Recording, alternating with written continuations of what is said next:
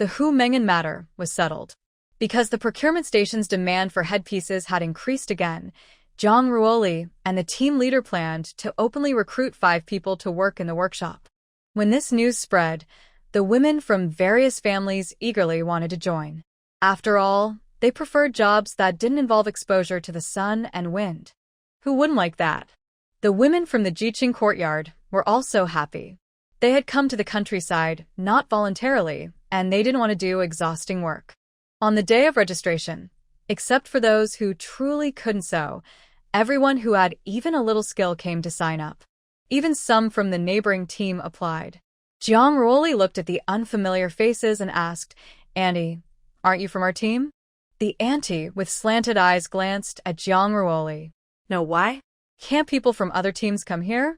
Zhang Ruoli smiled and refused. Yes, for now, we're only recruiting from our own team. At this moment, Captain Li and Annie Qian weren't there. When she saw the outsider, she also thought of this issue. She guessed this wouldn't be the first or last time someone's daughter-in-law from another village leaked the news. Hey, you're from another team coming to work with us? We haven't even finished recruiting our own yet. What are you thinking? Just go away, go away. We have so many of our own people here, there's no need for you. If you want something, go to your own team and make a workshop there. Don't come to ours. Someone recognized this woman. She's the wife of the new daughter-in-law from the He family. Xiao Xiaocao's mother. What are you doing here? Did Xiao Xiaocao come back to visit her family? At this moment, they realized someone must have told others, which is why people from another team came here. The woman from the He family was furious. Her own daughter hadn't even started working in the workshop, yet this new daughter-in-law called her mother from her family to come here? What's wrong? My daughter got married here, and she's part of your team. Can't her work share be given to me? That's not possible. If you keep acting like that, I'll go back to my family and call my mother here. Exactly, that's not acceptable. Other women from the team pushed Xiao Xiaocao's mother out. Xiao Xiaocao's mother was so angry she slapped her thigh and scolded them. You're bullying people. This is too much. Bah, go back to your own team. Xiao Xiaocao was pulled aside by her mother-in-law. You said the other day you were going back to visit your mother just to tell her about the job opening in our team? Xiao Xiaocao looked at her mother sitting on the ground, slapping her thigh and crying. She remembered she had clearly said she would try to get the job herself. She shook her head repeatedly. Mother, no, I didn't. I just said I would try to pass the exam myself. I didn't say for you to come. The woman from the He family didn't speak, but just looked at Xiao Xiaocao. She thought this girl was good, but it turned out she only cared about her own family. The woman from the He family immediately felt she had married the wrong daughter-in-law. Mother, believe me, I really didn't ask my mother to come for the exam. My mother can't do embroidery. Xiao Xiaocao's mother, sitting on the ground and crying, suddenly stopped crying. You little brat, can't I learn? I'm so smart, I'll learn quickly. Everyone sighed. Learn? The people here might not even get chosen, and you just started learning. Dream on. At this moment, Team Leader Li returned. What's going on? Why is everyone making noise? Everyone hurriedly explained what had happened. Team Leader Li looked at the woman on the ground and said, She's not from our team. Please leave quickly. We are not hiring outsiders. Xiao Xiaocao's mother glared at Xiao Xiaocao angrily and then left the team. Xiao Xiaocao was also ostracized by her own team members. No one wanted to talk to her, not even her previously kind mother-in-law. Although she did nothing wrong and didn't say those words, Captain Li shook his head. Maybe Xiao Xiaocao really didn't say anything, but if this news spreads, it won't be good for their team. It looks like there will be some trouble ahead. Everyone listen to me. Captain Li suddenly spoke, and everyone quieted down. From now on, no matter who it is, if they go back to their family home, they must keep quiet. If it happens again, they will never be hired again. Those already working must leave immediately. Do you understand? His last words were very loud, and he looked at everyone carefully. Captain, don't worry. We are not the kind of people who betray others, someone said. Exactly. Our team still has many people to recruit. Other teams want to share too? Another added. I need to go home and tell my young daughter-in-law. I can't be one of those who betray others, said someone else. Everyone nodded in agreement. Their own team still has plenty of work, so why bother with outsiders? Xiao Xiaocao covered her face tightly with her hands. Tears streamed down from her fingers. Her thin body trembled slightly, like a flickering candle in the wind. She couldn't hold back her pain and sadness anymore. She turned around and staggered away, leaving behind a trail of heartbreaking crying sounds. Meanwhile, her husband stood beside his mother as if nothing was happening. His face showed no concern or care. He seemed indifferent to his wife's departure and tears, even showing a hint of mockery. In this special time, arranged marriages and silent marriages were common. Couples like them were usually married through their parents' arrangements and matchmakers. They lacked deep feelings for each other, only coming together because of social customs and family pressure. When conflicts arose, the wife often had to silently endure all the suffering and hardship. Seeing Xiao Xiaocao run away, Zhang Ruoli looked away. All right, those who signed up, come to me for the assessment. Everyone else, please leave, Zhang Ruoli said. The people who signed up stepped forward, while others watched from a distance. After half an hour of testing, Zhang Ruoli chose the top 5 candidates. One of them was the young woman who asked earlier, Zhou Qingjia. When she found out she passed, Zhou Qingjia cheered happily. Those who were not accepted did not lose hope. They hoped that Jiang Jiqing's workshop would grow bigger, so they still had a chance to join. Afterward, the women from each family advised their daughters-in-law and granddaughters-in-law. They strictly told them not to share family matters with their relatives, or they might have to divorce and return to their own families. The eldest and younger daughters-in-law from each family nodded in understanding. Only Xiao Xiaocao silently shed tears. She said nothing but still faced this treatment. Now her family and relatives looked down on her. Her crying did not make the He family feel sorry for her. Instead, they scolded her for being ungrateful. Her husband paid her little attention, which made Xiao Xiaocao feel very upset. At the Kyoto military district, a messenger was running to the training ground to find someone. Captain Feng, Captain Jiang, there are packages for both of you at the message room. Hearing this, Feng Qiang stopped fighting with someone. He knew the package from the young girl had arrived. It had taken a very long time. He had been waiting for many days. Jiang Junan also stopped what she was doing, wiped her sweat, and headed toward the message room. Feng Qiang and Jiang Junan were not in the same unit, so they were rivals. They both wanted to get promoted to deputy regiment commander. When they reached the message room, Feng Qiang saw 2 identical packages. His sharp eyes noticed that the addresses and handwriting were the same. His heart skipped a beat. Could this be the young girl's older brother? He remembered the young girl mentioning she had an older brother in the army, so she wasn't too affected by it. He also knew the brother was surnamed Jiang, the same as Jiang Juanxia and Jiang Junan. Feng Qiang suddenly realized the truth. This was the young girl's brother, his future brother-in-law. So, should he compete or not? Feng Qiang felt torn and unsure. Jiang Junan also saw the package in Feng Qiang's hand. She didn't care much and signed to take her own package. Then she headed toward the family compound. On the way, she met her wife, who was going shopping for vegetables. Where did such a big package come from? Huang Mei was amazed to see the large package. It looks like it was sent by my younger sister, Jiang Junan replied. Huang Mei was stunned. Such a big package must have cost a lot to mail. What could be inside? Jiang Junan looked at Huang Mei and said, Wife, I haven't finished training yet. You can take it back. Is that okay? Huang Mei picked up the package and weighed it. No problem, it's not a big deal.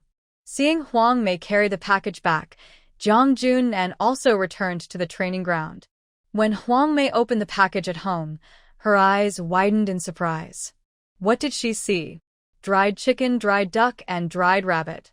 There was also a small packet with a fragrant, spicy smell, with a note that read, Spicy rabbit head? What strange things. As for the letter beside it, Huang Mei didn't want to look at it. She decided to wait for Lao Jiang to come back, since it was her sister's letter, and it wouldn't be proper for her to open it herself. There were also dried mushrooms in a big bag, looking very tasty. Vâng mai scheit. Her little sister was really thoughtful. She had given her a lot of money, hoping she would have a better life. She didn't expect her to send so much food. She wondered if her sister still had enough money. At the same time, Huang Mei felt warm inside. Her sister's thoughtfulness was already very nice. Feng Qiang also moved his things into the dormitory. As a squad leader, he could apply for a family residence to bring his family with him, but unfortunately, Feng Qiang wasn't married, so he didn't apply for one.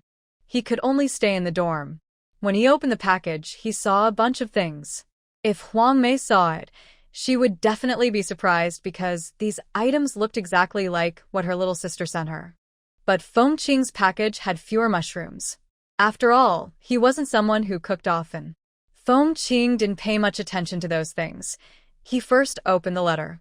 Seeing the note from the young girl, Feng Qiang couldn't help but smile.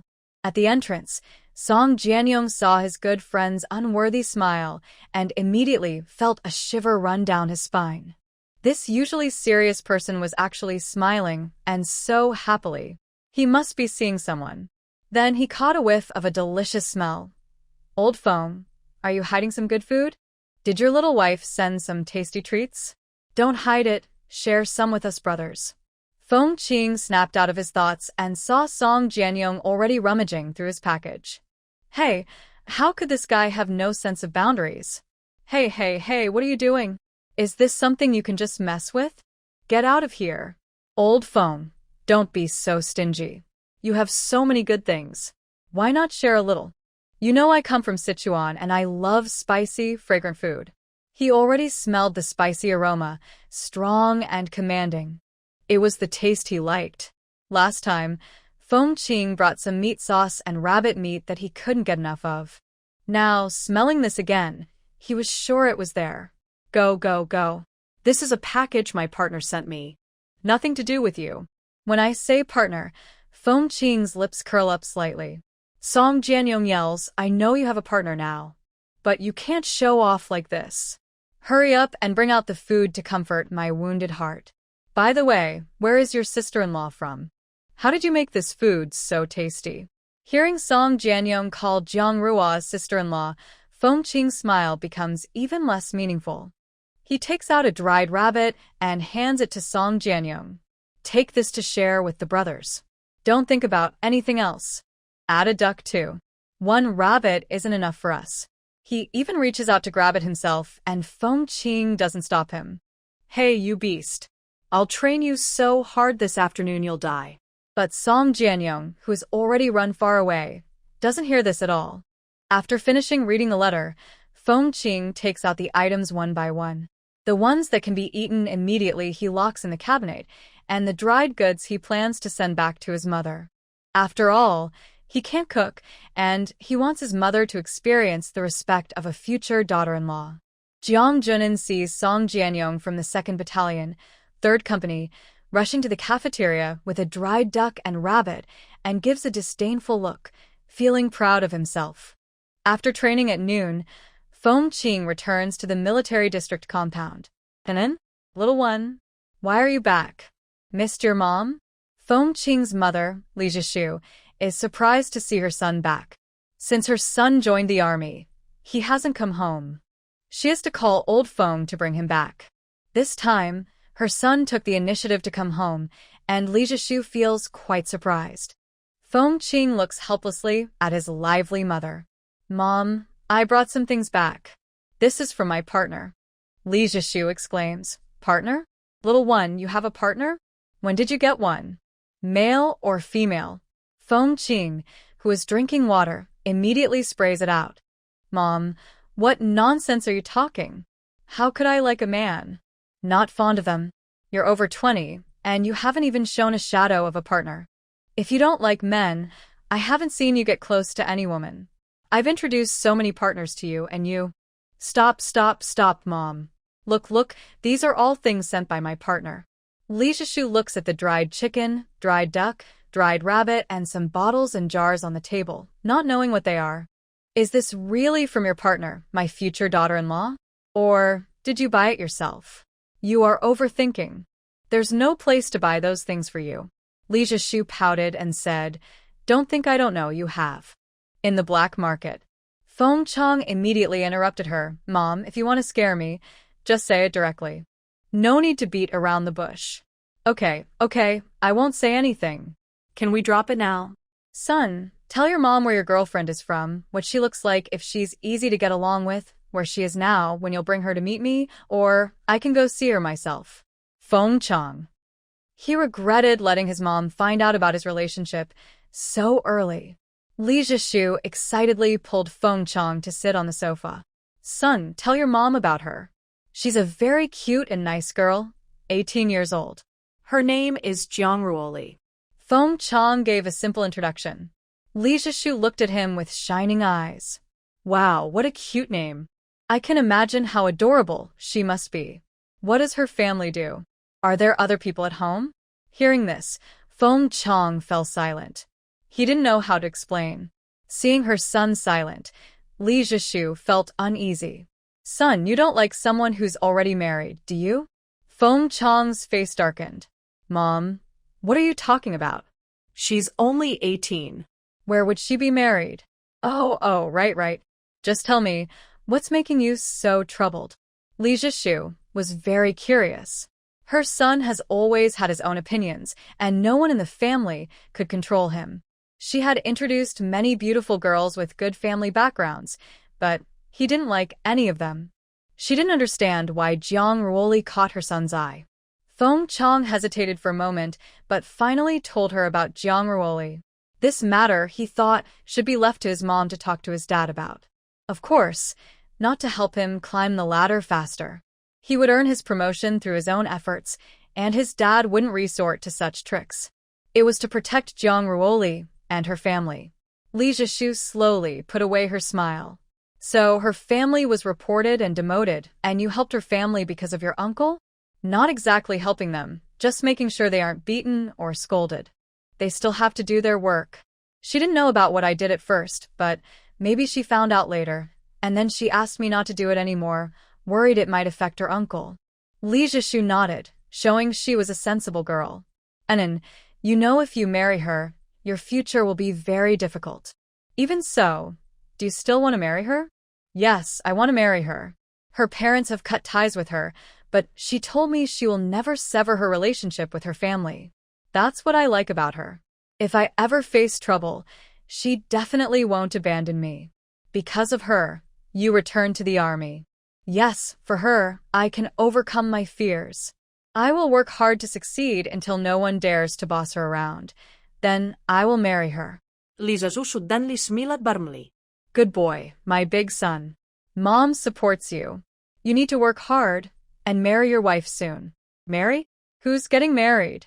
At that moment, a deep, strong voice suddenly came from outside the door.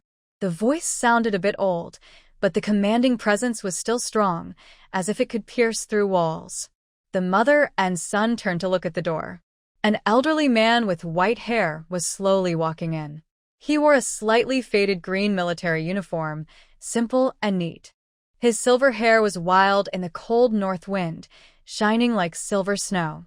Time had left deep wrinkles on his face, but they didn't lessen his imposing and respectful aura. Instead, they looked like medals earned from many battles, showing his bravery and resilience. Just one look was enough to see he was not an ordinary person. His upright posture, steady steps, and bright eyes told of his glorious past as a soldier who fought bravely. "Dad. Grandpa." The visitor was Feng Qiang's grandfather, Feng Wanli. "And why did you come back today? And who was talking about marriage just now?" Li Zhishu went over and helped the old man. "Dad, Anin has a boyfriend. He said he wants to get promoted quickly and marry soon." "Oh." "Anin has a boyfriend? Where is he from?" Feng Qiang coughed twice. "Grandpa, Mom, I have something to do at the army. I need to go now." After saying that, he hurried off. He forgot to tell his mother that the girl was also bringing her niece. Never mind, he thought he could tell her next time. Old Lord Feng could only turn his head to look at his daughter-in-law beside him. "What's wrong? Did she step on your tail?" Li Zhishu smiled and said, "Just feeling shy." Here, this bunch of things was sent by his girlfriend. Tonight, Aunt will prepare a meal with them. Hey, not bad, little girl. You brought so much meat. At this moment, Li Zhishu explained the background of Jiang Ruoli. Dad, will this affect in Anne's promotion? No worries. We're all educated people in the family, and her grandfather was a hero who fought on the battlefield. He shouldn't be treated like this. Sigh. The world is so chaotic. Li Zhishu didn't say anything. She could accept whatever kind of partner her son chose. As long as they truly loved each other, she wouldn't be the one to interfere. Although she was listening to her son, it was clear from his words that he really liked this girl. From what her son said, this girl wasn't bad either. By the way, she could also call her brother to ask. Li Chengdong must have met that girl before. Dad, I'll call my brother. He definitely knows that girl. All right, go ahead. Li Zhishu immediately called her brother's office. Hello, who is this? Brother, it's your sister. Sis, what's up? Li Chengdong sounded tired. Li Zhishu said, You seem to be very tired. Yeah, your future daughter-in-law gave me a big gift. I've been busy until now, and just about finished. What's going on? Tell me everything, Li Zhishu asked with interest. Li Chengdong briefly explained what happened that night, and it turned out that Liao Qimei was also involved. Fortunately, Li Chengdong had made an agreement with Liao Qimei just to take care of the child, with no other relationship. Plus, he had already noticed her secret moves, which were meant to lure out the truth, so her actions didn't really affect him. Wow, this girl is so impressive. Yes, thanks to her, I can move up even further soon. Li Zhishu's face lit up with a smile. This girl is really a lucky star. By the way, is she pretty? I haven't seen anyone more beautiful than her in the military compound or the government compound. Li Zhishu was very surprised. More beautiful than Lu Qingren? Li Chengdong thought of the woman his sister once introduced to his nephew, then shook his head. Lu Qingren can't compare to her. Li Zhishu let out a gasp. Compared to Lu Qingren, she was even more beautiful. It made her want to go to Qi City to see for herself. After hanging up her brother's call, Li Zhishu told her grandfather the news she received from that side. Hearing his daughter-in-law's words, old Master Feng also thought this girl was really good. She was a lucky star. Otherwise, Anan wouldn't have returned to the army so quickly. Jiang Ruoli didn't know that Feng Qiang had already told his family about her existence. Right now, she was receiving the 4th crystal core from Li Yimo. It was a beautiful, transparent blue crystal core. Li Yimo said it was a water-type crystal core. Jiang Ruoli immediately threw the crystal core into the spirit spring. After the crystal core fell into the spring water, the entire spring turned a faint blue. It looked very beautiful. Master, what effect does this spirit spring water have now? Host, this time it only has beauty and skin-enhancing effects. Alright then. If there's no other effect, so be it. When she adds the 5th crystal core, it will have the effect of cleansing the marrow and cutting through the tendons. Although she has a marrow cleansing pill, she doesn't have many. Most of her pills are for health, with a small portion being poisons. For Jiang Ruoli, she wouldn't want to touch those poisons. In case there's no antidote among those pills, that would be really unlucky. Host, there is new information. Jiang Ruoli checked the message. Orc tribe Lu Yu? Orc tribe? Hello, I am Lu Yu, the leader of the orc tribe. Ah. Hello, haha, you're an orc? Are you half beast, half human? Yes, young lady. Wow, Jiang Ruoli really wanted to see what an orc tribe looked like. Wonder if they are as handsome as in the TV dramas? What do you need? I might need some medicine and some food. Can you specify what kind of medicine and food? She might only have herbs, but the orc tribe should have more herbs, right? As for food, they have plenty. I need medicine to treat wounds. As for food, I need some herbs and some meat. Can you provide that? Oh, Jiang Ruoli forgot. These orcs don't eat rice or similar foods. Jiang Ruoli, ahem, Lu Yu, I don't have herbs here. Would cabbage be okay? I can send you a sample first. Lu Yu's clear voice replied, that would be great. Thank you. Jiang Ruoli used her mind to summon a large cabbage and brought it over to Lu Yu. This big cabbage looks good. Let's use this. Sure. Do you have any requirements for the meat? No, rabbit meat is better. Besides the herbivores, there are also carnivorous tiger, lion, and tiger beast creatures. So some meat is needed to feed them. After all, as the leader of the tribe, she must take her responsibilities seriously. Luyu didn't know why she suddenly linked to this trading panel. Seeing that this human had many things, she came over to ask. Unexpectedly, there was such a tasty-looking big cabbage. It was an unexpected surprise for her. Jiang Ruoli was also surprised when she saw the rabbit meat. Does this creature eat rabbits? But it's not her business. She just needs to exchange what they each need. Of course. How much do you need? I might need 10,000 rabbits. No problem. I'll send them over right away. With the upgrade of space, Jiang Ruoli could transfer much more at a time than before. She sent 10,000 rabbits and 10 tons of cabbage. Thank you, miss. What do you need? I'll send it to you. Jiang Ruoli patted her head, realizing she hadn't negotiated the price before sending the items. Fortunately, the system controlled everything, so they dared not refuse to send the goods. Anything is fine. Whatever you think is rare or valuable. Jiang Ruoli didn't know what they had on their side. I heard that humans like tiger bones and ginseng. I have 10 tiger bones and 100 ginseng plants. I hope this can offset some of the food costs. Jiang Ruoli let out a sharp sound. Tiger bones? 10 of them? Ginseng? 100 plants? Luyu didn't hear Jiang Ruoli's reply and thought she found it insufficient. These are some small things my son recently discovered. You girls should like them. I'm giving them to you as toys. Jiang Ruoli saw a large box of pink diamonds sent over and felt uneasy. Pink diamonds? Pure natural ones. Too extravagant, too wealthy. If you're not satisfied, just say so, and I'll prepare more for you. Oh, no need. I was just shocked by these things. Jiang Ruoli swallowed and continued. Isn't this too much? Maybe I should add a few more. Too much? Compared to what you gave me, these cheap trinkets are not worth sending. Jiang Ruoli, cease.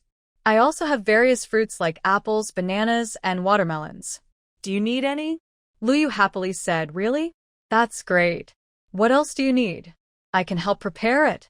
Are there different animal skins? If there are fox or mink skins, that would be even better. Of course, bear and tiger skins are fine too. When the beast men heard Jiang Ruoli's words, they were stunned. They only want those cheap skins? Every beastman family has plenty of skins. If they can exchange them for food, they are happy to do so. Luyu softly said, Yes. How many do you want, miss? Jiang Ruoli naturally hoped to get as many as possible. 10 fox skins, 10 mink skins, and anything else is fine. Luyu saw this and fell silent. Seeing no reply, Jiang Ruoli thought she might have asked for too much. Is it too many? I can take fewer. Luyu quickly responded, No, miss, you misunderstood. I just wonder why you only want so little. You might be at a disadvantage. Jiang Ruoli couldn't help but laugh and cry. At a disadvantage? How could she be at a disadvantage? She has so many of these skins stored in her warehouse. Even if her family used them for food, they could last hundreds of years. Plus, these are renewable resources. In the end, Luyu sent 20 fox skins, 20 mink skins, 10 tiger skins, and 5 bear skins, along with some other miscellaneous animal skins. Seeing all these items, Jiang Ruoli felt overwhelmed. There were so many. Seeing so many animal skins, Jiang Ruoli didn't hold back and gave dozens of tons of fruits, covering all kinds. Luyu sent a message of thanks, and Jiang Ruoli replied with a smile, No need to thank me. With so many skins, she didn't know how to handle them all. She asked Jia to have the palace's weaving department turn the mink and fox skins into scarves, fox fur coats, and mink coats. She had always liked the ancient fox fur coats she saw on TV. Jia, please make a few fox and mink fur coats. Pick one you like, and keep it for yourself. Sure. Ali, these skins are really nice, even better than the ones my cousin gave me. I'm glad you like them. Jiang Ruoli shared her measurements for her mother, grandmother, and herself. As for her sister-in-law and Feng Qiang's mother, they could just pick something similar later. She also sent 2 pink diamonds to Ro Jia, one about the size of a woman's fist. Wow, a pink diamond. It's so beautiful. I want to make it into a headpiece. Jiang Ruoli hadn't decided what to do with the pink diamonds yet, so she set them aside for now. After Feng Qiang returned to the army, he remembered he hadn't told his mother that his future brother-in-law was the 3rd Battalion commander of the 2nd Regiment. He was feeling very worried, but he didn't expect Jiang Ruoli to have already told her older brother about her relationship in her letter. When Jiang Junnan saw those things at home, he was stunned. "Dear, are these all things sent by my little sister?" Wang Mei nodded. "The money we sent, she exchanged for these items and sent them back. They're all meat. I don't know if she still has money left." "Oh, that girl. By the way, there's also a letter. Take a look." Knowing Huang Mei's personality, Jiang Junnan opened the letter in front of her. At first, he was smiling while reading the letter, but suddenly, he exploded with anger. "This Feng Qiang, this battalion commander Feng. Anan, don't get so worked up. What's wrong with battalion commander Feng? Dear, that Feng Qiang is flirting with our sister. He's her boyfriend." Huang Mei was so shocked her jaw almost dropped. Back then, many beautiful women from their cultural troupe had confessed to him, but he had ruthlessly rejected them all. Now, the notorious villain was actually her sister's boyfriend? It was unbelievable. While Huang Mei was stunned, Jiang Junnan rushed out of the house to confront Feng Qiang. Her sister was only a young girl, and this wolf had already taken her away. Feng Qiang also saw that the letter mentioned the girl had confessed to her older brother about their relationship. Maybe Battalion Commander Jang would come to settle accounts with him. Feng Qiang couldn't help but laugh and cry at the situation. Jiang Junnan was strong, but he wasn't inferior. He could just let his future brother-in-law punch him a few times to vent his anger. Suddenly, someone called out, "Feng Qiang, you dog! Come out here." Jiang Junnan's shout was like a thunderclap, shocking the entire dormitory building. Many people came out to watch. "Hey, look! The commander of the 3rd Battalion of the 2nd Regiment is here to find our battalion commander. Judging by his angry look, he's definitely here to settle a score with Feng Qiang." "Settle a score? Do you have any inside information?" "I don't know." "If it's not to settle a score, why is he so angry?" Feng Qiang sighed and went out to face the wrath of his future brother-in-law. "Commander Jang, you probably know why I'm here, right?" Feng Qiang nodded honestly. "Yes. Come with me to the martial arts field." After speaking, Jiang Junnan turned and left. Feng Qiang also followed behind him. Then a group of onlookers gathered behind them. Usually, these two don't pay attention to each other, but now that Captain Jiang is looking for Captain Feng to cause trouble, of course people want to watch. This is a contest between the 2 most promising company commanders, a good time to learn from each other. At the martial arts training ground, Jiang Junnan took off his coat. Before Feng Qiang could do anything, he threw a punch directly at Feng's face. Everyone following behind gasped in shock. That was so harsh. Was it a life-and-death feud? Why use such force? Feng Qiang wiped the blood from his lip. "If you punch me 2 more times, I won't hold back anymore." Hearing this bold remark, Jiang Junnan punched Feng Qiang twice more in the face. "Bah, you used that face to flirt with my sister, right? I'll smash your face." Some spectators nearby seemed to hear some shocking secret. Did Captain Feng steal Jiang Captain's sister? When did that happen? They didn't know that Captain Feng was dating Jiang's sister. A few people who understood the situation nodded. It turned out that Captain Feng was dating Jiang's sister. After Feng Qiang was punched 3 times, he started to fight back. At first, Jiang Junnan handled it easily, but gradually he started to fall behind. Feng Qiang also stopped holding back. What if he hurt his brother-in-law? If the girl went to complain, he would definitely get scolded by her. "Brother-in-law, I yield." Jiang Junnan was furious at Feng Qiang calling him brother-in-law without shame. "Who's your brother-in-law? I haven't acknowledged that." He then stormed off angrily. He wanted to call his sister, but their unit didn't have phones. If his sister didn't call him, he could only write her a letter. Angrily, Jiang Junnan returned to the family housing area and started writing a letter to his sister. Huang Mei saw him leave angrily, then come back furious, and knew he was probably going to settle scores with Captain Feng. Ainin, what's going on? That Feng Qiang from the 3rd Battalion of the 2nd Regiment. My sister said she's dating him. That dared to flirt with my sister.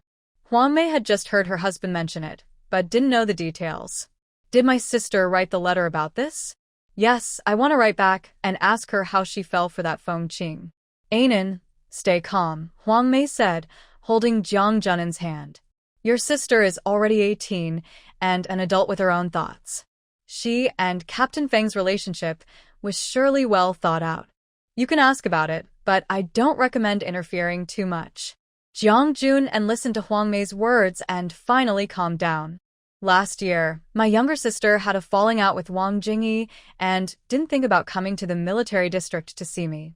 Instead, she chose to go to the countryside, knowing she didn't want to trouble me. But she's my real sister. I can't just ignore her. After a long while, Jiang Junnan finally convinced himself. Forget it. Forget it. Let my sister be with whoever she wants. It's just a relationship. Whether they marry or not is another matter. If they do get married, my sister can come with the troops, and I can see her more often. Thinking this way, her relationship with Captain Feng isn't a bad thing. Seeing Jiang Junnan's expression soften, he knew he had calmed himself. Huang Mei also stopped saying anything and went outside to open and look at the other items. Inside the jar were various sauces, full of aroma. Just smelling them made her mouth water. Unexpectedly, after going to the countryside, her cooking skills improved a lot. The strong smell made her eager to try what's inside the jar. No, I must try what's in this jar at noon. Sweetheart, my sister said that the jar contains various sauces, great for rice or noodles. Jiang Junan came out and saw his wife holding the jar, recalling what his sister said: beef sauce, mushroom sauce, pork sauce, and so on. Then, let's have noodles for lunch. Okay. Since his wife wanted to eat, he had to satisfy her. Meanwhile, Feng Qiang also took a jar to the canteen. Today's canteen food was as bad as usual. The big pot rice was just edible, not tasty. Feng Qiang added some of the prepared meat sauce to his meal. But their camp had some special treats: dried rabbit and dried duck for snacks. Feng Qiang ate 2 pieces, but thought they weren't as good as what the young girl made. He let others have the rest, while he mixed the meat sauce with his rice. Before he finished 2 bites, sharp-eyed guy saw it and directly took the jar of sauce away. When Feng Qiang got it back, only an empty jar remained. He angrily cursed, "These animals only know how to fleece me." On Labor Day, students were on holiday and went home to work. Jiang Yao went to school with Li Xing'an after the Lantern Festival. Although her grain supplies weren't from here, borrowing a little money to study was fine. Auntie, I'll help you count. Jiang Yao saw Jiang Rua Li counting the number of head flowers and came over to help. Okay, Yao, count the number in that basket, then tell Auntie. Jiang Yao nodded. After that, Jiang Yao started counting the head flowers. Once she finished, Jiang Rua Li tied all the head flowers onto the back of her bicycle. Yao, go play with and remember not to go near the water or into the deep mountains, understand? Okay, Auntie, come back early. Jiang Yao nodded. Jiang Rua Li rubbed Jiang Yao's little head. Yao, you're so good. Auntie will bring you some braised pork when she returns. And, Yao, I'm trusting you to look after her. Don't worry, Jiang Jia. I will take good care of Yao. Listening to these complicated family titles, Jiang Rua Li felt helpless. No matter how many times they said it, Li Xing'an still refused to call Jiang Rua Li aunt. The weather was getting warmer. Even though it was still early to leave, Jiang Rua Li was already sweating. On the way, they met Postman Zhang delivering mail. Postman Zhang stopped her. Hey, Jiang Jiqing, here are your 2 letters and 2 packages. Here's the receipt. Thanks, Postman Zhang. Going to the county again to deliver head flowers? Yes, it's time for delivery. They didn't chat much and went their separate ways. As the sun rose higher, Jiang Ruoli took out her straw hat and put it on her head. Although she no longer feared the sun after drinking the spiritual spring water, the hot sun still made her uncomfortable. She pedaled her bicycle quickly. But when passing through a forest, two people suddenly jumped out. If Jang Ruoli hadn't braked quickly, one of them might have been hit. She looked carefully and recognized the woman. Wasn't she Xiao Xiaocao's mother, the troublemaker from that day? What was she doing stopping her now? Host, these two people are not friendly. System, record this and convert it into an old-fashioned tape recording. Understood, host. The system happily started recording, including the audio.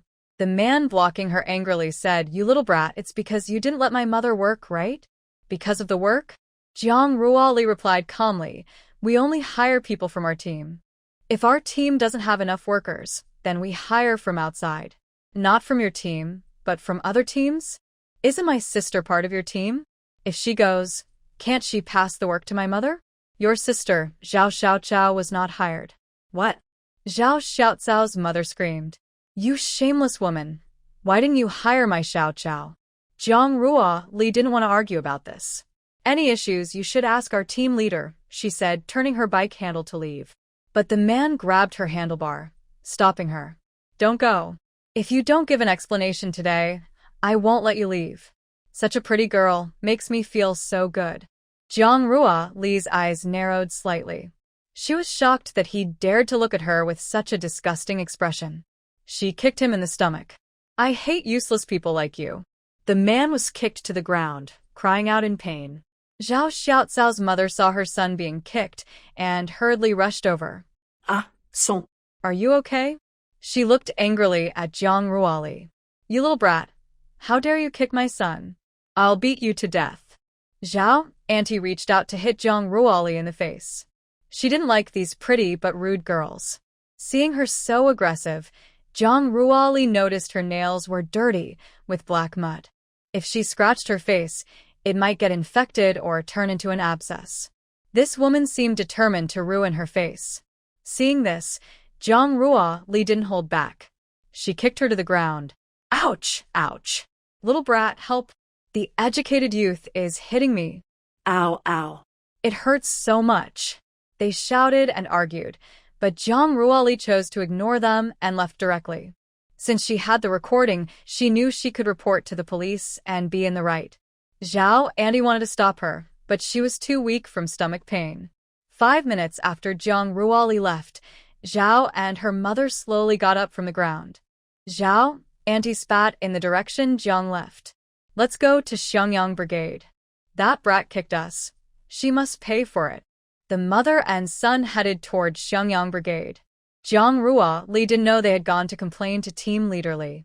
Even if she knew, she didn't mind. If she had known earlier, she could have reported to the police for blocking her way and trying to attack her.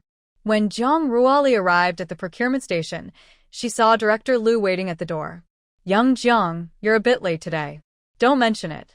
I met 2 people with problems on the way." Director Liu looked puzzled. "What happened?" Jiang Ruoli briefly explained the previous recruitment for making hair ornaments by the team. "You're doing the right thing. That person doesn't know how to embroider. Why recruit her? Not only will it delay work, but it could also cause problems." Jiang Ruoli nodded. She agreed. With her muddy hands, how could she produce anything clean? She also thought about Aunt Zhao's greedy expression. She definitely wouldn't work honestly. She might do sneaky things to get ahead. What Jiang Ruoli didn't know was that when she signed a contract with Director Liu, Li Chuangdong's car arrived at Xiangyang Brigade. At this time, Xiangyang Brigade was also very lively. Aunt Zhao was arguing with her son outside Captain Li's house. "This troublemaker, she hit my son and me, her own mother. She must pay for it." People nearby whispered about the mother and son. Jiang Jiqing has gone to the county to deliver hair ornaments. Where could they be fighting? Maybe they want to blackmail the workers? Pfft, if she dares, I'll curse her to death. TSK, TSK, TSK. On the way, I saw Jiang Ziqing. I wanted to say something nice, but she kicked my son and also kicked me. Why would she hit you if there's no grudge? Exactly. Aunt Zhao hesitated but couldn't explain. Seeing everyone's disdainful looks, she shouted. Who knows what kind of nonsense she was on to kick me? She's just crazy. Exactly, Zhang Ruoli is crazy. She suddenly kicked me and my mom, nodded Jinbao. Who do you think is the troublemaker, the crazy one? Who do you think is the troublemaker, the crazy one? Li Chuangdong's voice sounded behind everyone. They all gathered around the mother and son to watch the show, but didn't notice a small car driving in. This leader, I am the brigade captain. May I ask who you are? This is Mayor Li, introduced Nye Yuanfeng, Li Chuangdong's secretary. Everyone in Xiangyang brigade was stunned. A mayor coming to their small brigade. How could that be?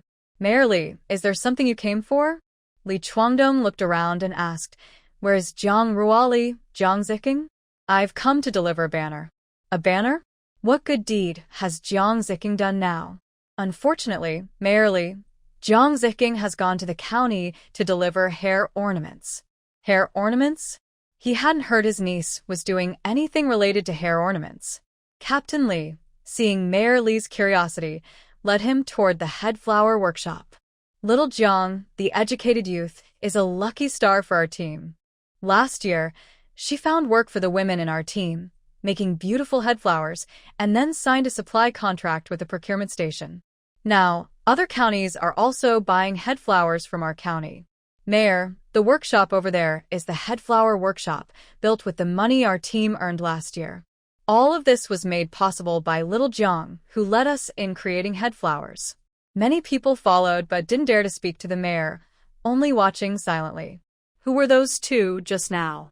Why did they insult Jiang, the educated youth? Since his niece-in-law was insulted, he couldn't just stand by. They're from the neighboring team. Her daughter married into our team. Recently, because the number of head flowers increased, we hired more workers. That person is trying to take a position by pretending to be her relative. Our team hasn't finished hiring yet, so we can't just recruit people from other teams. Besides, we don't know this person well. What if she tries to steal or do something wrong?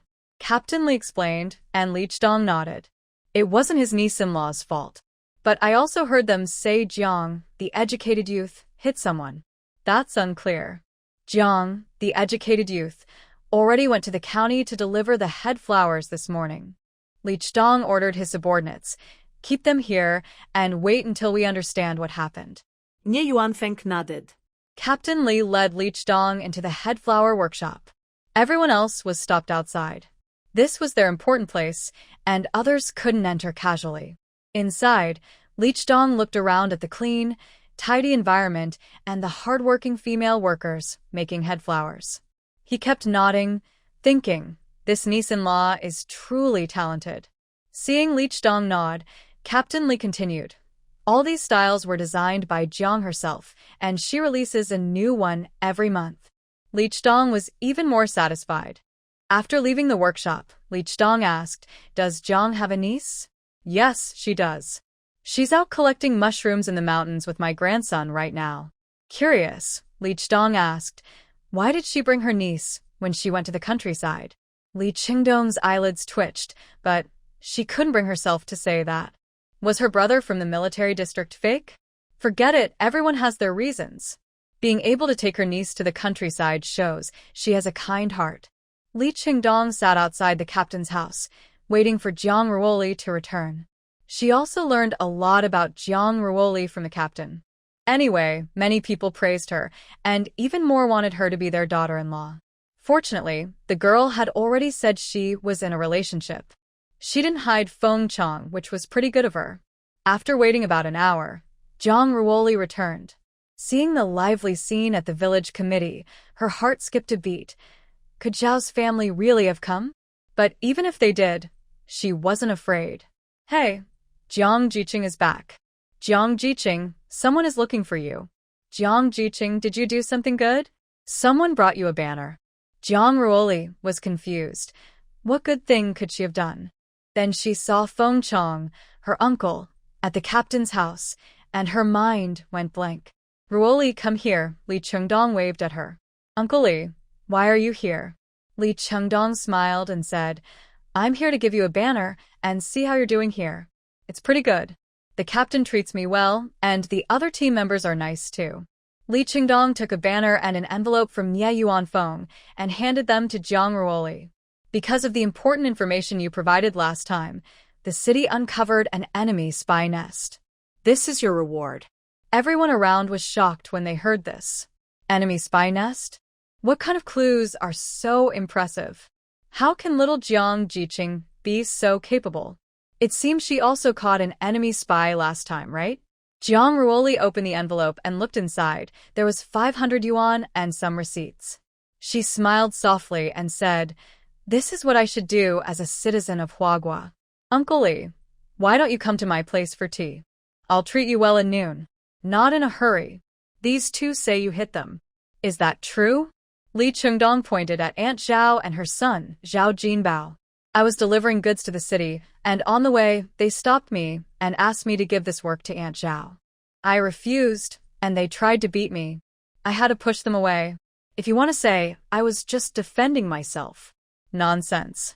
You little brat, you saw us walking by and came over to hit us. We have no grudges or conflicts with you. Why would we hit you? Who knows what you're thinking? Uncle Li, please report to the police. I have evidence that they stopped me, and this man has intentions to harm me." Hearing Jiang Ruoli say that the man intended to harm her, Li Qingdong's face darkened. All right. Someone dares to behave badly towards a woman now. Nye Yuanfeng, take these two to the police station. Jiang Ruoli took out an old-fashioned tape recorder from her bag. "I have recorded evidence inside." She handed the recorder to Secretary Nye. "You actually recorded everything? They came with bad intentions, so I had to protect myself. I won't let them say anything they want." Good job. Li Qingdong openly praised Jiang Ruoli. After the people were taken away, Jiang Ruoli turned to Li Qingdong and said, "Uncle Li, now we can go to my place for a cup of tea." Li Qingdong, craving the taste of mushroom sauce, said, "Let's go. I also miss your cooking." Jiang Ruoli looked at Captain Li and said, "Uncle Li, you and Captain Chen and Aunt Qian come along." Okay. Captain Li nodded repeatedly. This young girl from Jiang, even now, still remembers to bring herself along. She's a good kid. At Jiang Ruoli's home, she set up a table in the yard. Although it was hot outside, there was a big tree nearby providing shade, so it was still quite cool under the shade. "Uncle Li, chat with our squad leader for a while. I'll go cook. Do you have any dietary restrictions? Can you eat spicy food?" Li Qingdong replied, "No restrictions. I can eat spicy." Jiang Ruoli made a plan. Braised pork, spicy rabbit cubes, sour and spicy potato strips, and waited for Jiang Yao to come back and make mushroom soup. Earlier, Captain Li said Jiang Yao and Li Xingyan went to the mountain to pick mushrooms. These dishes are easy to prepare. Fortunately, she had prepared 2 pots, or she wouldn't be able to manage them all. Aunt Qian came in and saw Jiang Ruoli busy and sweating. "Jiang girl, do you need any help?" "Auntie, please help me light a fire. Usually, Yao helps me with that." All right. Jiang Ruoli quickly cut the braised pork into pieces and diced the rabbit meat, marinating it with some cooking wine. She heated oil in a pot, added 2 sugar cubes, and fried them until they turned caramel-colored. "Jiang girl, why are you adding sugar?" "Auntie, this is caramelizing sugar to make the braised pork look more appealing and to enhance the flavor. Ordinary farmers wouldn't usually use sugar in cooking." At this moment, Auntie Qian saw everything and twitched her eyelid but didn't say anything, since it wasn't her own home. After the rock sugar melted, Jiang Ruoli poured the pork into the pot and stir-fried it evenly. Then she added star anise, cinnamon, bay leaves, dried chili peppers, poured in warm water, and added soy sauce. In this era, there was no dark soy or light soy. They were all just soy sauce. She added a little salt, covered the pot, and simmered on high heat for 30 minutes. Jiang Yao also returned at this time. Seeing the stranger in the yard, she thought she had entered the wrong place. Li Qingdong looked at the young girl who came in, and then looked out again. He smiled and waved. "Come here, this is your home. Your aunt is cooking inside." Jiang Ruoli pursed her lips, feeling that this uncle looked very much like Uncle Feng. Sitting nearby was Grandpa's squad leader, so this must be her family, right? Seeing Jiang Yao standing at the door, Jiang Ruoli waved. Yao Yao is back. Come in quickly. This is your Uncle Feng's uncle. You should call him Uncle Grandpa. Li Chengdong spat out his tea in surprise. Has he been promoted to the grandpa generation? He didn't feel that he was old. Compared to the other squad members, Li Chengdong indeed didn't seem old. But Li Chengdong's age was obvious, and being called grandpa wasn't too strange. Zhang Yao looked at her aunt and then at Li Chengdong, finally calling out Uncle Grandpa. Hey, little girl, you're very well behaved. Since it's our first meeting, Uncle Grandpa has a gift for you, Li Chengdong said as he took a 1 yuan coin from his pocket. He placed it in Zhang Yao's hand. Take it and buy some snacks. Zhang Yao looked at Zhang Ruoli and saw her nod. Then she put away the money. Thank you, Uncle Grandpa. Li Chengdong felt a bit uncomfortable. He didn't want to be called Uncle Grandpa. But he still smiled and agreed. Zhang Ruoli returned to the kitchen to continue working. Zhang Yao didn't want to stay outside, so she followed Zhang Ruoli inside. Yao Yao is back. Where are your mushrooms? Auntie Qian asked. They're outside on the ground. Auntie Qian asked Zhang Yao to watch the fire while she went to wash the mushrooms. Just now, little Zhang said she wanted to make mushroom soup. Half an hour later, a strong, fragrant aroma wafted from the pot. Li Chengdong, sitting outside chatting with Captain Li, couldn't help but swallow at the smell. What dish was his niece-in-law making? It smelled so good. That brat Feng Qiang actually ate so well? Just as he was about to go to the kitchen, Auntie Qian and Zhang Ruoli each carried over a large basin. Li Chengdong watched as 2 bright red dishes were placed on the table. Before he could speak, Zhang Ruoli and Auntie Qian brought out 2 large plates of food. She also prepared meals for Li Chengdong's secretary and driver. Since they were eating here, it wouldn't be good if the secretary and driver went hungry. Li Chengdong didn't expect Zhang Ruoli to prepare food just for the driver and secretary. Now, he felt even more pleased with her. The secretary and driver were very surprised to receive the food and thanked Zhang Ruoli, saying, Thank you, Comrade Xiao Zhang. You're welcome. Just eat first. If it's not enough, I can get more. Zhang Ruoli smiled and waved her hand. Back at the dining table, she looked at Li Chengdong, who was not eating, and asked, Uncle Li, why aren't you eating? Waiting for you. Come on, come on. You're the host, so you can't miss out. Zhang Ruoli sat down happily. Li Chengdong couldn't hold back anymore and started serving himself food. After the first bite of spicy rabbit, his mouth immediately turned red from the heat. Ha Ruoli, what did you make? Why is it so spicy? Li Chengdong, like Feng Qiang, was someone who liked to play and eat, even if he couldn't handle spicy food. Now he was coughing and spluttering from the spice. Captain Li and the others were used to eating chili peppers, so they didn't find the dish very spicy. Only Li Chengdong was coughing and spluttering at the table. Of course, there were 2 other people at another table with him, also coughing from the spice. The driver and secretary Nye didn't eat spicy food, but Zhang Ruoli overlooked this. She quickly served 2 bowls of mushroom soup and a large glass of warm water mixed with spiritual spring water. Driver's son, Secretary Nye, I'm sorry. I didn't consider your tastes. Is it too spicy? I'll make you something else. Secretary Nye's eyes welled with tears from the spice. No. It's spicy, but it tastes really good. I want to keep eating. Driver's son nodded as well. Although it was very spicy, the flavor was just too delicious. He had never tasted such flavorful food before. Zhang Ruoli felt a bit embarrassed. If the mushroom soup is too spicy, just take a few sips. Here's some warm water with spiritual spring water. You can drink that. It's okay, Jang, don't worry about us. The food is delicious. Driver's son said with a smile, even though his mouth and nose were red and spicy. Zhang Ruoli poured them each some warm water mixed with spiritual spring water. After drinking it, they wouldn't get stomach aches. If they got stomach aches halfway through, it would be really bad. That would be a big mistake on her part. During this lunch, besides the 3 men coughing from the spice, everyone else enjoyed the meal happily. Li Chengdong sat slumped in his chair after finishing his meal, looking unkempt. Young girl, your skills are so good. It really benefits Arnon, he said. Captain Lee suddenly paused when he heard the name Enon. Did their family's eldest grandson also go by Enon? His grandson can't be compared to the mayor's nephew.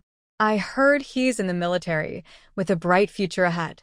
After eating and drinking well, Li Qingdong left with his people. Before leaving, he said, "Girl, take good care of Enon. I believe in you." Jiang Shelley smiled with her lips pressed together. Uncle Li, as long as Feng Qiang doesn't do anything untrustworthy, I won't leave him. Good girl. If Enon dares to do anything, I'll break his legs, Li Qingdong replied. Then he got into his car and drove away. As for Zhao Jinbao and his mother, Nie Yuanfeng also share the outcome. Because Jiang Shelley's recording evidence was solid, Zhao Jinbao was sentenced to 10 years in prison. Zhao Aunt was sentenced to 3 years. These were the harshest punishments applied. After all, the person involved was the mayor's secretary. Although the situation wasn't very serious, it still warranted a severe sentence. For rural families, dealing with the police was not something they usually considered. So Zhao Jinbao's father cut ties with Zhao Aunt. As for Zhao Jinbao, he was the only son of the Zhao family, so he couldn't be abandoned. His father patiently waited for his release. After Li Qingdong left, Aunt Qian helped Jiang Shelley clear the dishes and then also left her yard. According to the rules, today was Jiang Shelley's day off. Seeing that there was nothing left at home, Jiang Yao and Li Xing'an went out again to pick mushrooms. Jiang Shelley was alone at home. With Jiang Yao gone, she felt free and entered her space. After some time of trading, Jiang Shelley's number of exchanges was almost enough to upgrade to an intermediate level. The basic level was these strange places, but what about the intermediate level? The system only gave one sentence. You'll know after you upgrade. Jiang Shelley rolled her eyes in frustration. What good are you then? She still went on trading with those different worlds. Zhen Huan had sent a few more boxes of golden melon seeds and various cultural relics during these trades. All of these were things Jiang Shelley liked. Meanwhile, Li Yimo finally collected the 5th crystal core. When she threw the bright orange crystal core into the spiritual spring water, the water immediately turned a golden color. The host, now the spiritual spring water, has been upgraded to have the power to purify the marrow and cut tendons. If added to medicinal herbs, the healing effect will be even better. It can also be used to water the garden, which will help make the plants stronger. Since the spiritual spring water started upgrading, Zhang Rua, Li has not used it to water vegetables and fruits. Will I die from the pain if I take a sip of this spring water? The host replied, try it and you'll know. Zhang Rua Li looked at the shining yellow spring water, clenched her teeth, and took a big gulp. Then she lay on the grass, quietly waiting for the heart-wrenching pain of broken bones. About half a minute later, Zhang Rua Li felt her tendons aching, but it was still within her tolerance. After a minute, she was rolling on the ground, in unbearable pain. She could feel the pain of broken bones described in the story, but it was worse, like her whole body was breaking apart. It felt like her brain was about to explode. If I had to describe it, it was like a person bitten by a mutant zombie, rolling on the ground in pain. The pain lasted for 10 minutes. Jiang Ruali looked like a drowned water ghost. Her face was pale, her body soaked with sweat, mixed with mud and black mud oozing from inside her, giving off a foul smell. At this point, she looked just like a drowned ghost. Although Jiang Ruali really didn't want to get up, she was too stinky. She had already been covered in black mud before, so why was there so much more now? She immediately thought of a spell and visualized herself under a waterfall, washing away the black mud. After rinsing from head to toe, Jiang Ruali's appearance and aura completely changed. Her skin was like fine white jade, delicate, smooth, and glowing softly. Touching her skin, she could feel a gentle warmth passing through her fingertips. Her skin was flawless, without any blemishes or spots, like a work of art carefully carved by nature, stunning to behold. This beauty of her skin even surpassed the most precious jade stones in the world, becoming something indescribably beautiful. Jiang Ruali found herself loving her new, beautiful skin. The light in her eyes shimmered like stars in the night sky, bright and enchanting. It was no exaggeration to say she was breathtakingly beautiful. Jang Ruoli suddenly had a thought about the room. The bathtub was already filled with warm water. She went in to soak for a while and then came out to put on her clothes. Looking at herself in the mirror, she felt very satisfied. Her spiritual cultivation technique on the 2nd level also advanced to the 3rd level. Now she could easily handle more than 10 special agents. Even a top soldier like Feng Qiang, she believed she could fight. Jang Ruoli used her mind to harvest, plant, and water the fields again. This time, she didn't feel dizzy or lightheaded. Hey, my mental strength is stronger? Of course, host. You have already undergone body cleansing and strengthening. Your body is stronger, and your mind is more powerful. Good. Ruobai floated over. Master, I feel like I've also upgraded. Jang Ruoli looked at Ruobai, no longer just a cloud of white mist. Now, she could faintly see the shape inside the mist. It looked like a dragon? Ruobai, I will keep upgrading so you can also level up quickly and gain inheritance. Ruobai happily spun around Jang Ruoli. Hearing a noise outside, Jang Ruoli immediately left the space, got out of bed, and pretended to have just woken up. Seeing who was there, she was surprised. Feng Qiang, why are you here? Yes, the visitor was Feng Qiang. Jang Ruoli quickly opened the door to let him in. Lili, Feng Qiang entered the room, put down his bag, and hugged her. I missed you so much. Just came here for a mission, but I wanted to see you. I have to leave soon. Jang Ruoli stepped back from his embrace. Have you eaten? I'll make you something to eat. Okay. Feng Qiang hadn't eaten either, and was hungry now. Seeing Feng Qiang, Jang Ruoli suddenly realized she was happier than she thought she would be. Uncle Lee came over at noon and had lunch at our place. Jang Ruoli was about to cook noodles for Feng Qiang, and he helped by lighting the fire and boiling water. What did he come for? Hearing this, Jang Ruoli paused. How should she explain that she previously destroyed the Qin family? Lili, is there something you're hiding from me? You don't have to tell me. I'll ask Uncle directly. Seeing her like this, Feng Qiang knew there was something she wasn't telling him. It must be something she did, and she was afraid he would find out. No, I'll tell you, but you mustn't be angry. Okay, I won't be angry. Feng Qiang secretly added, depending on the situation. Jang Ruoli suspiciously looked at him and then carefully explained everything, picking and choosing her words. Feng Qiang knew she hadn't said everything clearly. Even if he asked, she wouldn't tell him, so he decided not to ask anymore. He stood up and hugged Jang Ruoli from behind, holding her waist. You know, I wasn't here, and you still secretly did such things. Luckily, you weren't hurt. Was it just a coincidence? I didn't know staying at a guest house would lead me to meet someone like that. Isn't it just to help your uncle get some achievements? Such achievements. I hope they don't come from your hands. Oh, it's nothing serious. Jang Ruoli turned around, pouting and acting cute with the man. Feng Qiang gently rubbed her head. You can do more of this kind of flirting, but try to avoid dangerous things. After the water boiled, Jang Ruoli scooped out the noodles, rinsed them with cold water, and poured beef sauce over them. Feng Qiang sat on a small stool, holding his bowl and eating quickly. Jang Ruoli poured a glass of water for Feng Qiang, which contained the newly upgraded spiritual spring water. It could slightly improve his physical condition but couldn't perform the full effect of cleansing and strengthening the body. Jang Ruoli watched him eat quickly. Is that enough? Should I get you something else to eat? That's enough. Enough. We're leaving soon. This time, it's a mission. We won't stay long. I just wanted to see you. Eat your food. I'll go find some things.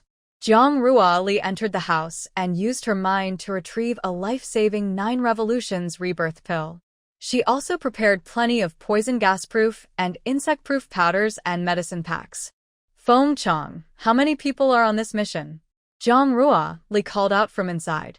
There are 30 of us. What's wrong? Feng Qiang finished his noodles in a few bites, cleaned his bowl and pot, and walked to Jang Ruoli's door. Lili, can I come in? Come in. Jang Ruoli was lying on the bed, counting the insect-repellent medicine packs. All these medicine packs should be kept in your pockets. They can prevent snakes, insects, mice, and ants. The powder can also protect against some poisonous bugs. Just sprinkle it around when resting at night. This pill is a family heirloom, a life-saving pill. Keep one with you. If you encounter danger, remember to take it. And this. Zhang Ruoli kept talking, explaining everything that could help Feng Qiang stay safe. Feng Qiang could no longer hold back his feelings. He wrapped his arms around Zhang Ruoli's slender waist and held her head, then kissed her fiercely. Zhang Ruoli's words were blocked by his kiss. At first, she was surprised, her eyes wide open, but then she closed her eyes and accepted Feng Qiang's kiss. Until both of them were out of breath, Feng Qiang finally released Zhang Ruoli's lips. It's sealed. You're mine now, Li Li. Thank you. Sealed your mind too, Feng Qiang. I'll wait for you, Zhang Ruoli said with a smile. Okay. Feng Qiang looked at the time and knew it was time to leave. Lily, I have to go now. I'll come back to see you during the holidays. Jiang Ruli Nudda. Go ahead, stay safe. I'll wait for your return. After Feng Qiang left, Jiang Yao peeked her head inside from outside. Yao Yao, you're back. Why don't you come in? Jiang Yao shook her head and said, Annie is talking with Uncle Feng. I don't want to disturb you. Zhang Ruoli sighed internally. The girl had learned bad habits and was teasing people now. Hurry up and get ready.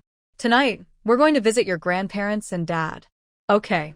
Jiang Yao washed the dirt off her hands. Zhang Ruoli tidied up the mushrooms she collected, tossing the varieties she didn't have into her space to grow. She also prepared some snacks that could be eaten at any time to take with her.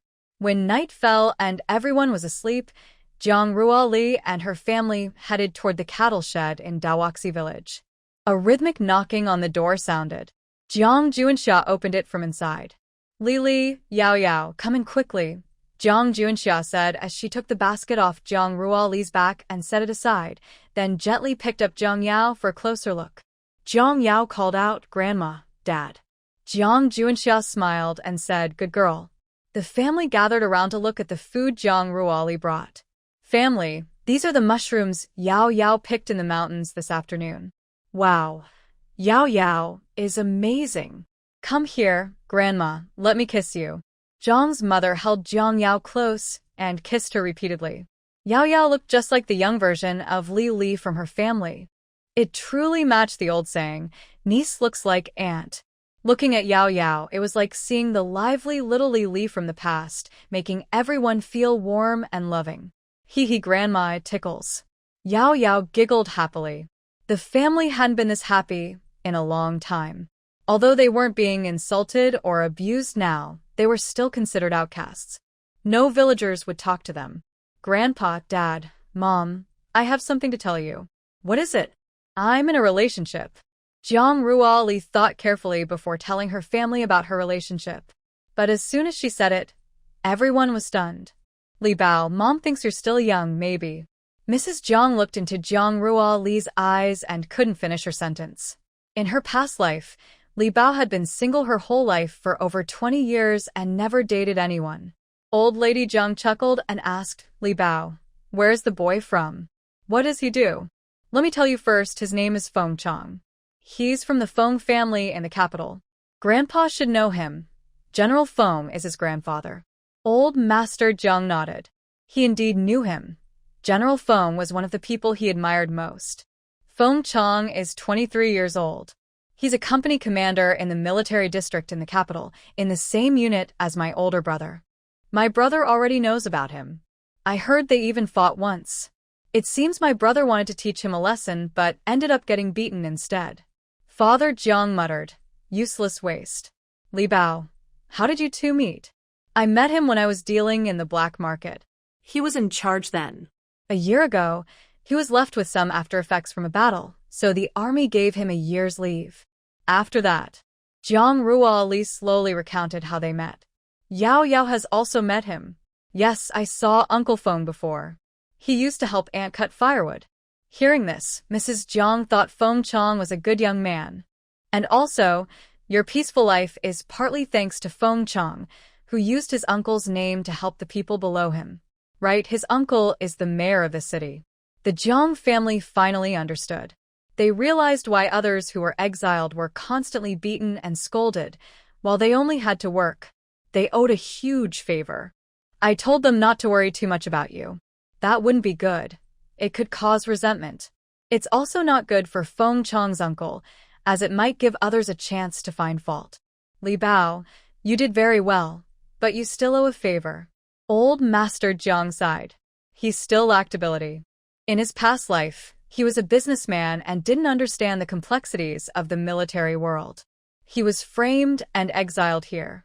His son was also a businessman, but in this life, he became a university professor and was reported, leading to his exile. The whole family had fallen so low. It was truly frustrating. His wife had never suffered such humiliation before. This time, she felt very wronged. Fortunately, the whole family was together, caring for each other. Jiang Ruoli didn't dare to say that she had achieved a great accomplishment for Li Qingdong. When Li Qingdong came to her house for lunch, he mentioned that he would be promoted in a few months. All of this was thanks to her helping him achieve success. Jiang Ruoli smiled awkwardly, afraid to tell them what she had done. Otherwise, she would definitely be scolded harshly. It was now 1971, still 6 years before 1977. In 6 years, Jiang Ruoli would be 24, the perfect age for marriage. At that time, Feng Qiang was 28, probably already being urged to marry. But marriage plans should be taken step by step. Maybe in a couple of years, she will want to get married. The family kept talking until Jiang Yao felt sleepy, then Jiang Ruoli took her leave. While Jiang Juanxia was away, Jiang Ruoli mixed some spiritual spring water into their large jar. She also left a month's supply of health-enhancing pills. Jiang's father and Jiang Juanxia took Jiang Ruoli and Jiang Yao to the foot of Xiangyang Mountain, watching them enter the yard before leaving. At this moment, the father and son seemed shrouded in a heavy gloom, their moods extremely low, filled with endless sadness. Especially Jiang Juanxia, whose originally strong face now showed signs of pain. On one side was his beloved biological daughter, and on the other, his sister by blood. Now he, a proud man of 7 feet, had to rely on these 2 young children to take care of him. This helplessness and guilt overwhelmed him, making him feel painfully distressed.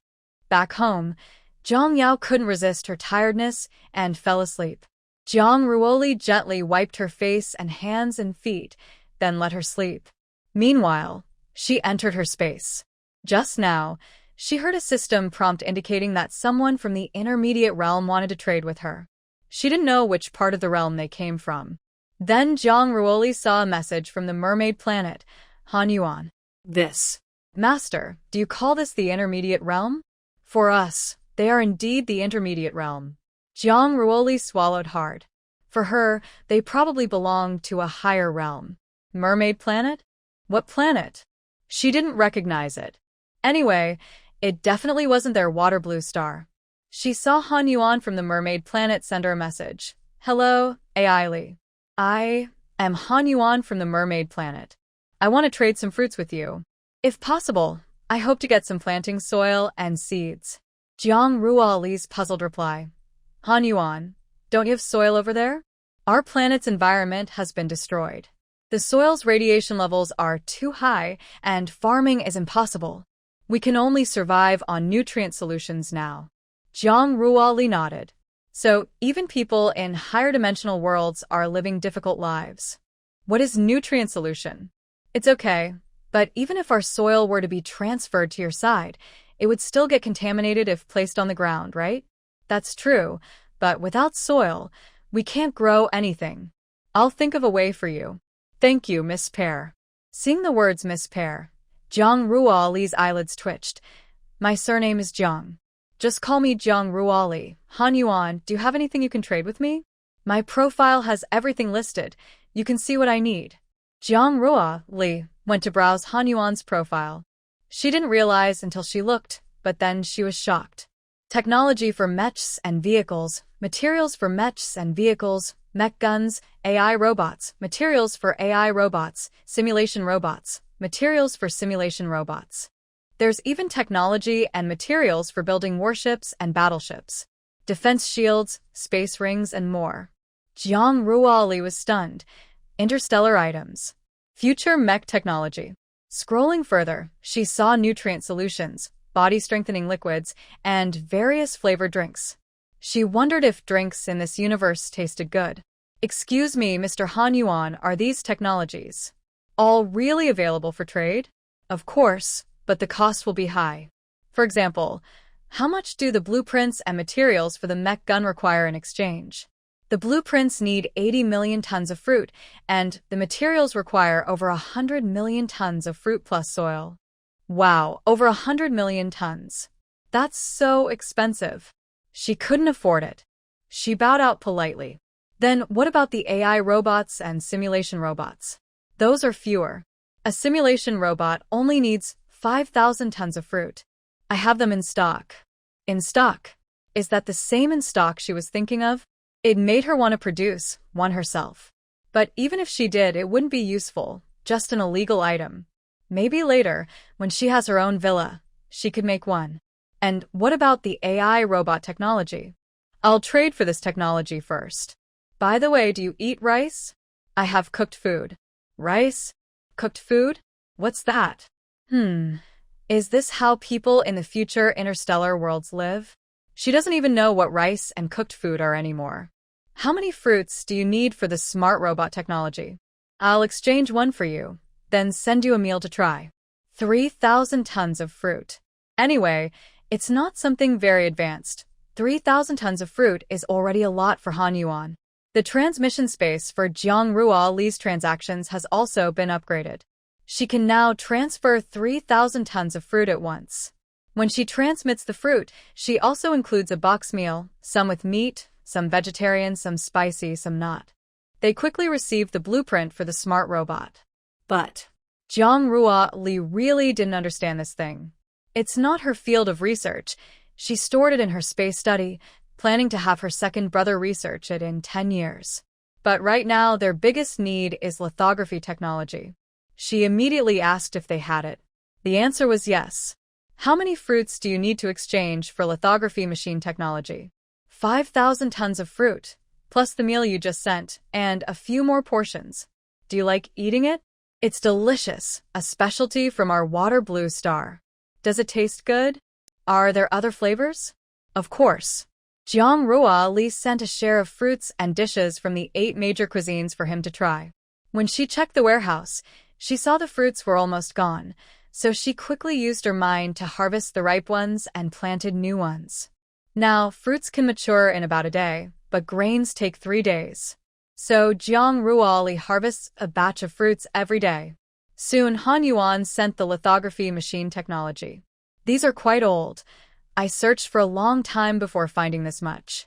Jiang Ruoli. To you, it might be very old, but for Huagua now, it's the latest technology.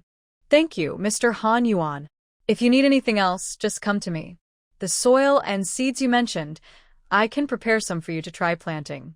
If everything goes well, we can have large-scale trades later. Han Yuan, no problem. The conversation ended here. Jiang Ruoli looked over the technical document for the lithography machine. She didn't understand it. Forget it, maybe she's really not good at these things. It's better to leave it to her crazy research brother. Jiang Ruoli is still more interested in doing business. Even though decades remain before the reform and opening up, she's already made plans for that time. But right now, her main goal is to save money and collect jewelry. Eventually, she wants to open a jewelry company. The things inside the space now have a clear origin. Then, she plans to go to the border province to buy a stone mountain and mine jade. All of this has been arranged with her grandfather and father. When she returns to the city, Jiang Ruoli will start a company with her father. In this era, unlike later times, families with official positions are not allowed to have close relatives start businesses. Now, if someone in the family has power and influence, starting a company is like taking a direct train. Any problem can be solved easily. She also wants to have such a fast track. So, Jiang Ruoli prays for her older brother to get promoted quickly. She hopes that once he is promoted, she can start her own company without worries about troublemakers. After all, their family isn't particularly influential or wealthy. To establish herself in Kyoto, she needs strong backing. As for Feng Qiang and the Feng family, they are not part of her considerations. They are her potential partner, and even if they marry in the future, her family's issues won't cause the Feng family any harm. So, the best way is to strengthen her own power. When Jiang Ruoli stepped out of the space, dawn was quietly shining through the window, about to wake the world with the first light of morning. She yawned tiredly, then walked to the table, picked up a cup of clear, pure spiritual spring water that emitted a faint aura, and took a sip. In an instant, a cool, sweet feeling flowed down her throat, like a spring nourishing her dry heart, gradually restoring her energy. This magical spring water has unique properties. Every time it upgrades, the first sip causes different physical reactions and wonderful sensations, but continued drinking will not cause any abnormal effects. Of course, if the spring water upgrades again, the first sip of pure water will bring new changes and experiences. Thinking of this, Jiang Ruoli secretly feels lucky. Thank goodness, she doesn't have to endure the excruciating pain every time she drinks it, or she might have given up. After stretching her muscles slightly, she gently got off the bed and walked lightly to the washroom. After a quick and simple wash, she cheerfully headed to the kitchen to prepare a tasty, mixed noodle dish for breakfast. Soon, the kitchen was filled with the crisp sounds of pots and pans clattering and the tempting aroma of cooking food. At this moment, Zhang Yao slowly got up, rubbing her sleepy eyes. Today is not a holiday, so Zhang Yao needs to return to school for classes. She sleepily went to brush her teeth and wash her face, hurriedly tidied herself up, then ran to the living room with her messy, crooked hair, wobbling like a little penguin. Jiang Ruoli, who was arranging dishes, turned and saw her sister's appearance and couldn't help but laugh softly. She put down what she was holding, quickly walked over to Zhang Yao, and gently picked up a comb to carefully brush her sister's tangled hair.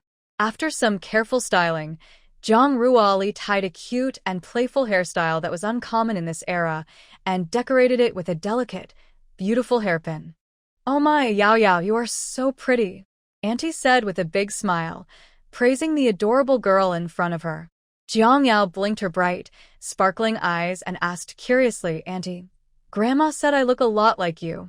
Since you think I'm pretty, doesn't that mean you're also very beautiful?" Hearing this, Auntie couldn't help but laugh, gently pinching Yao Yao's soft cheeks, and said, "Of course. Your auntie, am definitely beautiful too." Indeed, Jiang Ruoli is now a stunning beauty. Not to mention her delicate features that are as perfect as a fine sculpture, just her bright, star-like eyes are enough to captivate anyone. Plus, her tall and graceful figure fully shows feminine elegance and charm. It's no exaggeration to say that even the Miss World contestants from future beauty pageants would probably be overshadowed standing beside her. Such a stunning face, without a good family background as support, would be hard to protect. Yesterday, Li Chengdong came to the team to give Jiang Ruoli a reward and also took a look at her. His visit instantly raised Jiang Ruoli's status and reputation. No one dared to have any ill intentions toward her now. After breakfast, Zhang Yao waited at the door with Li Xing'an and headed to school together. She also walked toward the hairpin workshop. "Oh, Jiang Jiqing, you're finally here." "Li Shu, what's wrong?" Jiang Ruoli looked at Captain Li, who was acting like a headless fly, and asked, "You don't know? Just now, my fourth son came back and said there are many counterfeit hairpins in the black market. Here, this is what he brought back." Jiang Ruoli nudda. This was bound to happen sooner or later. These things are cheap to make and sell well, so others would think of copying them. But all her designed hairpins had hidden marks. Many people thought the patterns on them were just designs, but in fact, they were the marks of their workshop. Jiang Ruoli took the hairpin. It was roughly made, with uneven stitches. At first glance, it looked okay, but upon closer inspection, she pursed her lips. This won't last long. Captain Li also saw it, but many people like to save a little money. Saving a penny was still saving, and who doesn't like cheap things? But they never thought that cheap often meant poor quality. Do you think this will affect our sales? We have a contract with the purchasing station, so it won't matter much. Besides, if anyone is worried, it's Director Liu. Are you afraid Director Liu will see poor sales and cut back on orders? We also have outside sales through Brother Xiangbei, right? Jiang Ruo Li whispered this. Captain Li also knew his son was involved in the black market. Previously, Jiang Jiqing had made a deal with the former black market boss, and now his son had taken over. Li Xiangbei's dealings with Jiang Ruo Li only involved these counterfeit hairpins, nothing else. Jiang Ruo Li explained that the supply stopped because their team changed locations. Li Xiangbei was disappointed but had no choice. All right, hopefully it won't affect our workshop, Captain Li said worriedly. But Jiang Ruo Li was indifferent. If things got bad, they could always make something else, like clothes. There are so many nice clothes in the future, just a few tweaks to add current trends would do. Actually, she wanted to work as a simple designer at the county clothing factory. But in this society, which relies on connections, she had no contacts here. As for Li Qingdong, Jiang Ruo Li didn't want to bother him. He's not her uncle, just her partner's uncle. She couldn't trouble him. Jiang Ruo Li believed that those low-quality hairpins wouldn't sell for long. They also had hair clips. Jiang Ruo Li went to the office to sketch designs. To develop their hairpin business, they had to keep innovating. Half an hour later, Jiang Ruo Li took the finished drawings and asked the best embroiderers to start stitching the new headpieces. Zhou Qingjia looked at the drawings with bright eyes. Jiang Jiqing, is this a new style of head ornament? It looks really nice. Can I buy one myself? Jiang Ruo Li blinked and smiled. Of course, I'll sell it to you at cost price. Zhou Qingjia smiled with her lips pressed together. Thank you, Jiang Jiqing. The others also saw it and agreed that it was indeed very beautiful. A week passed, and Jiang Ruo Li brought the headpieces to deliver the goods. When she arrived at the procurement station, Director Liu was pacing anxiously. Director Liu, why are you walking back and forth? Is something bothering you? Did you hear? There are counterfeit headpieces in the black market. We've lost quite a few customers recently. Jiang Ruo Li took out the headpiece brought back by Li Xiangbei and handed it to Director Liu. Our squad leader also mentioned this. I've looked at their headpieces. They're roughly made, poorly crafted, and will fall apart soon. Director Liu examined the headpiece carefully and nodded. That's true. The stitches on those headpieces were so big that you could see the elastic inside, which was the basic style they initially sold. Alright, but lately fewer people are buying headpieces. It's okay. Once they use up those inferior products and compare, they'll realize ours are better. By the way, Director Liu, do you also accept clothing here?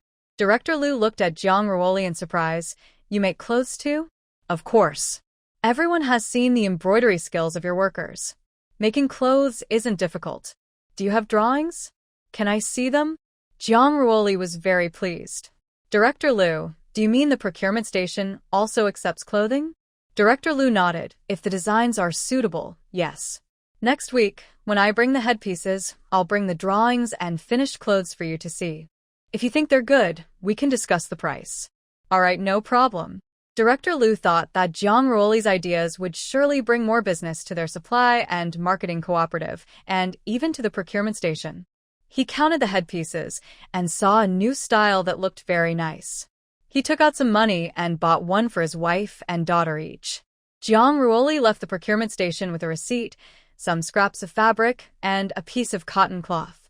She applied makeup, stored the scraps and her bicycle in her space, and then headed to the black market to see how they were selling the headpieces. There are several people selling headbands, and the business seems to be doing quite well. She didn't go over, but stood nearby and watched. Hey, how much for this headband? 1 dime each, much cheaper than the supply store. Your headbands are so rough. You can see the elastic inside through the big stitches. They're not even close to the ones from the supply store. Hey, are you here to cause trouble? Buy or leave. The man selling headbands angrily pushed the person in front of him. The pushed person also got angry. I'm just telling the truth. The headbands I bought for my partner at the supply store looked way better than these. The man stood up, ready to fight the speaker. but the person quickly ran away. Everyone nearby heard what was said. The man selling headbands stopped looking at anyone and cursed loudly. Then he turned and walked away with his things. Jiang Ruoli watched all this and then left the black market. She walked to an alley outside the county town, planning to change into her space outfit. Suddenly, she heard faint crying from the neighboring alley. System, can you show me what's happening inside? Of course, host. When you enter the space, I can transmit the video inside. Jiang Ruoli looked around, saw no one, and entered the space. The system immediately transmitted the scene from the courtyard. A transparent screen appeared in front of her, showing the courtyard. She saw several children with their hands and feet, 3 men standing nearby, and another man and woman pulling a child out of a sack. Jiang Ruoli looked surprised. It's human traffickers.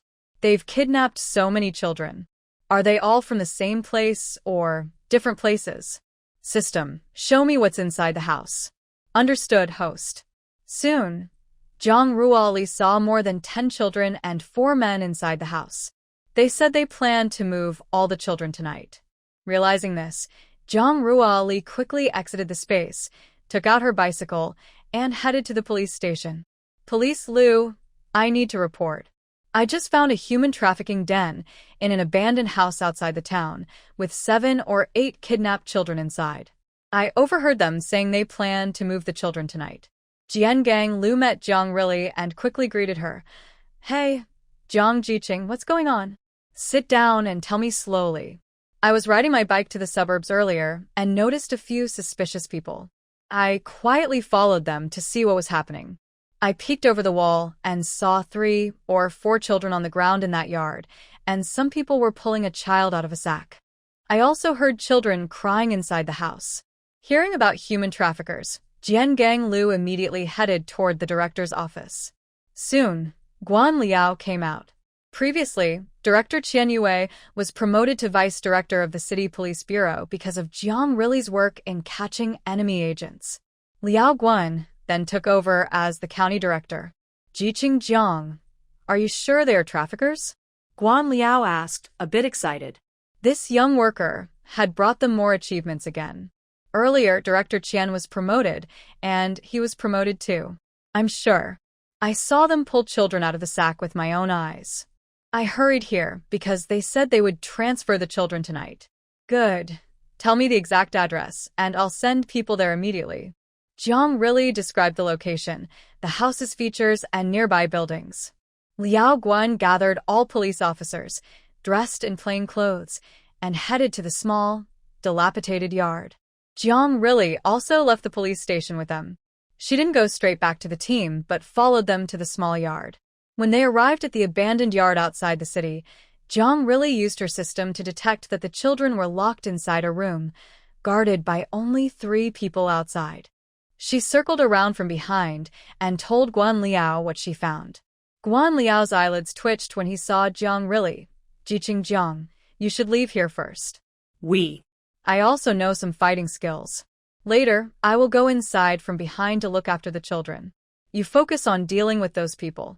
I saw 6 or 7 men and 2 women earlier. Now only 2 men and 1 woman are left. I don't know if the others have gone out to kidnap more children. Guan Liao hesitated for a moment, but agreed. It wasn't that Jiang really wanted to rescue the children, but her system said she had to participate personally for the space to upgrade. With Guan Liao's approval, Jiang really circled to the back of the yard, climbed over the high wall, and entered the backyard. As soon as she landed, Jiang Ruoli sensed someone approaching, so she quickly slipped into the space. Through the system's transmitted view, Jiang Ruoli saw the person standing at the wall corner. She immediately felt like her eyes had been contaminated. She hurriedly asked the system to close the view and use spiritual spring water to wash her eyes. After a few minutes, Jiang Ruoli quietly left the space and groped her way to the room where the children were held. There was a window on the side of the room. Jiang Ruoli jumped in through it. The children saw Jiang Ruoli and all widened their eyes. A few pursed their lips, ready to cry. Shh, don't cry. Auntie is here to save you. The police outside have already arrived. You need to be quiet, okay? Auntie will protect you. Hearing Zhang Ruoli's words, the children who were about to cry also tried to hold back their tears. But tears still streamed down their faces. Seeing that the children were obedient, Zhang Ruoli finally relaxed. She asked the system to display the outside scene to check how the situation was progressing. Outside, Liao Gua and others had already controlled the 2 men and 1 woman. Hu Qing entered the room and saw the children gathered around Zhang Ruoli, then also relaxed. Zhang Jiqing, let's rescue the children first. Zhang Ruoli shook her head. The remaining people will probably be back soon. Our commotion is too loud, and it might alert the others. Hu Gong'an, go tell Director Liao to hide some people and wait for them to return so we can catch them all at once. I'll stay here to comfort the children. Hu Qing nodded. She had just wanted to pick up a child, but the child had immediately hidden into Zhang Jiqing's arms, refusing to let her touch. Jiqing, be careful. After Hu Qing left, Zhang Ruoli took some snacks like mung bean cakes from her bag and handed them to the children. The hungry children wolfed down the food, eager to eat everything. Eat slowly. Eat slowly. When we get out, Annie will buy you more delicious food. Host, some human traffickers just jumped into the backyard. They found out there are police here. WDF? How did they find out? How many jumped in? Host 3. Zhang Ruoli softly told the children, kids, Annie has to go out and deal with the bad people. Stay here and don't cry. Auntie will come back after dealing with them. The oldest child inside said, okay, Auntie, please come back quickly. Zhang Ruoli whispered to them and then quietly slipped out through the side window. Based on the system's prompt, Zhang Ruoli first ambushed 1 person from behind. After knocking the person out, the other 2 also noticed Zhang Ruoli. The tall, thin man sneered, oh look, there's a pretty girl falling into our trap. Wow, such soft skin and tender flesh. She must fetch a good price, said another tall, strong man. As the 2 men spoke, their eyes scanned Zhang Ruoli from head to toe, revealing a creepy look that made Zhang Ruoli feel very disgusted.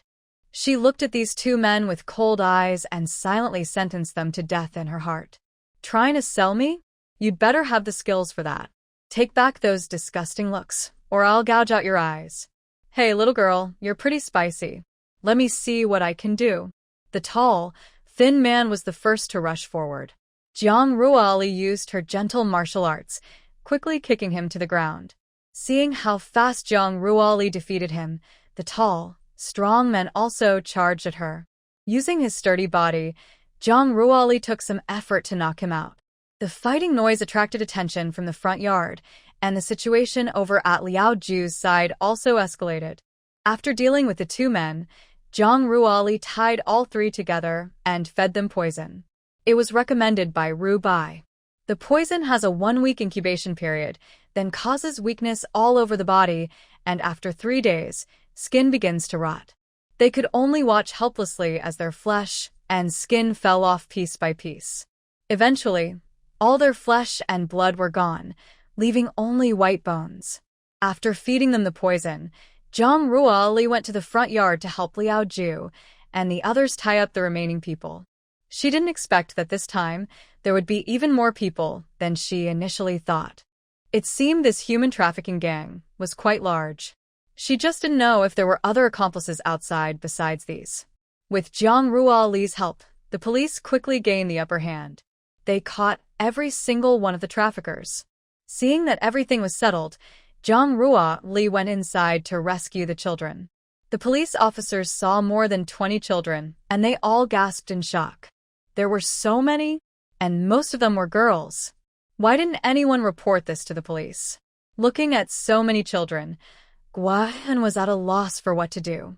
Little Zhang Jiqing, could you please take care of these children first? We will send these people back to the station and then come to pick up the children. Furthermore, Director Liao added, Little Hu will stay here with you to help take care of them. Zhang Ruoli, holding a small child, replied, of course, no problem. The little child was about 3 years old, chubby and adorable, wearing clothes that looked quite expensive. It was obvious that the child came from a wealthy family, but it was unclear how they ended up being kidnapped here. There were also several other children who seemed to come from good families. However, The girl children's clothes were quite old, with one girl's dress full of patches, with no intact fabric left. Seeing this, Jang Ruoli felt very sad. Even in today's times, and in her later years, some families in remote mountain areas still favored boys over girls. Girls were taught from a young age to contribute to the family and help their brothers. Jang Ruoli asked Hu Qing to watch over the children while she went to buy some food. Before she could move, she was suddenly hugged by a child. "Auntie, don't go. Boo-hoo, I want Auntie." One child cried, and soon the others started crying too. "Boo-hoo, I want my mom. I want to go home."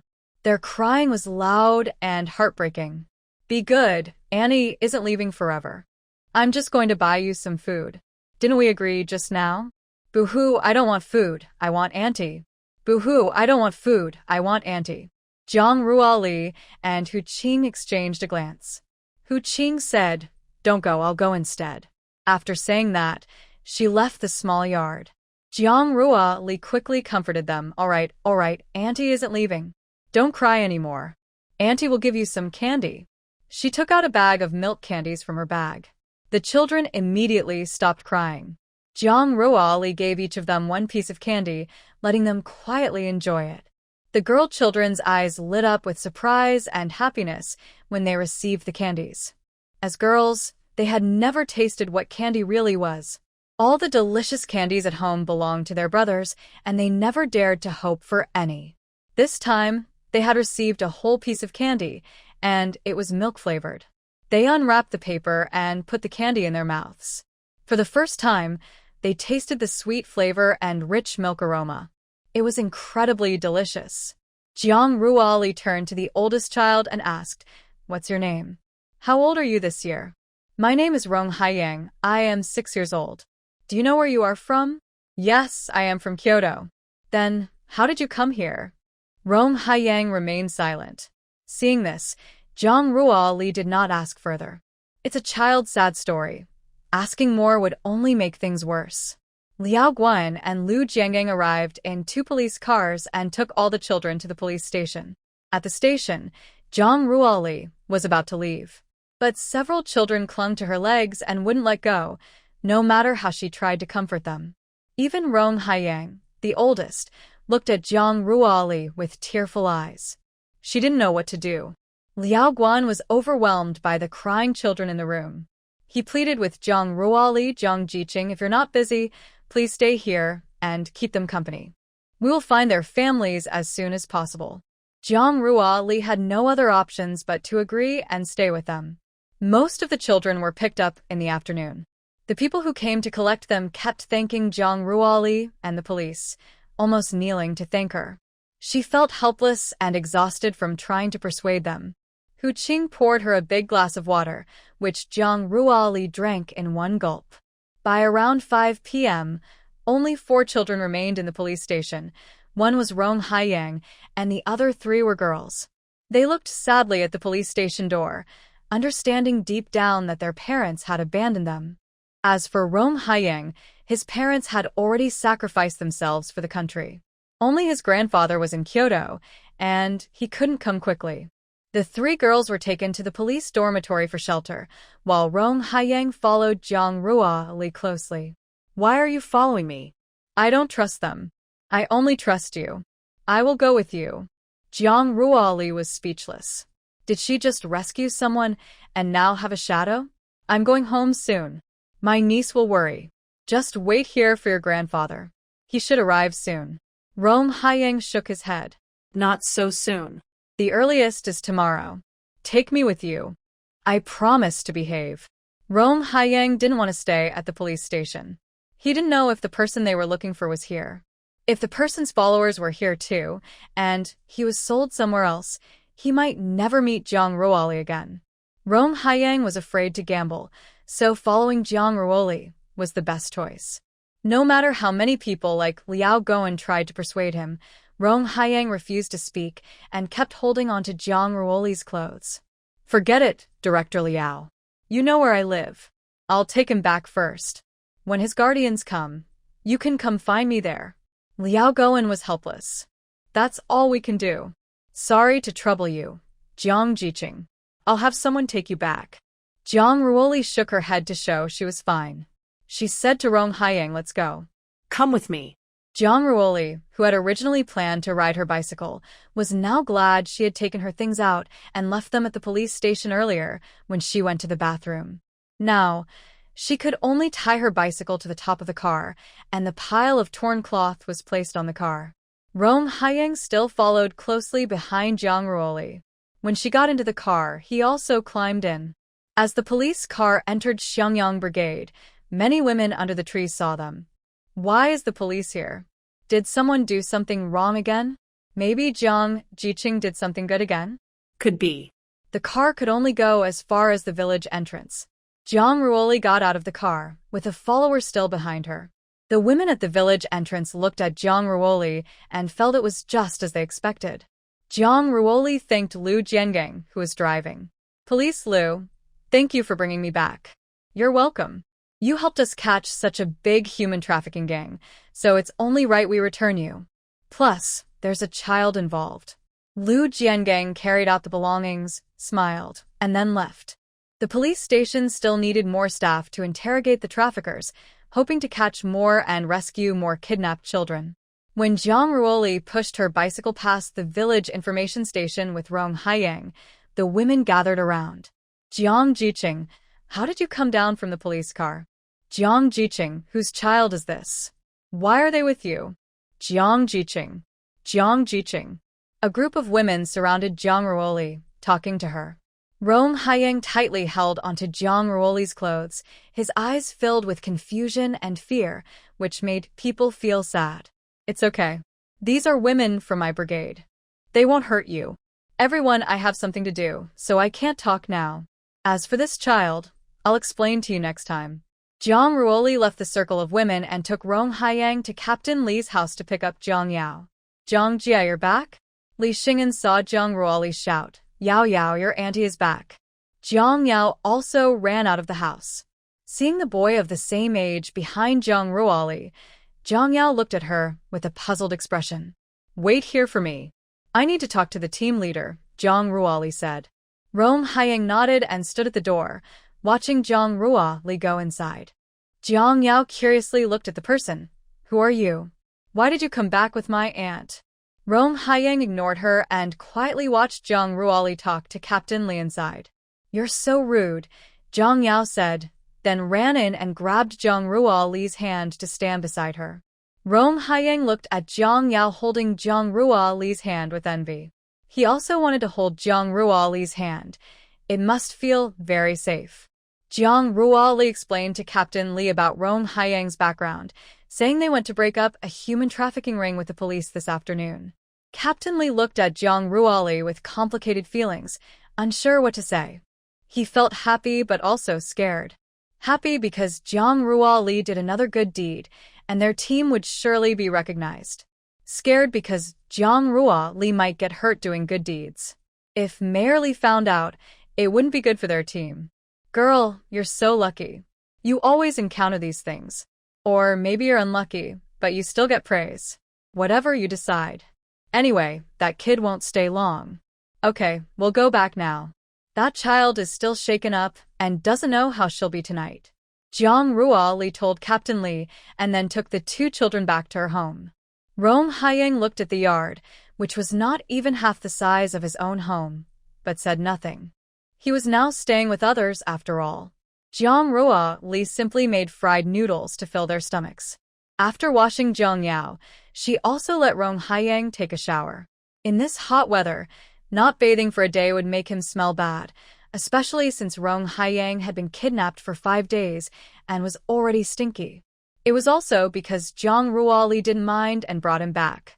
She took a neutral-looking set of pajamas from her space and handed it to Rong Haiyang. This is what I prepared for Yao Yao. She hasn't worn it yet, so you can wear it. Thank you. Zhang Yao exclaimed when she heard him speak. So you can talk. I thought you were mute. I talked to you for so long, and you didn't say a word. Yao Yao, you must be polite.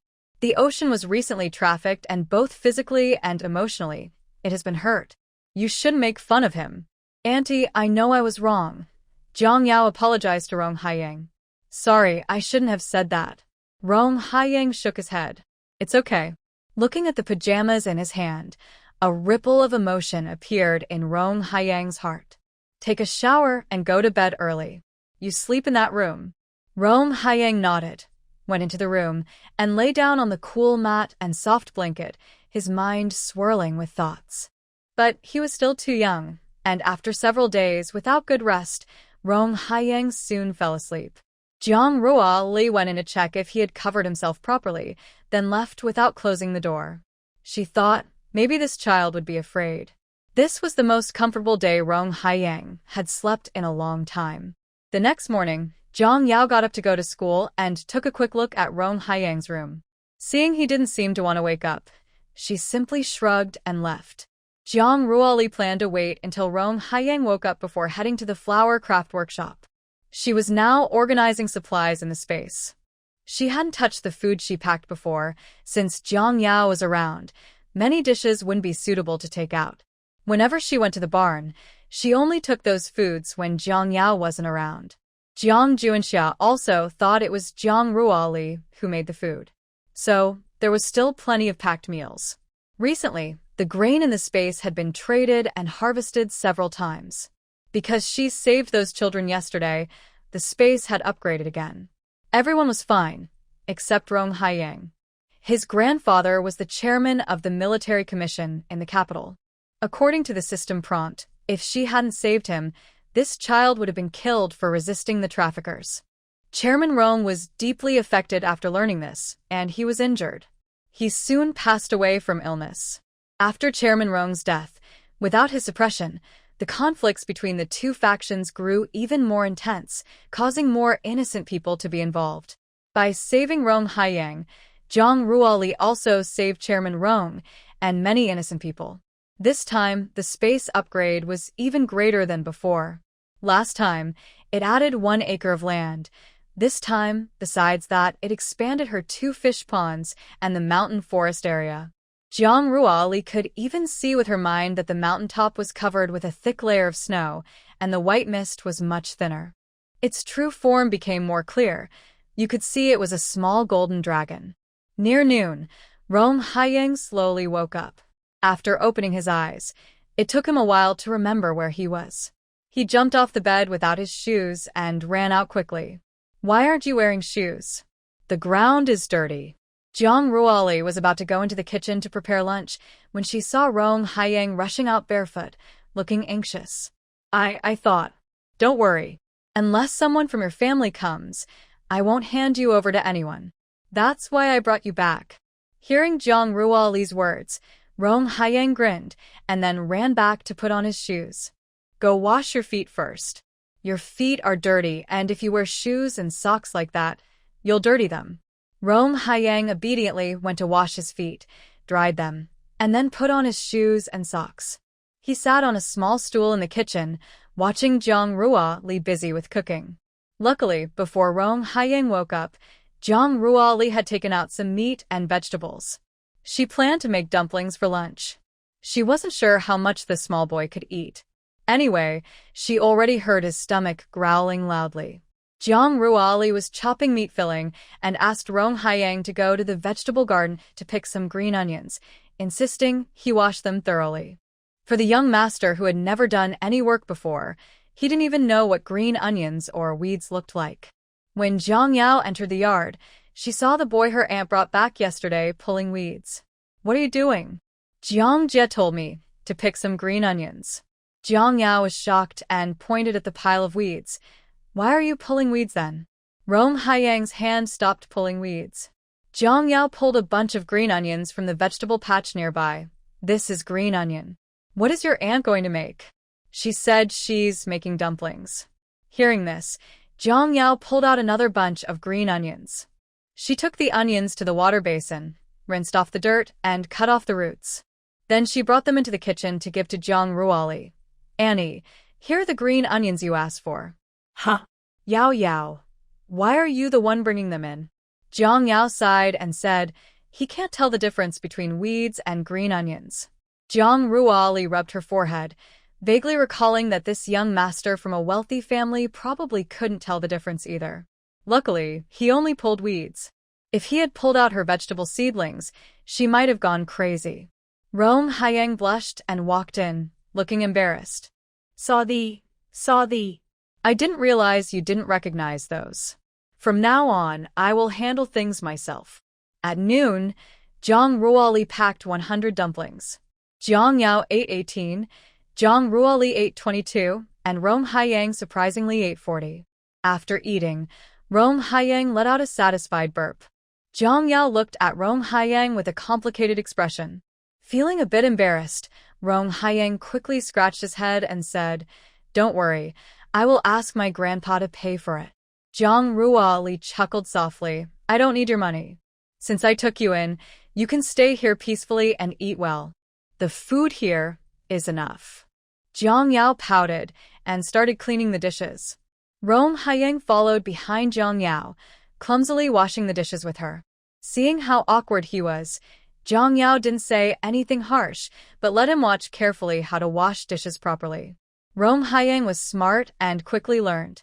When the two children came out, Zhang Ruoli set out some snacks under the shade of a tree in the yard. Jiang Yao sat beside Zhang Ruoli and started eating green bean cakes. Rong Haiyang stood nearby, watching. "Haiyang, what are you looking at? Come over. Just act like you're at home." Hearing Zhang Ruoli, Rong Haiyang moved to sit on the other side of Zhang Ruoli. They enjoyed the peaceful afternoon. Jiang Yao went to school in the afternoon. Zhang Ruoli took Rong Haiyang to the hair accessory workshop. "Just watch some books here. I have things to do, and I'll take you out for a walk once I'm done. Jiang Jie, you go ahead. Don't worry about me. I can just read here." After saying that, Rong Haiyang sat quietly on the sofa, reading. Seeing how focused he was, Zhang Ruoli didn't say anything but quietly drew some pictures. Half an hour later, Zhang Ruoli locked her drawings in a drawer and went to check the quality of the hair accessories made yesterday in the warehouse next door. Perhaps knowing Zhang Ruoli was still in the workshop, Rong Haiyang didn't ask to go along. Until after 4 p.m., Zhang Ruoli finished inspecting yesterday's hair accessories. 2 of them didn't meet the standards and were sent back to be remade. After the female workers outside finished work, Zhang Ruoli stored the hair accessories in the warehouse, locked the workshop door, and went home with Rong Haiyang. "Rong Haiyang, didn't she say she would take me for a walk? Why are we going home now?" Gangariuoli, I forget. Everyone was curious as they watched the 2 military vehicles. Once the vehicles stopped, the doors opened and several soldiers stepped out. One of them was dressed in a neat green military uniform, with golden stars on his shoulder epaulettes shining brightly in the morning sun. His gray hair did not make him look old. Instead, it added a sense of experience and quiet authority. His stance was straight and serious, like a sharp sword unsheathed, each step powerful and commanding, as if he was weighing on everyone's hearts. This person was Rong Haiyang's grandfather, Rong Chongyi, the chairman of the military committee of the Kyoto Military District. Behind him was Director Liao Guan of the Public Security Bureau. "Captain Li, where are Jiang Jiqing and the child she brought back?" Rong Chongyi asked. Captain Li was just waking up from a surprise at seeing so many military vehicles and soldiers. He asked his deputy captain to handle the ground duties while he came over to them. "Jiang Jiqing will be at home this morning, and the child is also there. I'll take you to see them now," Captain Li said, leading them toward Zhang Ruoli's house. Meanwhile, other villagers, seeing such a big scene, started whispering among themselves. All their words were about Zhang Ruoli. At that moment, Zhang Ruoli was preparing breakfast. Captain Li's grandson had already been called earlier to be notified. "Sister Jiang, my grandpa asked me to tell you that some soldiers are here to see you and the child you brought back," he said. "Okay. Thank you, Xingchen. I understand," Zhang Ruoli replied, giving him some fruit candies.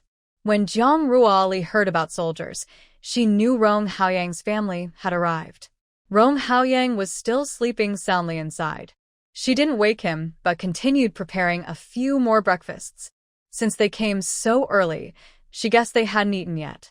By the time they arrived at her house, she had already finished preparing the breakfast.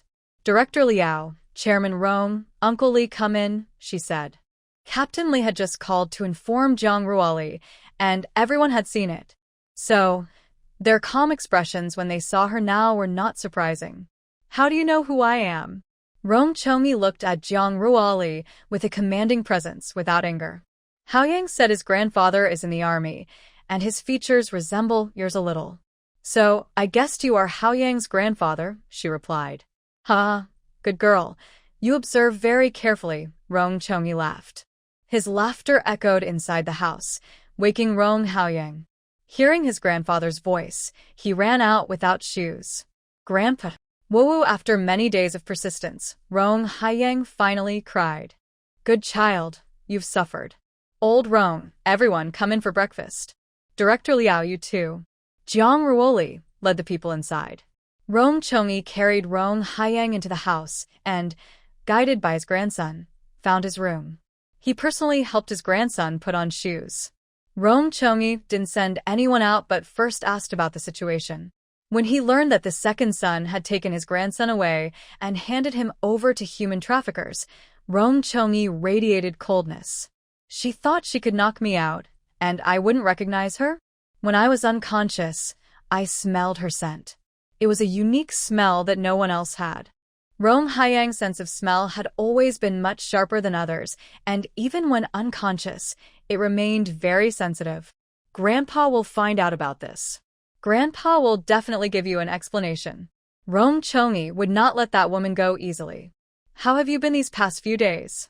A few days ago, I was with those traffickers. I didn't have enough to eat or warm clothes, and I was often beaten and scolded. Later, Sister Jang saved us. I clung to her and insisted on staying with her. That's how she brought me back. These days, I've been well fed and cared for. Sister Jang is very kind to me. Although she might have guessed your identity, she didn't flatter us. She treated me like her own niece. Grandpa will thank her properly when he finds out. Rong Haoyang nodded. Yes, she deserves thanks. I haven't been kind to her family these days, eating a lot of their meat at every meal. Just thinking about Jiang Yao's displeased look made him guess that he had probably eaten too much of her family's food. Rong Chongyi nodded and then carried his grandson out. The other leaders saw the chief enter the house and sat down to have a glass of water. They couldn't bring themselves to drink tea early in the morning. They were rough men who couldn't appreciate refined things. When they saw the chief come out, they immediately stood up. Sit down, everyone. Sit and don't waste Sister Zhang's kindness. Zhang Ruoli had prepared meat buns, thin-skinned, large meat-filled buns. The leaders had never tasted such delicious buns before. They immediately praised Zhang Ruoli. Captain Li also ate these tasty meat buns for the first time. He couldn't help but eat 2 more. As long as you like them, feel free to eat your fill. After all, this was their last meal, and once they finished, they would leave. The leaders expressed their gratitude for Zhang Ruoli's warmth. Rong Chongyi, who usually doesn't care much for food, praised the meat bun. This is much better than what our military kitchen makes. Commander Rong, you're too kind, Zhang Ruoli modestly replied, taking a meat bun to eat herself. She hadn't had breakfast either, as she made some food for Jiang Yao before she went to school. After they finished breakfast, Rong Chongyi's guard handed her an envelope. Comrade Xiao Jiang, this is a small token from our leader.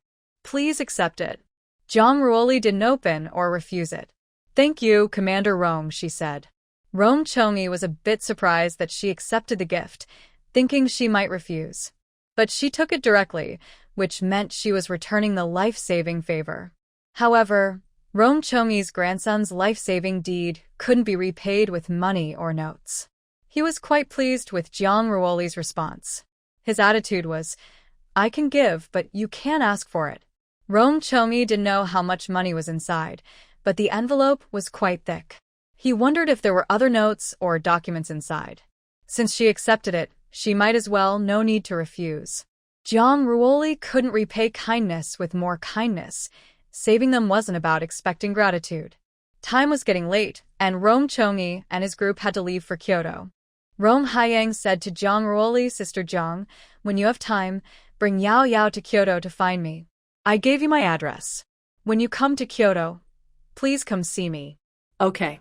See you next time. Their next meeting would probably be in 7 years after she gets into university. Or, if she and Feng Qiang's relationship becomes stable in a few years, she might go with the military. But she still preferred to stay with her parents and return to the city. What Jiang Ruoli didn't know was that her information was already in Rong Chongyi's hands. On the way back, Rong Chongyi had learned everything about her family situation, including her parents being reported and sent away, her ex-fiancé breaking off the engagement for some reason, her current boyfriend being Feng Qiang's grandson, and her previous encounters with enemy agents and human traffickers. He also learned about her running a workshop with women from the team, earning quite a bit of money. She was a clever and smart girl. Rong Chongyi finished reading Jiang Ruoli's information and burst into laughter. Haha, not bad. She's really a good girl. He already knew how he wanted to reward her. Since her family was wrongly accused and forced to be exiled, he planned to find evidence to help them return home. Moreover, Zhang Juanxia is one of the most needed research talents in the country right now. Her older brother, Zhang Junnan, is a capable battalion commander in the Kyoto military district. Jiang Bo and his wife, Xiao Xiaocao, are also veterans of the revolution. Xiao Xiaocao is a prominent businesswoman who donated all her family assets and fought alongside Jiang Bo in the revolution. Her father is a talented professor with a lot of knowledge. Getting them back to the city would benefit the country greatly, with no harm at all. Once their family returns, the chances of Jiang Ruoli also returning to the city increase. After all, she could also marry Feng Qiang and follow him to the city. Jiang Ruoli knew nothing of Rong Chongyi's plans. If she did, she would definitely cheer loudly. Hearing his grandfather's laughter, Rong Haiying looked at Rong Chongyi and asked, "Grandpa, are you talking about Jiang Jejia?" "Yes, I just looked at her information. She has already made many contributions to the country. She discovered enemy agents twice and uncovered a series of hidden enemy spies among the people. This time, she even dismantled a human trafficking gang and saved over 20 children like you. This girl is impressive." Hearing the achievements of Jiang Ruoli mentioned by the leader, ordinary people wouldn't come close. But this girl is indeed very capable. Usually, having just one achievement like hers is considered impressive, but she has 3. On the way, Rong Chongyi had already ordered to find evidence to prove her family was wrongly accused.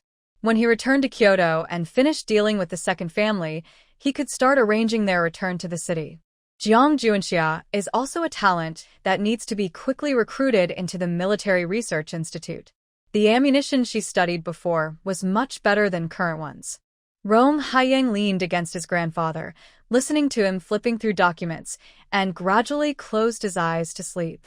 Seeing his grandson asleep, Rong Chongyi smiled kindly. He realized that the boy was even sturdier than before he went missing. It must be that Jiang Ruoli took good care of him. Meanwhile, Zhang Yao returned from class and found Rong Haiying was missing. "Annie, did that person leave?" "Yes, this morning his grandfather took him back." Zhang Yao felt a bit unhappy. That person was really rude, leaving without saying goodbye. Then Zhang Yao shook her head, trying to forget her thoughts. The rude person had left, so it had nothing to do with her. She pulled back her thoughts and went to wash her hands, then helped in the kitchen to set the bowls and chopsticks for dinner. Today there were still 7 or 8 meat buns left. Jiang Ruoli heated one up, made a mushroom soup, and stir-fried some greens. It was a simple meal. In the afternoon, several traders came. Jiang Ruoli traded some grain with them and received some good items, especially animal hides, herbs, and diamonds from the orc tribe. Her eyes lit up at the sight of these treasures. She also exchanged a lot of fabrics with Lu Jin and from cotton to silk. There were many beautiful headpieces too. Princess Ro Jia had her make a fox fur coat, which was finished. "Ali, your fox fur coat is so wonderful.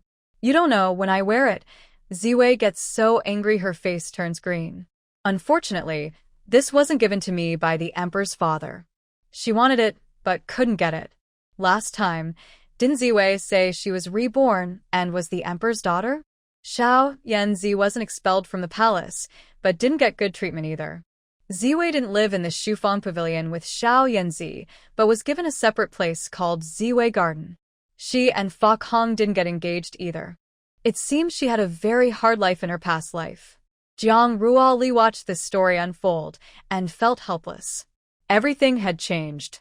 So how about you? How are you doing? Are you comfortable? Ro Jia sighed, comfortable, not really. You don't know, I didn't bother Ziwei, but she came to find me herself. And she always came when the emperor was around. I couldn't refuse in front of the emperor. If I refused, I'd be seen as unfriendly to my sisters. The sweet talk made me feel like I was getting problems. You could be more polite, you know. When you're with the emperor, you're still a new person.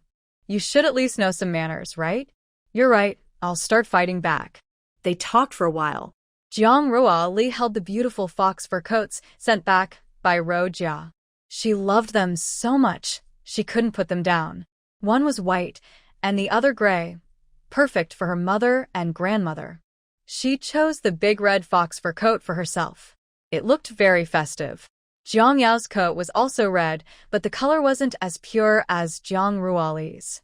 She put all her fox fur coats into the wardrobe of the villa. All the jewelry and such were stored in the back warehouse. There was no news from Li Yimo. If the system hadn't said she was fine, Jiang Ruoli would have thought she had been bitten by a zombie. Just as she was thinking about Li Yimo, she received a message. Lily, do you have any medicine for treating wounds? I am injured, and I will give you a piece of gold. Yes, I have some good hemostatic powder. Jiang Ruoli sent the items over. Li Yimo immediately sent back a 5-gram piece of gold. Jiang Ruoli also sent some anti-inflammatory medicine and light food. Li Yimo said thank you, but didn't say anything more. 3 hours later, Li Yimo finally sent a message. Lily, we just faced a zombie wave. One of our team members, a naive girl, screamed and attracted all the zombies. If she weren't a space-type ability user, no one would want to bring her along. She only screams and does nothing else. How did you escape? Our team leader sacrificed himself to buy us time to run away. Jiang Ruoli felt a bit upset. In that era, very few people were willing to sacrifice themselves. Yimo, rest well. I'll send you more light food, and you should rest more too. I know. Love you in that dangerous time. Jiang Ruoli couldn't imagine how a weak woman could survive. Jiang Ruoli knew nothing about Rong Chongyi's thoughts. She still went to the workshop in the afternoon to check the quality of the headpiece, as usual. But today, there was something more important, making a piece of clothing to show to Director Liu. Guohua, can you make this? Jiang Ruoli showed Zhou Guohua the design drawings for the clothes, pants, and skirt. This dress looks really nice. Did you draw it? Yes, I drew it. I told Director Liu at the procurement station that if our clothes are suitable, they might consider buying them. Hearing Jiang Ruoli's words, others stopped what they were doing and came over to look at the design sketches. This outfit looks good with these pants and the skirt, praised Zhou Qingjia. She was a young woman from the countryside, originally from Shanghai, but even in Shanghai, they didn't see such beautiful clothes. Indeed, beautiful people tend to draw beautiful designs and make beautiful clothes. Really? If we can make it ourselves, maybe we can open a bigger workshop. It probably won't work. Setting up a clothing factory isn't that easy. Even if we try, we wouldn't choose the big team area. Jiang Ruoli shook her head. Zhou Hohot, who received another task, started making the outfit based on Jiang Ruoli's size. It took 4 days from measuring to finishing. Coincidentally, on the 5th day, it was time to go to the procurement station to deliver the headpiece. Jiang Ruoli put on the outfit and went there directly. Director Liu, I'm here to deliver the headpiece. Ha ha ha, Xiao Jiang, you're right. Our headpiece business is back. Those who bought headpieces on the black market have come back to buy from our supply and marketing cooperative. Director Liu is happy. Of course. Hey, is this outfit you drew and made yourself? Yes. How does it look? Director Liu nodded, clearly pleased. Too bad we can't buy supplies for it. Why? Director Liu shook his head without speaking. Last time, he was a bit impulsive and wanted to buy clothes produced by Jiang Ruoli's workshop. Later, he went to the head office and received a batch of rejections and refusal forms. Jiang Ruoli knew that small workshops like theirs couldn't guarantee ongoing production. So, it's normal that the procurement station couldn't buy from them. No problem, I'll tell them when I go back. Sister Zhou's sewing skills are good, but Jiang Ruoli might not be able to make such a good outfit herself. Since the procurement station isn't accepting orders, maybe she could try a clothing factory? After finishing the headpiece with Director Liu, Jiang Ruoli went to find a clothing factory. At the factory gate, she took out a cigarette and handed it to the old man guarding the door. Old sir, who is the director responsible for sales here? Director Sunday. Do you need to see her? Yes, I have something to discuss. Here, that's Director Sun, the old man said, smoking the cigarette Jiang Ruoli gave him, pointing to a fashionable woman at the door. But from her appearance, she didn't seem very easy to talk to. Jiang Ruoli still approached her, hoping to try her luck. What if she succeeded? Director Sun, I'm a young rural youth from Xiangyang Brigade. I have a clothing design here, and Director Sun looked Jiang Ruoli up and down and saw that her outfit was quite nice. But she still spoke dismissively. Design? You? Do you even know what design is? Just sketching a picture doesn't mean it's a real design. How many designers are there in the whole country? Go away, stop bothering me. I'm Buse. Director Sun pushed Jiang Ruoli aside impatiently, not wanting to talk. Sun Monxiang was originally from a provincial clothing factory, but due to some reasons, she was transferred to this county's clothing factory. She felt uncomfortable inside. Seeing Jiang Ruoli come to talk about the design drawings made her even more annoyed. When Jiang Ruoli was pushed, she was a bit stunned. If you're not going to say anything, then don't say it. And you even pushed me? This clothing factory is really unlucky to have a director like you. After saying that, Jiang Ruoli planned to leave, but Sun Monxiang stopped her. You brat, what are you saying? Who's unlucky? I am the one who's unlucky, okay? Jiang Ruoli didn't want to argue with her and bypassed Sun Monxiang to leave directly. If she didn't care, she didn't care. When the reform and opening up happened, she would start her own clothing factory and sell all these clothes.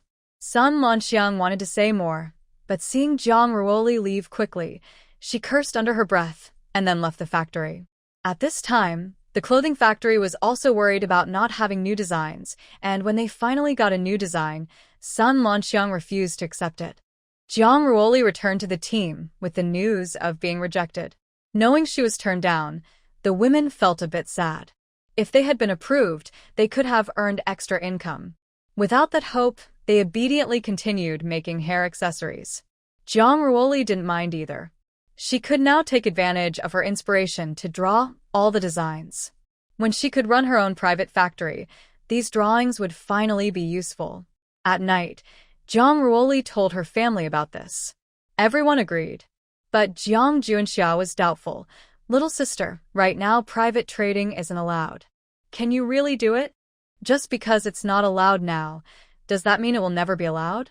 Private businesses will have their day again. Although Jiang Juanxia wasn't sure, she listened to her little sister. Dad, did you mean just now that you don't want to be a teacher anymore?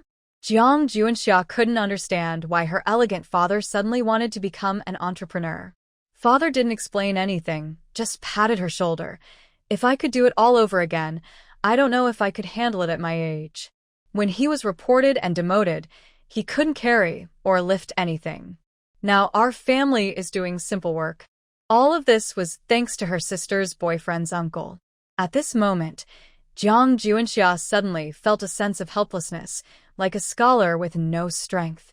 However, since his sister arrived, he felt that the family member's health had improved. Even he could feel that after work, he still had enough energy to chop firewood and bring it back. He didn't think that working harder was the reason for his increased strength. It was definitely the effect of the health pills his little sister brought. On the day old Rong returned to the capital, the evidence proving the Jiang family's innocence was placed on his office desk.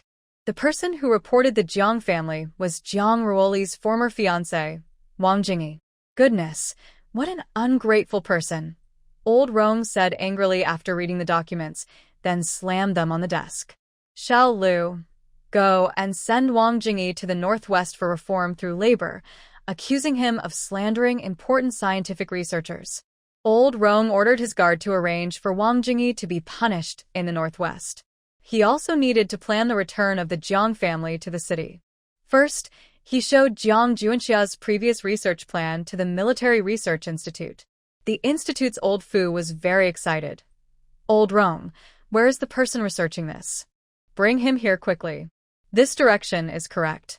Old Rong knew old Fu valued talent, so he went to great lengths to obtain Jiang Juanxia's previous research data. It's not that I didn't bring it, but this kid was falsely accused and sent down. Old Fu's eyes widened in disbelief. What? Such a talented person, and it was that fool who did this? Forget it. Forget that fool. Old Rong, hurry up and arrange for him to come back. Our country needs talents like him now. How can we let him waste away in the countryside? Old Fu, calm down. Once someone is sent down, they can't come back so easily. Old Fu rolled his eyes. Stop the nonsense. Hand over the evidence of this child's innocence. What evidence? Old Rong pretended to be surprised. Hey, Old Rong, are you pretending to be naive? You came to me for the evidence of this child's innocence, right? You want me to bring him back? Old Rong chuckled and placed the documents in front of Old Fu. Then, I leave him to you. Why are you so concerned about this person? There are more people wrongfully sent down, not just him. Don't tell me you're just valuing talent. Old Rong explained to Old Fu about Jiang Ruoli saving his grandson. This is a reason, and valuing talent is also true. The Jang family are good comrades. Don't hurt their hearts. Old Fu has now finished reviewing this family's information. This is like a real-life version of Farmer and Snake, with a contrasting example. I'll submit the application, and you approve it.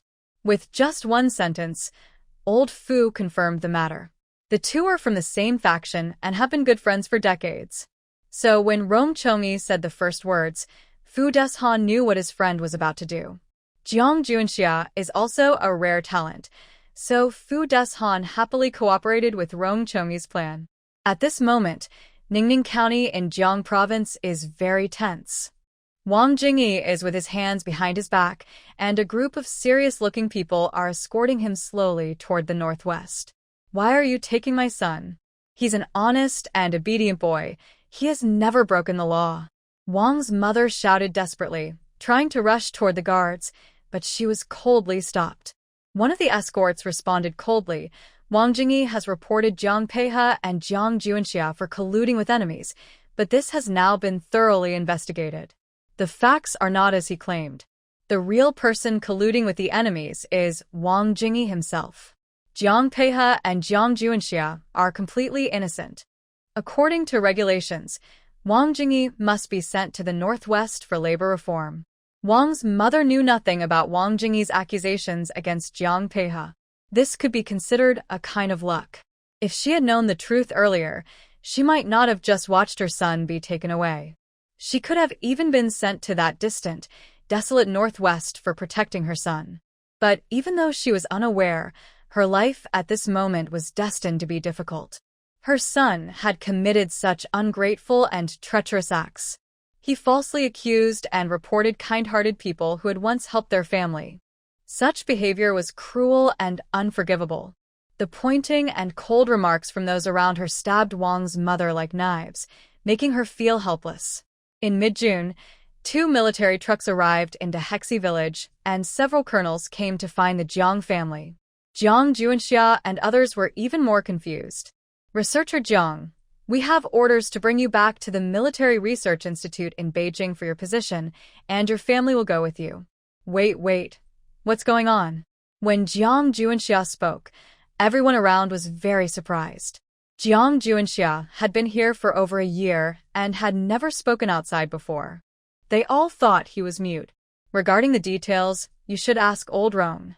We're just following orders. Researcher Jiang, Commander Jiang, Professor Jiang. Please go back and pack your things first.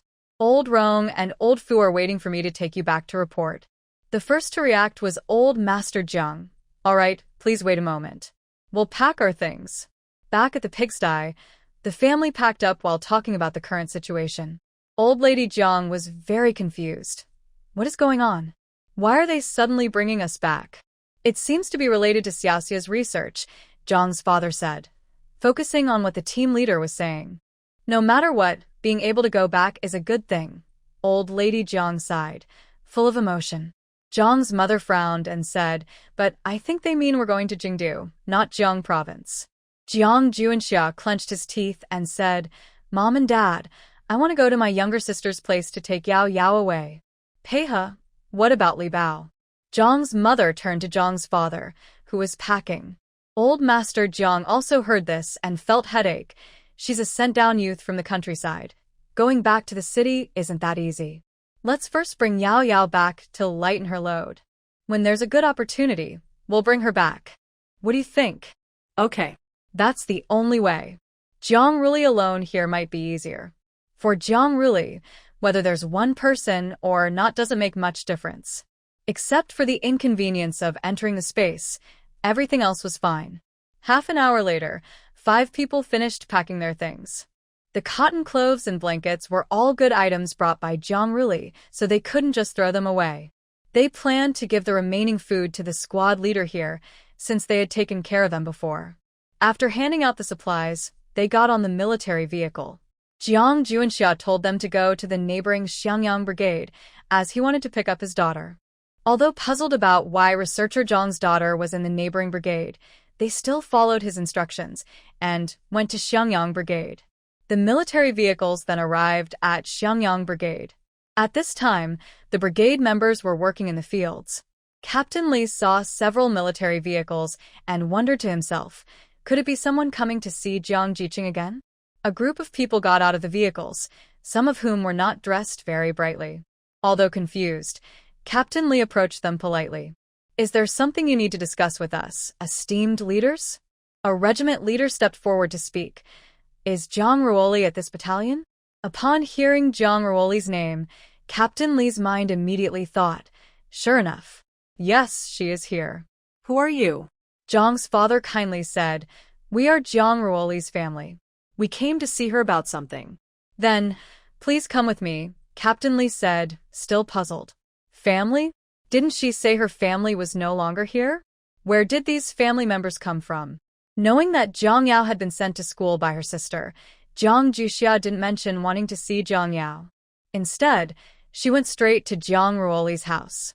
They had visited before, but they could only pretend they hadn't. The group followed Captain Li to Zhang Ruoli's home. People working in the fields were talking among themselves. Who could these visitors be looking for? I overheard. They're here to see Jiang Jiqing. Again? What did she do this time? Who knows? But I think one of the women in that group looks a lot like Jiang Jiqing. She must be family, right? Someone in her family is in the army, so why would she come to the countryside to be a youth worker? Hey, wasn't Jiang Jiqing saying her family was gone, so she brought her kids here? Yeah, who are these people? Are they distant relatives or something? Stop guessing and get back to work. Do you still want your work points? The deputy squad leader scolded, noticing their chatter. Meanwhile, Captain Li led Zhang's family to Jiang Ruoli's house. Jiang Jiqing, your family is here to see you. Captain Li called at the door. Jiang Ruoli was busy farming in her space at that moment. Suddenly hearing Captain Li's voice and realizing her family had come to find her, she was surprised. Family? Who could they be? She opened the door and looked outside into the yard. Leading the group were her parents and grandparents. Jiang Ruoli's eyes widened in disbelief. Grandparents? Mom and dad? Second brother? What is going on? Li Bao, aren't you going to welcome us inside? Jiang Ruoli hurriedly ran out and opened the yard gate. Mom, what's going on? Let's go inside first. I'll explain everything to you, her mother said. Jiang Ruoli invited everyone in. There are a few more soldiers in uniform following behind, and Jiang Ruoli's eyes twitched at the sight. Zhang's mother briefly explained what had just happened. Honestly, they were all confused and didn't understand what was really going on. When Jiang Ruoli heard the soldiers mention Fu Lao and Rong Lao, she guessed what was happening. Grandpa, Grandma, parents, second brother. Last month, I rescued a group of children kidnapped by human traffickers, and one of them is Rong Lao's grandson. Rong Lao is a military leader. Maybe he did this. That's not very good. You rescued his grandson, not to blackmail him for favors. Jiang Ruoli analyzed Ron Lao's intentions simply. I think they care more about second brother's research skills. They probably want to recruit him and took you all back. As for repaying kindness, that might be part of it too. Since that's the case, we won't argue about it. We already know that Wang Jingyi is the one who falsely accused us. Hearing Zhang's father say this, Jiang Ruoli suddenly felt that she had underestimated her fight with Wang Jingyi. Grandpa, Grandma, Dad, Mom, you're not here just to tell me this, right? Second brother, do you want to bring Yao Yao back? Fes, Li. No need for the family to explain so much. Yao Yao isn't related to you here. After you take her, transfer her food account to your name.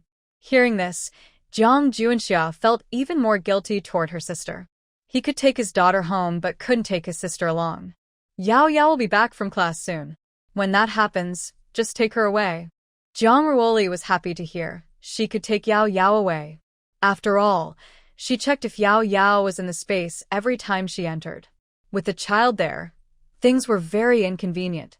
When she was alone, she could start a fire whenever she wanted or order takeout from the space. Thinking of this, Jiang Ruoli took her mother into the room. She directly led her into the space. Mom, this is the space inside the ancestral jade bracelet. I also linked a dimensional trading system.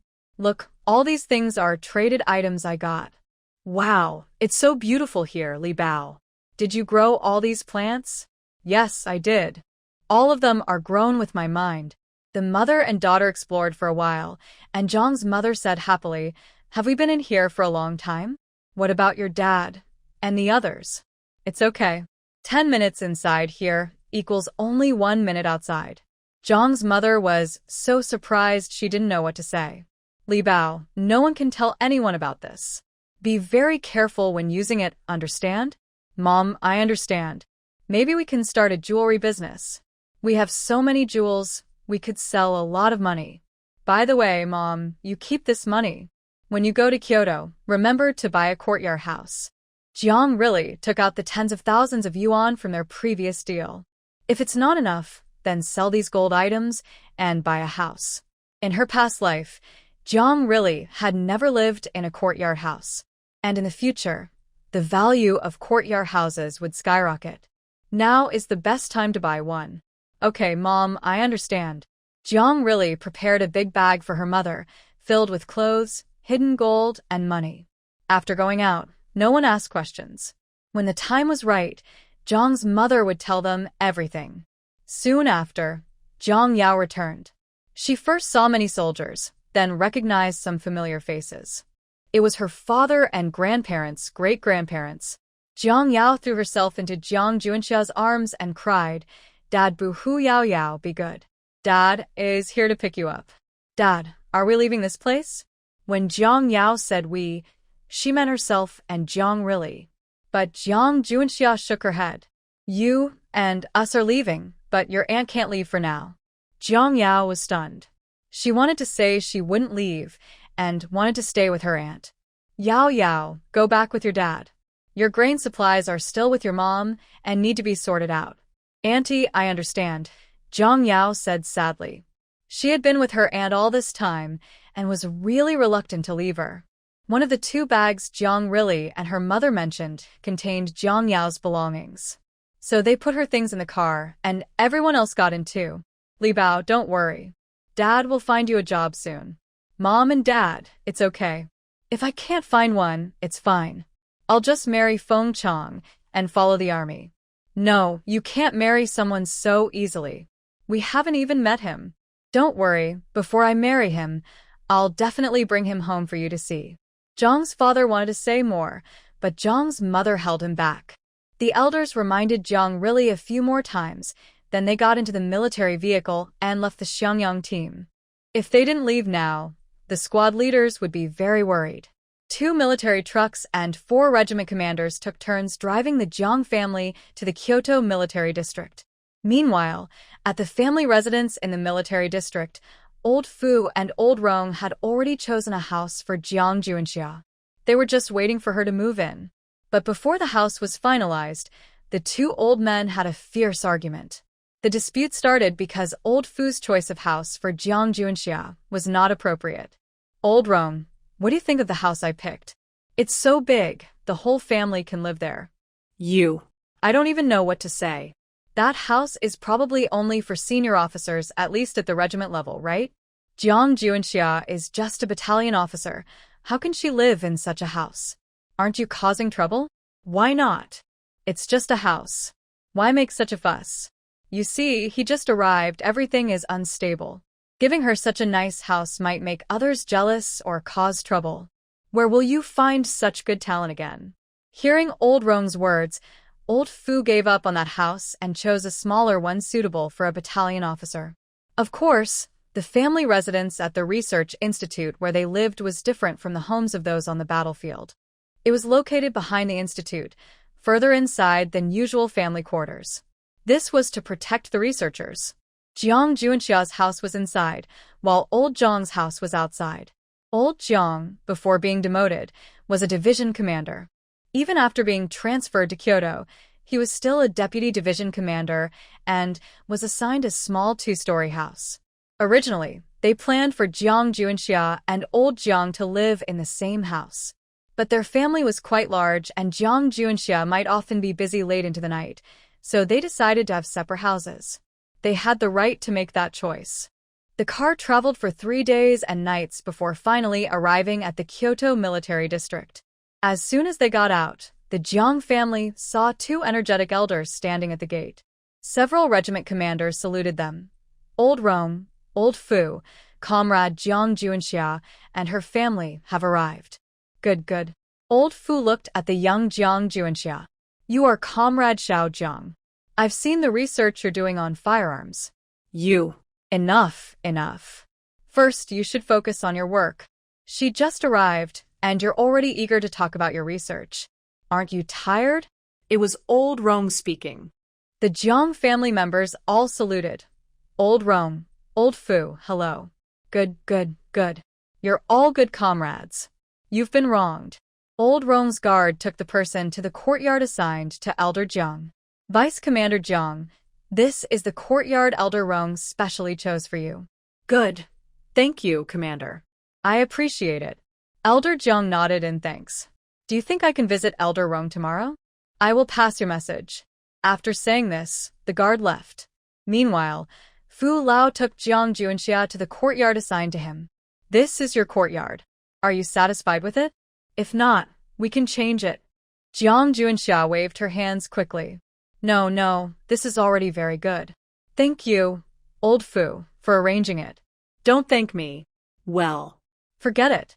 You should rest for these next couple of days. Once you're rested and ready to start work, we can discuss those things. Jiang Juanxia was overwhelmed with gratitude. She also knew she was lucky because of her sister. If her sister hadn't saved Elder Rong's grandson, Elder Rong wouldn't have helped clear their family's name and investigate their unfair treatment.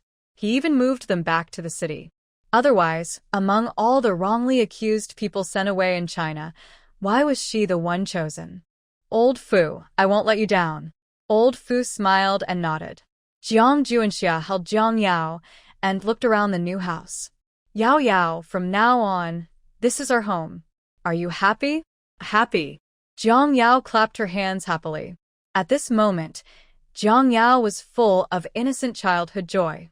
The next day, Elder Jiang and Zhang's father went together to Elder Rong's office. Elder Rong, you're here? Come in and sit. Elder Jiang and Zhang's father sat down, and soon Jiang Juanxia arrived. The 3 generations looked at Rong Chongyi with hesitant expressions. Elder Rong looked at them and slowly spoke. You don't need to worry too much. Comrade Xiao Jiang is talented, and our country currently needs such people. With the chaos in the world, many talented individuals have been wrongly accused and sent away. We have managed to rescue only a few. If it weren't for Comrade Zhang Ruoli saving my grandson, I might not be here today. His parents sacrificed themselves for the country when he was 2 years old. It's not easy for an old man like me to raise him to this age. Elder Jiang didn't understand his hardships, but if something happened to his precious granddaughter, he probably wouldn't feel good either.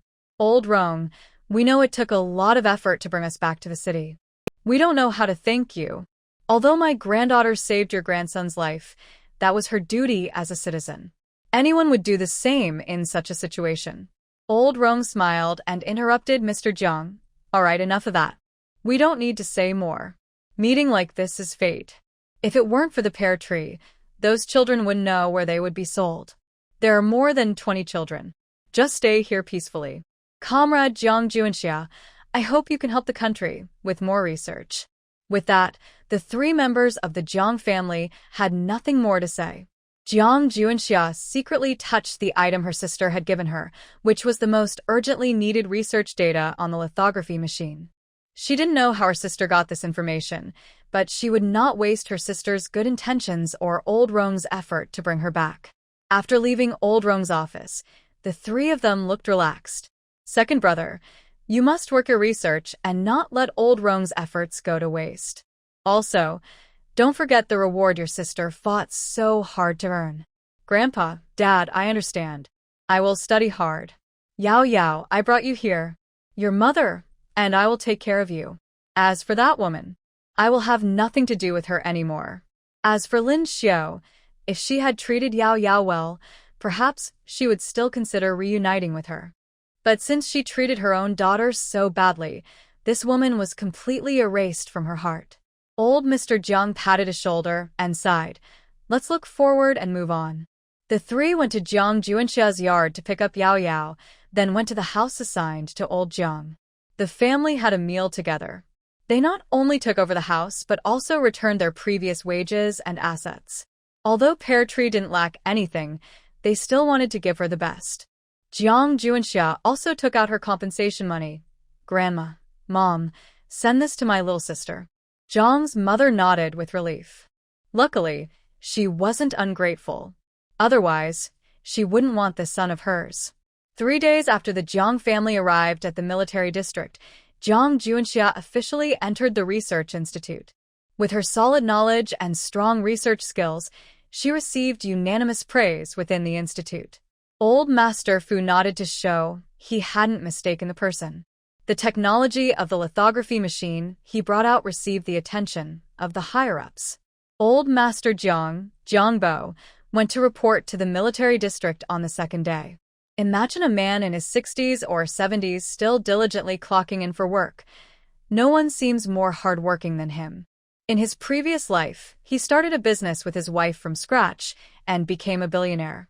This life, he changed jobs and became a deputy division commander at the military district.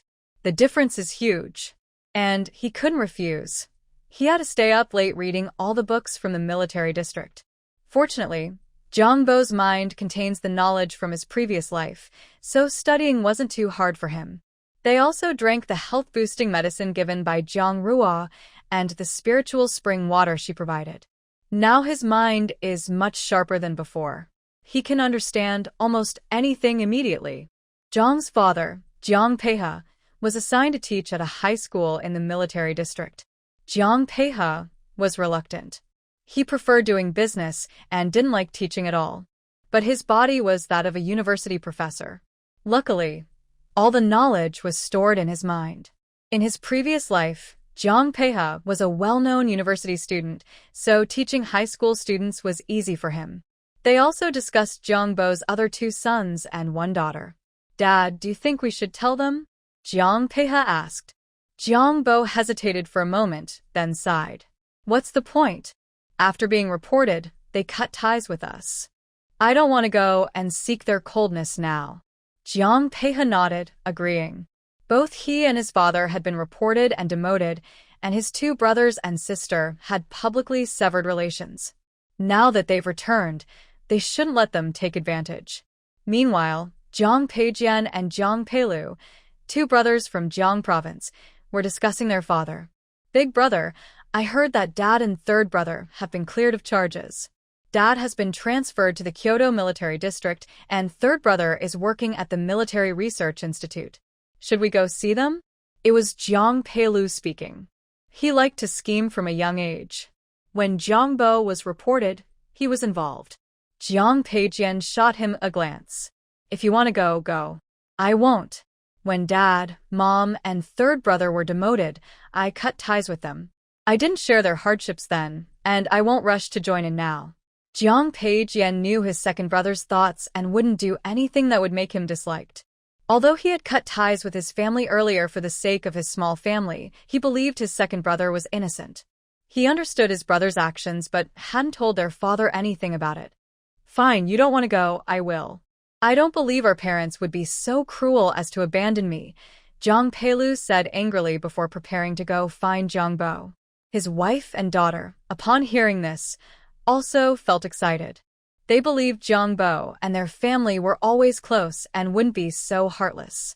After 4 days and 3 nights on the train, Zhang Peilu's family of 5 arrived in Kyoto. When they stepped out of the train station, they saw a military vehicle outside. Zhang Peilu, who was good at networking, immediately approached it, knowing it was probably headed to the military district. Hello, comrade. I'm here to see my father at the military district. He is the deputy division commander, Zhang Bo. I am his second son, Zhang Peilu. Can you take us to see him? The person Zhang Peilu stopped was guard Gong Kuan, who knew everything about the Zhang family. This Zhang Peilu, claiming to be Zhang Bo's son, was actually one of those who had reported Zhang Bo's father earlier. Gong Kuan didn't like him at all. Sorry, comrade. If you want to find someone, please go to the military district. I am not responsible for that, Gong Kuan replied coldly. You little captain, do you know who my grandfather is? He's the deputy division commander. It's just a matter of a word for him to demote you, Zhang Qingxiu yelled angrily at Gong Kuan. Gong Kuan looked at them with a slight smile. How shameless these people were. They had cut ties with their family before, and now that Zhang Bo was reinstated, they were desperately trying to get close again. I have my orders and cannot take you. Please do not interfere with my duties, Gong Kuan said. Jiang Qingxue wanted to say more, but Zhang Peilu pulled her aside. Sorry, kid, you're too outspoken. We'll go ourselves, he said. The 5 of them headed toward the bus stop outside. Dad, why are you stopping me? It's just a small captain. Like Grandpa demote him, Zhang Qingxue said. Are you stupid? Even if he's a captain, we can't afford to offend him. Don't forget, your grandfather has already cut ties with us, Zhang Peilu replied. Initially, I had no choice but to cut ties. Surely my grandparents wouldn't be so cruel, right? Zhang Peilu said nothing. He felt that the captain's eyes just now seemed to see through everything. He reported his father and younger brother, but his older brother didn't know, and probably no one else did either. At the military district, he could pretend to be pitiful in front of his parents, and they would likely feel sorry for him. Then he could live in the military compound. What an honor that would be. Quick, let's go to the military district and find your grandpa, Jiang Qingxue muttered, afraid to argue with her father. Her father often hit out of anger and didn't care whether they were on the street or at home. After Zhang Peilu left, Gong Kuan received his target and drove toward the military district. It took over 2 hours of driving around, and finally, the 5 of them arrived at the gate of the Kyoto military district. Seeing the solemn guards, Zhang Peilu's legs suddenly started to shake. He tremblingly walked inside, but was stopped by a guard. Stop, this is a military zone. What are you here for? I am here to see someone. Who? I'm looking for my father, Zhang Bo. I am Zhang Peilu, his second son. The soldier at the gate looked at Zhang Peilu. He had received a call earlier, saying that if anyone came looking for Deputy Commander Zhang, they must be stopped. This deputy commander's second son looked sneaky and untrustworthy, not at all like someone raised in a proper military family. Wait a moment, I'll make a call. The soldier went inside the guard booth to call. Inside, Zhang Bo had just learned that someone had reported him, and it was his own second son. Although Zhang Bo was not the same as before, his anger couldn't be eased. Zhang Bo was so angry, he didn't know what to say. Old Rong patted Zhang Bo's shoulder. Deal with it. Otherwise, he might cause more trouble. Instead of going to the military district gate, Zhang Bo returned to the family residence first. He needed to discuss this matter with his wife. Zhang Bo returned home and told his wife and daughter-in-law about what happened. Dad, I suspect Zhang Peilu, might have been replaced. How do you mean? Although Jongbo had read some online stories, he had never seen stories about fake daughters or similar plots. You see, Big Brother and Peha both resemble you, or Mom in some ways, but I must be honest, the second son really doesn't look like either of you. Also, even if Big Brother had to cut ties with you, he is a sensible person. But look at the second son. He secretly reported you and still dares to come and see you. Our family doesn't have such shameless people. Hearing this from the daughter-in-law, Jongbo and his wife started to doubt as well. Especially Xiao Xiaocao. She even began to wonder who really replaced her son. Oh no, it's true. When I was giving birth, there was a riot at the hospital. Someone probably took the chance to switch the baby. Xiao Xiaocao patted her thigh and said, "We need to investigate, find the real child, and bring him back. As for this, Dad, we can't keep him." Jiang Peiha's voice came from the door.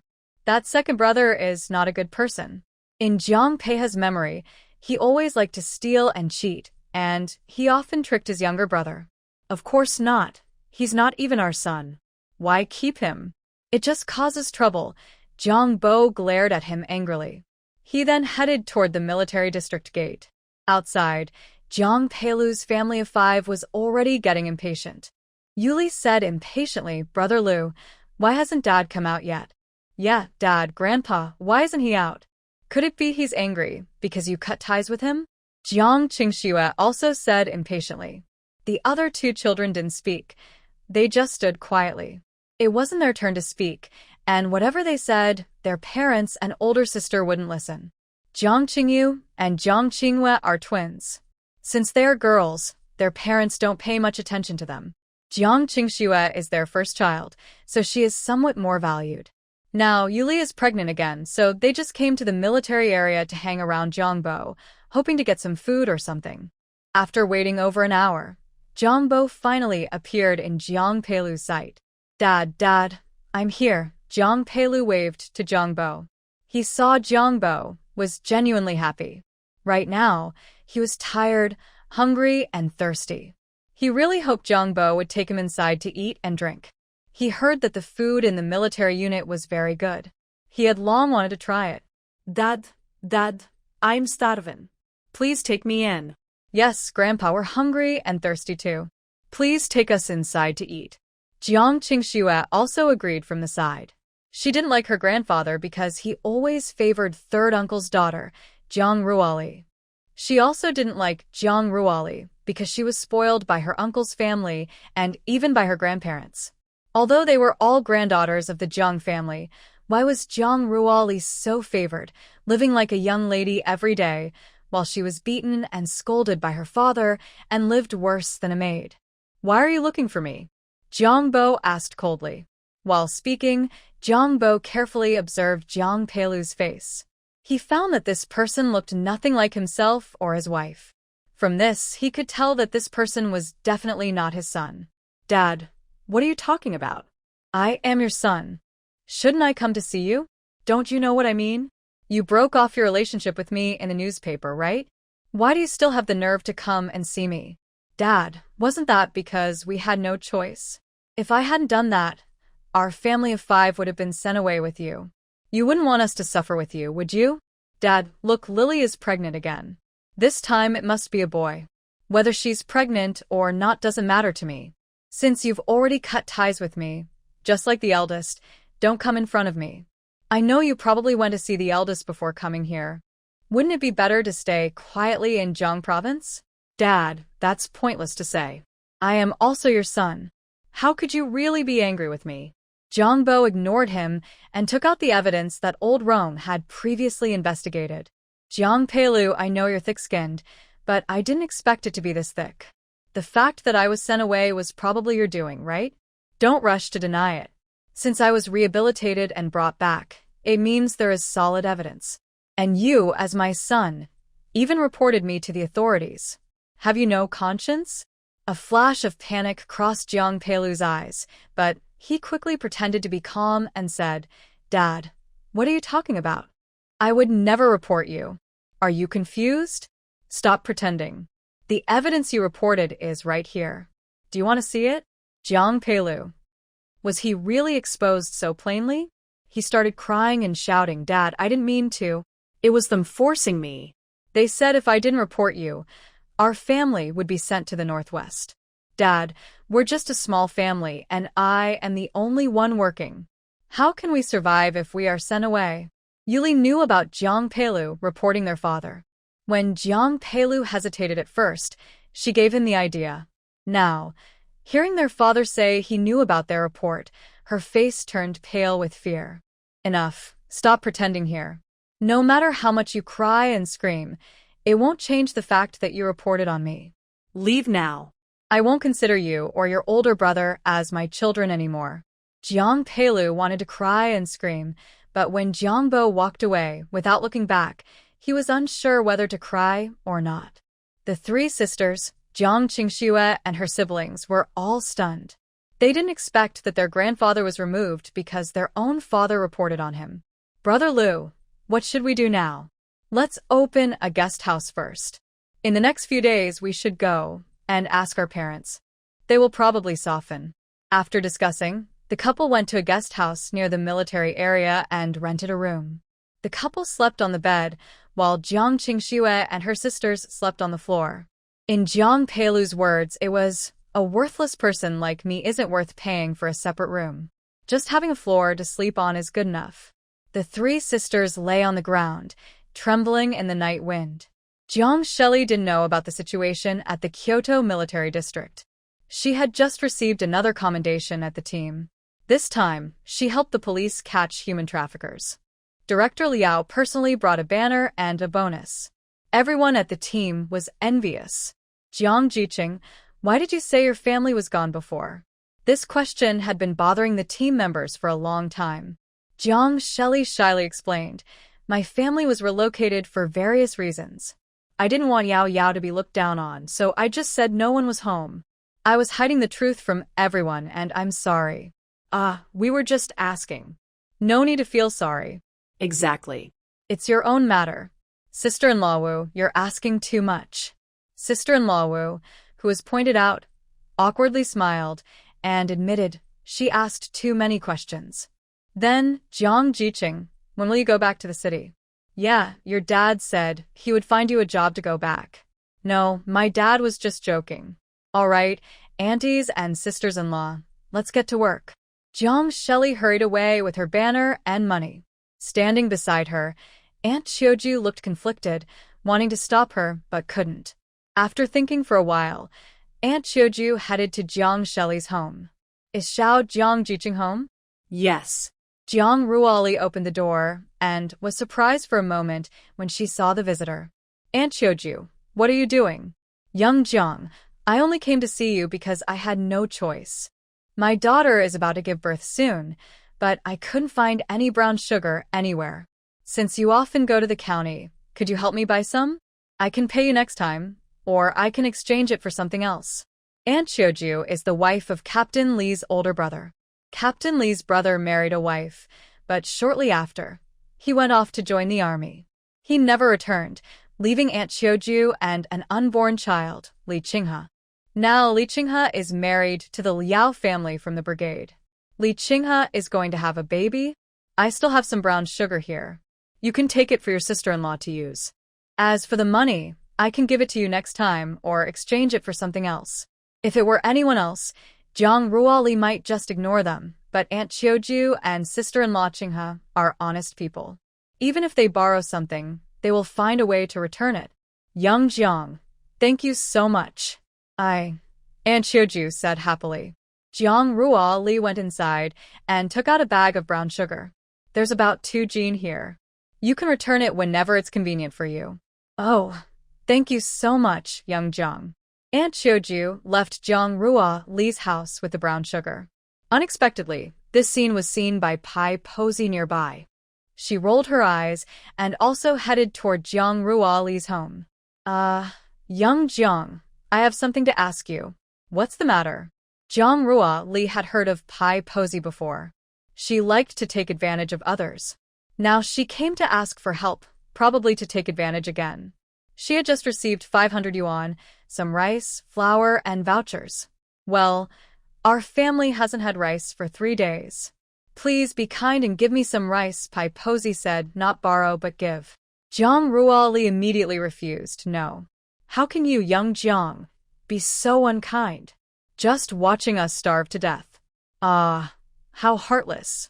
You gave things to Aunt Xiaoju, so why can't you help me? Hearing this, Aunt Xiaoju, who had just returned, quickly went home and brought back a dozen eggs. She said to Pai Posey, Ba, asked Jang to buy me brown sugar, not to give you anything. Pai Posey spat and said, nonsense, I saw clearly, you didn't give a single cent. Well, I said it was a loan, not a gift. Aunt Xiaojuan took a basket of eggs from her pocket and handed it to Jang Ruali. I'm not sure if these eggs are enough. If not, I'll bring more later. That's enough, Aunt. I know it's not enough. I'll bring more in a few days. I can't let you lose out. Jang Ruali understood Aunt Xiaojuan's meaning. Pai Posey just wanted to take advantage of Aunt Xiaojuan. Okay, Jang Ruali replied with a smile. But she didn't expect Pai Posey to be so shameless. Pai Posey sat on the ground and started hitting her legs while crying loudly. Oh no, this young worker is driving me crazy. Oh my, this is really driving me crazy. Her loud crying attracted many people.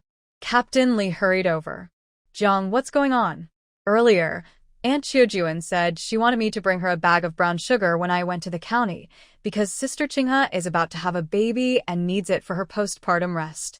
Then Pai Posey came running, asking for some rice because her family hadn't eaten for 3 days. I told her I couldn't give her any, and she sat on the ground crying and shouting. She said if I didn't give her rice, she would die. Jang Ruali felt helpless about such people. Captain Li, hearing this, understood. Probably Pai Posey saw Jang the young worker received a reward from the police station and wanted to take advantage. Pai Posey, go home quickly, or I'll get your man to deal with you. She already has so much money and rice. What's wrong with giving me a little? Based on what you say, your house is bigger than mine. Why don't you give me your house to live in? Pai Posey stopped crying and suddenly jumped up, pointing at Jang Ruali and shouting, you little brat, my house. Why should I give it to you? Jang Ruali calmly said, yeah, and my rice. Why should I give it to you? Because you're shameless? Or because you have no shame? You. Pai Posey was so angry her hands trembled. The next moment, she swung her hand to slap Jang Ruali, and Xiaojuan quickly grabbed Pai Posey's hand and pushed her back. Pai Posey, why are you hitting people? That's Jang's stuff. How can you have the nerve to ask for it? Captain Li was also furious. Pai Posey, you usually just take some advantage at the brigade. Now you're trying to take advantage of the young worker? Do you want to go sit in the corner? I was just asking her for some food, and now I have to go sit by the fence. Captain, although I am not educated, you can't scare me like this. Who is scaring you? Didn't you see the rice and flour they brought? It was sent by the police station.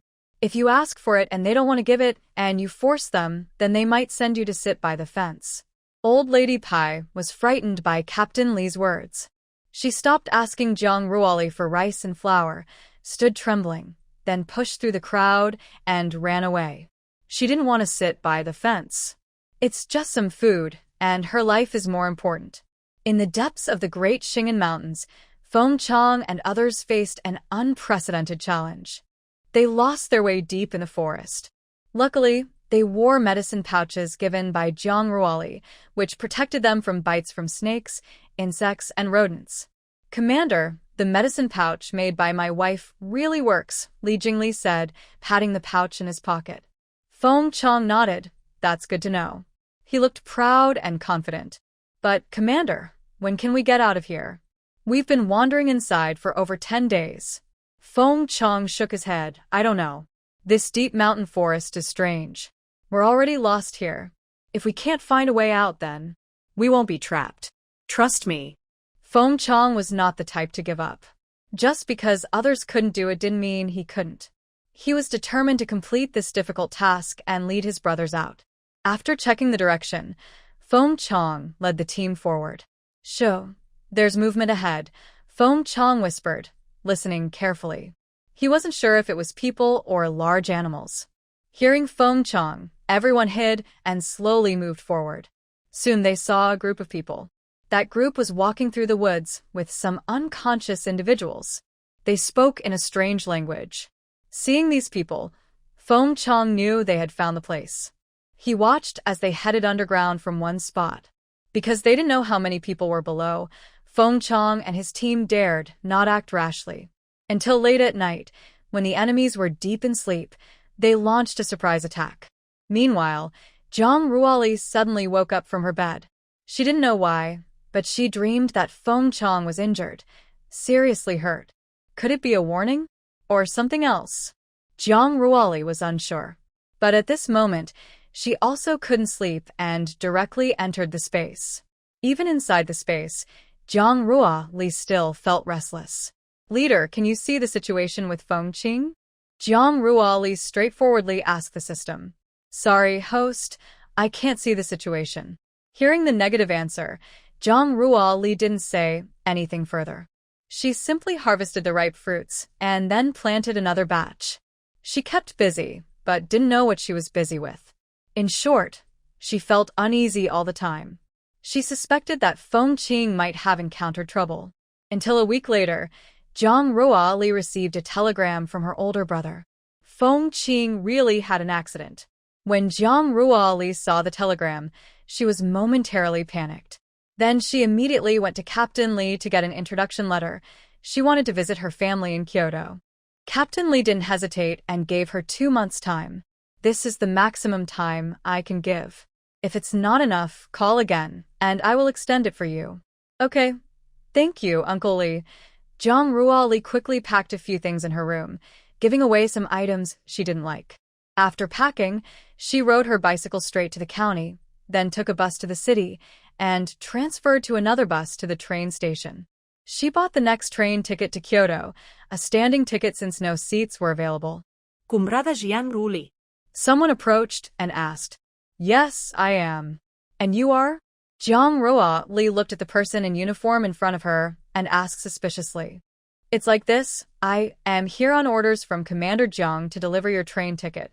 This is your sleeper ticket. The train departs in 25 minutes. Oh, okay, thank you. Zhang Ruoli understood that the ticket was arranged by her grandfather. It seemed her grandparents also knew about Feng Qiang's injury. It must have been her older brother who told them. Zhang Ruoli took her small package onto the train and found her sleeper car to store her belongings. During this week, she hadn't slept well. After the train started, she slowly closed her eyes. Since her brother could send a telegram, it meant Feng Qiang was not in life danger. But there might be other issues. Zhang Ruoli thought it was best to go see for herself. On the way, she didn't encounter any difficult people and calmly arrived at Kyoto train station. As she stepped out of the station, she saw a striking patch of olive green among the crowd. Standing out from the crowd, if not her older brother, then who could it be? Even though I have never seen her before, I could recognize at a glance that she is my own older sister. Little sister, brother is here. Jiang Junin, who is over 1.8 meters tall, is quite tall compared to the average height of over 1.7 meters in this era. So Jiang Junin immediately spots Zhang Ruoli coming out of the train station exit. Zhang Ruoli quickens her steps and walks toward Jiang Junin. Big brother, have you been waiting long? Not too long. Come on, give me the stuff. Let's get in the car. Big brother, how is Feng Qiang doing? You'll find out when you go. Zhang Ruoli notices Jiang Junin hesitating and feels a sudden worry. Is something wrong with him? At the same time, Zhang Ruoli secretly thinks, could this man have lost his memory? She recalls various plot lines from her past life, like amnesia and mistaken identity stories. Her gut feeling tells her things might not be good. If that's true, Zhang Ruoli would definitely leave without taking anything with her. She boards the military vehicle and Jiang Junin drives quickly toward the military hospital. An hour later, the vehicle arrives at the military hospital. After getting off, Jiang Junin and Zhang Ruoli head straight to Feng Qiang's ward. They hear voices inside. Zhang Ruoli doesn't rush in but stands at the door listening. What did you say? I have a partner? I didn't know I had one. That's Feng Qiang's voice. Although hoarse, Zhang Roli can recognize it. No, you're out of your mind. You remember everything else, but not your partner? Zhang Roli doesn't recognize this voice. Are you joking? How could I possibly have a partner? Feng Qiang feels he clearly avoids women, so how could he have a partner? It can't be true. Your partner even sent you delicious food and wrote you letters. I brought the letters. You actually went through my dorm room? Where else could I find your letters? They were hidden so well. I looked for a long time before I found them. Feng Qiang takes the letters and looks at them. Then he makes a face like he's constipated. My partner is Jiang Junan's sister? Zhang Roli knocks on the door of the ward. Come in. Zhang Roli pushes the door open and enters. She sees Feng Qiang, wrapped in a head covering, looking at the letter with disbelief. As she steps inside, his gaze shifts from the letter to Zhang Roli's face. He finds her beautiful, delicate, and elegant. This is his first impression of Zhang Roli. Another unfamiliar person in the room asks, "Comrade, who are you?" Zhang Roli answered the man's question softly, but her eyes stayed fixed on Feng Qiang. "Hello, my name is Zhang Roli. I am Feng Qiang's partner. I heard he lost his memory, so I came to check on him." Her gentle, soft voice reached the two men's ears. Feng Qiang's heart beat twice as fast. Is this really his partner? He really has good taste. Feng Qiang's heart beat twice more quickly. The delicate girl in front of him was his partner? He thought to himself he really had good judgment. Are you Zhang Zhang's sister? Feng Qiang's partner? Zhang Haojie exclaimed. He might have guessed that Feng Qiang's partner was very beautiful, but he didn't expect her to be this stunning. Zhang Ruoli smiled softly. "Comrade, may I speak with him alone for a moment?" Zhang Haojie nodded repeatedly. "Yes, of course. I'll leave now." He then turned to leave, taking Jiang Junan at the door with him, and closed the door behind them. You. Feng Qiang, I heard you hit your head, but you don't remember me? No, are you really my partner? Feng Qiang looked at the unbelievably beautiful young woman and muttered, "I just can't believe I have such a gorgeous partner." Zhang Ruoli chuckled softly. "Haha, it seems you really lost your memory. Since that's the case, let's end our relationship here." Zhang Ruoli said she was about to leave, but Feng Qiang hurriedly got off the bed and pulled her back. Don't.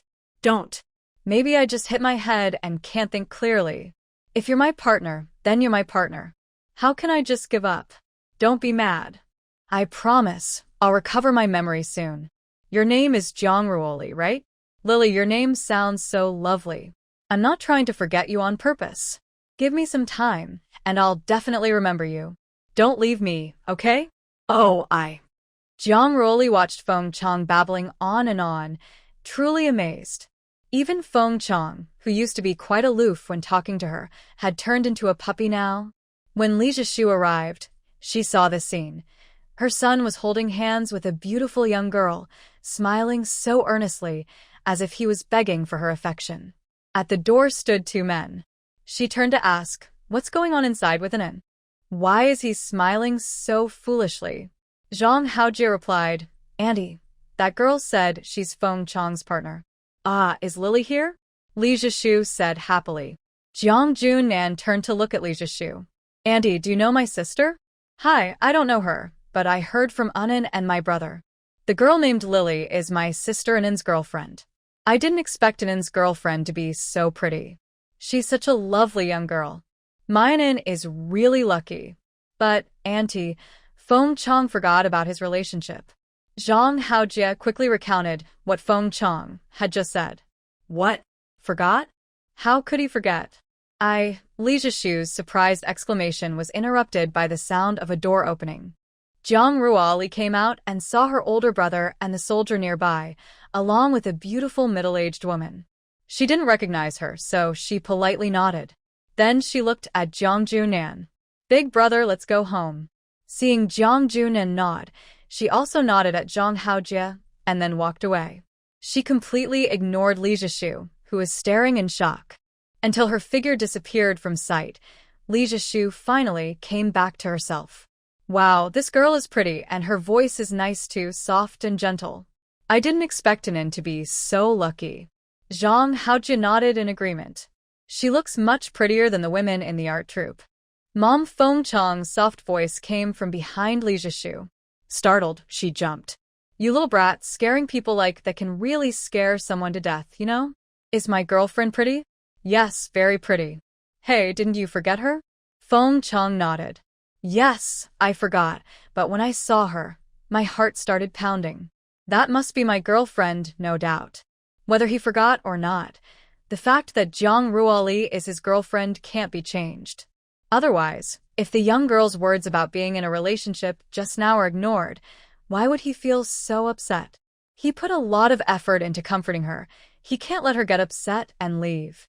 Meanwhile, Zhang Ruoli and Zhang Junnan headed toward Zhang Bo's family compound. When they returned to the unit, Zhang Junnan had already returned the car, so they had to walk. Fortunately, the military hospital and the family compound are not far apart. Many people saw Commander Jiang walking with a very beautiful woman and smiled kindly. They wondered if Commander Jiang might be involved with someone. Some even went to Huang Mei to gossip. Aunt Huang, why are you still here? Your husband Jiang Yang is almost being taken away by a troublemaker. Huang Mei frowned. She didn't know if Jiang Junin would really do such things, but even if there was some problem, he wouldn't openly walk around with another woman. He had also said before leaving that he was going to pick up his younger sister today. Nonsense, that's my little sister-in-law. What are you all talking about? Spreading rumors without proof. It looks like the political officer will have to give you all a lesson. Hearing this, some of her friends apologized shyly, while others who didn't like Huang Mei mocked her openly. Little sister-in-law is just that, little sister-in-law. With your loud and rude attitude, Jiang Ying probably won't like you. Exactly, she's just a little sister-in-law. I haven't seen her in so long. Did you forget? Jiang Ying's sister is the fiancée of Captain Feng. Since Captain Feng got hurt, isn't it normal for her to come see him? Well, isn't Huang Mei going to live with her little sister-in-law now? I wonder if that girl is easy to get along with. She looks delicate and fragile. Maybe she's hard to deal with. After hearing this, everyone fell silent. Whether it's true or not, they weren't sure. Zhang Ruoli really hadn't come here before. Zhang Bo's family lived elsewhere, and they rarely saw her. Usually, Zhang Junin and Huang Mei took the children there. So, these people didn't know that her parents-in-law and grandparents were here. Huang Mei didn't bother with them. In the morning, Zhang Junin had said they would go to her grandparents' house for dinner that evening. The two children would go after school, and she just needed to bring some things. Thinking of the snacks her little sister-in-law sent, she picked some to take along. Some gossiping women looked at Huang Mei's back and sneered. Zhang Ruoli and Zhang Junin were walking down the street. Are your parents doing well lately? Yes, they're good. They keep asking about you. You're doing fine, so why did you go to the countryside? You didn't explain clearly at first. Why didn't you come to see me? It's not that Wang Jingyi, is it? I heard he was the one who reported your dad? Yes, luckily you didn't marry him. Unknowingly, they arrived at Zhang Bo's family home. At the door, Guaning and Zhang Peihe ran straight into their arms, happily shouting. Mom and Dad behind them, people who came to see the scene believed even more that Zhang Junin was involved. My pear blossom, my precious daughter. I miss you so much. Some women hear this and exchange surprised looks. Isn't it about Zhang Junin's situation? Mom and Dad. Huang Mei also comes over now. Zhang Ruoli cheerfully calls out, big sister-in-law. Oh, Pear, you've lost weight. Zhang Ruoli says, I haven't lost weight. In fact, I've gained 2 pounds. Hearing this family's conversation, they're sure that the girl is Jiang Yingzhang's sister. Just as the family is feeling warm and happy, someone comes to interrupt. Report. Deputy Commander Zhang, your second son is at the military district gate asking to see you. Zhang Bo's face darkens. This Zhang Peilu really doesn't know when to stop. He has already let him go, but he still comes to cause trouble. A few days ago, Zhang Bo already found evidence that he is not his son, and the whereabouts of the second son and others are still unknown. It's said that after swapping the children, that person simply abandoned the child. Zhang Bo and Zhao Shujun are very angry and have caused a big fuss. They also sent the person who swapped the children to the police station. I will go talk to him. Jiang Bo slowly walks to the military district gate. When his eyes fall on Jiang Peilu's family, a strong feeling of disgust rises in his heart. He bites his lip and looks very grim. What do you want from me? I've already told you clearly. You're not my biological child. Your parents had malicious intentions back then, deliberately swapping our children and cruelly abandoning my own flesh and blood. To this day, no one knows whether that poor child is alive or dead. And yet, you still have the nerve to appear in front of me? Yang Po shouts angrily. Hearing this, Jiang Peilu kneels in front of Jiang Bo with a thud, crying desperately, Dad, no matter what, I've been your child for over 40 years. How can you be so heartless, just abandon me like this? I was just a naive and innocent child back then, completely unaware of everything. Innocent. However, Jiang Bo remains unmoved by Jiang Peilu's pleading. His sharp eyes stare coldly at the kneeling Jiang Peilu and he coldly says, don't pretend to be pitiful here. You are a beneficiary of this scheme. You are not innocent.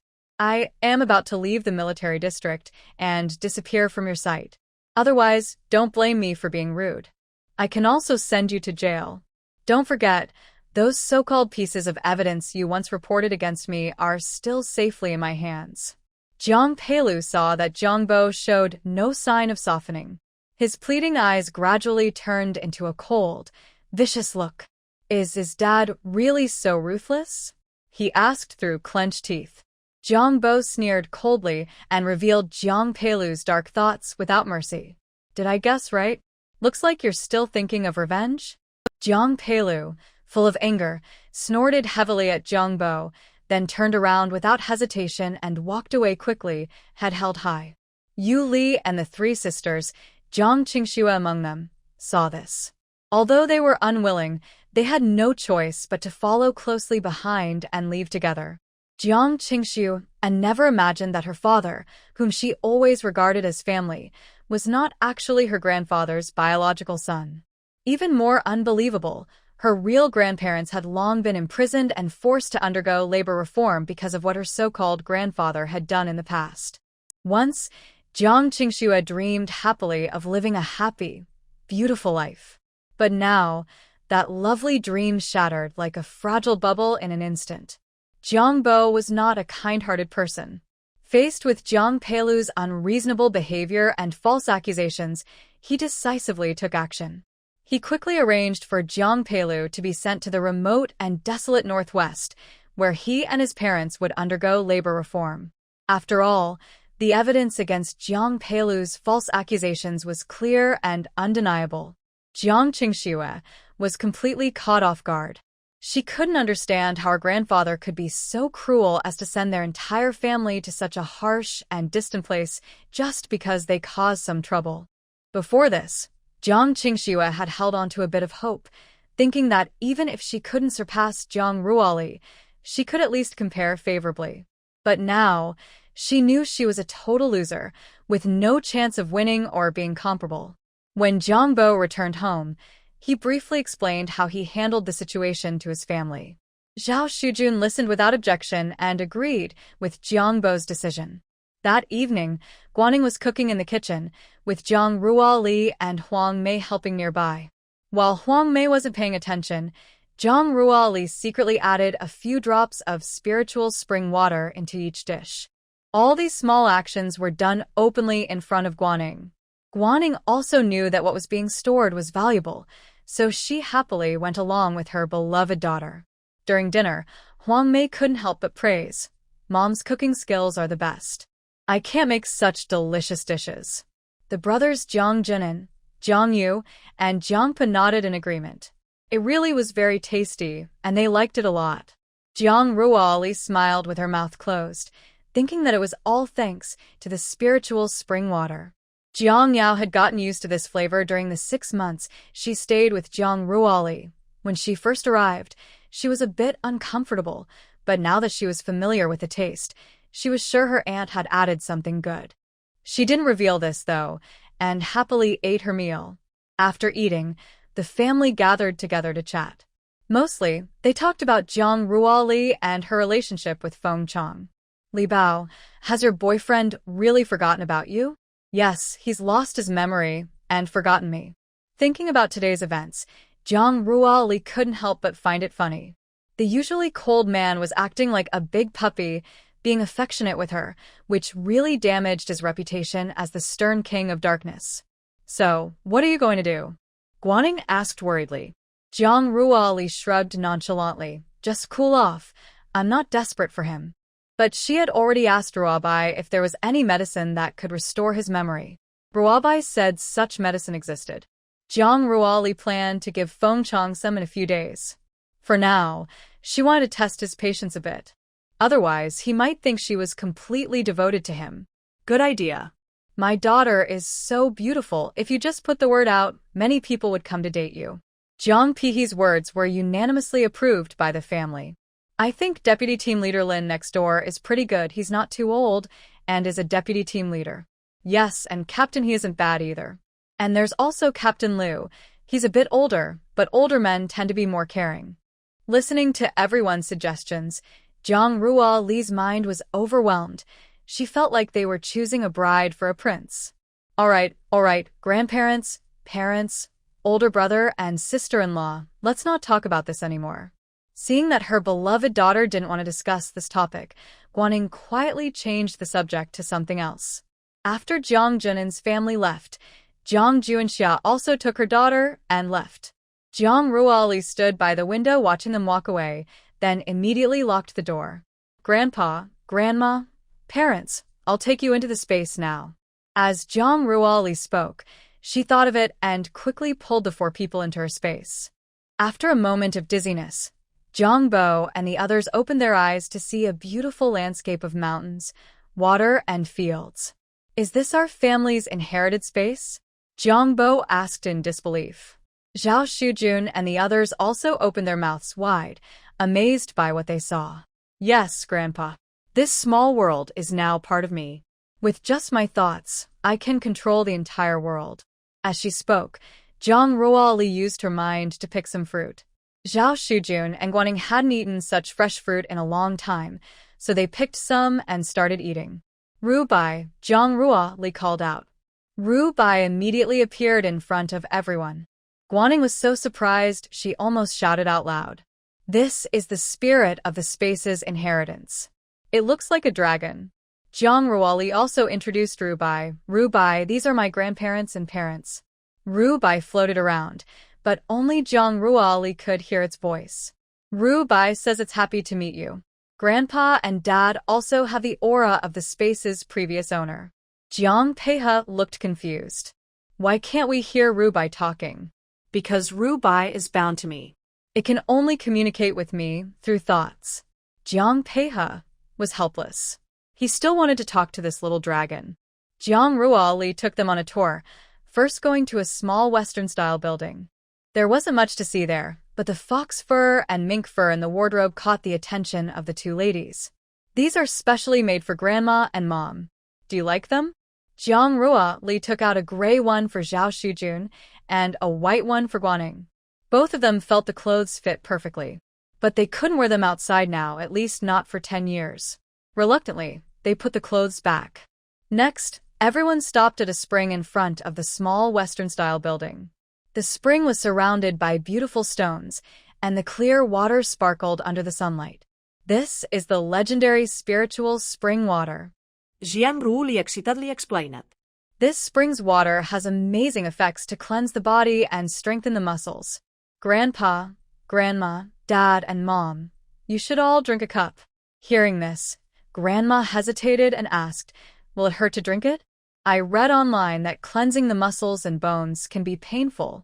Jiang Ruoli quickly nodded and replied, yes, it can be very painful.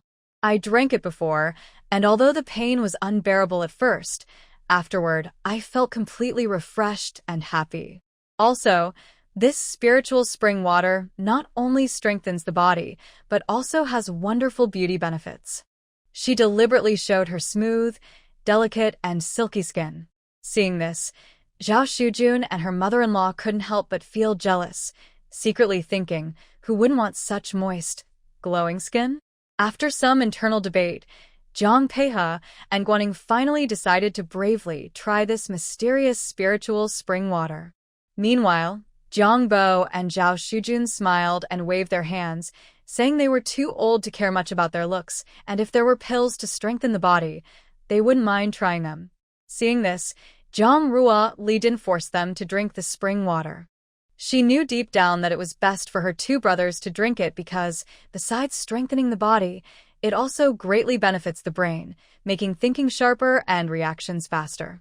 Carefully, Zhang Ruoli took the water bottle and gently poured the clear, transparent spring water, which emitted a faint spiritual aura, into two delicate cups. First, she approached her father Jiang Peihe, smiled, and handed him a cup. Then she gently placed Guanying's cup on the table. Jiang Peihe and Guaning exchanged a look, filled with curiosity and a hint of anticipation. They picked up their cups and drank without hesitation. After drinking the spring water, a cool, refreshing feeling spread through their bodies instantly, but then a sharp pain struck. The couple felt as if thousands of tiny needles were stabbing them at once, making it unbearable. However, they didn't scream or faint like ordinary people. Instead, they endured the pain, slowly lying down on the soft grass. They closed their eyes tightly, clenched their teeth, waiting for the pain to peak. Seconds passed. About half a minute later, the intense pain finally reached its highest point. At this moment, Zhang Peihe and Guaning completely lost their composure and started rolling on the ground in pain. Their faces turned pale as paper, beads of sweat the size of beans dripped down their foreheads, soaking the grass beneath them. Despite the pain, they held on to a firm belief. They must endure. They knew that only by surviving this painful time could they gain the great benefits of the spiritual spring water. In this way, through endless suffering, the couple relied on their strong willpower to survive the hardest moments. As the pain gradually lessened and finally disappeared, they collapsed exhausted on the grass, gasping for air. "You two should go take a bath now. You look like you fell into a mud pit." "You smell terrible," Zhao Shujun said, pinching her nose. Jiang Bo pinched his nose, clearly showing his disgust. Zhang Peihe and Guaning also felt like they had fallen into a mud pit, their bodies covered in dark mud. Zhang Ruoli took them to the bathroom. Fortunately, the house has several bathrooms with showers. Then she went to the back warehouse to prepare clothes for her parents, so they could wear them soon. "Grandpa and Grandma, let's go for a walk." "They need to wash up first," Jiang Bo and Zhao Shujun nodded. They had just drunk some spiritual spring water mixed with water and felt full of energy, not tired at all. They strolled from the wheat fields to the fruit area, then to the livestock area. Next, they visited the seafood section, then the back warehouse and the bamboo house they had left earlier. All these were left by the previous base owners, probably our ancestors. "The pills you take come from here. I can't make them myself," Jiang Bo said, looking at the rows of medicine bottles on the antique shelf, full of amazement. Zhang Ruoli gave each of the elderly 3 bottles. "You can eat these first. I'll send more when they run out." The elderly didn't refuse, putting the bottles into their clothes pockets to take to their rooms later, taking 1 pill each day. When these were used up, Zhang Ruoli would be back, and she could use spiritual spring water to help improve their health. When Jiang Peihe and his wife came out, Jiang Bo and Zhao Shujun had already finished their walk and were sitting in the yard eating fruit on a rocking chair. The 2 people who came out looked radiant and full of energy. Guanying's skin was smooth like an 18-year-old girl's, with no signs of the cuts or calluses from work before, not even fine lines on her face. She looked as young as she did in her youth. Jiang Peihe also looked much younger, not at all like someone in his 40s or 50s, but more like someone in his 30s or early 40s. "Is this change too big? Will others suspect anything when we go out?" Jiang Peihe looked at himself in the mirror and said. Zhang Ruoli nodded. "It is a bit too much. Let your mom do some makeup for you every day." Changing a little every day won't cause much reaction. Guaning could only nod in response. She also needed to do some makeup to cover herself up. Then, Zhang Ruoli smiled as she led Jiang Peihe to the storage room where the trade items were kept. She gently pushed open the door, and a faint fragrance wafted out. Jiang Peihe curiously followed her inside, and his eyes immediately caught sight of the mountain of jewelry and colorful fabrics. There were neatly arranged wooden boxes, as if waiting for people to uncover their mysteries. Zhang Ruoli approached carefully and opened one of the boxes. Instantly, a dazzling light shone from inside. Jiang Peihe looked closely and saw a whole box filled with pearl necklaces, gemstone rings, and jade earrings. The jewelry sparkled brightly, each piece a perfect work of art. He gasped softly, secretly amazed. So many precious jewelry pieces. Even in later times, just one of these could fetch a high price at auction. But this was only the tip of the iceberg. As they continued to examine other boxes, they found they were filled with fine silk, exquisite embroidery, and rare fur fabrics. These clothes and fabrics were of high quality, with bright, eye-catching colors, and their craftsmanship was astonishing. Jiang Peihe grew more and more shocked. These treasures, packed in boxes, could be called wealth beyond imagination. Dad, if I open a jewelry shop in the future, will these be enough to attract customers? Jiang Peihe nodded. They could stock dozens of shops. Zhang Ruoli also took out a small box of golden seeds from Zhan Huan's collection, shining bright and very appealing. Guaning loved it so much, she couldn't put it down. Zhang Ruoli handed her a handful to play with. But after a while, Guaning put it back. Mom, why? Now isn't the right time to take this out. Just keep it here for now. When the time is right, you can give it to me, okay? No problem. I'll keep it for you. Silly girl. Why would I need so many of these? Just one or two to play with is enough. When the time comes, I'll sell them to make money for a house. Everyone from the future knew how crazy the housing prices would become later. But after a while, Guaning put it back. Mom, why? Now isn't the right time to take this out. Just keep it here for now. When the time is right, you can give it to me, okay? No problem. I'll keep it for you. Silly girl. Li Bao, what are these cultural relics? Oh, they are from that earlier time. She stopped speaking halfway, afraid to say more. I'm worried. Jiang Bo, tell me. Jiang Zhili briefly explained everything. Zhao Shujun poked Jiang Zhili's head. You girl. Why are you so brave? What if you can't get into the space in time, or what if? Li Bao, what are these cultural relics? Oh, they are from that earlier time. She stopped speaking halfway, afraid to say more. I'm worried. Jiang Bo, tell me. Jiang Zhili briefly explained everything. Zhao Shujun poked Jiang Zhili's head. You girl. Why are you so brave? Those relics. When the time is right, donate them to the country. I didn't stay back originally, because I was worried they might fall into the wrong hands. If I don't know where they go, it's better to keep them here. At least I won't misuse them. Jiang Bo sighed. You're doing the right thing. Since his granddaughter said so, Jiang Bo didn't have anything more to add. They wandered around the warehouse again, and Guaning and Zhao Shujun picked some favorite fruits, those relics. When the time is right, donate them to the country. I didn't stay back originally, because I was worried they might fall into the wrong hands. If I don't know where they go, it's better to keep them here. At least I won't misuse. Jiang Zhili's eyes showed some helplessness, then she went inside to rest. As for washing up, she did it in the space. The four of them looked at each other, and each went back to their own rooms to sleep. Jiang Bo and Zhao Shujun, being older and having traveled so much, were very tired. They took their pills and went to sleep. Meanwhile, Jiang Bo and Guaning were still excitedly watching each other's younger selves. Their appearances were just like in the previous life. It was as if they had returned to that time. Finally, the two looked at each other and ended up on the bed. The next morning, Jiang Zhili took out a big bag of rice from the space and started cooking porridge. She also filled up their rice jar. She had prepared enough vegetables and fruits for the day. Since the weather is hot, they can't keep food for long, so they eat it on the same day. If they want more, they'll get it the next morning. Li Bao, why are you up so early? Why not sleep a little longer? Mom, I'm used to waking up early. I'm making some porridge for you all.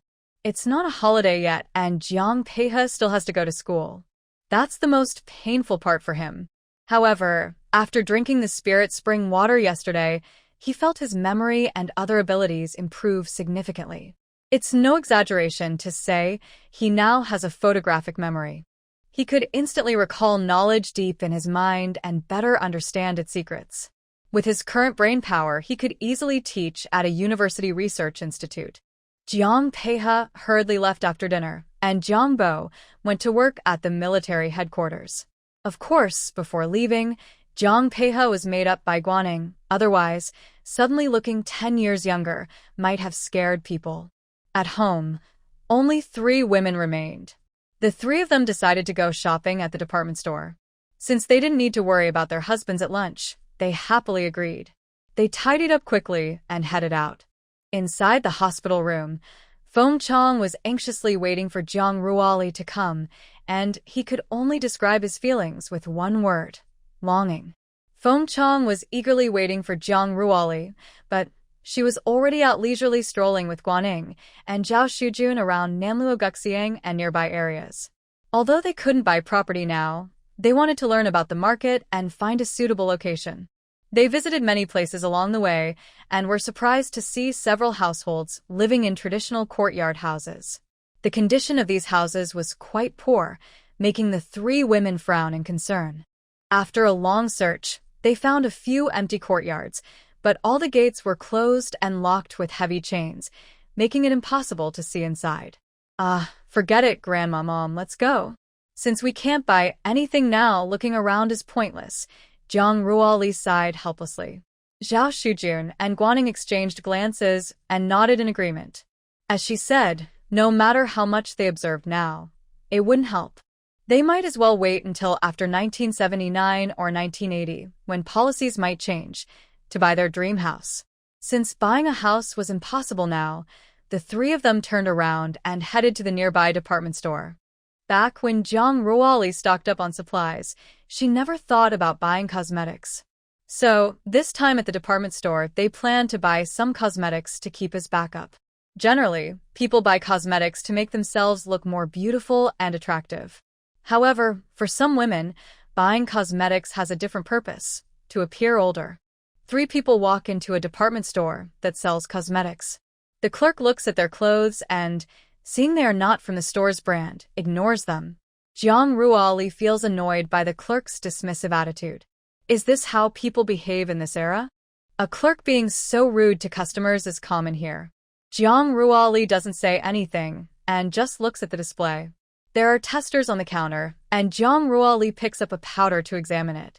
Hey, I'm talking to you. Don't touch things randomly. This stuff is expensive. Can you afford it? How do you know I can't afford it? Jiang Ruoli replies. The clerk steps closer and notices Jiang Ruoli's smooth skin, with no signs of makeup. A hint of jealousy flashes in her eyes. With the shabby clothes you're wearing, you think you can buy things here? That's laughable. Jiang Ruoli looks at her clothes, which are custom-made from her past life, and silently thinks, are these shabby clothes? Clothes worth thousands of yuan are not shabby. Jiang Ruoli doesn't want to argue and just continues examining the powder. Without warning, the clerk snatches it away. Don't touch it. If you break it, you can't pay for it. Is this how you treat customers? The clerk giggles at Guanying's words. Customer? What customer? You? Do you think you can buy anything here? Her words attract many onlookers. It's a typical trait of people from China. They like to watch the drama. You're so rude. What's your name? I want to complain about you. The clerk rolls her eyes impatiently. Complaints? Go ahead. My uncle is the manager here. Tell him if you want. Get out of my way. Don't disturb my sales. Guaning used to be the wife of a wealthy man, and even now, she's a university professor's wife. She's never met a clerk like this before. Li Zhishu, shopping at another store, hears the commotion and looks over. She unexpectedly sees her future daughter-in-law. And her future daughter-in-law is being looked down upon. Can Li Zhishu tolerate this? Of course not. Hey, Lili, what are you doing here? Li Zhishu walked over and took Jiang Ruoli's hand, happily asking, Hello, Aunt Li. I came out shopping with my mom and grandma. The saleswoman's eyes flickered sharply when she saw Li Zhishu. Oh, Mrs. Li, why are you here today? Come and see our new products. Li Zhishu looked at the saleswoman and said, You're so rude.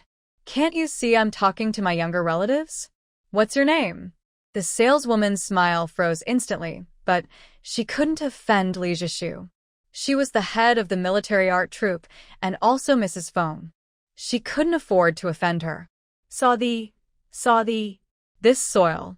Is this young lady your young relative at home, and I need to report to you? Li Zhishu bluntly. When the saleswoman heard young relative at home, she was surprised to realize it was someone from the Li family, and her face turned pale with fear. Li, Tingjia, Aunt Xiao, are you here to buy cosmetics? Let's go to that shop over there. Their quality is better.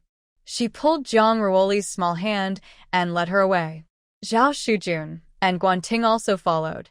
Seeing Zhang Ruoli follow Li Zhishu, the saleswoman felt like the sky was falling. Mrs. Li was a big client. Offending her family's young relative could mean losing this customer in the future. She didn't dare think about the consequences. They reached a quiet place, and the four of them stopped.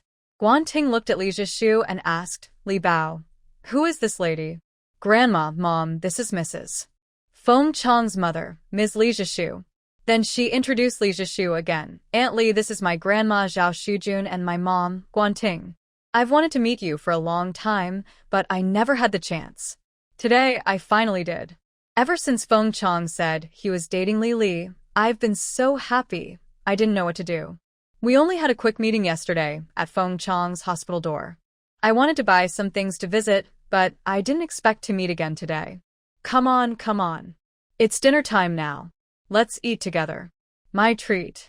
Li Zhishu, speaking casually, held Guanting's arm and also took Xiao Xiaocao's hand, inviting Zhang Ruoli to follow.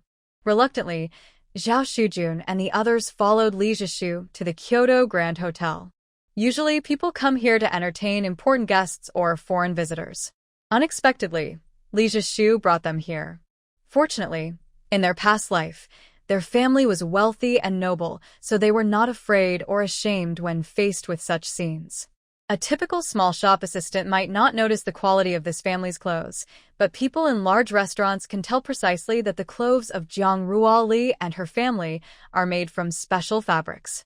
Even in this era, custom-made clothes are available.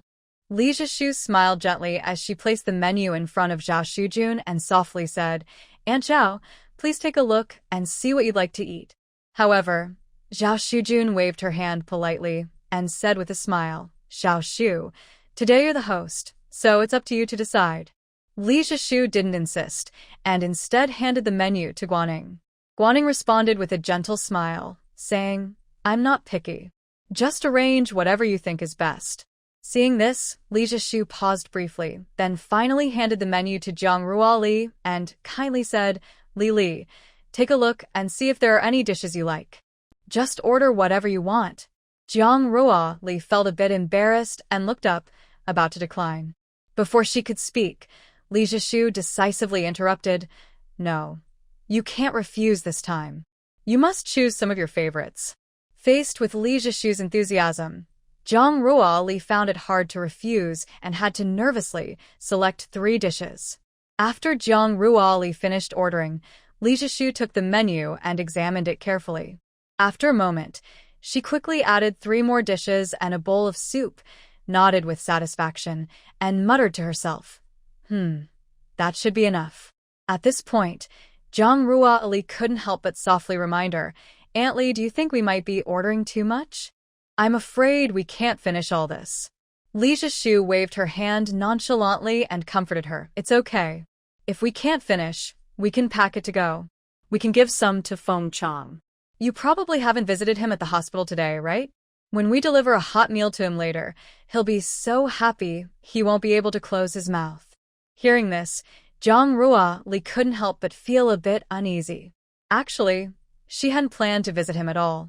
But since Li Zhishu had already said so, it didn't seem to matter to go for a quick visit. Moreover, she needed to give him medicine to treat his memory loss. Thinking of this, Zhang Ruoli decided not to say anything more.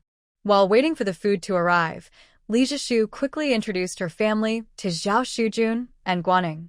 Aunt Zhao, sistering, our third son Feng Qiang is now a battalion commander, but he will definitely be promoted to a regiment commander in the future. Guaning smiled. Mrs. Li, but your son has amnesia now and has forgotten our Li Bao. I think it's better to forget about it. After all, forced love isn't sweet. Li Zhishu felt a pang in her heart. Why does this child have to lose his memory? If he has to forget, at least forget everyone. Why does he have to forget his partner? Sistering, the doctor said there's still a chance he might regain his memory. What if he doesn't? What if he falls for someone else during this time? He can't. He already knows he is a partner. Li Zhishu couldn't argue anymore. Feeling tired, she thought, just let it go. Zhang Ruoli stopped Guaning from asking more, saying, Mom, we agreed yesterday. I won't break up with Feng Qiang. Guaning patted Zhang Ruoli's forehead. You little girl. You're trying to go your own way. I'm just doing this for your good. They had planned this. Guaning already knew last night that Zhang Ruoli had medicine to treat amnesia.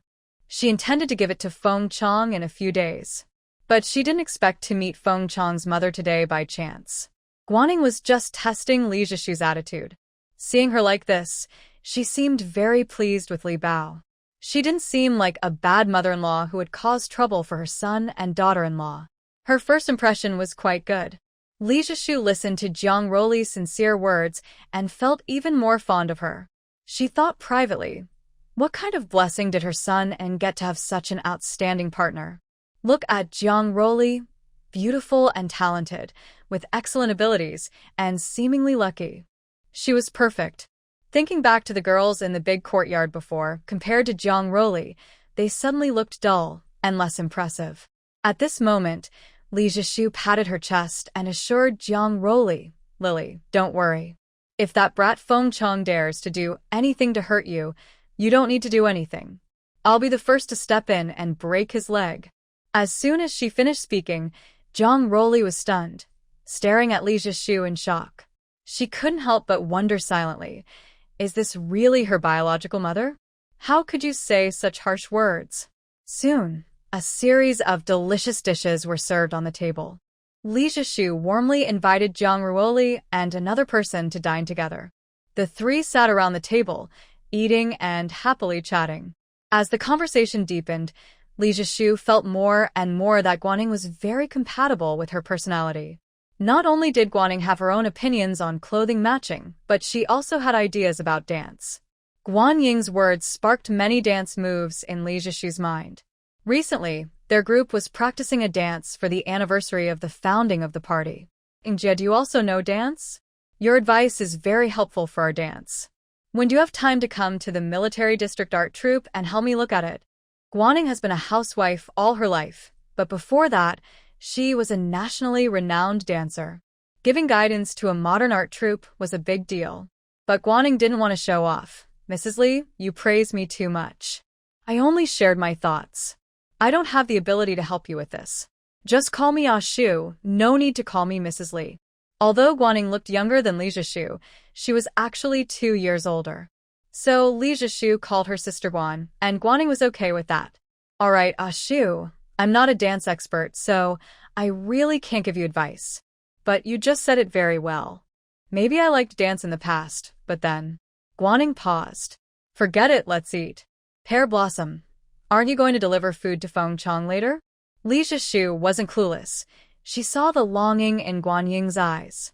Guaning shouldn't say anything, and she didn't want to say anything either. Right, let's not talk about that. Let's eat. In the hospital ward at the military hospital, Feng Qiang looked eagerly at the door. Wasn't she supposed to be his girlfriend? Why did she only visit once yesterday, and then never come again? Didn't she worry about him? I say, boss, do you want to see what you look like right now?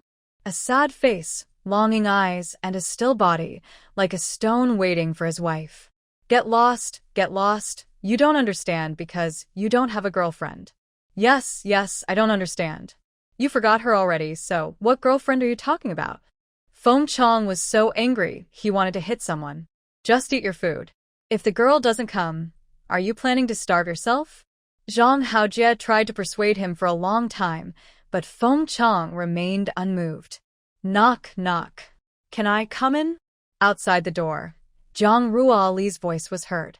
Feng Qiang's eyes lit up. Come in, come in. He turned to Zhang Haojia. You should leave now. Cold and unfeeling man Feng Qiang's eyes narrowed slightly. Frightened, Zhang Haojia hurriedly ran away. He reached the door, opened it, and said, Comrade Jiang, you're here. Come in quickly. Captain Feng has been waiting for you for a long time. Shut your mouth and get out, Feng Qiang shouted angrily. When he turned to look at Zhang Ruoli, his face changed instantly. You're finally here. I've been waiting for you all morning.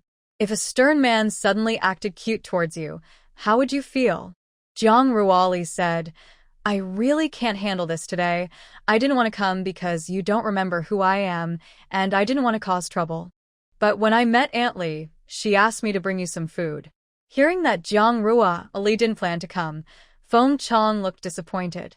Although he didn't remember this girl, at first glance, he couldn't help but fall in love with her. Zhang Ruoli wanted to pour some spiritual spring water for Feng Qiang, but found the kettle was empty. Eat first. I'll go get some hot water for you, she said, then picked up the kettle and went to fetch hot water. When Zhang Ruoli returned, she heard voices from inside the room. She didn't go in but stood at the door. Inside, a woman's voice said, Feng Qiang, you're awake? Feng Qiang, feeling lazy, just responded with a hum. The woman exclaimed happily, I heard you lost your memory? Do you remember who I am? Who are you? Don't you really remember me? Feng Qiang truly didn't recognize this person from his memory.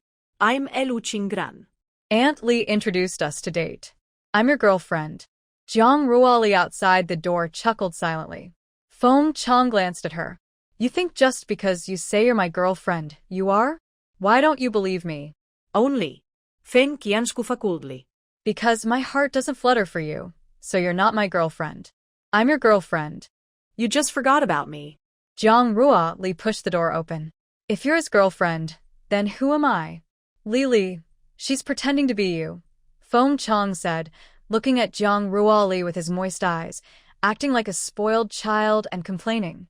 Lu Qingran saw Zhang Ruoli walk in, and even though she wasn't wearing any jewelry, she exuded a noble aura. She is more beautiful and delicate than someone raised with special care in a military compound. Is she really the person Feng Qing is interested in? So pretty? Lu Qingran's eyes flashed with jealousy.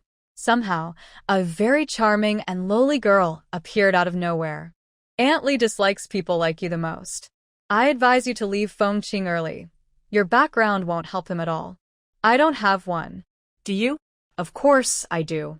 I don't care who you are. I believe Feng Qing doesn't need help from his family to get ahead, even if he wants to advance. Exactly. I can rise on my own. Relying on the woman's family is something only weak men do. Feng Qing looked at Lu Qingran with a cold expression. Do you know how many people are waiting to move up? Do you think doing a few more tasks will help you? Without help, you'll stay a small company commander forever.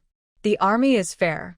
What you just said puts the discipline of the army in question, Feng Qing said coldly.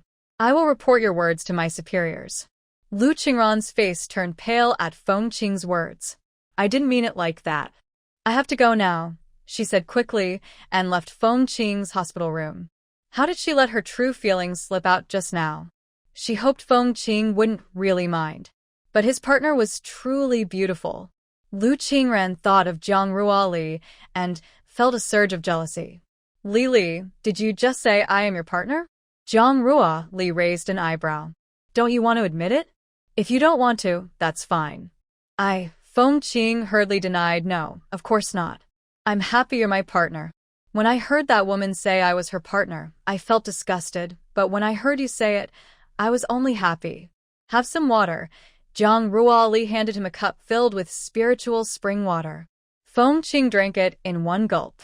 He felt that this water tasted better than usual, sweeter, with a faint familiar flavor. But he attributed all this to his partner pouring the water for him. Zhang Ruoli took out a pill and held it in her palm. This is a pill that can cure your amnesia. Do you dare to take it? It's not that the spiritual spring water can't restore his memory, but he needs to drink a cup of pure spiritual spring water. If he does, Feng Qiang will have to undergo a cleansing and bone-breaking process, which his body can't handle. Even if I take a little each day, it will take more than half a year. Jiang Ruoli doesn't have that much time to waste here. Feng Qiang picks up the pill and swallows it without hesitation. Aren't you afraid it's poison? Feng Qiang looks seriously into Jiang Ruoli's eyes. I'm not afraid. I trust you. You definitely won't hurt me. Jiang Ruoli's eyes are full of complicated feelings. This person is really. Then rest well. I'll come to see you tomorrow. Jiang Ruoli smiles. Maybe you'll remember everything by then. Okay, I will definitely remember you tomorrow. Feng Qiang nods. His head hurts a lot right now, but he doesn't want Jiang Ruoli to worry, so when she says she's leaving, Feng Qiang doesn't ask her to stay. After Jiang Ruoli leaves the ward, Feng Qiang lies on the bed. He keeps his eyes tightly closed and furrows his brows deeply. Small beads of sweat appear on his forehead, showing he's in great pain. But he endures silently without making a sound. Half an hour later, Feng Qiang relaxes his brows and opens his eyes with a smile. Li Bao, I remember you. He doesn't rush to find Jiang Ruoli, but rests on the bed. The pain earlier has left him feeling very weak. He can only lie in bed to recover. If he hadn't swallowed that life-saving pill before losing consciousness, he might now be a vegetable. So, Jiang Ruoli has given him another chance at life. Feng Qiang vows that from now on, his life belongs to Jiang Ruoli. Such an incredible thing. Feng Qiang didn't tell anyone about it. It's a secret between him and Jiang Ruoli. He also doesn't want others to investigate Jiang Ruoli's secret. It's enough that he knows it himself. Feng Qiang just went through too much pain earlier and now feels a bit tired. He closes his eyes to rest. He needs to recover well so he can leave the hospital early and be with his little girl. When Feng Qiang wakes up again, the sunset light fills the room. Li Zhishu sees him wake and asks softly, "You're awake? Mom, why are you here? Why can't I come? If it weren't for me, how would Li bring you food at noon?" Yes, thank you, Mom. You too, take good care of yourself. How could you forget about Li? She's such a good girl. Later, if you don't get along with her, you'll regret it. Mom, I remember now. I remembered. Oh, what? What did you just say? I think I might be hearing things. Li Zhishu spoke while also scratching her ear. Feng Qiang repeated, I said, I regain my memory. I remember now. Li Bao is my partner. Good son. Why did you suddenly remember Miss Li? Feng Qiang couldn't say it was the pill given by Jiang Ruoli, so he only mentioned Lu Qingran's visit. After hearing her words, Feng Qiang was greatly affected. After they left, he suddenly felt a sharp pain in his head, and then he remembered everything. Hearing what Lu Qingran said, Li Zhishu scoffed disdainfully. It's like saying that if you marry her, you can rise to a high position. The highest rank in her family is her grandfather, who is a general. He's even lower than your grandfather. It's useless for him to help you. Cough, Mom. Be a bit more refined. Li Zhishu looked at her husband entering through the door, pouted, and said nothing. Feng Jianjun, who hadn't seen his wife for 10 days or half a month, now looked very excited when he saw Li Zhishu's bright eyes. Wife, why are you here? Did this brat make you angry again? Feng Qiang. So I'm just an accident, huh? Nonsense. Our son is hospitalized because he's sick. You only came to see him now. You're really carefree. Isn't there a mission? Feng Jianjun said helplessly. He turned to Feng Qiang. I heard you lost your memory and forgot about your partner? Feng Qiang. Fine. Everyone knows I lost my memory and forgot about my partner now. I remembered in the afternoon. Then Feng Qiang repeated what Lu Qingran had said. Feng Jianjun was so angry he laughed. The Lu family is really quite powerful. After Jiang Ruoli left, she returned to the residential compound. Zhao Shujun and Deng Ying had already come back. Li Bao? Back so soon? Did Feng Qiang bully you? No, I just gave him the pill to restore his memory. He might need to rest for a bit, so I came back first. I'll visit him tomorrow. Zhao Shujun and Deng Ying nodded. The mother-in-law and daughter-in-law continued talking about Li Zhishu, whom they met today. Jiang Roli, with nothing to do, decided to go to the kitchen and make some marinated meat to eat. It had been a long time since she last ate it. The pig's trotters, ears, big bones, beef, and duck were all taken from her space. Anyway, her grandma and mom knew she had a space, so they wouldn't say anything if she took things directly. A large pot was filled with marinated goodies.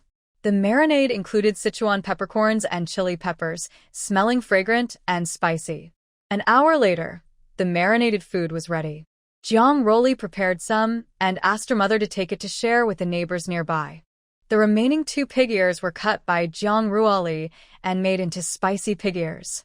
The pig trotters were also topped with flavorful sauce. The beef was prepared as a cold dish. In this hot weather, it's perfect to eat a bowl of cool, refreshing noodles and cold skin. Both dishes were packed and ready inside. Later, all that was needed was to take them out and put them into bowls at home. When everyone was about to finish work and come back, Jiang Ruoli divided the cold skin and noodles into 2 bowls. She almost finished her stock of ingredients. When the family members returned home and smelled the aroma, they all took deep breaths to enjoy it. Jiang Yao's eyes lit up. Annie has made something delicious again. She quickly put down her school bag, washed her hands, and sat at the dining table waiting for the meal. Jiang Yu and Jiang Pe, the 2 brothers, also washed their hands and sat at the table, ready to eat. I tell you, Auntie's marinated dishes are really tasty.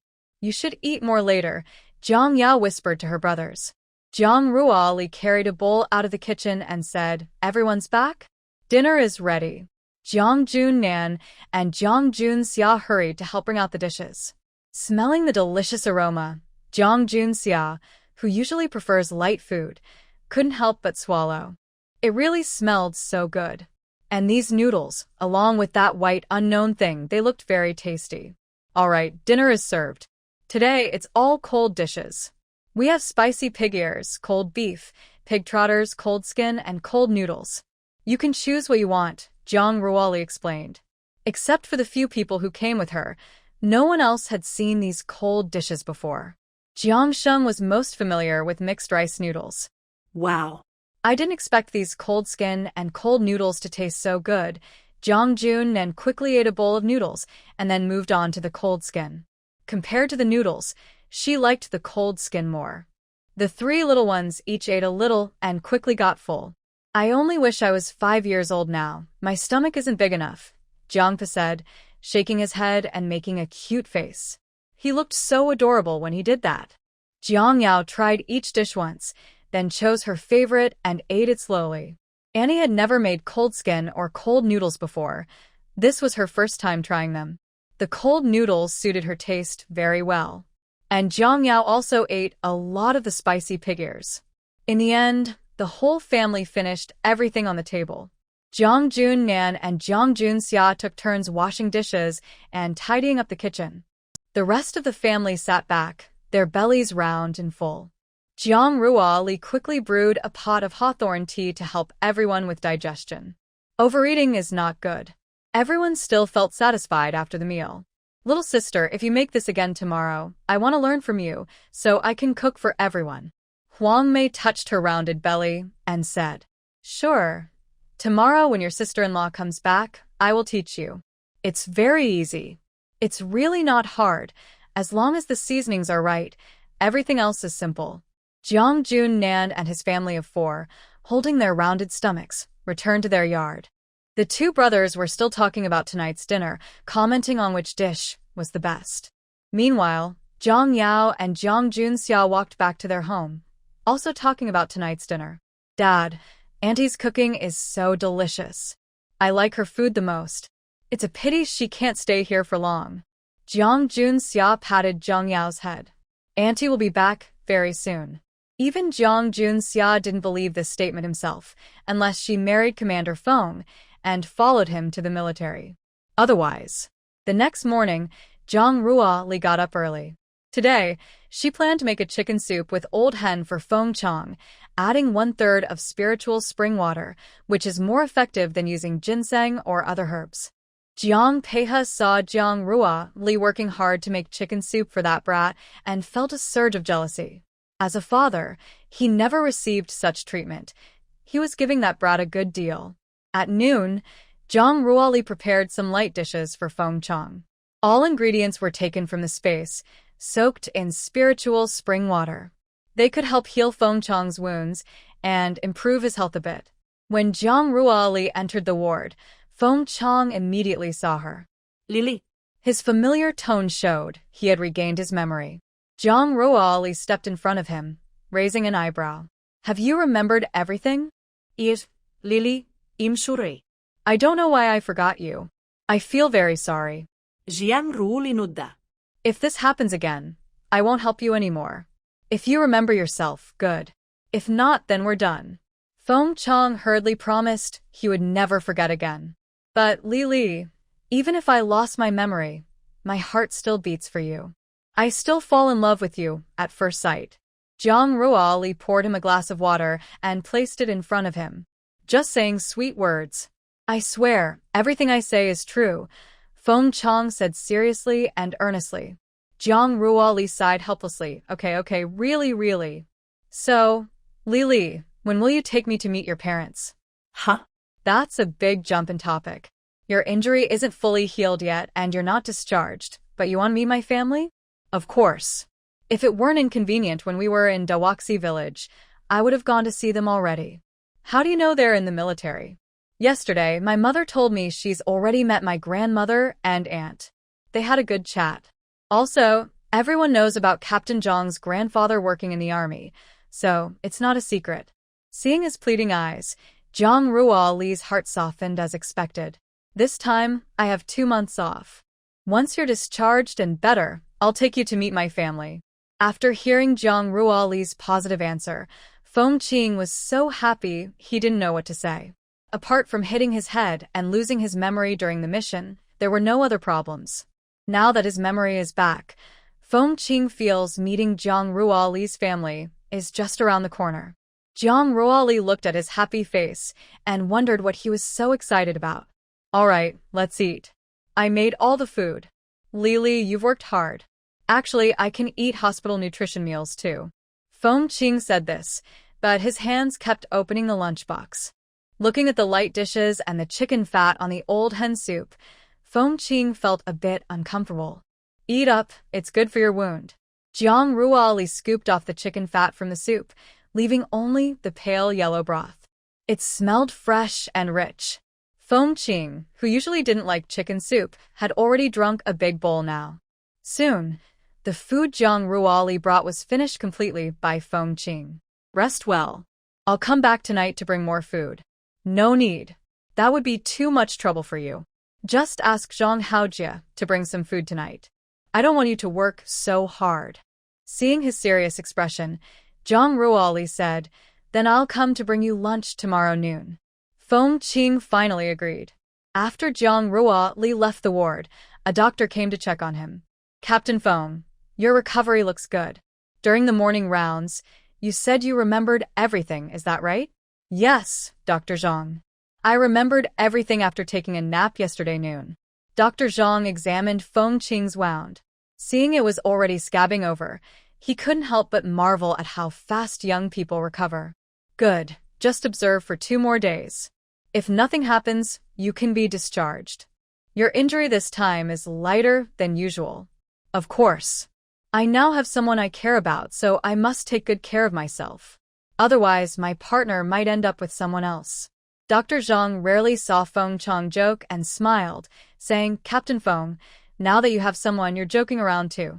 After a few more reminders, Dr. Zhang continued to check other wards. Feng Qiang rested his arms behind his head and looked steadily at the ceiling. No one knew what he was thinking.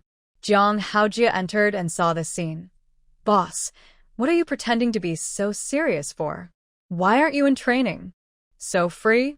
Boss, I came to talk to you about something. Spit it out. Boss, I heard from the battalion commander that you're getting promoted to deputy regiment commander. Feng Qiang calmly nodded. Boss, don't you feel excited about that? Not really. Jiang Haojie gave a thumbs up. The boss is really calm. If I could get promoted, I'd probably be so excited I couldn't sleep. He wanted to say more but was interrupted when the door suddenly swung open. A woman Jiang Haojie didn't recognize walked in. Feng Qiang, what exactly did you tell my grandfather? He wants to send me to another military district's cultural troop, and I can't stay here. Feng Qiang lifted his eyelids and looked at Lu Qingran. I just told my dad exactly what you said yesterday. Lu Qingran's face stiffened. She was only angry at Feng Qiang's partner yesterday and spoke recklessly. Feng Qiang's family background is much better than hers. After saying those words, she also regretted it. But she didn't expect Feng Qiang to tell everything to Uncle Feng. Grandpa Feng specifically talked to her grandfather about this. Angrily, her grandfather immediately said he wanted to be transferred to another military district. She thought her grandfather was just angry and said so in the heat of the moment, but she didn't expect that after waking up today, her grandfather said the transfer location was already confirmed and they would leave tomorrow. Lu Qingran was furious and immediately ran to find Feng Qiang. You, Feng Qiang, deserve to lose your memory. Sorry, I have regained my memory. Lu Qingran's face turned red with anger. She glared at Feng Qiang hatefully and then ran off. Feng Qiang paid no mind to her words at all. They are adults now. Whatever he said, he has to take responsibility. If she offends his partner, how could she expect to feel comfortable? Lu Qingran, feeling angry, ran halfway and then inquired about Jiang Ruoli's whereabouts, heading to Jiang Ruoli's house. Jiang Ruoli, Lu Qingran shouted loudly, not only calling her out but also attracting the neighbors. Ma'am, who are you? Lu Qingran was so angry she almost fainted. Jiang Ruoli, stop pretending. We saw you yesterday in Feng Qiang's hospital room. Oh, I remember now. You're the woman who took advantage of my boyfriend Feng Qiang's memory loss and claimed to be his girlfriend, right? Hearing this, everyone around was shocked. Is this comrade Lu really so shameless? She took advantage of someone's forgetfulness and pretended to be his partner? No way, no way. This is just too much. TSK. Why does the granddaughter of Commander Lu look like this? Isn't she supposed to be a star in the cultural troupe? Compared to Vice Commander Zhang's granddaughter, she's really fallen behind. Listening to the gossip from the women around, Lu Qingran became even more furious. You all don't understand. Aunt Li originally arranged for me to meet Feng Qiang, but you, this flirtatious girl, stole his heart. He was supposed to be mine. Jiang Ruoli rolled her eyes. Then go find Feng Qiang. Why are you here talking to me? A woman looked at Lu Qingran and said, Aunt Li was trying to introduce you to her third son, but he never came back, and he certainly didn't like you. Clearly, this woman knew the situation well. No, that's not true. We've known each other since childhood. He's always wanted me to be with him. Isn't that love? Comrade Lu, what exactly do you want to say to me today? If it's about Feng Qiang and you being together, you should go talk to Feng Qiang. If it's about something else, I don't know you well. After saying this, Jiang Ruoli turned to leave. Lu Qingran, somehow gathering her courage, grabbed Jiang Ruoli and tried to slap her. But Jiang Ruoli quickly grabbed her wrist and slapped her back. Lu Qingran, in disbelief, covered her face. Ah! How dare you hit me? Hitting you? This is self-defense. If you hadn't tried to hit me first, I wouldn't have fought back. You deserve it. The women here, including the sisters-in-law, are all witnesses. Lu Qingran was so angry she was about to lose control, but Jiang Ruoli held her firmly down. Let go. I will get my grandfather to demote your grandfather. Just wait and see. After threatening her, Lu Qingran hurriedly left. The other women looked at each other in silence, and then also left one after another. Jiang Ruoli and Zhao Shujun exchanged a helpless look, both filled with regret. Where does Lu Qingran get such confidence to make his grandfather demote her grandfather? The words Lu Qingran spoke and his actions seemed to give him wings, quickly reaching Old Rong's ears. It's important to remember that Vice Commander Jiang was a key person personally assigned and transferred by Old Rong. How could Lu Sun take it upon himself to handle this matter? It was a direct challenge and disrespect to Old Rong's authority. Just 2 hours later, Lu Sun received a summons from Old Rong. This elderly man, over 60, should be enjoying his retirement, but he hurriedly went to see old Rome with worry. As expected, he was met with a fierce scolding like a storm. For an entire hour, Lu Xun stood quietly like a misbehaving child, lowering his head and accepting old Rong's strict criticism and blame. The scene was truly heartbreaking. When Lu Xun returned home, looking disheveled and defeated, his anger flared instantly. He felt he had completely lost face today. Without hesitation, he grabbed a belt and stormed toward Lu Qingran. Poor Lu Qingran never expected such treatment. Before he could react, he was struck several times hard. Suddenly, the room was filled with Lu Qingran's painful crying and the crisp sound of the belt hitting flesh. Dad. Dad. Please, spare Qingran. She really didn't do it on purpose. It's all that brat from the Jang family causing trouble, making Qingran confused and babbling nonsense. Lu Qingran's mother, Chen Minghe, tear-streaked, cried out and threw herself onto her battered daughter, using her fragile body to protect her, trying to block Lu Xun's merciless whip. By this time, Lu Qingran was nearly unconscious from the beating, only able to make faint whimpering sounds, unable to speak properly. Her once delicate and lovely face was now covered with fierce, terrifying whip marks, blood streaming down, too horrible to look at. Lu Xun, furious, continued to swing the whip, cursing loudly, "It's your poor parenting that produced such a foolish daughter." Yesterday, she shamelessly went to the Feng family's young master and boasted that marrying her would make her rise quickly and gain titles. Who does she think she is? Do I look like an important person? I'm just an old man nearing the end of my life, and even the head of the Feng family has a higher position than me. At this point, Lu Xun became more angry. She is quite imaginative, actually daring to say I can help others rise to high positions. If I really had such powers, why would I be here suffering? Now, because of her reckless words, not only will I fail to help others advance, but I might also lose my own job and have to leave immediately. Are you and your daughter finally satisfied? Thinking about how his reputation and status, built over decades of hard work, might soon be destroyed, especially because of his own granddaughter, Lu Xun felt his blood rush to his head and his vision darken. He never expected that, just before retirement, he would face such a sudden disaster, ruining his lifelong reputation and ending his career badly. The main culprit was his beloved granddaughter, Lu Qingran, whom he had always spoiled. Dad. You've been dismissed? Chen Minghe exclaimed in surprise. Lu Xun looked at her coldly. Thanks to your good daughter, I've been dismissed. Chen Minghe felt like the sky was falling. What about Lu Wenjun? Lu Wenjun is Chen Minghe's husband, Lu Qingran's father, and Lu Xun's son. He is also a regiment commander in the military district. Can you still count on him? Old Rong says if the family isn't united, how can the country be stable? He's also been asked to transfer to a different position. Lu Qingran, why did you go bother Zhang's daughter? She's old Rong's grandson's lifesaver. Are you trying to get yourself killed? Just for a man? A man who doesn't even remember you and doesn't love you at all. You risked our entire family for him. Are you happy now? Lu Qingran lay on the ground pretending to be dead. With her grandfather losing his high position and her father being forced to transfer, what should she do? Feng Qiang, after 3 days of rest, was officially discharged from the hospital.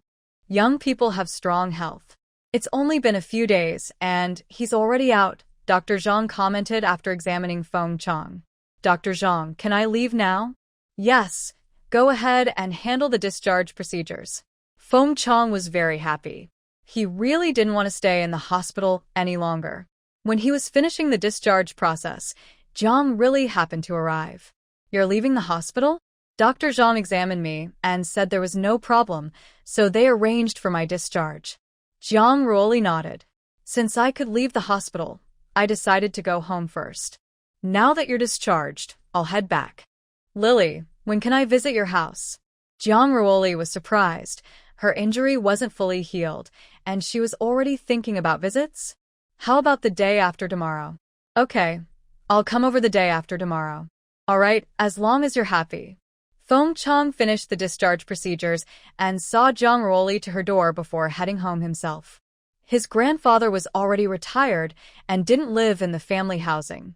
Feng Qiang's family lived in the military district compound. Only his grandfather, Feng Wanliang, was at home. When he saw Feng Qiang, he asked, and in his back from the hospital, "How do you feel?" "Much better, Grandpa.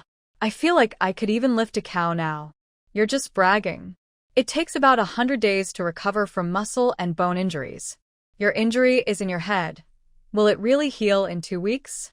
"I don't believe it. Grandpa, if I wasn't healed, would the doctor let me come home?" All right, it's your body, you decide for yourself." Feng Qiang sat beside Feng Wanliang.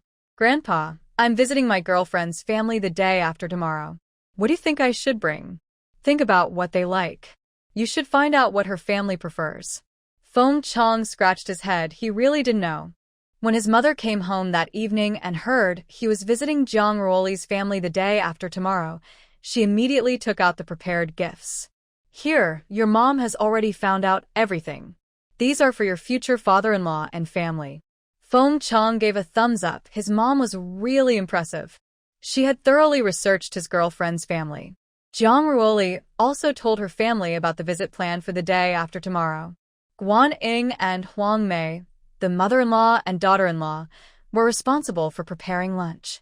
Jiang Bo, Jiang Peihe, Jiang Junin, and Jiang Juanxiao were in charge of teasing.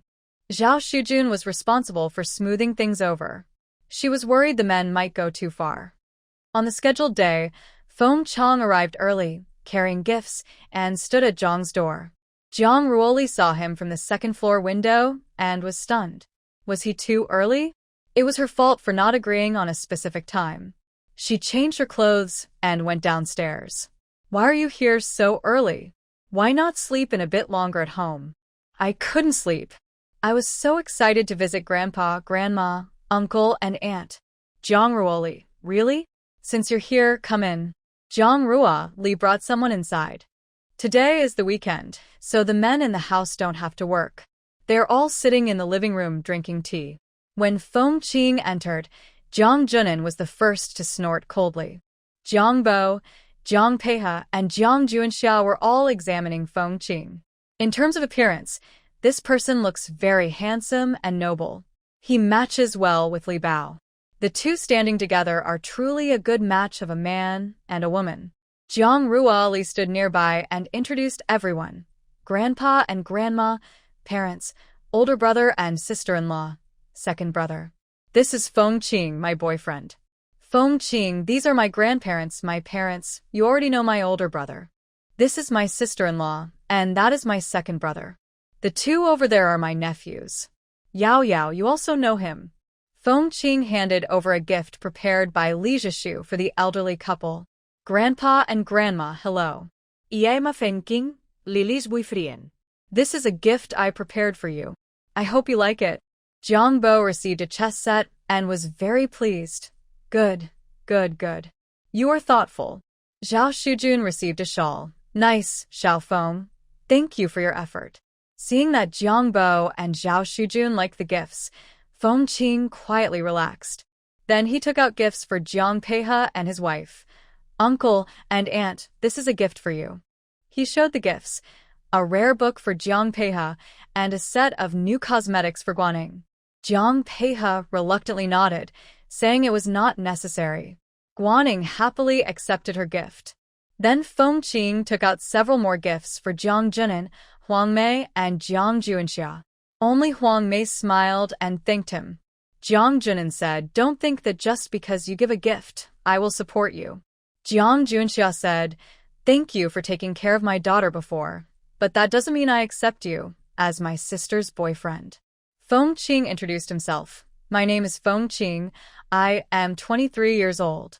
I am the captain of the 3rd Battalion, 2nd Regiment of the Kyoto Military District, with a lieutenant colonel rank.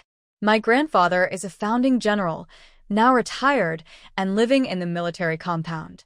My father is the commander of the Kyoto Military District, and my mother is the director of the military district's cultural troupe. I have an older brother and a second brother, both married. I fell in love with Li Ruoli at first sight, and my feelings grew over time. I swear by my career that I will cherish her and protect her for a lifetime. Grandpa, grandma, uncle, aunt, older brother, and sister-in-law, please rest assured that I will take good care of her. You all chat first. We will prepare lunch. Xiao Feng will eat at home at noon. Okay, thank you, Auntie. Guaning stood up and also took Jiang Ruoli with her. Feng Qiang watched Jiang Ruoli leave, feeling strangely nervous inside. Jiang Ruoli turned her head and gave Feng Qiang a look that said, "Good luck to you." In the kitchen, Guaning smiled and asked Jiang Ruoli, "Still watching?" "Don't worry, your dad doesn't eat people." Mom, I'm not worried about him. That guy is so capable. Worrying about him being teased is less important than worrying if Dad will get upset. Yes, you're not worried. Come on, start preparing the food. Today, you're the head chef. The meat and vegetables were put into the kitchen early in the morning by Jiang Ruoli. When Huang Mei arrived, she saw these dishes and thought Guaning bought them early. So she didn't suspect anything. The lunch was quite rich, with a pot of pickled fish, a bowl of braised pork, a plate of 3-cup chicken, a plate of braised rabbit, a plate of shredded potatoes, a plate of garlic greens, a dish of 3 fresh vegetables, and a shredded cabbage dish. Finally, there was sour radish old duck soup. 8 dishes and 1 soup, making a very hearty meal. Half of the dishes were meat, and the portions were quite large. Back when you were in Xiangyang Brigade, did Feng Qiang help you with things? Yes, he did. His catchphrase back then was, my mom said. If it wasn't for things that benefited me, I wouldn't want to date a mama's boy. Guaning nodded, thinking it was good to work together. If he didn't know how to do things, she wouldn't want her Li Bao to do everything alone in the future. Even now, when Guaning is cooking Jiang Pei, he also comes to help. It's the same with Huang Mei. When she cooks, Jiang Junnan is also at home helping, rather than just sitting on the sofa waiting to eat. Even if they come back late, they will clean up the dishes after eating. They don't wait for the woman to do it. All right, stop chatting and get ready to eat. Guaning called out to the tense atmosphere in the living room. Feng Qiang quickly stood up. Grandpa, Uncle, I'll help Li serve the dishes. He then walked toward the kitchen. Feng Qiang looked at Huang Mei, who was serving dishes, and said, Big sister-in-law, I have a thick skin. I'll serve. He reached out and picked up the pot of pickled fish. Okay, go ahead. Be careful not to burn yourself. Huang Mei also stepped aside to let Feng Qiang show his skills. Jiang Ruoli was still in the kitchen, stirring the wok with a spatula, steam making her sweat profusely. Her face was red from the heat. Feng Qiang looked at his young daughter with deep concern. After returning to the army, he planned to learn cooking from his comrades in the kitchen team so that his daughter wouldn't have to suffer so much in the future. Guaning and Huang Mei both saw the worried look in Feng Qiang's eyes. The mother-in-law and daughter-in-law exchanged a glance and smiled teasingly. Jiang Ruoli had just finished cooking a dish when Feng Qiang brought over an empty plate, standing nearby to receive the food. Turning around, Jiang Ruoli saw Feng Qiang holding the plate. Why are you here? Didn't you go chat with Grandpa and the others? Yes, I came to help you. I will learn to cook so I can cook in the future, he replied. Jiang Ruoli smiled and said, okay. She finished cooking all the dishes, leaving only an old duck soup simmering. She asked her sister-in-law to watch the fire while she went for a shower. She couldn't stand the smell of sweat and cooking fumes on herself. How could Feng Qiang be so close and not mind? Does this person have a good sense of smell? After a shower, Jiang Ruoli asked him about it. Feng Qiang was surprised at first, then smiled and said, My nose is fine. I like whatever smell you have. Wow, this person is definitely love-struck. Jiang Ruoli rolled her eyes and then served the old duck soup. Before she could start, Feng Qiang took it away. I'll carry it. Don't burn yourself, he said. Once all the dishes were ready, Zhang Bo called Feng Qiang to sit down. Xiao Feng, come sit here. Feng Qiang naturally sat beside Jiang Ruoli, with Jiang Yu on the other side. The Jiang family dinner table had no rules about not speaking or sleeping in silence. Everyone could chat about recent funny stories or work worries. The atmosphere was lively and cheerful. Feng Qiang liked this kind of environment. During the meal, Feng Qiang kept taking care of Zhang Ruoli, reaching out to serve her dishes from a little farther away. To take care of Feng Qiang, Zhang Ruoli didn't make very spicy dishes, just a few chili peppers for decoration. Feng Qiang felt very touched inside. After dinner, Jiang Peihe, Jiang Junin, and Jiang Jiehua naturally started clearing the dishes and washing up. Feng Qiang also helped, taking Jiang Peihe aside. "Uncle, this place is small. Let me wash. You go rest." Jiang Peihe happily relaxed and went back to the living room to sit. They were all quick and efficient. In no time, the three of them came out of the kitchen. During the dishwashing, Feng Qiang did something that made Jiang Junin and Jiang Jiehua stop targeting him. It seemed they accepted Feng Qiang as Zhang Ruoli's boyfriend. Jiang Peihe secretly cursed them as traitors. After dinner, Zhang Bo and Zhao Shujun needed to rest, so Feng Qiang said goodbye. "Li Bao, you go see them off." No matter what, Zhang Ruoli's relationship with Feng Qiang was now clear on Zhang's side. I wonder when Zhang Ruoli will visit Feng's family. They also need to prepare gifts. Zhang Ruoli and Feng Qiang walked side by side. "Did my dad and my brothers cause you trouble just now?" "No, uncle and my brothers are easy to get along with." Zhang Ruoli looked at Feng Qiang with a puzzled expression. "Easy to get along with? You're probably joking." But her father didn't oppose her sending gifts to Feng Qiang, so he probably accepted him. "Li, when can you come home with me? My grandpa and dad also want to see you."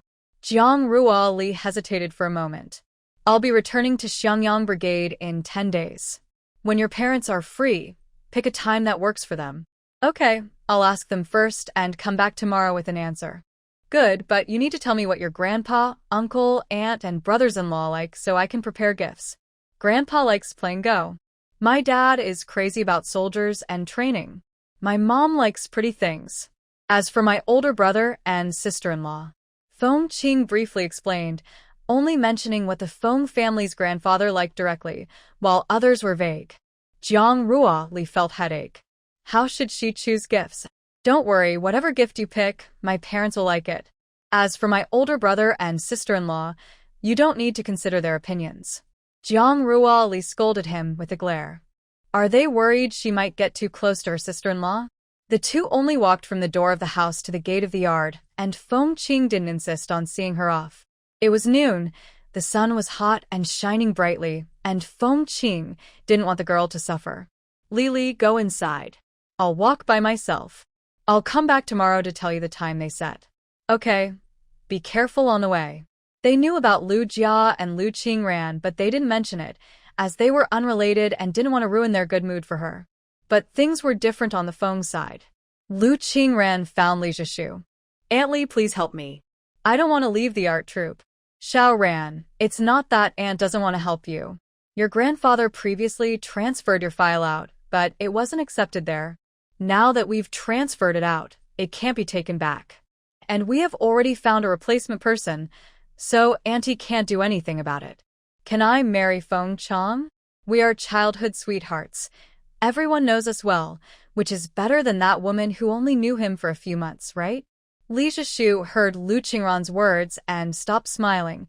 "Xiao Ran, Feng Qiang already has a partner." "Auntie, with the parents' arrangement and matchmaker's words, you have chosen the marriage partner. Feng Qiang will definitely listen to you." Lu Qingran, "I am not an old-fashioned wicked mother-in-law. I won't do the thing of breaking up a couple. That girl is Feng Qiang's own choice. I support his decision. Lily is very good. Here, she is better than you and more suitable for Feng Qiang. So, you should give up." Hearing Li Zhishu's words, Lu Qingran angrily shouted. "Why? What's wrong with me? How am I worse than that little? What does she have? Her grandpa is just a deputy division commander. She just looks like a flirtatious girl. In my heart, Lily is good everywhere. What are you? In my eyes, you are not even as good as a single hair of hers." Feng Qiang entered the room and heard this woman criticizing his little girl. "What is good about Lily? Lily is good everywhere." Hearing Feng Qiang say she is not even as good as Zhang Ruoli's hair, Lu Qingran broke down and cried. Shut up. If you're going to cry, go back to your home and cry. Don't cry here. No one in my house will mourn for you. Feng Qiang's sharp words appeared again. Lu Qingran was so frightened by this that she immediately stopped crying, but because she stopped so suddenly, she hiccuped from crying. Seeing Feng Qiang's disgusted look, she couldn't hold back and ran away crying. Feng Qiang sat on the sofa and asked Li Zhishu, "Why hasn't this person been sent out of the military district yet?" Li Zhishu shrugged. "Who knows? By the way, how did it go when you visited Li Bao's house today? Did you behave well? Did her parents accept you? Aren't you so useless? What are you talking about? Do you look down on your son that much? Do you think I can't handle someone I want?" Feng Qiang rolled his eyes in silence. How much does this mother want him to fail? Li Zhishu happily sat beside Feng Qiang. "Son, how is it?" "Lily said she wants to visit you all. She wants to see when you, Dad, and the older brothers and sisters are free." "I'm free anytime." Li Zhishu is now semi-retired. She can be free whenever she wants. "What about Dad? What about the eldest and second brothers? You should ask them, right?" Li Zhishu nodded. "I'll call them back for dinner tonight and ask." Feng Qing returned to his room, holding the pill the young girl gave him, saying it could help improve his health. Although he felt strong enough to fight a tiger now, he would still listen to what the girl told him about the medicine. He also thought that Jiang Ruoli's remedies always worked very well. He didn't know where the stuff came from, and he wouldn't investigate. Everyone has their secrets. Feng Qing decided to take one pill every day starting tonight. Jiang Ruoli said it was enough for a month, and after finishing it, there would be no problem. His partner was very thoughtful, worried about his health, and specially prepared health-boosting medicine. At 6 p.m., Feng Yan and Feng Yi, the eldest and second brothers of the Feng family, returned with their wives. They married a few years ago and still didn't plan to have children. So only 2 couples came back. Since someone in the Feng family cooked, they didn't need to prepare food, and everyone sat on the sofa. "Mom, why did you suddenly call us back for dinner?" It was Yao Yuyu, Feng Yan's wife, speaking. She was a star performer in the arts troupe. She married Feng Yan after he saw her performing a solo dance during a rehearsal and fell in love at first sight. He pursued her until she agreed. Li Zhishu was happy about Feng Yan and Yao Yuyu's relationship. After all, Yao Yuyu was like her own apprentice. Third brother's partner is coming to visit in a few days. "I want to ask when you are free," Feng Yan said. Feng Yan looked confused. "When did third brother get a partner?" "I didn't know. Besides studying your guns and ammo, what else do you know?" "Oh, and the girl's second brother just went to Jiang Junxiao recently." "Is it him?" Feng Yan rarely admired anyone, but Jiang Junxiao was someone he truly respected. "Yes, her name is Jiang Ruoli. I've met her. She's poised and articulate. She's a good girl." Li Zhishu was very pleased with Jiang Ruoli. Jiang Hanzi, Feng Yi's wife, asked, "Has third brother really decided on her? There are so many good girls in Kyoto. Why choose someone from a small place?" Everyone looked at her after hearing that. Feng Qing looked cold. "I don't need your opinion to choose a partner. I respect you as my second sister-in-law, so I called you here. If you don't want to come, that's fine. What's wrong with a small place? Aren't you from a small place? At least you're from the city, but you come from the countryside. We never looked down on you, but now you're looking down on others. Don't think that after living in Kyoto for a few years, you're no longer from a small place. Even if you stay a lifetime, you can't shake your small-minded attitude. Your grandfather is a military officer, your father is a professor, and your older brother is a battalion commander and researcher. What do you have? A timid mother, a gambling father, a vampiric younger brother, and a shameless you?" Feng Qiang's sharp tongue mercilessly exposes Jiang Hanji's face. He pulls her face down and stomps on it a few times. Shamed and furious from Feng Qiang's relentless attack, Jiang Hanji's face turns red, and she looks at Feng Yi with tears in her eyes. Feng Yi quietly looks away. If it weren't for their grandfather wanting to repay the Jiang family's kindness, he wouldn't have married this woman. Endless draining, her family takes every penny to send to her relatives. She always suspiciously watches him. In these 2 years of marriage, he's really tired. Seeing his wife being scolded so harshly by her brother, a dark feeling of satisfaction rises in his heart. He thinks his brother's words are really good. Noticing her husband ignoring her, Zhang Hanji cries to Feng Qiang, "I'm telling the truth. The women in the big courtyard like you so much. Why do you have to choose someone from a small place? And as a younger brother, how can you talk like that to your sister-in-law? Don't you have any manners?" Everyone in the courtyard knows that Feng Qiang is the most impolite person.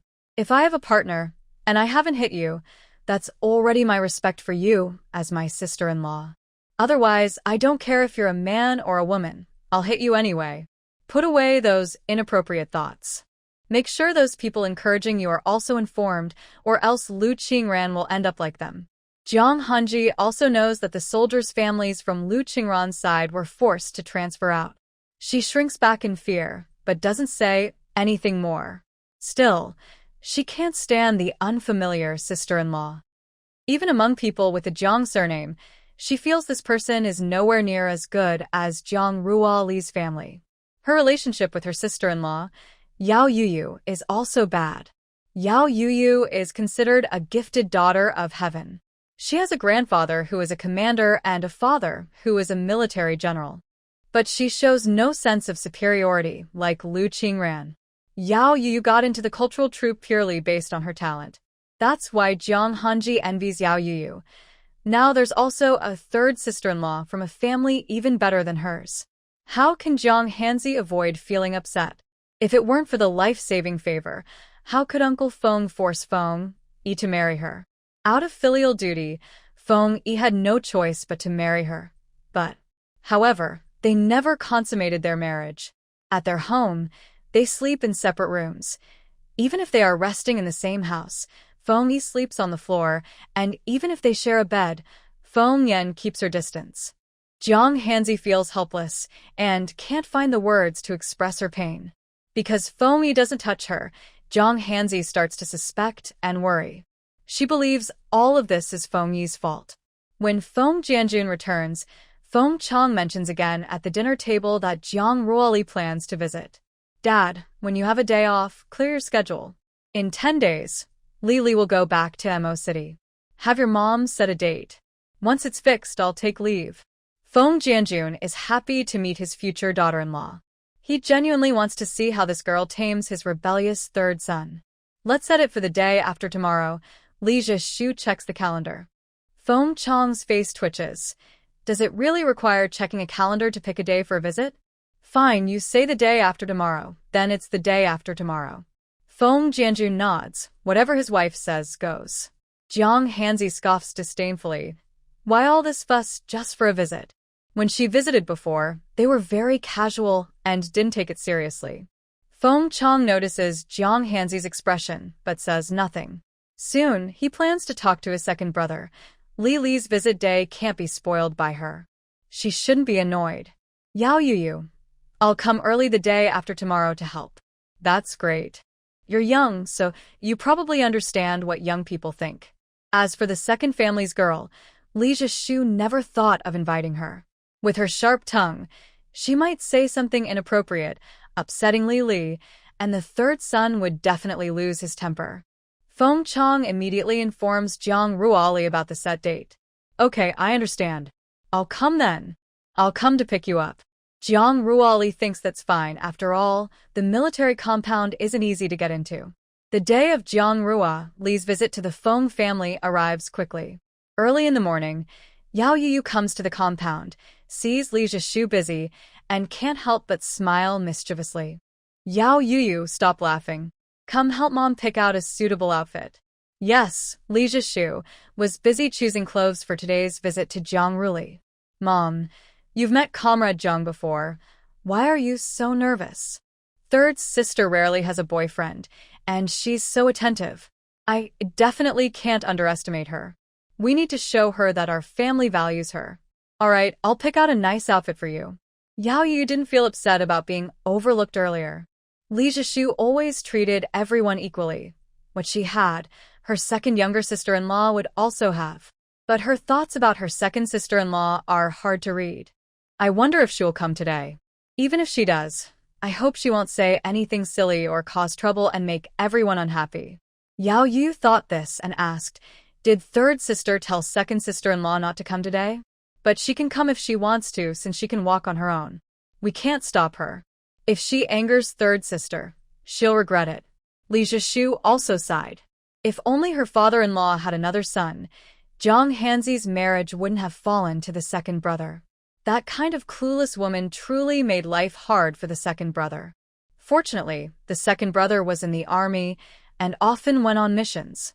Li Zhishu knew they still hadn't shared a room because Zhang Hanzi, feeling embarrassed, had cried here several times, asking her to pressure her second brother to share a room with her. Is that reasonable? As a mother-in-law, she was forcing her son and daughter-in-law to share a room. If this got out, would Li Zhishu still have any face? At 10 a.m., Feng Qiang arrived at Jiang Ruli's house. Today, he was visiting the Feng family. Jiang Ruli took some nice items out of her space, top-quality things. Feng Qiang drove, using old Master Feng's car. Let's go, Jiang Ruli said, carrying her things. Feng Qiang naturally took them from her. Today was a work day, and only Zhao Shujun and Guaning were at home. After saying goodbye to the elders, Feng Qiang placed Jiang Ruli's big bag in the car. Why did you prepare so many things? Even if you didn't bring anything, Grandpa and Mom and Dad wouldn't mind. Jiang Ruli gave him a playful glare. This is basic courtesy. How would I look going empty-handed? Yes, you're a polite girl, Ruli. Jiang Ruli rolled her eyes and ignored him. Feng Qiang smiled and started the car toward the military district. The distance was a bit far. It took about 40 minutes to reach the gate. Feng Qiang stopped the car and registered Jiang Ruli's visit. After checking Jiang Ruoli's introduction letter, the security at the gate allowed the two to enter. Inside the military area, the car couldn't go faster than 20 miles per hour, so it moved very slowly. After driving for another 5 or 6 minutes, the vehicle stopped in front of a 2-story red brick house. This is my grandfather's house. My parents also live here, and they usually take care of my grandfather. Let's go inside, he said. Feng Qiang had already told his second brother that the woman couldn't come today. If she showed up and said something unpleasant, he wouldn't hesitate to embarrass her. Jiang Ruoli carried her things, feeling a bit nervous. It was her first time meeting her partner's family in 2 lives, and she didn't know what to do. Don't be nervous. Just be yourself.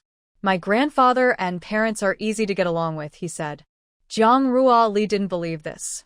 With a grandfather who was a general and a father who was a commander-in-chief, she doubted they were easy to get along with. She didn't believe anything he said. They walked shoulder to shoulder into the house, and a few pairs of eyes immediately looked at Jiang Ruoli. She suddenly felt like everyone was staring at her. She awkwardly smiled. Feng Qiang enthusiastically introduced everyone. Grandpa, Mom, Dad, older brother, sister-in-law, second brother. This is my girlfriend Jiang Ruoli. Lili, the one with all white hair, is my grandfather. Those 2 are my parents. These are my older brother and sister-in-law, and that is my second brother and his wife. Jiang Ruoli, second brother and his wife. Feng Qiang didn't even call her sister-in-law. There must be something going on. It seemed that the Feng family wasn't very harmonious either. After Feng Qiang finished introducing, Jiang Ruoli started greeting everyone. Hello, Grandpa, Uncle and Aunt, big brother and sister-in-law, second brother and this sister-in-law. Jiang Hanzi looked at Jiang Ruoli's beautiful face and figure, and a look of jealousy appeared on her face. When she heard Jiang Ruoli not call her second sister-in-law but this sister-in-law, she wondered if Jiang Ruoli looked down on her.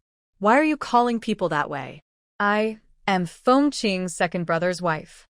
You should call me second sister-in-law, she said.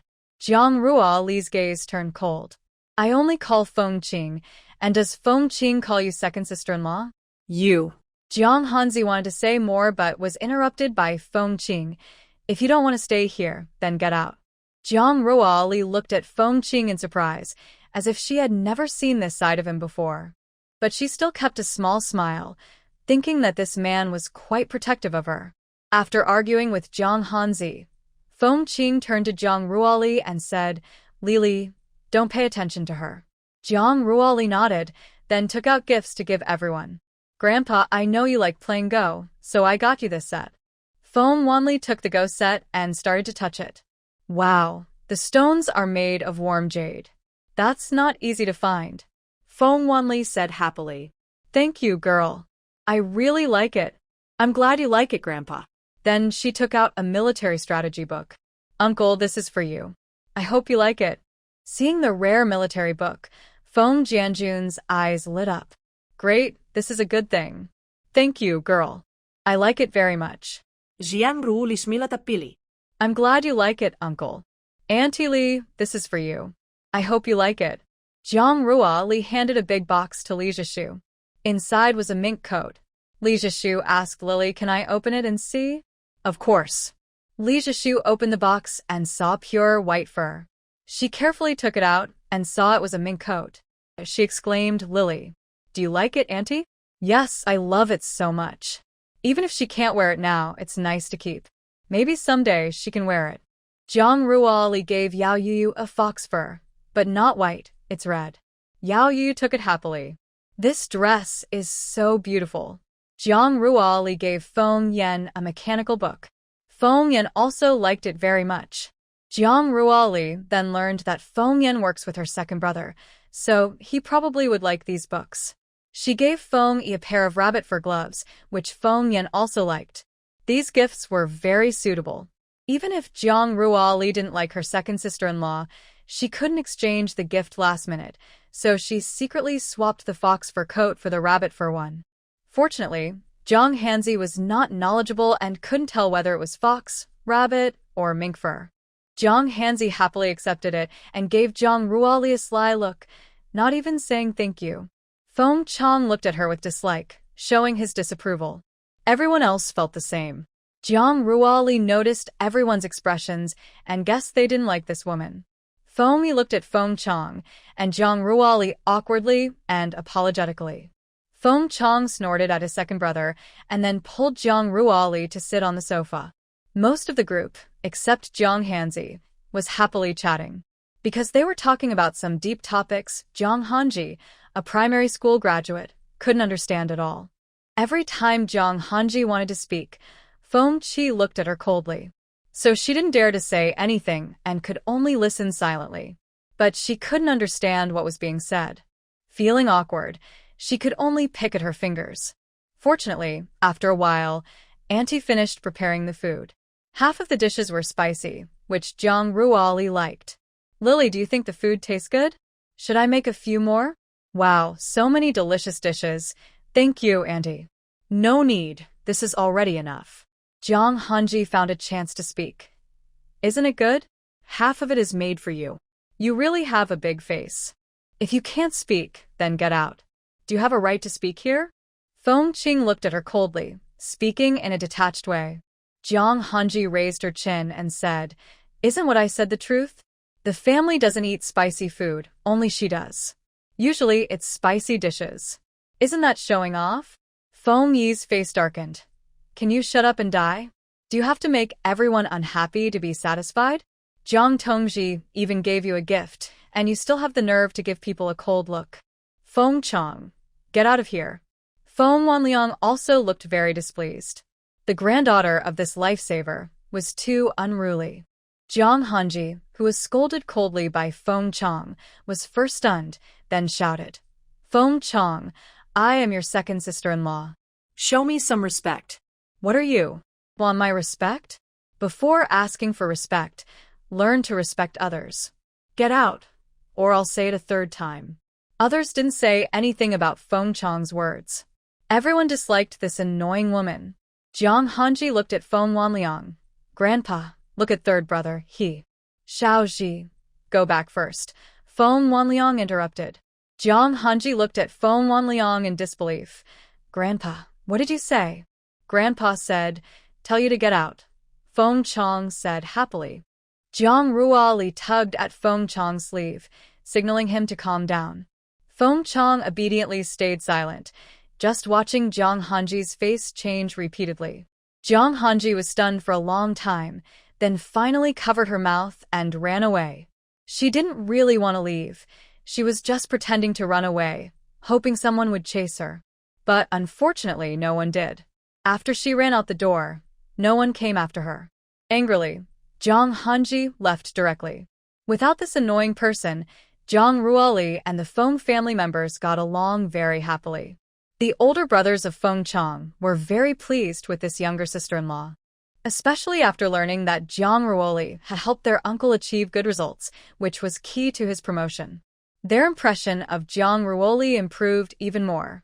Yao Yuyu also liked Zhang Ruoli very much. She loved all beautiful things. Zhang Ruoli's beauty made her feel no jealousy at all. She thought that if Feng Qiang and Zhang Ruoli married and had children, they would definitely be very good-looking. Li Zhishu was even more fond of Zhang Ruoli. She liked her immediately upon meeting her. She also tried hard to help her son pursue his future wife. In short, no one in the Feng family disliked Zhang Ruoli. After lunch, Zhang Ruoli suggested leaving. Li Zhishu handed her a red envelope. "Lily, I heard there is a tradition where, when the bride visits in person, the groom's family should prepare a big red envelope. Since you're here today, this envelope is specially for you. Lily, our whole family likes you very much. We sincerely hope you and our third son can live happily and love each other. If you ever face any difficulties or have ideas, just tell me. We're family, no need to be shy."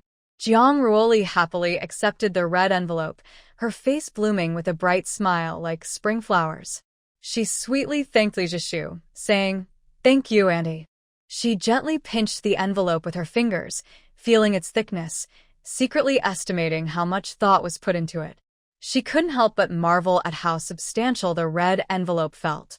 At this moment, Feng Yi handed a beautiful rabbit fur coat to Zhang Ruoli, saying, "Take this home.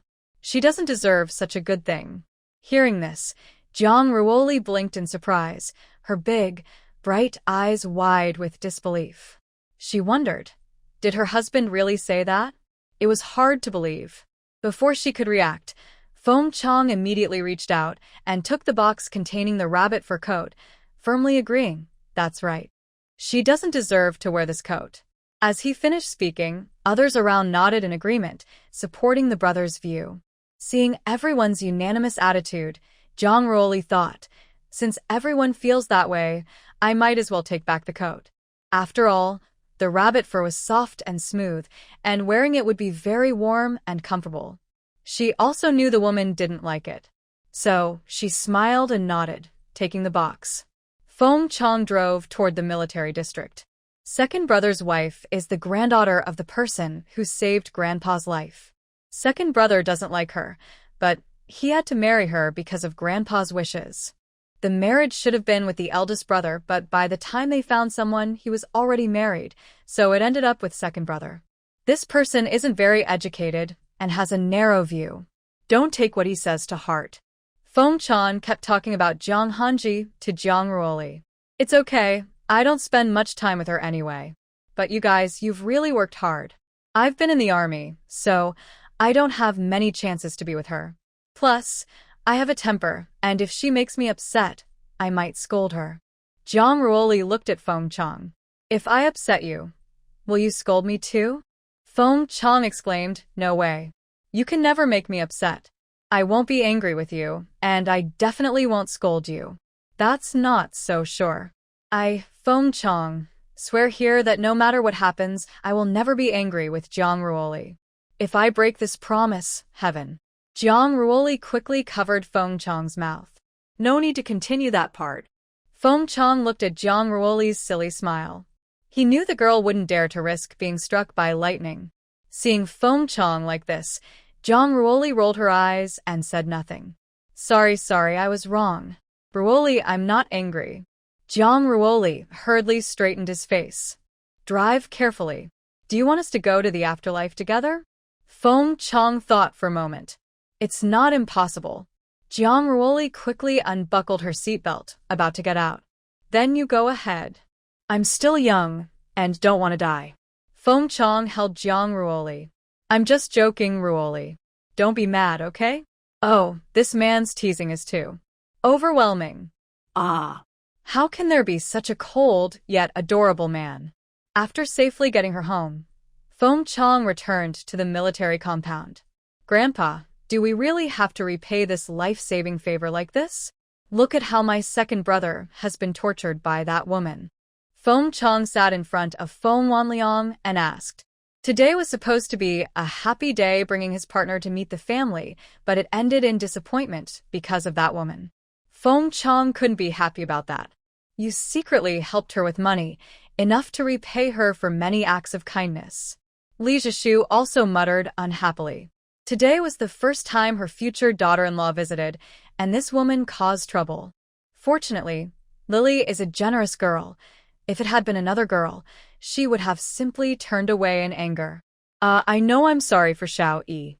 After all, they only asked for this back then, and Li Zhishu didn't know what else to say. Forget it.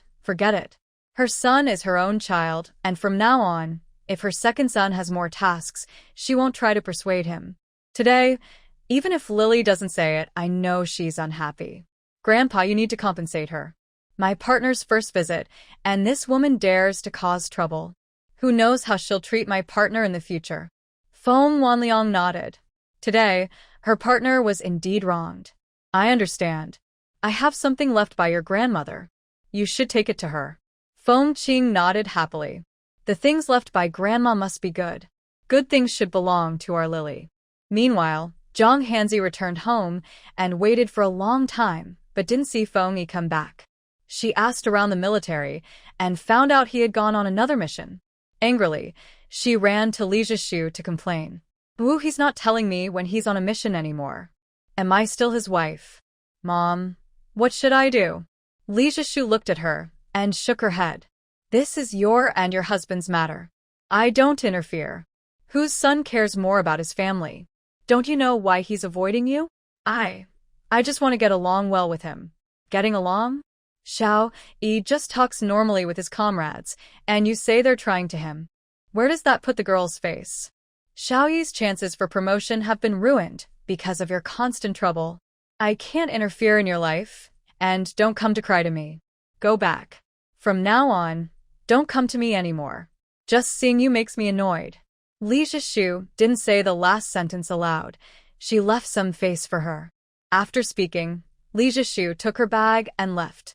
Feng Wanliang had already gone inside to rest. At this moment, Zhang Hanzi was sitting in the living room, crying loudly. The maid cooking saw her crying and immediately left. This second daughter-in-law is so much worse than the third daughter-in-law who came for dinner at noon. Besides causing big fights, she just cries all the time. She doesn't respect people and always looks at her sideways whenever she visits the old master. She is the old master's cooking maid. It's fine to serve the old master, but she doesn't want to serve her daughter-in-law. She often looks down on others. Zhang Hanzi is also from the countryside and spends her husband's salary every day. What right does she have to look down on people who work hard with their own hands? Zhang Hanzi cried for a long time. When no one paid attention to her, she wiped her tears and sat waiting for the old master to wake up. The old master has many good things. At least, he should feel guilty and compensate her. Then she can sell those things to get money to help her brother get married. Feng Wanliang originally planned to come out after Zhang Hanzi left, but he drank too much water at noon and needed to go to the bathroom. When he came out, he saw Zhang Hanzi sitting on the sofa, lost in thought. Xiaozi, you haven't gone back yet? Feng Wanliang felt very awkward. Grandpa, Feng Yi went on a mission again. He left without telling me. Am I still his wife? Grandpa is old and can't control him. Things between you two should be talked about yourselves. After saying that, Feng Wanliang headed toward the bathroom. Zhang Hanzi wanted to say something, but saw Feng Wanliang hurry away. She sat there unwillingly, her eyes turning red again. Of course, she was crying to make the old master feel sorry for her and to get more compensation. Her face turned red again. Seeing Zhang Hanzi sitting there crying, Feng Wanliang felt a bit guilty. Because he still cared about her as the granddaughter of his lifesaver, he gave her some compensation. Once she received the money, Zhang Hanzi immediately sold it on the black market to help her brother get married. For her, money was important, and so was a man. With this man, She didn't have to worry about money anymore. The day before returning to Mo, Zhang Ruoli prepared a lot of food, drinks, and supplies for her family. Zhang Bo also used his officer ID to buy a sleeper train ticket for Zhang Ruoli. Li Bao, after you go back, you must take good care of yourself, okay? Li Bao, remember to think of Dad and write him letters, okay? Li Bao. Little sister. Aunt. Everyone gathered around Zhang Ruoli, chattering excitedly. Zhang Ruoli felt overwhelmed. All right, I will miss you all. I will write to you. I will take good care of myself. Grandpa and Grandma's dumplings should be eaten every day. If you run out, tell me, and I will send more. Mom and Dad should keep exercising. Brothers and sister-in-laws should take care of the elders. Zhang Ruoli interrupted their chatter and started talking. Everyone nodded in agreement. Elder brothers worried about Zhang Ruoli not knowing when she would be able to return to the city. Could it really be until she marries Feng Qiang before she can go back?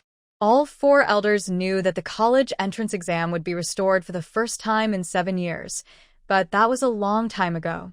If nothing else worked, getting married and moving with her husband was also an option.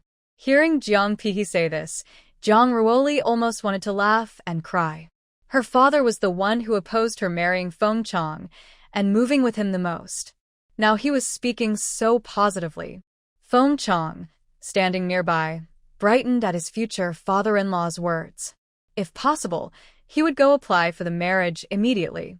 Let's talk about this later. Zhang Ruoli also planned to earn more money in the black market of Mo City. After all, no one dislikes having more money. She had many supplies, but she only traded jewelry. Without money, she couldn't buy land, a courtyard house, or shops. Recently, she had only traded jewelry and similar items. However, the Mermaid Star gave her a set of guns that were quite old but very advanced for the current water blue planet. One was a Model 95 rifle, another a Model 88 rifle, and a 191 automatic rifle. Even in the 21st century, these guns were considered quite advanced. For this era, it should be, probably very difficult to produce them. But the blueprints and research plans were given to Jiang Juanxia, hoping he could develop them quickly. At least, this could reduce the loss of soldiers on the battlefield. As for nuclear bombs, Zhang Ruoli felt powerless. Even just the research drawings for some guns moved Jiang Juanxia deeply. She didn't know where her sister got these items, but she wouldn't investigate their origins. Her sister had her secrets, and she chose to pretend she didn't know. Besides, these things were beneficial to them. Jiang Juanxia would definitely make these weapons so fewer soldiers would sacrifice their lives. After Jiang Junnan and Jiang Juanxia left with the children, Feng Qiang also left. Before leaving, he said he would come tomorrow to pick her up and take her to the train station. After they all left, Zhang Ruoli and Zhang Bo entered the space. Zhang Ruoli prepared 10 18.9-liter buckets filled with spiritual spring water to be used for cooking and drinking. They could also dilute the water for health benefits. She also left some life-saving pills and detox pills for Guaning. Mom, my eldest brother often goes on missions, so I'm worried he might get hurt. That's why I've kept these pills for you. If one day my brother, you can give them to him to eat. Okay, I understand. Guaning accepted all the pills. She also kept several pounds of various fruits, including Zhang Ruoli. Fruits from the space are less likely to spoil than regular fruits, so she prepared a lot. There are also various types of meat and meat sauces. Zhang Ruoli prepared quite a few. Some are for her eldest and second brothers, and some are for Feng Qiang and his parents. Once everything was ready, Guaning reluctantly hugged Zhang Ruoli. If things get really difficult, she suggested marrying Feng Qiang and going with him. He treats her well, and everyone can see that. Even if he's unkind later, she can divorce him. Her family will always be her support. Okay, I understand. I want to go to the black market first to earn more money. Then I can buy a house, land, and shops. Feng Qiang said, going to the black market is fine, but you must wear makeup and be very careful. I know, Grandpa. I will wear makeup. The family talked in the space for a long time. When they went out, it was already past 10 at night. Everyone went back to their rooms to sleep. The next morning, Feng Qiang appeared at the Jang family. He personally made breakfast. The Jang family liked rice noodles in the morning, so Feng Qiang learned how to make mixed rice noodles. Everyone in the Jang family thought that if Li Bao married him, she would be happy. Jiang Rua Li also thought so. On the train, Feng Qiang carried Jiang Rua Li's belongings onto the train. The Jang family followed behind comfortably. When they reached Jiang Rua Li's seat, she saw a soldier about 30 years old. Li Bao, this is He Wang. He's responsible for sending you back this time. Hello, Commander. Hello, Battalion Commander. I will ensure Jiang comrade arrives safely.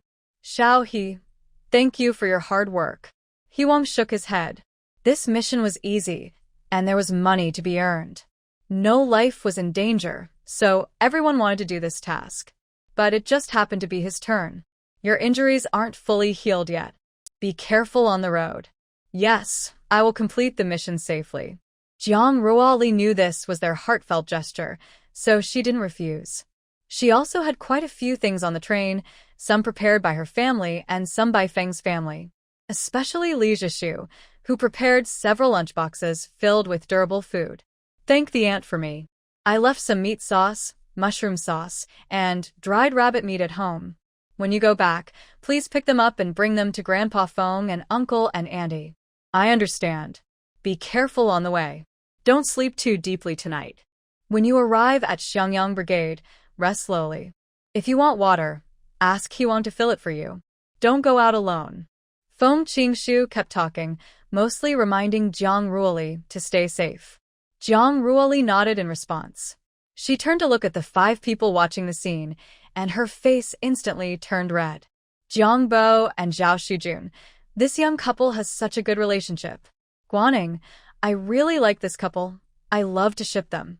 Jiang Peihe, is this guy so blind he can't see I'm here? He Wang, even though I didn't eat breakfast, why do I feel full? Until the train horn sounded, Jiang Bo and the others reluctantly got off the train. Feng Qingshu, standing tall by the train window, watched Jiang Ruoli. When you arrive, call me. Sending a telegram works too. We're not short of money. I'll send my allowance to you. Got it, got it. Hurry back. Remember to pick up things at home. Jiang Ruoli nodded repeatedly. The train slowly started moving. Jiang Ruoli stuck her head out to wave goodbye until she couldn't see them anymore, then sat back on her lower bunk bed. Opposite her, He Wang looked at Jiang Ruoli. They exchanged a glance, feeling a bit awkward. In that somewhat old but tidy train carriage, Jiang Ruoli gently unzipped her canvas bag with a soft, relaxed motion, carefully taking out an old-looking book. The cover was slightly curled, and the edges showed signs of wear, probably a treasured book she often read. She sat by the window, opened the book gently on her lap, and focused her eyes on the words, as if she had entered a wonderful world inside the pages, lost in a sea of knowledge. Meanwhile, He Wang lounged casually on the narrow train bed, hands behind his head, staring straight out the window at the passing scenery. Outside, the view was like a moving painting, fields, villages, trees, all rushing past quickly. Since putting on his military uniform and entering the army camp, he rarely had such a relaxed moment. Usually he was either training hard or on various missions, nerves always tight. At this moment, the quiet atmosphere made him feel a bit uncomfortable. He always felt something was missing inside, like his heart was empty. They boarded the train around 8 a.m. At that time, the morning sun had just risen, casting a golden light on the platform, giving everything a warm glow. They carried their bags and squeezed onto the train with the busy crowd. When they first got on, the carriage was noisy with all kinds of sounds, children crying, adults talking, and luggage bumping.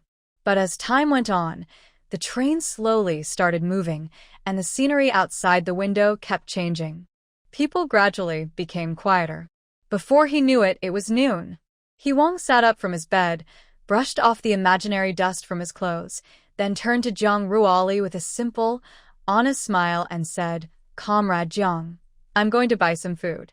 You stay here and wait patiently, okay?" His voice was loud and clear, full of the strong spirit of a soldier.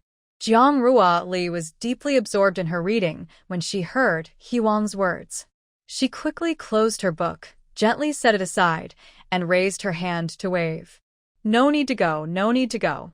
I have plenty to eat here. Let's finish these first, she said. She opened the zipper of her canvas bag, reached inside, and started searching.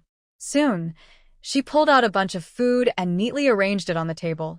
There were golden yellow biscuits that smelled faintly of wheat and shone with a light oil sheen, plump, white steamed buns that felt soft and squishy, as if they could change shape with a gentle squeeze, and small, delicate buns with pleats that looked like flower petals, exquisite and beautiful. Some of these foods were homemade by Jiang Ruoli, while others were made by Feng Qiang and Li Zhishu. They were good friends, and before leaving, Feng Qiang and Li Zhishu carefully prepared these foods for them to enjoy during the trip. With these snacks, they would have enough to fill their stomachs along the way. Jiang Ruoli looked at the food, thought for a moment, and said, "Let's eat the meat buns that spoil easily first." She picked up a meat bun about the size of a fist, handed one to Huang, and took one for herself. The bun's outer skin was white and tender, still slightly moist. She took a gentle bite, and the soft dough wrapped around juicy, flavorful meat, tasting very delicious. After eating 2 meat buns, Jiang Ruoli felt a bit full. She patted her stomach and looked satisfied. Meanwhile, Huang's appetite was endless. He ate 4 buns in one go and licked his lips, still glancing at the remaining food. Seeing Huang's behavior, Jiang Ruoli couldn't help but smile and said, "If you're still hungry, there are more to eat." She placed some flatbreads and steamed buns on the table and pushed them toward him, letting him serve himself. Huang scratched his head and apologized. "Sorry about that." Jiang Ruoli smiled and said, "It's okay. Eat as much as you want. These leftovers are wasted if they go bad." Huang then took 2 more steamed buns, and this time, his stomach was satisfied. Feeling full and sleepy, Jiang Ruoli put her books into her bag and lay down to rest. Seeing this, Huang also lay on the bed to relax. His injury was not fully healed, so he was still resting. After a while, loud noises and shouting came from outside. Listening carefully, someone said a child had been lost. "Comrade Jang, stay here and don't go out." "I'll go see what's happening," he said. Jiang Ruoli nodded and replied, "Dear best. Don't forget you still have an injury." She didn't plan to go out and watch the commotion, so she closed her eyes and rested. Just as she was starting to feel sleepy, she sensed the door to the room being pulled open. Someone had entered her room. This was Jiang Ruoli's first thought, and she immediately opened her eyes. Because Huang wouldn't do something so reckless. What she saw was a man holding a knife, approaching her steadily, while clutching a soft doll in his arms. "Don't shout, or I'll hurt you," he said. Jiang Ruoli obediently nodded. Seeing her so compliant, the man relaxed a little. In his eyes, Jiang Ruoli, so fair and pretty, must have been well-educated and weak. So, he didn't pay much attention to her. He threw the doll onto Huang's bed and leaned against the door, listening to the noise outside. Jiang Ruoli seized the moment, kicked the man's hand holding the knife, and knocked it away. Then she kicked him in the knee. There was a cracking sound. The man's leg broke, and he howled in pain, clutching his leg with venomous eyes. "You trash, how dare you kick me? I'll make you pay." As she spoke, she stood up on one leg and rushed toward Jiang Ruoli. Jiang Ruoli kicked the other healthy knee. With a cracking sound, the other knee also shattered. The man stared in shock at the small, delicate girl, never expecting to be defeated by someone so fragile. Was that the strength a young girl should have? Her speed and power were faster and more precise than those of people who spend their lives on the edge of danger. "I'll kill you."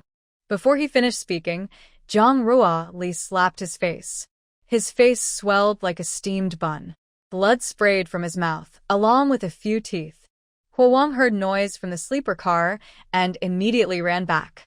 If something happened to Jang, he could lose his military uniform. Huang hurried back after hearing the noise and saw the man on the ground, covering his face and cursing, and Jiang Ruoli standing coldly nearby. Lieutenant Hua, you came just in time. This person is a human trafficker. The child must be the one that was lost, Zhang Ruoli said immediately upon seeing Huang. Is this, Jang, the person you fought? Yes. Jiang Ruoli nudda. The man on the ground also desperately nodded, still mumbling and crying. It was too dangerous. That small girl, looking so gentle and fragile, was so fierce in a fight. Take me away quickly. I don't want to be beaten by this girl. Huang was surprised for a moment, then immediately went to find the police officers. He couldn't carry a hurt man who couldn't walk. Soon, the police officers arrived with the woman who had lost her child. When she saw the child lying on the bed, she burst into tears, hugging the child and crying, "Qing, wake up. What's wrong? Qing, I'm your mom. Look at me." Tears in her eyes, she looked at Zhang Ruoli and asked, "What happened to my daughter? Did you do something to her?" Zhang Ruoli hesitated and pointed at herself. Me?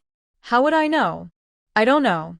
When her father brought her here, she was already unconscious. I didn't touch her, Zhang Ruoli replied. The woman shouted at Zhang Ruoli, "She's so young and unconscious. Don't you see? What if something happens?" Zhang Ruoli almost laughed from anger. If she had known, she wouldn't have helped and would have let the traffickers take her away. She glared at the woman and sat on the bed, reading a book. Seeing Zhang Ruoli's attitude, the woman became angry and grabbed Zhang Ruoli's book, tearing it apart. I asked you to watch her, but you didn't take care of my daughter. I told you to watch her. Zhang Ruoli looked at the torn book with a cold expression. She slapped the woman directly across the face. Did I give you face? What does your daughter have to do with me? I kindly helped you catch a human trafficker, and now you curse me and expect me to take care of her? Am I her mother? Do I even know you? She continued, and you tore my book. Do you know how expensive this book is? You wicked woman. How dare you hit me? The woman yelled angrily. Believe it or not, I'll have my husband shoot you. Hearing this, Zhang Ruoli slightly smiled with disdain and mocked. Oh, such a big show of authority. Who is your husband? Can he just shoot people whenever he wants? Her tone was full of sarcasm and contempt, as if she was watching a big joke. My husband is. The woman hesitated suddenly, realizing she had said too much. She quickly changed her words. Anyway, he's very powerful. You can't afford to offend him. Oh, really? Jiang Ruoli shuklat indifferently. Then I must be really scared. But if I want to hit you, I will. Do I need to pick a good time? Who made you deserve a beating? After speaking, she turned to Huang and ordered, Lieutenant He, you go handle this. I have a phobia of stupidity and really don't want to bother with such fools. Huang nodded quickly and stepped toward the woman. Seeing this, the woman's face turned pale instantly. She looked at Huang in horror and involuntarily took a few steps back. She secretly cursed herself. She thought Zhang Ruoli was just an ordinary girl, but now she saw she had a soldier, and it seemed he was an official. Her husband, though a deputy director of the G Committee, was just a minor official. How could he possibly shoot someone? The words she just said were only to scare ordinary people. Now, she had encountered a tough situation. What should she do? The police officer looked at the woman with helplessness and sighed inwardly. This is truly an infuriating person. If it weren't for this young lady stepping in timely, her daughter might have already been taken away by human traffickers, but now she was still here shouting at others. No, I didn't mean it like that. I just think the child is still young and she just can't help watching the kid. The woman seemed to realize her mistake, but still stubbornly defended herself. Zhang Ruoli rolled her eyes and said impatiently, I'm not a doctor. How would I know? Besides, just before you arrived, I had just knocked that trafficker to the ground. I didn't have time to look after your child. The woman was speechless after Zhang Ruoli's words, her face flushing and paling repeatedly, feeling very embarrassed. Seeing this, the train officer quickly took the trafficker and the woman away. Huang also followed, feeling that this matter couldn't just be ignored. That book was Zhang's treasured possession, and now it was damaged by the woman. She must compensate for it. Moreover, Zhang had just saved her child, Yet she didn't show gratitude, and instead caused trouble. That was really too much. Huang grew angrier the more he thought about it, and decided that the woman must give Jang a proper explanation.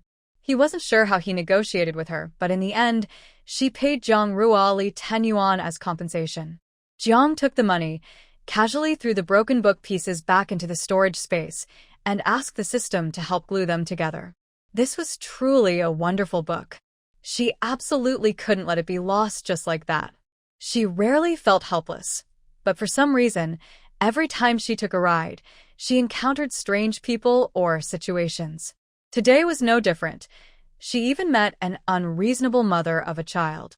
Comrade Jiang, that child has woken up. She keeps asking to see you. What should we do? The train attendant asked with a worried look. Zhang Ruoli quickly waved her hand and replied without hesitation, "No, I don't want to see her. Her mother is so unreasonable. I don't want to face her again." Huang listened nearby and nodded in understanding of Zhang's feelings. Then he told her, "The train conductor said he wants to write you a thank you letter to praise your kindness today. So I left your address with him." Zhang smiled slightly and nodded, indicating she already knew about it. Isn't it good to get praise? That's really great.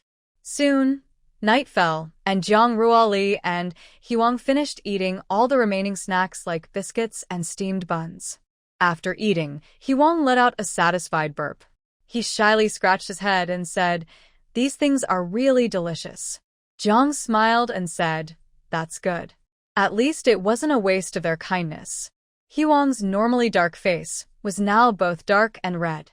He was thinking to himself, Captain Feng's partner is really very beautiful. After getting off the train, Huang borrowed a car, planning to drive Zhang Ruoli directly from the train station to the Xiangyang Brigade. As the car entered the county town, Zhang Ruoli checked the time and realized it was getting late. She thought, since we are already in the county, maybe we can go have a meal together to thank Huang for taking care of her these past few days. So she said to Huang, "Lieutenant He, you've worked hard these past days. Let me treat you to a meal." Huang was a bit surprised, but seeing Zhang Ruoli's sincere face, he smiled and agreed, "Sure, I won't refuse." Zhang Ruoli took Huang to a state-run restaurant.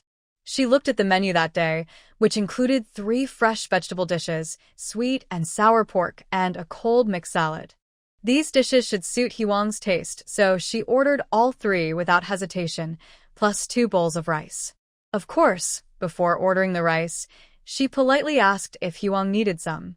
Soon, the dishes were served. Seeing the colorful, fragrant, and delicious-looking food on the table, Huang's appetite grew. He picked up a piece of sweet and sour pork, put it in his mouth, and was immediately won over by its crispy texture and sweet-sour flavor. After finishing the meal, Zhang Ruoli suggested they go to the post office to send a telegram to her family, letting them know she had arrived safely. Huang happily agreed and drove Zhang Ruoli to the post office. After sending the telegram, it was already getting late. Huang continued to drive and took Zhang Ruoli to the Xiangyang Brigade. It was around lunchtime and the brigade was very quiet with hardly any people around.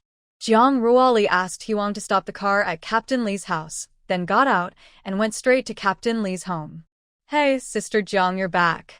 Li Xing'an, who had sharp eyes, saw Zhang Ruoli coming back from the military camp and called out loudly. Captain Li saw Zhang Ruoli and also happily said, "Zhang the young soldier, you're back. Have you eaten?" "Not yet. I brought someone here to share a meal," she replied. "Perfect, we just finished eating too." "Haha, Annie Qian, you don't need to busy yourself. We ate at the state-run restaurant and just got back. You girl, why didn't you come back to eat? Now no one has enough food at home. How could I take advantage of Auntie?" Auntie Qian glared at Zhang Ruoli. "What, is your family still missing a little bit of food? If I come alone, I will be brave enough to visit Annie's house, but I also have a friend with me, so I can't bring him along to mooch food at Auntie's place." All right, you talk a lot, but I can't argue with you. Come to Auntie's house for dinner tonight." Got it. Zhang Ruoli went to Captain Li to settle the fake documents. After Huang delivered Zhang Ruoli's belongings to her home, he left. Huang still had a few days of leave to visit family. Since his home was not far from Xiangyang Brigade, he arranged to bring Jiang Ruoli back. Back home, Jiang Ruoli was upset by the dusty house. There was no choice but to use water to wipe away the dust, or she wouldn't be able to sleep. After working for over an hour, Jiang Ruoli looked at the clean house and slipped into her space. She still felt most comfortable taking a shower inside her space. That evening, Jiang Ruoli went to Captain Li's house, bringing some pastries she had bought in Kyoto. Of course, she took them from her space. She didn't buy anything in Kyoto herself. Girl, why do you bring things when you come to eat at our house? Just some pastries from Kyoto to let Shingen and the others try something new. You're spending too much.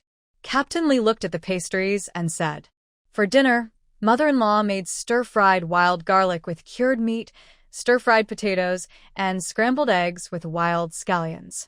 These dishes were usually only served during festivals.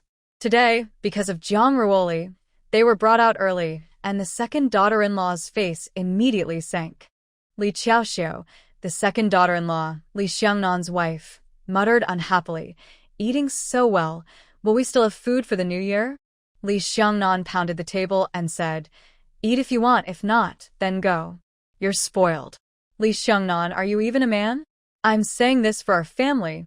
We only have this much meat left. Why would we still eat it during the new year?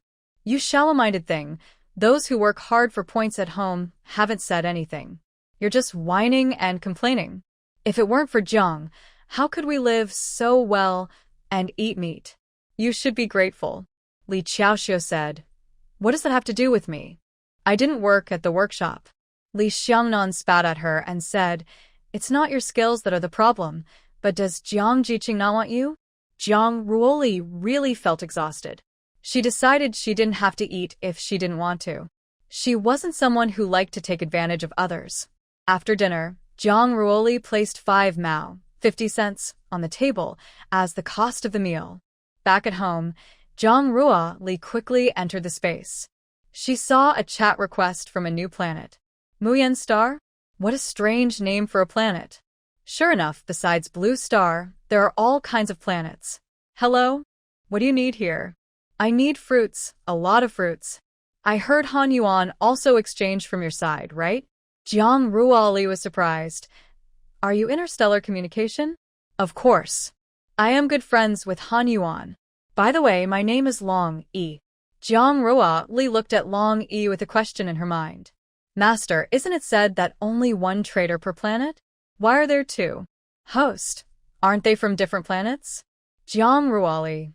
Wow, can it be like this? Of course. Alright, so this is how it works. Jiang Ruoli turned back to continue talking with Long. What do you have that I can exchange? What do you need? Laser cannons? Or magnetic levitation? Anti-gravity missile systems?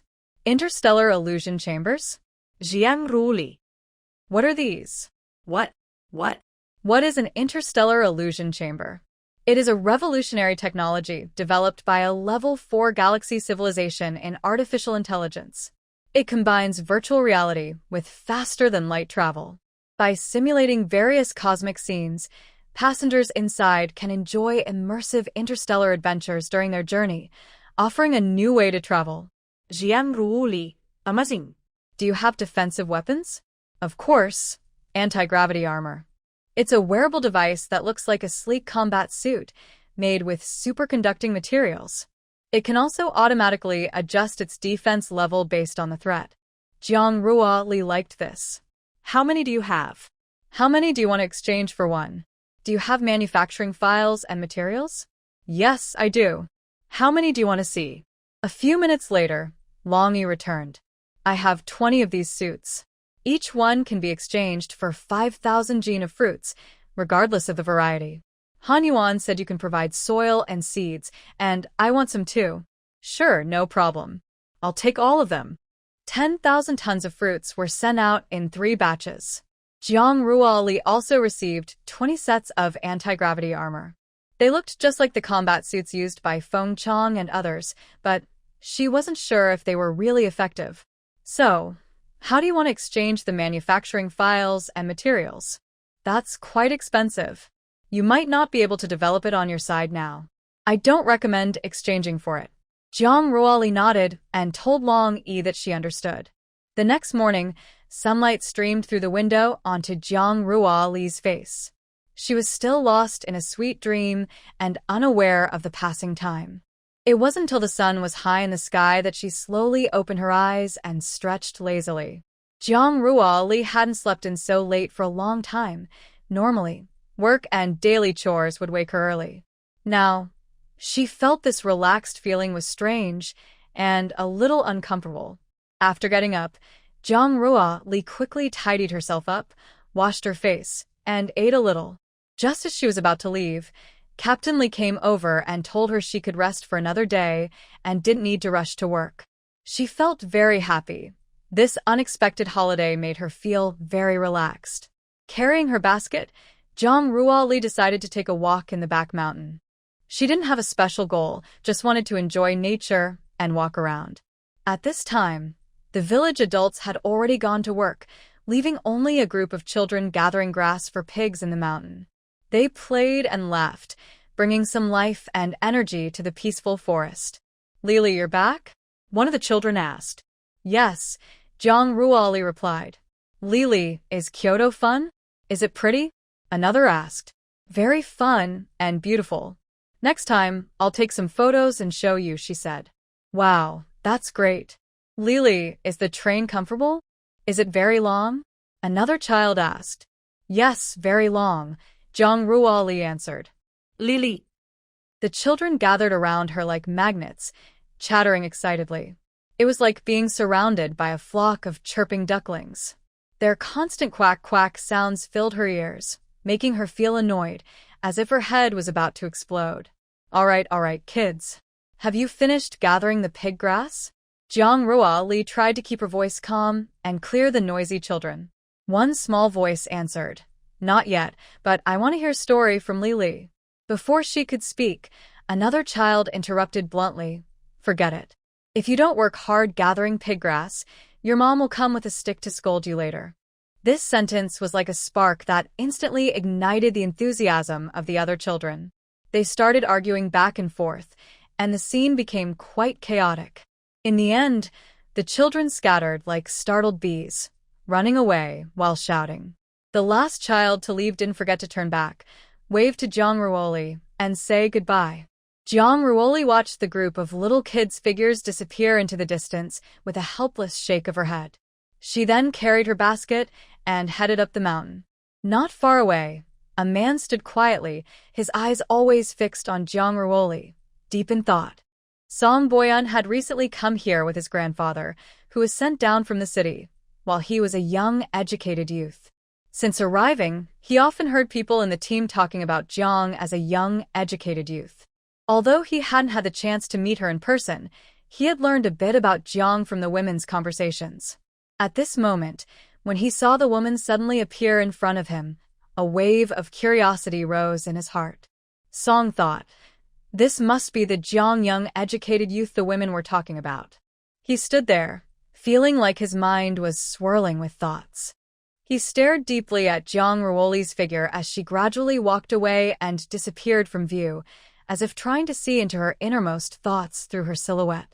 After a while, he finally snapped out of his thoughts, pulled his focus away from Jiang, turned back to the cattle shed, and continued helping his grandfather with the chores.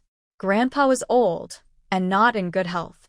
He used to be a high-ranking leader, but now he had fallen from grace, and his mood was surely very low. And what about him? He was once a favored son of heaven, but now he was a young educated youth sent to the countryside. The gap between his past and present was hard for him to accept.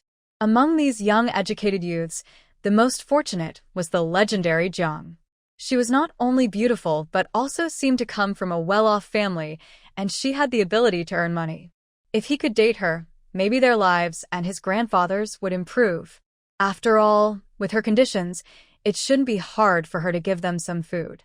Thinking of this, Song's heart filled with hope. He believed that as a favored son of Kyoto, just a small gesture from him would easily make a girl like Jang, who came from a small place, fall for him. Back at the cattle shed, Song told his grandfather everything he was thinking. Grandpa listened quietly for a moment, then slowly said, "Xiao Yan, you can play with those women, but never fall in love for real." Song Boyan quickly nodded to show he understood his grandpa's meaning.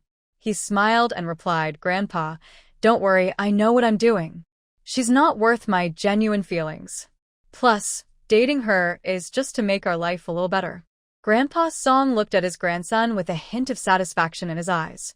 He knew that although his grandson was young, he was very sensible. He nodded slightly to agree with his grandson's approach. In his view, as long as it could improve their lives, everything else didn't matter. He didn't care about feelings or love. However, Jang Ruoli was unaware of this conversation and these thoughts. If she knew about Song Boyan and his grandpa talking like this, she might get very angry and scold them harshly, calling them fools. In Jang Ruoli's eyes, Song Boyan was not a prize or someone everyone loved. Nearby, several other displaced people heard the conversation between the grandfather and grandson and looked displeased. They frowned. These people had also been demoted from high positions, but unlike the grandfather and grandson, they didn't complain or give up. Instead, they stayed positive, worked hard to adapt to the new environment, and kept looking for chances to improve their situation, hoping to regain their former glory someday. But the grandfather and grandson completely ignored others' feelings. They openly plotted against a young girl, which was really mean and shameless. They showed no shame and even looked confident, as if all this was perfectly normal. Some of them thought it was better to stay away from these two in the future. One woman even planned to tell Jiang Jiqing about this, so she wouldn't fall for their tricks later. At this moment, Jang Ruoli had already gone deep into the forest. The trees were thick, and sunlight only shone through the broken leaves in patches. She was holding a small, digging up some herbs. Of course, Jang Ruoli didn't recognize them. It was the two little ones inside her space who knew more about herbs and plants. Master, that is purple xian grass. It can promote blood circulation, clear heat and detoxify, and reduce swelling and cool the blood, the space's little voices explained. Host, that is the red true grass, which stops bleeding, clears heat and detoxifies, and reduces inflammation. Master, that is the green spirit flower, which can. Host, that is the yang purple spirit flower. That is the blue spirit vine. That is the black divine vine. That is the red mysterious mushroom. That is the red essence mushroom. That is. In this space, two little creatures are chattering nonstop, as if reporting something important to Jang Ruoli. Meanwhile, Jang Ruoli is completely immersed in her own world. She holds a small shovel, digging into the soil continuously. With each scoop, she uncovers some herbs. Although these herbs are a bit unfamiliar to her, she knows they must have value. Carefully, she transplanting the herbs into another patch of land in the space, hoping they will grow strong here. Time passes second by second. Jang Ruoli has been digging for 3 hours straight. Her arms start to ache, and sweat drips down her forehead. Finally, she can't hold on any longer. She stops and gasps, "That's enough, stop calling. I'm almost exhausted. If you're so capable, you come and dig." As soon as she finishes speaking, the two little creatures seem to understand her words. They suddenly fall silent and stop making any noise. Jang Ruoli breathes a sigh of relief, sitting heavily on the ground, feeling all her strength drained. At this moment, her stomach suddenly growls, reminding her it's time to eat. Jang Ruoli thinks to herself and mentally takes out a serving of braised pork foot rice from the space. This rice was packed from a restaurant she visited earlier in Guangcheng, fragrant and tempting. She eagerly opens the lunchbox and starts eating heartily.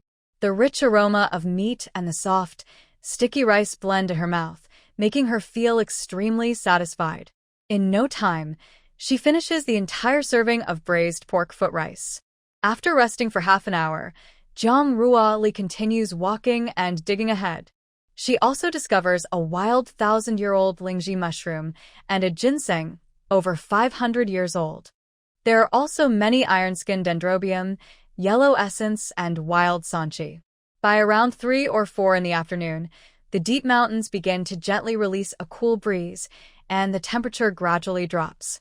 Jiang Ruoli reluctantly puts away her small shovel. Though tiny, it has accompanied her in finding many treasures in these mountain woods. She first put a small amount of wild chestnuts into a basket. Each shiny, round chestnut looked like a sparkling brown gem. Most of the chestnuts she stored in her space.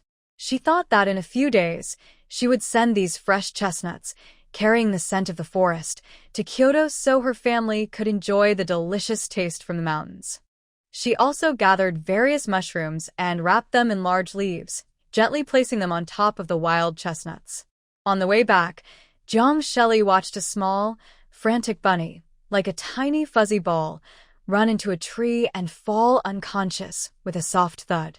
Seeing this adorable surprise, Jiang Shelley, who wasn't short of food, naturally didn't want to miss out on this unexpected delicious gift.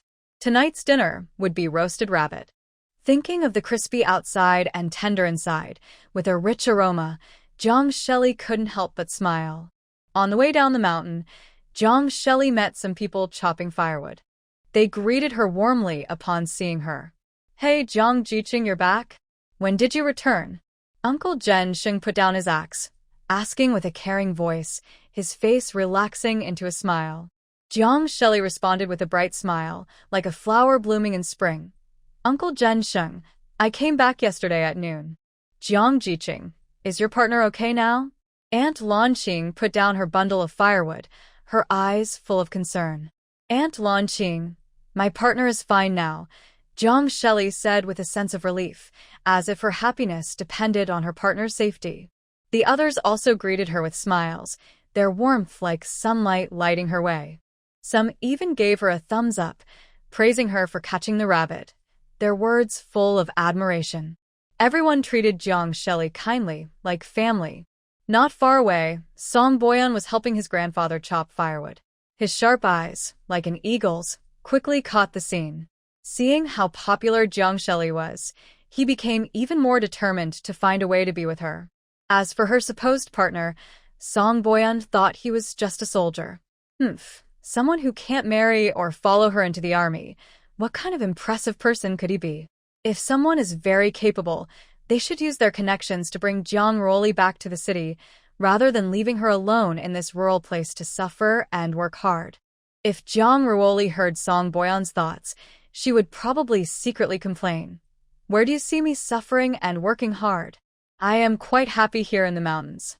Regarding the warm welcome from the villagers, Jiang Ruoli always responded with a smile, which was as clear and warm as a mountain stream. Song Boyan believed he was very confident and could easily outshine her soldier boyfriend. He tidied up his clothes and put on what he thought was a gentle smile, like a carefully applied mask, and approached Jiang Ruoli politely, greeting her. "Hello, Jiang Jiqing. I am the new youth sent here. My name is Song Boyan."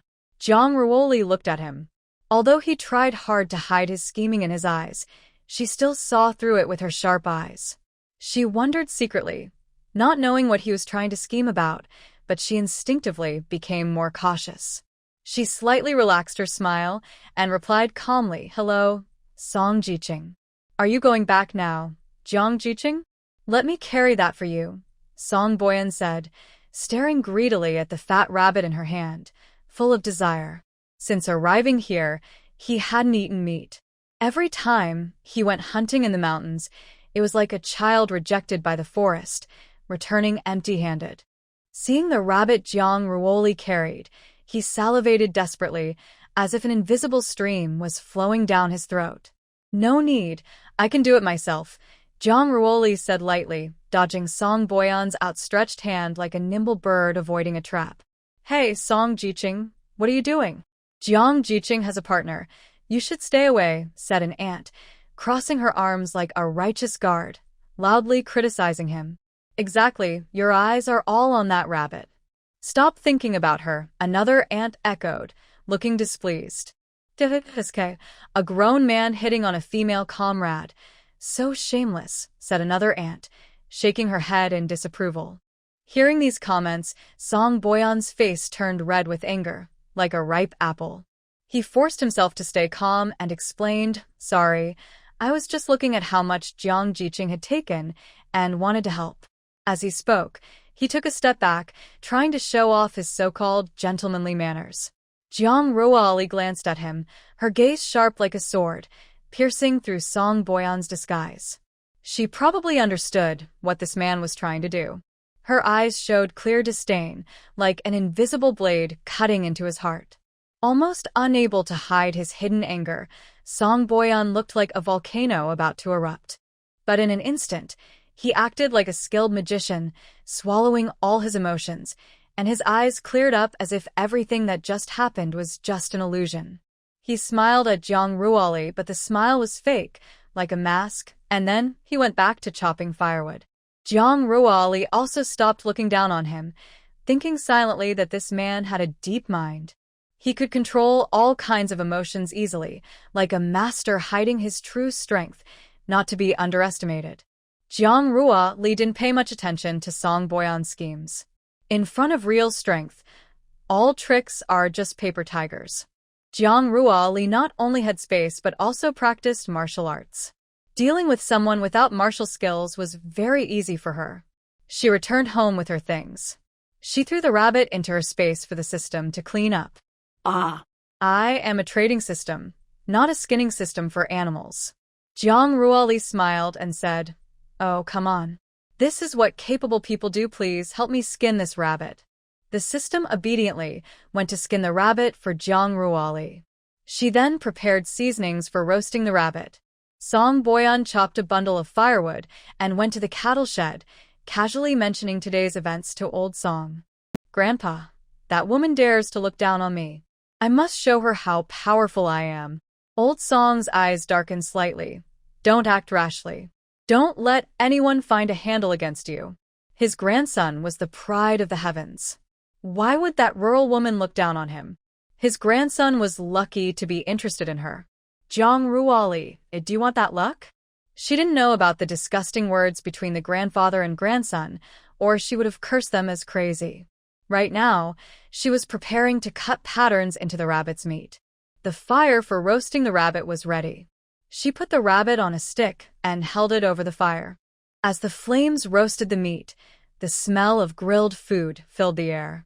Standing at the door, Song Boyan swallowed hard, his mouth watering. "This smell is really very fragrant." He came over at this moment just to get a bite to eat. He really wants to eat meat. Without any hesitation, Song Boyan knocked on Jiang Ruoli's door. Jiang Ruoli looked toward the door, her eyes slightly squinting. From the system's prompt, she knew the person outside was Song Boyan. Jiang Ruoli didn't want to open the door at first, but she didn't expect that guy to keep knocking. A look of disgust appeared in her eyes. That guy really has no sense of propriety. She didn't open the door to show she didn't want to see anyone, but he kept knocking. Jiang Ruoli placed the rabbit on the fire and then went to open the door. "Song Jiqing, what do you want?" "Jiang Ziqing, I didn't see you when I came earlier, so I came specifically to meet you." After a 1-second pause, Song Boyan continued, "Jiang Ziqing, may I come in and sit for a while?" Jiang Ruoli found it funny. "Song Ziqing, are we that close? Do you just casually come to visit other women's homes?" I just want to get to know you." Jiang Ruoli sneered slightly. "You'll have the chance to get to know me in the future. Right now, I'm eating, so please leave my house." "Or are you, Song Ziqing, trying to come to my house to eat for free?" No way, no way. Are you so broke that you can't even afford a meal now?" She said the last sentence loudly enough for the nearby youth courtyard to hear her. They all came out to watch the fun. Song Boyan was flushed with embarrassment from Jiang Ruoli's words. "No, I didn't mean that. I just saw you were home now, so I came to see you and get to know you. Since you're not welcome, I'll leave." Song Boyan spoke with a pitiful tone, as if Jiang Ruoli had wronged him. But Jiang Ruoli's eyes were full of coldness. She had seen many such insincere women in later generations. Jiang Ruoli smiled faintly. "It's not that I don't welcome you. It's just that I'm eating right now. You suddenly came over, and I thought you were here to mooch a meal." Song Boyan apologized, and then turned away sadly. But in that moment, the regret in his eyes turned into a sinister look. Deep down, he was thinking that Jiang Ruoli was a woman who refused to accept kindness and would be punished for her rudeness.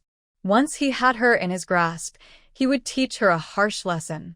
His actions caused many people in the youth courtyard to discuss eagerly. Is this Song Ziking really coming to see Jiang Ziking just for meat? That's not certain. After all, he hasn't eaten meat in a long time. Song Boyan's good brother Liang Kong replied, "Don't assume the worst about others. Boyan just wants to meet Jiang Jiqing. Why would a man like Song Jiqing want to meet a woman? Could he be into embroidery too? Is he planning to go into a workshop to do embroidery?" When Zhou Chuyan said this, everyone burst into laughter. At that moment, Song Boyan returned to the Jiqing courtyard and overheard the conversation. He was very angry, shot Zhou Chuyan a fierce look, then went into his room. Zhou Chuyan shivered at the intimidating look from Song Boyan. Seeing Song Boyan's expression, others thought he was not easy to get along with. Especially that fierce look at Zhou Chuyan. He definitely wasn't a kind person. Zhou Qingjia gently warned Zhou Chuyan, "Be careful in the future. I'm worried that Song Jiqing might take revenge on you because of what you said." Zhou Chuyan also saw that look and was frightened. She nodded to show she understood. Everyone could see Song Boyan's intentions clearly, but no one bothered to expose him. It was known that Jiang Ruoli was in a relationship, and her family was quite well off. She definitely wouldn't be interested in someone like the gloomy Song Boyan. It was just Song Boyan's own wishful thinking. Song Boyan's thoughts were very easy to guess. Jiang Ruoli kept her distance from him. If he kept bothering her, she wouldn't hold back. That night, Jiang Ruoli made another big deal, and her treasure trove grew twice as large. She was one step closer to becoming a jewelry tycoon. The next day, Jiang Ruoli hurried to check her recent debts at the workshop. In the past, Zhou Guohua and Zhou Chuyan helped her check, while Captain Li handled deliveries. Jiang Ruoli suddenly felt that whether she owned the workshop or not didn't matter much. Still, she responsibly drew plans and did inspections. Such easy tasks were rare for her. After a few quiet days, Jiang Ruoli told Captain Li she wanted to go to the city to find some new opportunities and asked for a referral letter. Captain Li agreed, without hesitation. Jiang Ruoli set out lightly for the city. Li Chuangdong had already gone to work in the province, so the current mayor Jiang Ruoli didn't know. But Li Chuangdong had told her to take care of Jiang Ruoli if she came looking for help. Even if Jiang Ruoli doesn't know the mayor doesn't know Jiang Ruoli. When she arrived in the city, Jiang Ruoli found a public restroom, went inside, changed into slightly more masculine clothes, and applied male makeup. Then, when no one was around, she quickly slipped out of the restroom. Carrying a basket she took from a hidden space, she looked around for the entrance to the black market. After searching for a long time, she finally found it. The black market in this city is very different from the one in the county. It's more hidden and busier. Jiang Ruoli put down her basket and sat on the ground, waiting for people to come. A man approached quietly and asked, "Old sir, what are you selling?" Jiang Ruoli, in a rough voice, replied, "Fine rice, small flour, millet. What do you want?" The man nodded repeatedly, "I want all of it." "How much are they?" 50 cents per jean. "How much do you want?" The man was surprised at the price. "That's expensive." Jiang Ruoli's eyes sharpened. "If you want to buy, buy. If not, then leave. Don't cause trouble here." The man immediately fell silent. "Do you want to buy? If not, don't block others. Can I see the quality?" Jiang Ruoli lifted the cloth covering the goods, revealing clear white rice grains underneath. Seeing the pure white rice, the man's eyes flickered slightly. "This rice is so white. How much of this rice do you have?" "I want it all. And I want to see the millet and flour too." Jiang Ruoli looked at him in surprise. He didn't seem to be wealthy. "I have 20 jean of rice, 10 jean of millet, and 20 jean of flour. If they are all of this quality, I want everything. They are all the same. Take a look." Jiang Ruoli lifted the cloth to show him. The man examined it and thought the quality was good. "I'll take it all. How much is it?" 50 jean in total. At 1 yuan 50 per jean, that's 25 yuan altogether. Nowadays, A worker's monthly wage is only 50 or 60 yuan, so this amount of rice and flour costs half a month's wages. After collecting the money, the man carried 3 bags and left. Jiang Ruoli changed into another outfit and returned to the black market to continue selling. That day, she earned about 100 yuan. For most people, that's a good amount, but for Jiang Ruoli, it's not enough to run a shop. She needed to cooperate with the black market boss. Jiang Ruoli didn't plan to find him herself, but waited for him to come to her. When she was about to leave, sure enough, someone came looking for her. A group of 3 people surrounded Jiang Ruoli. The man in front said, "Old sir, our boss requests your presence." Jiang Ruoli nodded confidently, showing no fear. "Lead the way." Seeing Jiang Ruoli's bravery, the man in front thought he must be a strong person and dared not offend him. They took Jiang Ruoli to a courtyard. "Old sir, please come in." Jiang Ruoli nodded in response and walked into the yard. The others stayed at the door, not planning to go inside.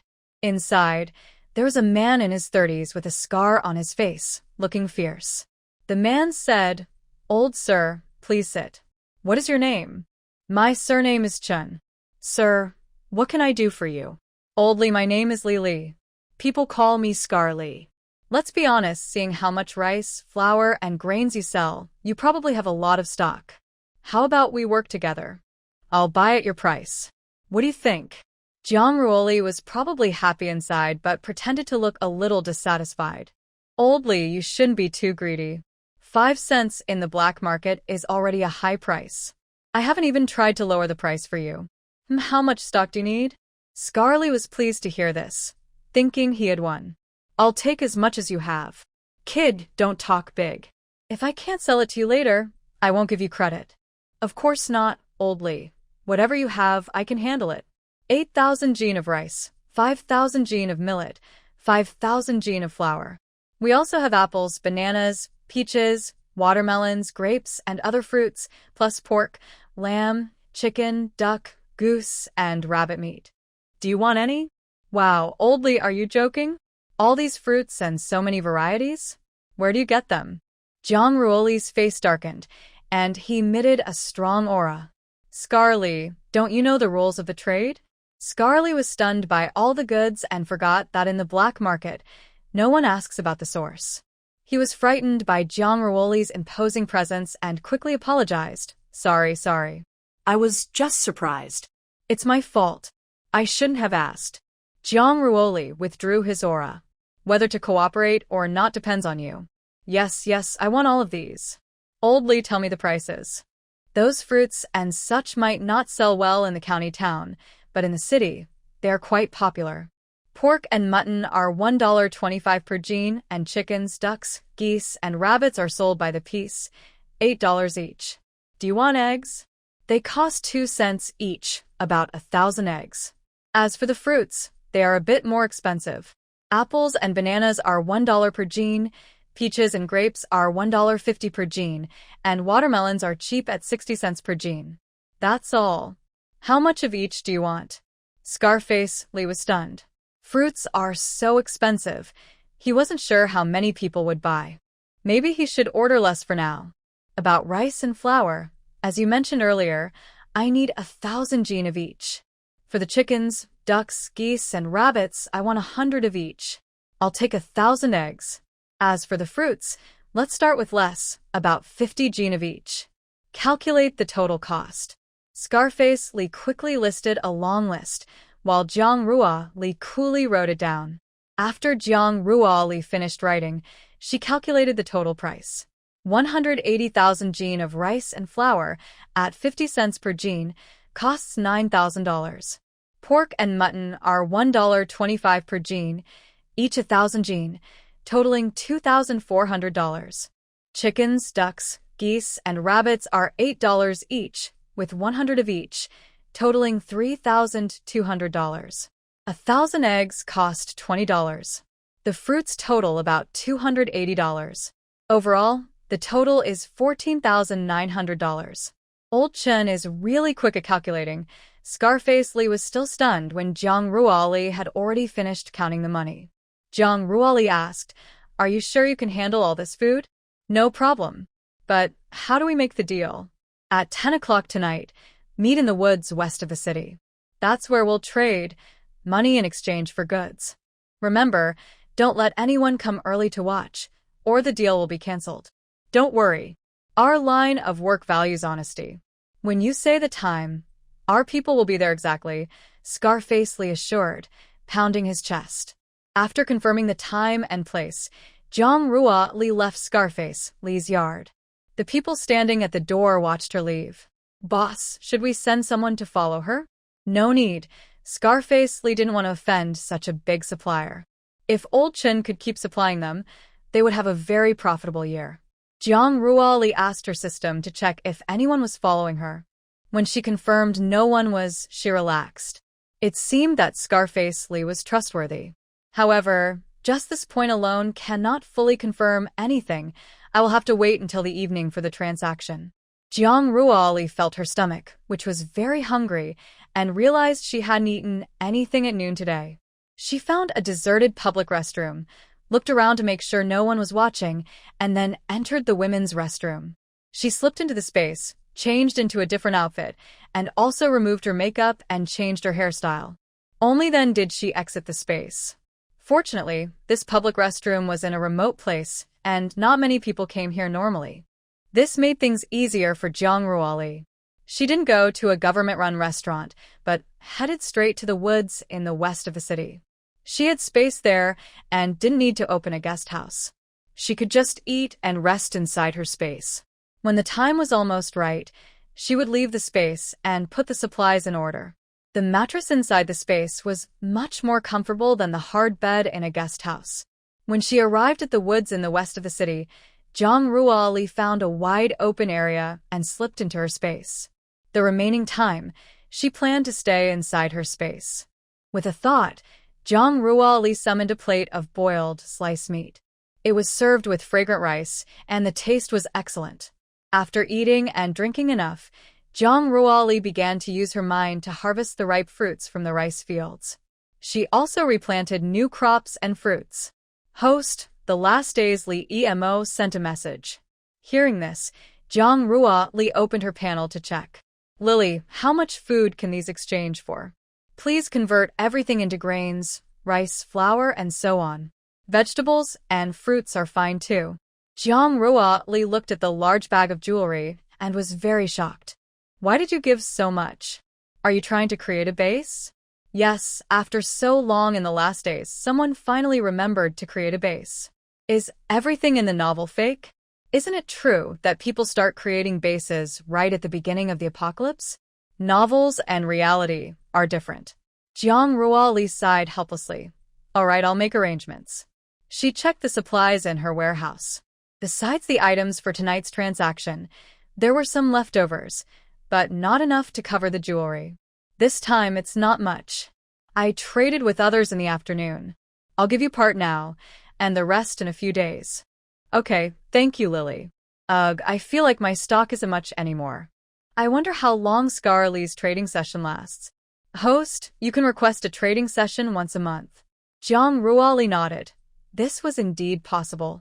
Until 9:30 p.m., Zhang Ruo Li finished her makeup, changed her clothes, and left her space. She asked the system to scan the surroundings for any watchers. Host, I am the trading system, not the system for your investigations. Because you're so capable, I called you. Look, I didn't even call Ruobai. The system, flattered by Jiang Shelley's praise, immediately started to investigate.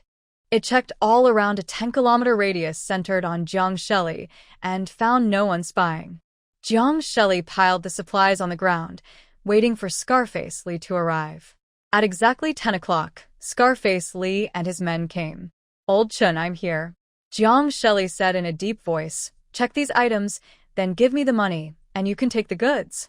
Scarface Lee sent someone to examine the quality of the rice and flour, which was top quality. He handed several stacks of money to Jiang Shelley. Old Chun, all the money is here. Please take it. Initially, Scarface Lee planned to cheat her, but seeing so many goods, he quickly changed his mind. Not everyone can get so much grain with their skills. People with such abilities shouldn't be offended. Jiang Shelley counted the money, confirmed it was correct, and then planned to leave. Old Chun, wait a moment. When is the next trade? Next month at the same time here. All right, it's settled then, Scarface Lee said happily. Jiang Shelley asked again, do you still need this much stuff? I'm not sure how well the fruit is selling. Let's keep it this way for now. Too much might spoil. Jiang Shelley nodded, then left the woods. She found a quiet spot and slipped into her space. She put the money into a box in her study. After removing her makeup, she lay on her soft big bed and fell asleep. The next day, she went to a special clip factory and bought 500 clips retail. Then she took a bus back to Xiangyang Brigade. The harvest season arrived, and the head flower workshop paused its tasks. Everyone was busy harvesting crops in the fields. Jiang Shelley was no exception. However, Captain Lee assigned her to shell corn. She wore gloves, wrapping herself up, so only her eyes showed. People were used to Jiang Shelley's outfit by now.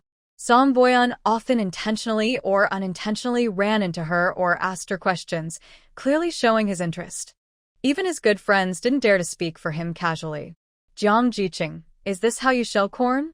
It seems really hard to do. Can you teach me? Song Jiqing, do you not know how to write the words men and women should not be too close? There are so many older male Jiqing over there, but you don't ask them. You only ask me. What are you trying to do? I am someone with a partner. Instead of avoiding suspicion, you keep bothering me.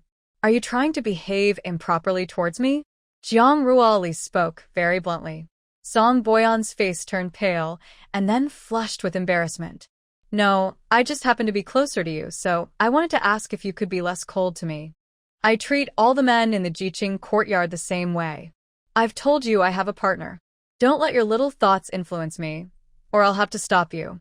After saying this, Jiang Ruali moved to stand beside an auntie. This man is simply persistent, like a stubborn toad, sitting at her feet. He doesn't bite, but it makes her feel very uncomfortable inside. The auntie is also straightforward. Without hesitation, she moved to stand beside Jiang Ruali. After all, she also couldn't stand the behavior of this male Jiqing.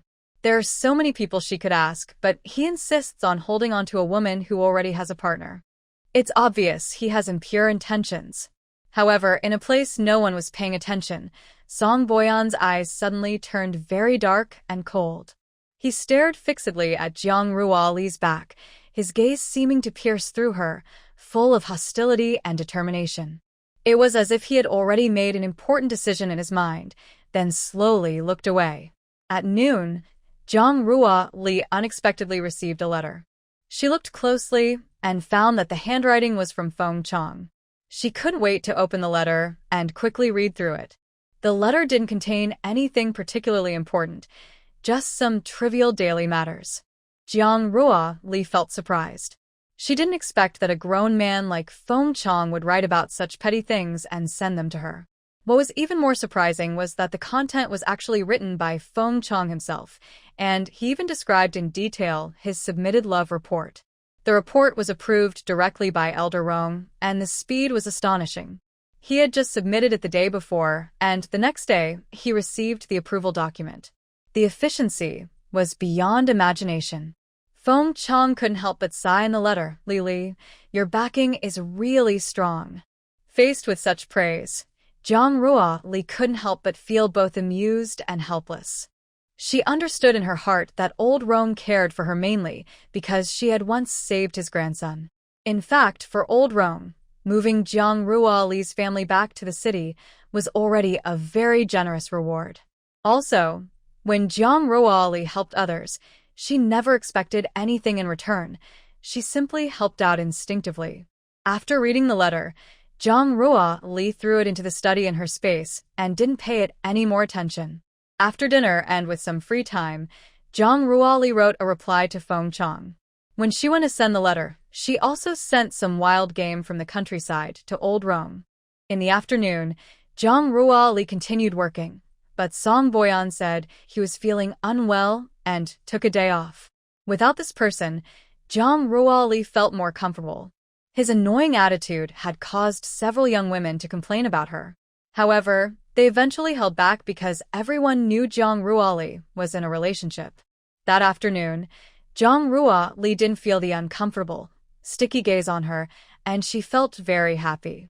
When she was in a good mood, she worked more efficiently and finished her tasks quickly. After asking the scorekeeper to record her points, Jiang Ruoli leisurely walked back home.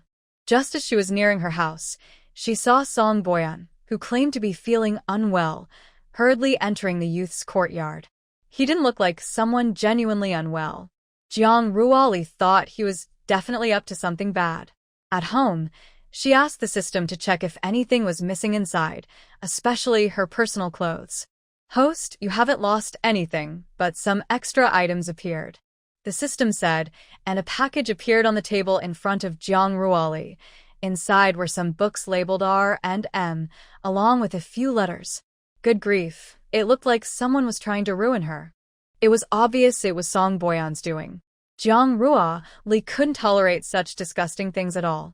Soon, she heard noisy sounds outside. She stored everything into her space and then opened the door.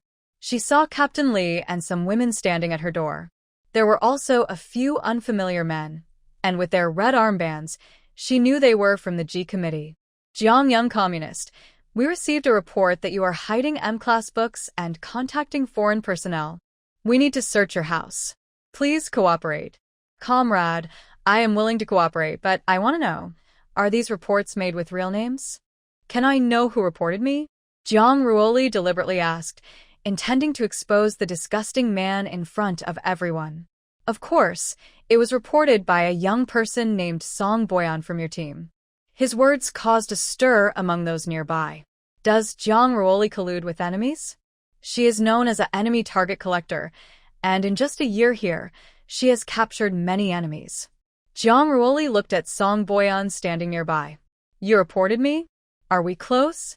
I just happened to see some letters where you were communicating with someone." "Really?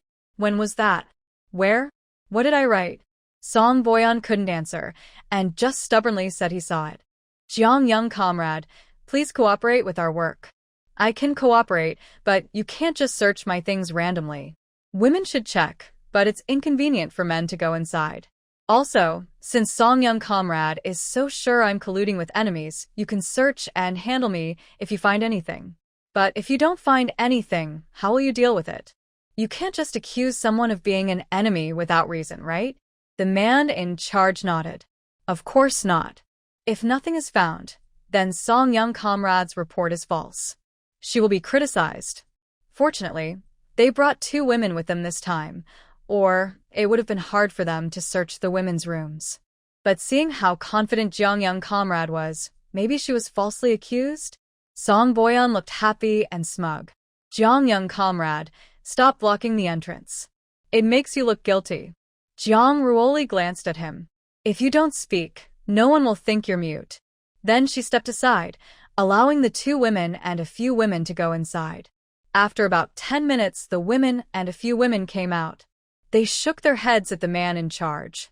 Seeing their negative gestures, Song Boyan was furious and stomped his feet. "You didn't find anything? How is that possible? Did you search carefully? Every corner? Did you check the beams in the kitchen?" He tried to rush inside, but a woman from the GW Society stopped him. "No, hice capybara." "Nothing. Song Young Comrade, maybe you saw it wrong?" Jiang Ruoli narrowed her eyes slightly.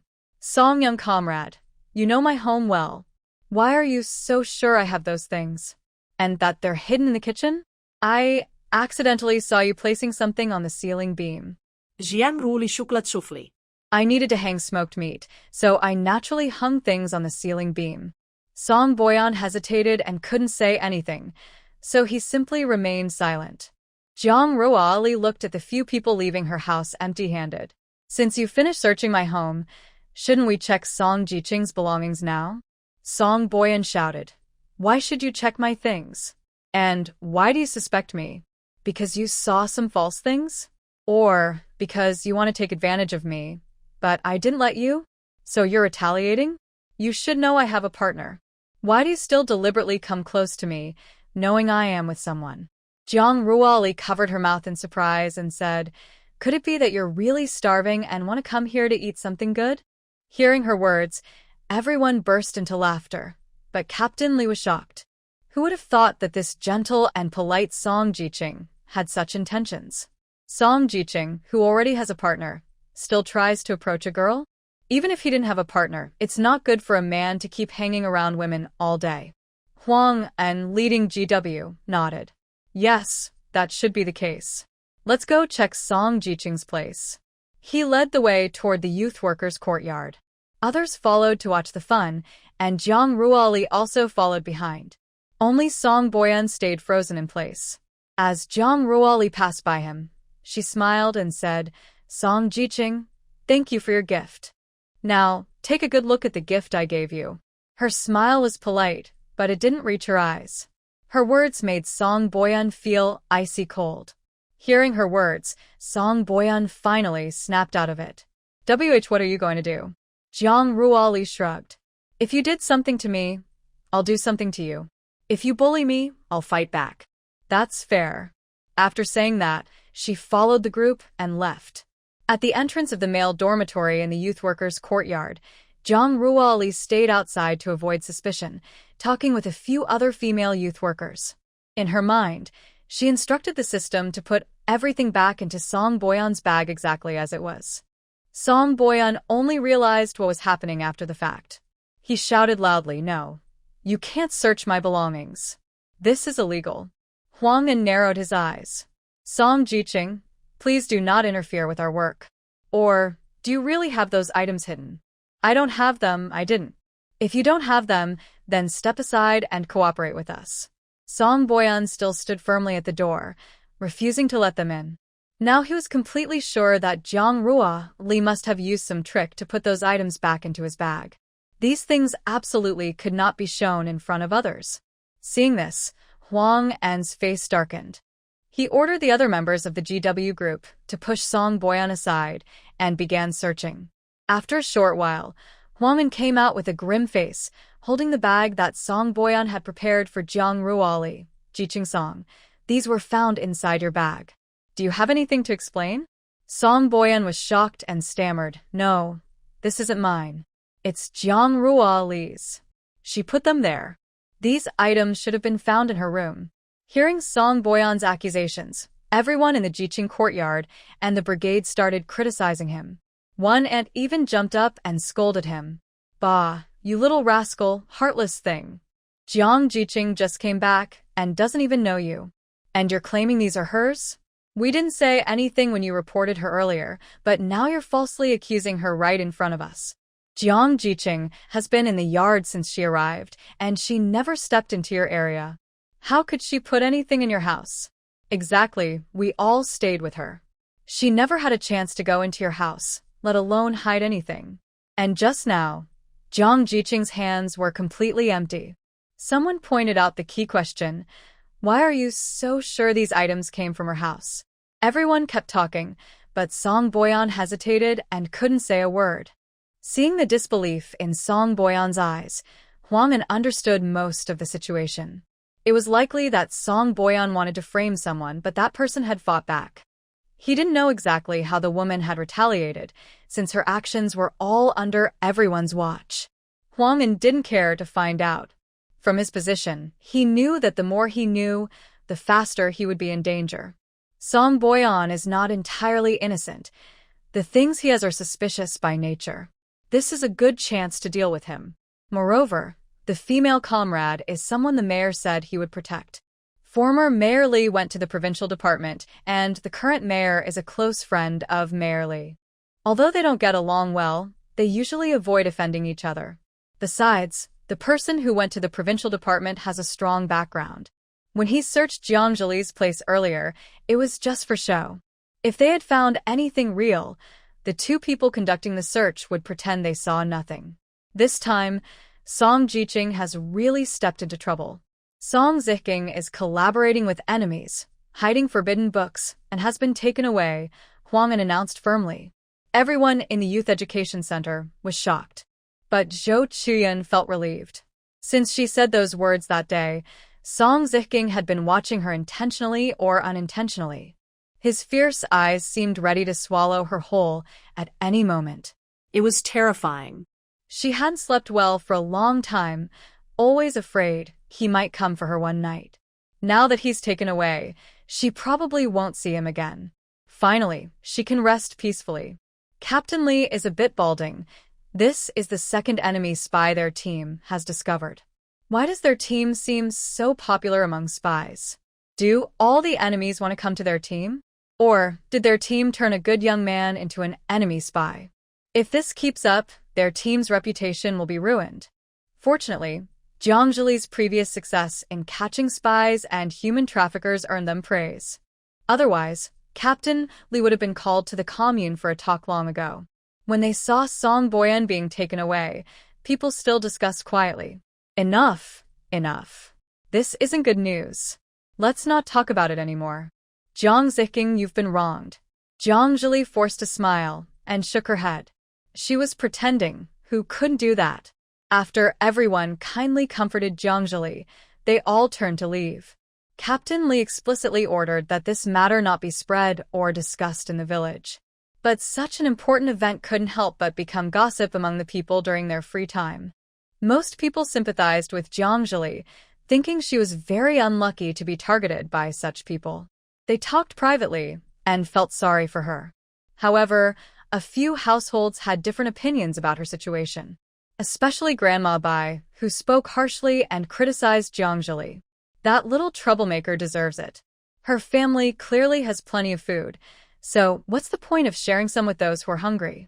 Pai Posey said angrily, spitting on the ground as if that could vent her anger. Her eyes were full of glee, seeming very pleased with Jiang Ruoli's misfortune. It's such a shame she wasn't taken away. Pai Posey said with a hint of regret, clearly unhappy that Jiang Ruoli wasn't punished more harshly.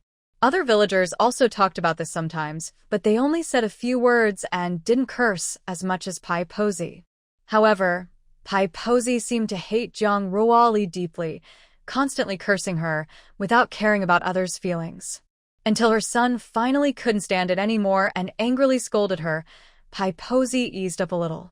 Still, she was full of anger and resentment toward Jiang Ruoli. Jiang Ruoli returned home and sat heavily in a chair, her mind constantly thinking of Song Boyan's fake face. She couldn't help but sneer. Song Boyan is really ruthless, trying to crush me so I can never rise again. Jiang Ruoli thought bitterly. Although she felt angry and unfair, life had to go on.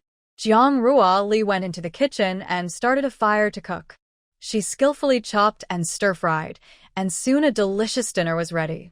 She packed some food into a lunchbox and sent it to Li Yimo. Then she packed another portion into a second box and sent it to Han Yuan. After finishing, Jiang Ruoli kept some food for herself and sat at the table to eat slowly. Actually, she could eat the food from her space, which was full of delicious dishes she collected from all over. But since she lived here, if she kept cooking, others might become suspicious. So, to avoid trouble, Jiang Ruoli chose to live like a normal person. After dinner, she entered her space and watered the crops with spiritual spring water to help them grow faster. This spring water contained wood element crystal cores, which help plants grow. Tongzi, do you think if I use this spring water to water the crops, will they absorb spiritual energy? The host, but you only need to leave the spiritual energy in your world for a day or two after harvesting, and it will disappear. Really? It can be like that? So, the things I gave my parents before, after a long time, no longer have spiritual energy?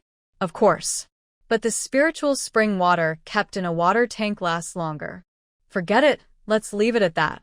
When I go back to their place, I can take good care of them. For now, I should think about making money. With that, Jiang Ruoli began watering each field with spiritual spring water. She watched the wheat shoots grow visibly faster, shooting up quickly. After she finished watering all the fields, the wheat and rice were also ripe. Wow, it's really fast. Jiang Ruoli felt like crying because she had just finished watering the fields. Now she had to harvest, replant, and water everything again. All night, She kept planting, watering, and harvesting over and over. She was so exhausted that she lay on the grass, too tired to move. Host, haven't you noticed? Your mental strength has improved. Jang Ruoli felt as if her body had been drained, completely exhausted, with no strength to speak.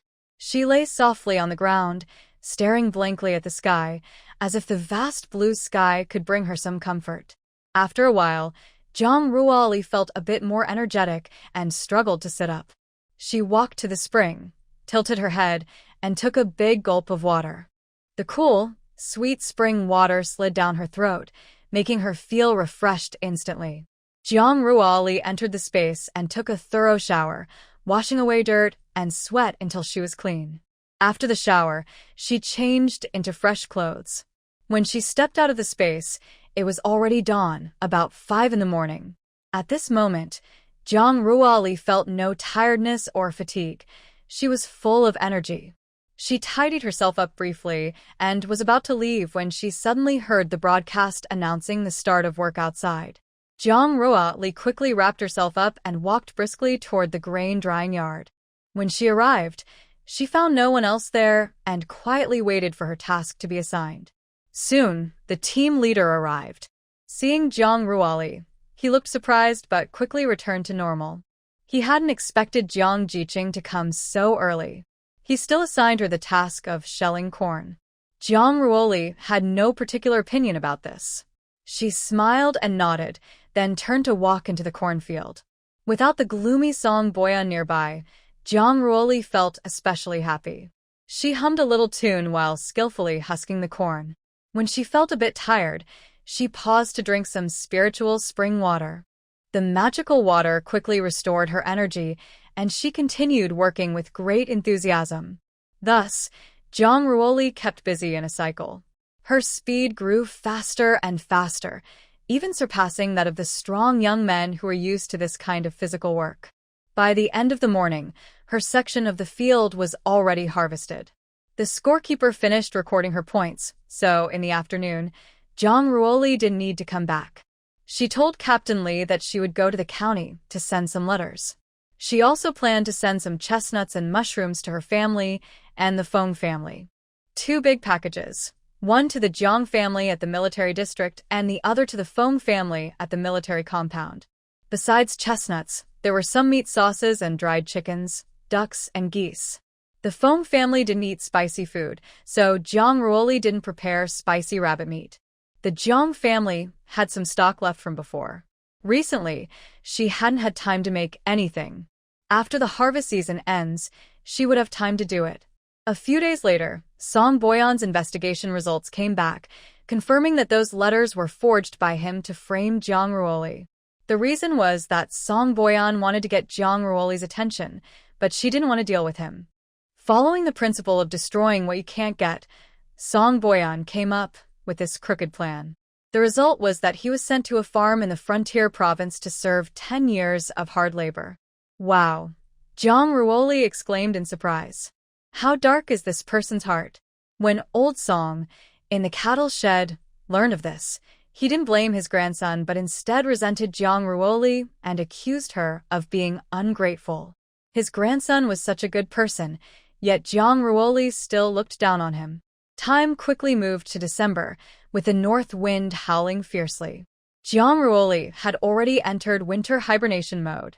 On December 20th, Captain Lee organized a winter fishing expedition. Zhou Guohua came to knock on Jang Ruoli's door. Jiang Jiqing, we're going to set the nets for winter fish today. Do you want to come and watch? Yes, sister-in-law, wait for me. I've never seen it before. Jang Ruoli put on thick clothes and followed Zhou Guohua to the riverbank. At this time, the river surface was covered with a thick layer of ice. Many men were drilling holes, some preparing fishing nets. Everyone was busy and working hard. Jang Ruoli was not lacking fish, but she had never seen such a scene and wanted to witness it. A man's ice hole had already been drilled open, and with a shout of "Lower the net," several people dragged large fishing nets and threw them into the ice hole. Jiang Jiqing, stay away from those ice holes. Don't fall in. Once someone falls, they can't get out. Zhou Hohot pulled Jiang Ruli back to a safe distance and watched. Jiang Ruli had a good view and could clearly see everything happening on the river surface. Hearing Zhou Hohot's words, she didn't insist on going closer to the ice surface.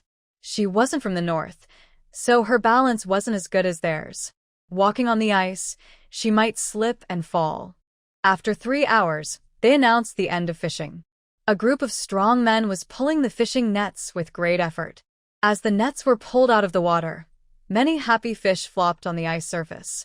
Jiang really found it very interesting to watch. If Jiang Jiqing wants fish, he can buy from my father-in-law. People in the fishing team could also buy fish, often doing so to have some for the new year. Okay, I plan to make fish balls. There are so many fish here. What's a fish ball? It's made by chopping fish into paste, mixing it with flour, forming small balls, and boiling them in a pot. Once done, I'll bring you a bowl. Zhou Hohot kept waving her hands, curious about what fish balls looked like. Jiang Ruli didn't argue, but just smiled, planning to serve a bowl after she finished making them. When all the nets were pulled out, many lively fish were still jumping on the ice surface. However, Jiang Ruli watched those fish, which had been happily flopping just a moment ago, suddenly turn into ice sculptures. The scene made her feel both amused and a bit helpless. It was extremely cold that day. Jiang really secretly felt grateful she had bought the warmest underwear from her future world.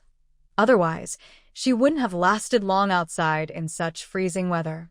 She and Zhou Hohot supported each other carefully, walking cautiously onto the ice. Jiang really approached the ice hole, looked down, and saw the water flowing slowly beneath. Her heart tightened, thinking, if someone accidentally fell in and was carried away by the water, with such thick ice, it would be impossible to break through. They might end up drowning inside. At that moment, Jiang really noticed a few children running and playing on the ice, completely unmanaged by any adults.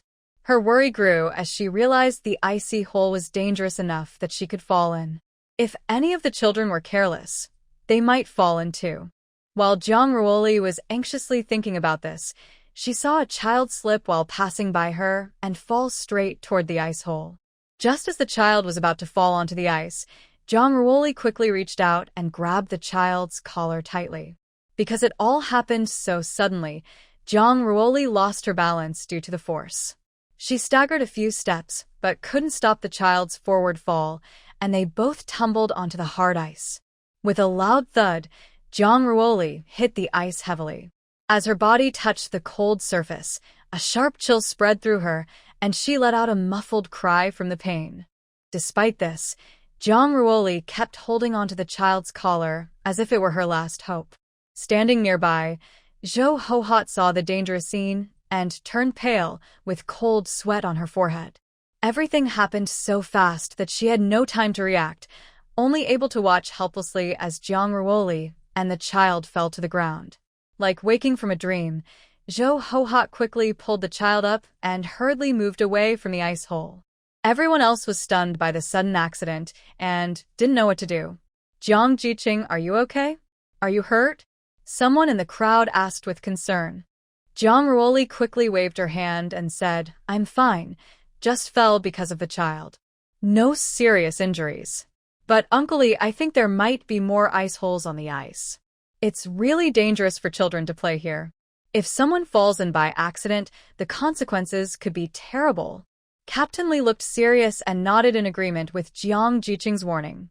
He remembered a tragedy that happened 2 years ago in the neighboring team. A child, being playful, accidentally stepped on a newly frozen ice hole. As if pulled by an invisible hand, the child fell straight into the freezing river water.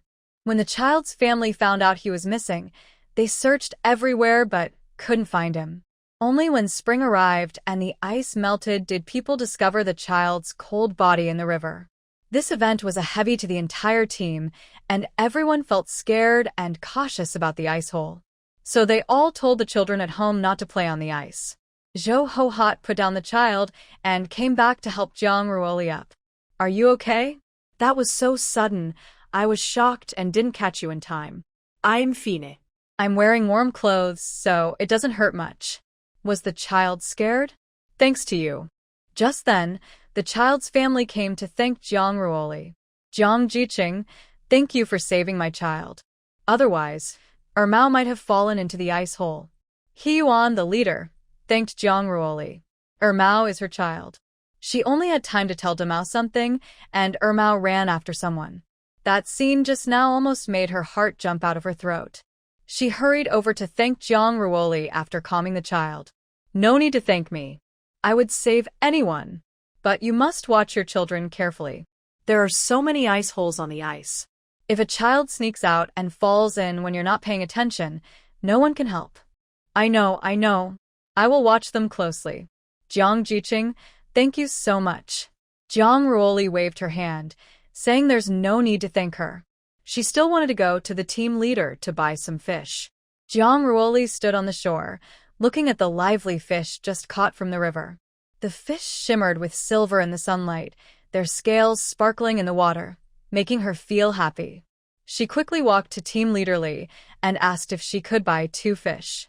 Team Leader Li warmly replied, Jiang Jiqing, what kind of fish do you want? There are grass carp, crucian carp, bighead carp, and more. Take a look and see what you like. Jiang Ruoli looked at the pile of fish, feeling a bit unsure. She didn't know much about fish types and wasn't sure which would be best for making fish balls. After hesitating for a moment, she smiled and said to Team Leader Li, Uncle Li, I don't know how to pick fish. Any kind is fine. Please help me choose 2. Team Leader Li nodded and started selecting from the fish pile. He skillfully grabbed a fish, examined it carefully, then put it back and kept choosing. Soon, he picked out 2 grass carp, threaded them with grass rope, and handed them to Jiang Ruoli. She took the fish and saw that both were quite large, each about as long as her arm, weighing around 10 jin each. She secretly sighed, thinking that Captain Li really took good care of her. After paying, Jiang Ruoli hurried back to her home, ready to prepare the 2 fish and make fish balls. However, she was not good at killing fish and started to worry. At that moment, she suddenly remembered her all-purpose system, hoping it could help. So, Jiang Ruoli placed the fish on the kitchen cutting board and said to the system, System, please help me process these 2 fish. I want to make fish balls. The system muttered complaints while quickly dissecting the 2 fish. Not only that, it carefully removed all the fish bones, leaving the fish meat clean. Seeing this, Jiang Ruoli gave the system a thumbs up and praised, Wow, system, you're amazing. Look at your skills, so perfect. Even the fish bones are gone. No one can compare to you. Hearing Jiang Ruoli's praise, the system was as excited as a fish caught on a hook, its tail nearly wagging to the sky. It proudly responded, Of course. For this system, it's just a piece of cake. Next to them, Ruo Bai watched the overly proud system and secretly sighed. This guy was so easy to please. Just a few kind words from the owner made it so happy, like a fool. Fearing that the system's foolish virus might infect her, Ruo Bai quietly took a few steps back, keeping some distance from the system. She didn't want to become silly from being around it too long, or the owner wouldn't like her anymore. Jiang Ruoli removed the fish skin, then chopped the remaining fish into a paste. After chopping, she added sweet potato starch and salt, mixing everything into a paste. She turned on the stove with water, simmering it gently. She squeezed the fish paste into round shapes with a spoon and dropped them into the boiling water. She kept filling the pot until it was full, then turned up the heat to bring the water to a boil. When the fish balls floated to the surface, they were plump and white, looking very cute. She scooped them out with a slotted spoon and placed them in a large bowl, then continued squeezing more fish balls. Once all the fish balls were in the pot, Jiang Ruoli picked one up and put it in her mouth. It was bouncy and tasty. Today's lunch would be thick noodles with fish balls. She remembered this from watching cartoons in her previous life. Ring ring, the bicycle bell rang outside Jiang Ruoli's house. Jiang Jiqing, your package receipt is here. Okay, I'll be right there. Jiang Ruoli put on her clothes and went outside, taking the parcel receipt from the mail carrier. Thank you, mailman Jang. You're welcome. If it weren't so big, I would have delivered it to you myself. No need. I can pick it up myself. After mailman Jang left, Zhang Ruoli made a bowl of fish balls and took it to Captain Li's house, mentioning that she planned to go to the county to pick up a parcel in the afternoon. The young people leaving the team had to inform the team leader and couldn't go out alone. Zhou Hohot took the bowl. Is this the fish ball you mentioned? Yes, sister-in-law. Try it. Zhou Hohot took one and put it in her mouth. The fish ball had no fishy smell at all. Instead, it was very fresh and sweet. Delicious. How do you make it? Can you teach me? Sure. Come to my place tomorrow, and I'll show you how to make it. I still have a fish I haven't cooked. Okay. Zhang Ruoli took the empty bowl and went home. After lunch, she checked the time and saw there was still some time before the county post office closed. She decided to ride her bike to pick up the parcel. She put on a thick cotton coat, gloves, and a hat, fully prepared to go out. The cold wind was biting, and her face felt painful from the wind, but she gritted her teeth and persisted. After all, the parcels represented her family's longing for her. Finally, she arrived at the county post office, parked her bike, and went inside. The staff quickly found her 2 large parcels, one sent by her Jang family and the other by Li Zhishu. After thanking the staff, Zhang Ruoli carried the 2 parcels and left the post office. She found a quiet corner and threw the parcels into the space. The weather was so cold that Zhang Ruoli felt her hands and feet almost freezing. She hurriedly rode her bike back home. When she returned to the team, it was getting dark. Zhang Ruoli first went to the team leader's house to tell him she was back. Then she took her things home. As soon as she entered, she couldn't wait to summon a meal from the space. Although it was just a simple lunchbox, it was a delicious meal to her, who was starving and cold. After quickly finishing her meal, Zhang Ruoli began unpacking the parcels. First, she opened the parcel sent by her Jang family. As she unwrapped it, a faint fragrance wafted out. She looked closely and saw that inside were malt extract, milk powder, and chocolate. These items were not unfamiliar to Zhang Ruoli, as she didn't lack these things here. However, she knew in her heart that these were bought for her by her parents at the friendship store. Zhang Ruoli felt a warm feeling inside.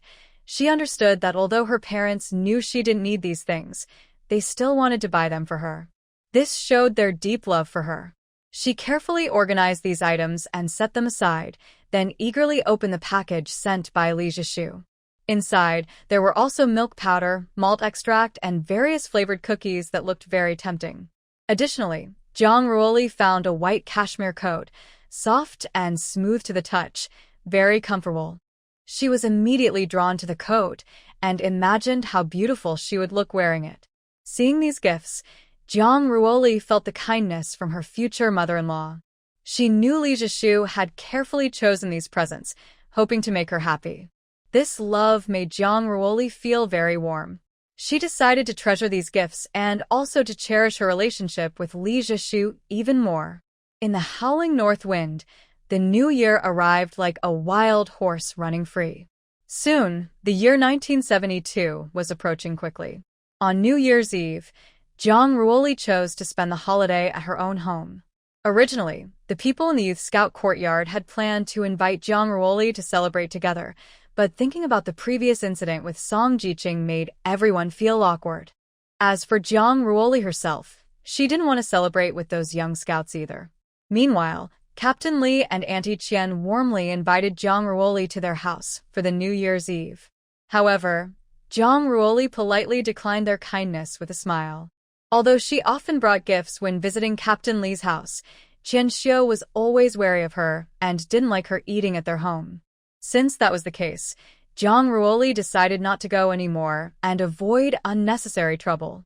After all, spending the new year alone might be a bit lonely, but it was also peaceful and free.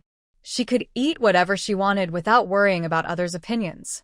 Eating with someone like Qian Xiao would probably make even delicious food seem unappetizing, or even cause indigestion. So, Zhang Ruoli prepared a tasty mushroom soup by herself, and the other dishes were packed from her space.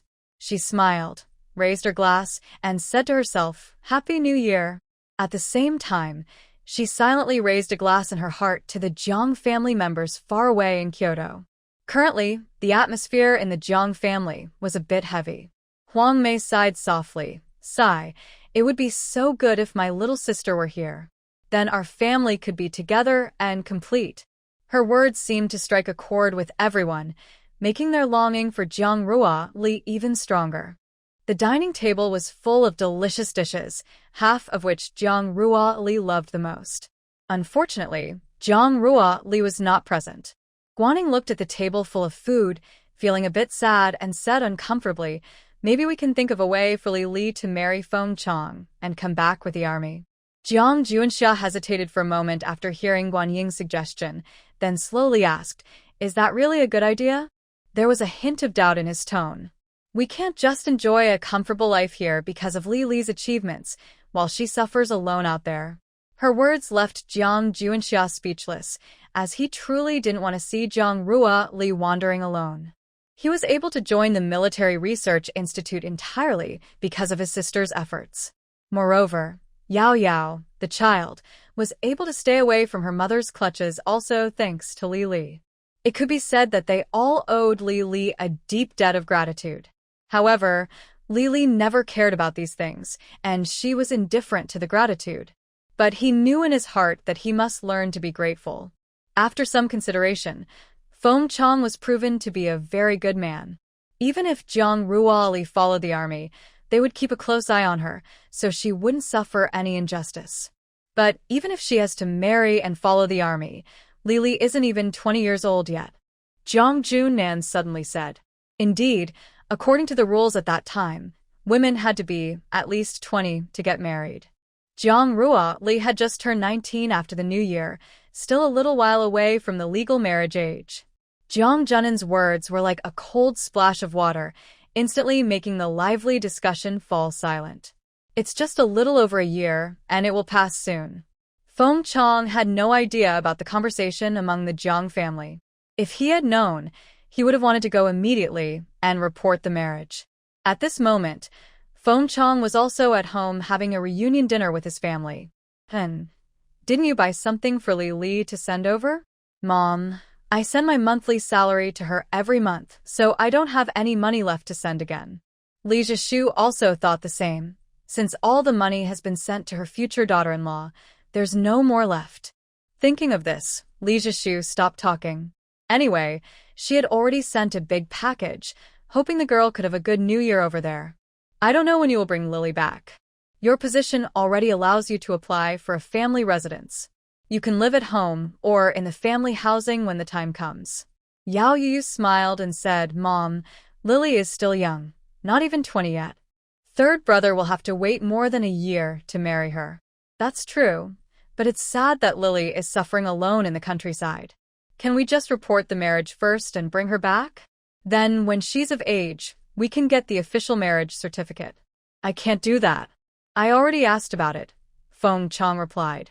He really wanted to bring her along with the army, but without a marriage certificate, it's impossible to move her out. That's not possible either. It's really frustrating. Li Zhishu's mood instantly darkened, as if a dark cloud had covered her. In stark contrast, Zhang Hanji looked very excited, with a faint smile on her lips. Since the last meeting, Zhang Hanji had completely forgotten about the box containing the fur coat. But when she suddenly remembered, she found that the box was nowhere to be seen. She anxiously looked everywhere, but found nothing. Helpless, Zhang Hanji asked Li Zhishu about the box's whereabouts. Li Zhishu's answer made her feel like she had fallen into an icy pit. She said the box had been returned to Jiang Rua Li by Feng Yi. This news hit her like a heavy, sharply stabbing her heart. Her anger immediately flared up. Zhang Hanji couldn't accept this result. She felt she had been greatly wronged. Without hesitation, she caused a scene with Feng Yi, venting all her dissatisfaction and anger. The argument was very intense. Feng Yi was pushed to the point of applying to join a mission, and in this big family reunion during the new year, he chose not to go home. Seeing Zhang Hanji lose her temper over such a small matter, Li Zhishu's dislike grew even stronger. She simply couldn't understand why Zhang Hanji cared so much about a piece of clothing, even willing to turn against Feng Yi. In Li Zhishu's eyes, Zhang Hanji's behavior as a daughter-in-law was unreasonable and hard to tolerate. For this second daughter-in-law, she preferred to ignore her if she could. She found her really annoying. Everyone was quietly celebrating the arrival of the new year. Nowadays, families who hold celebrations do so secretly, afraid of being caught doing something wrong and labeled as counter-revolutionaries. Many people are reported, so no one dares to make any noise. On the 13th day of the first lunar month, it was time for underground trading again. Zhang Ruoli told Captain Li a few words and then went to the city. She and Scarface Li agreed to meet at 10 o'clock at night, even in the cold winter months, because daytime crowds could easily expose them.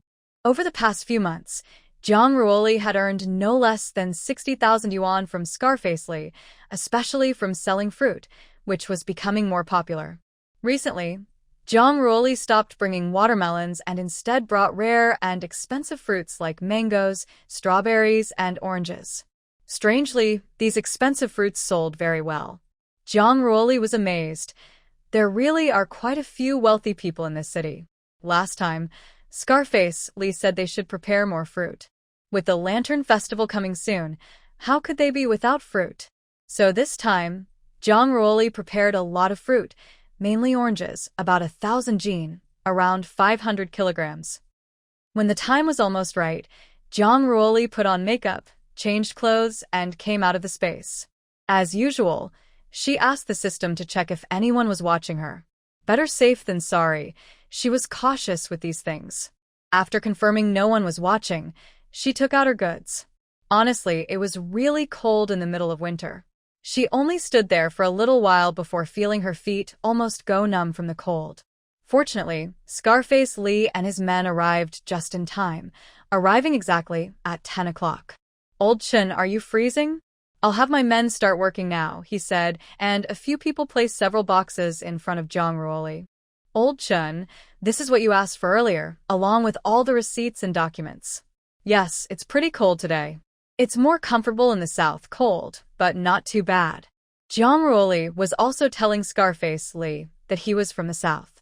Old Chen is from the south, so naturally he doesn't like the cold in the north. "Yes, this time we have 1,000 jin of oranges, priced at 1.2 yuan per jin, totaling 1,200 yuan. All these goods add up to 16,850 yuan. As usual, take 800 yuan and exchange it for jewelry, antiques, calligraphy, or paintings." Got it. Scarface Li took out 16,000 yuan and handed it to Zhang Ruoli, then put the remaining money in his pocket. Zhang Ruoli moved the items onto a nearby cart and left with it. The remaining Scarface Li and his brothers were busy working hard. In these months, they earned a lot following Old Chen. This year, they had a very good harvest. Zhang Ruoli also earned quite a bit. Her way of making money was without cost, except for some mental effort. Everything else was just consumables, which was a huge profit. Nowadays, earning 1,000 yuan might be common, earning 10,000 yuan was rare, and earning 50,000 yuan was almost impossible. Zhang Ruoli was about to become someone earning 50,000 yuan. She went to a quiet place and threw the boxes and the cart into her space. Then she entered her space herself. The next morning, she went out to the clip factory to get some clips and then took a bus back home. Just after leaving the clip factory and preparing to find a quiet corner to put things into her space, she heard a familiar voice say, "Lily." Surprised, Zhang Ruoli turned around and saw Feng Qiang sitting in a military vehicle, smiling brightly at her. "Feng Qiang, why are you here?" It was rare for Zhang Ruoli to be surprised by Feng Qiang's appearance. Feng Qiang got out of the vehicle, took her things, and placed them on the back seat. "I'm going on a mission, and I thought I'd come see you. I didn't expect to pass by and see you here." "What are you doing?" "I went out to get some clips to make hair accessories, earning some work points." Feng Qiang nodded understandingly. Earlier, the hair accessories Zhang Ruoli designed were very popular. Feng Qiang lifted her up and placed her in the front passenger seat. "Come on, I'll take you back." Zhang Ruoli softly asked, "Are you leaving soon? We could have a meal first, right?" Feng Qiang returned to the driver's seat and started the car towards Xiangyang Brigade. Next time we'll eat together, he said with a hint of apology in his eyes. Jang Ruoli nodded. If you're busy, go ahead. I can go back by myself. There's still time to take you back. How did you get to the county? On your bicycle? I took a ox cart. I didn't ride a bike, Jang Ruoli said, not daring to mention that she had ridden her bike.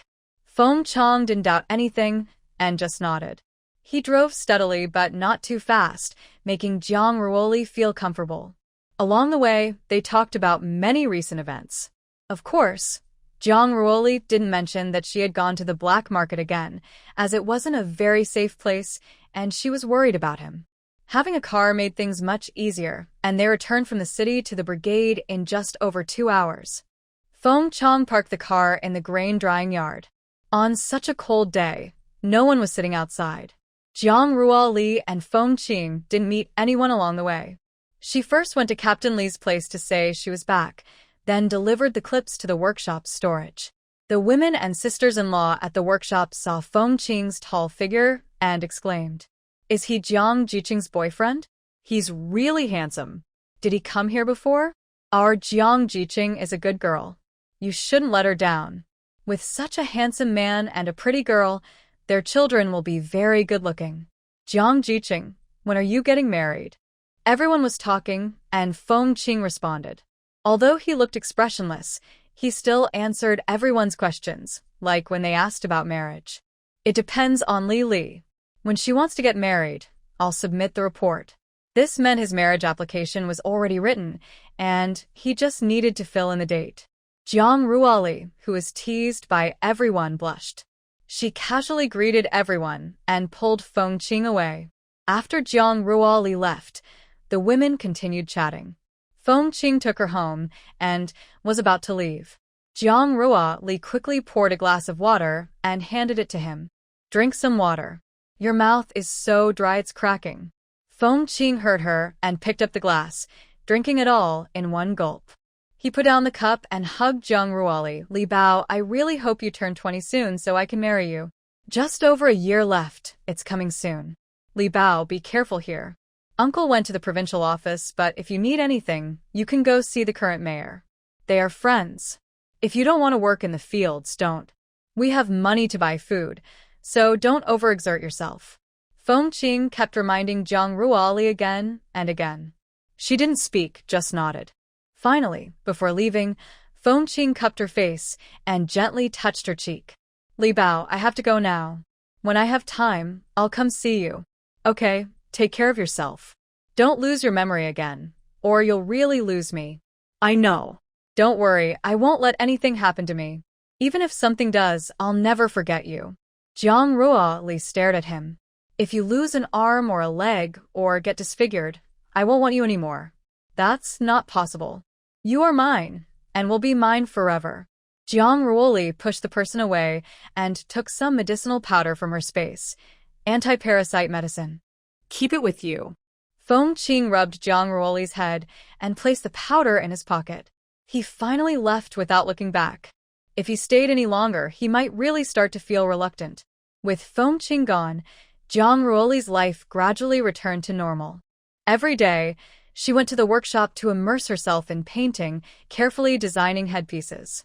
After finishing her drawings, she checked the quality of the headpieces to make sure every detail was perfect.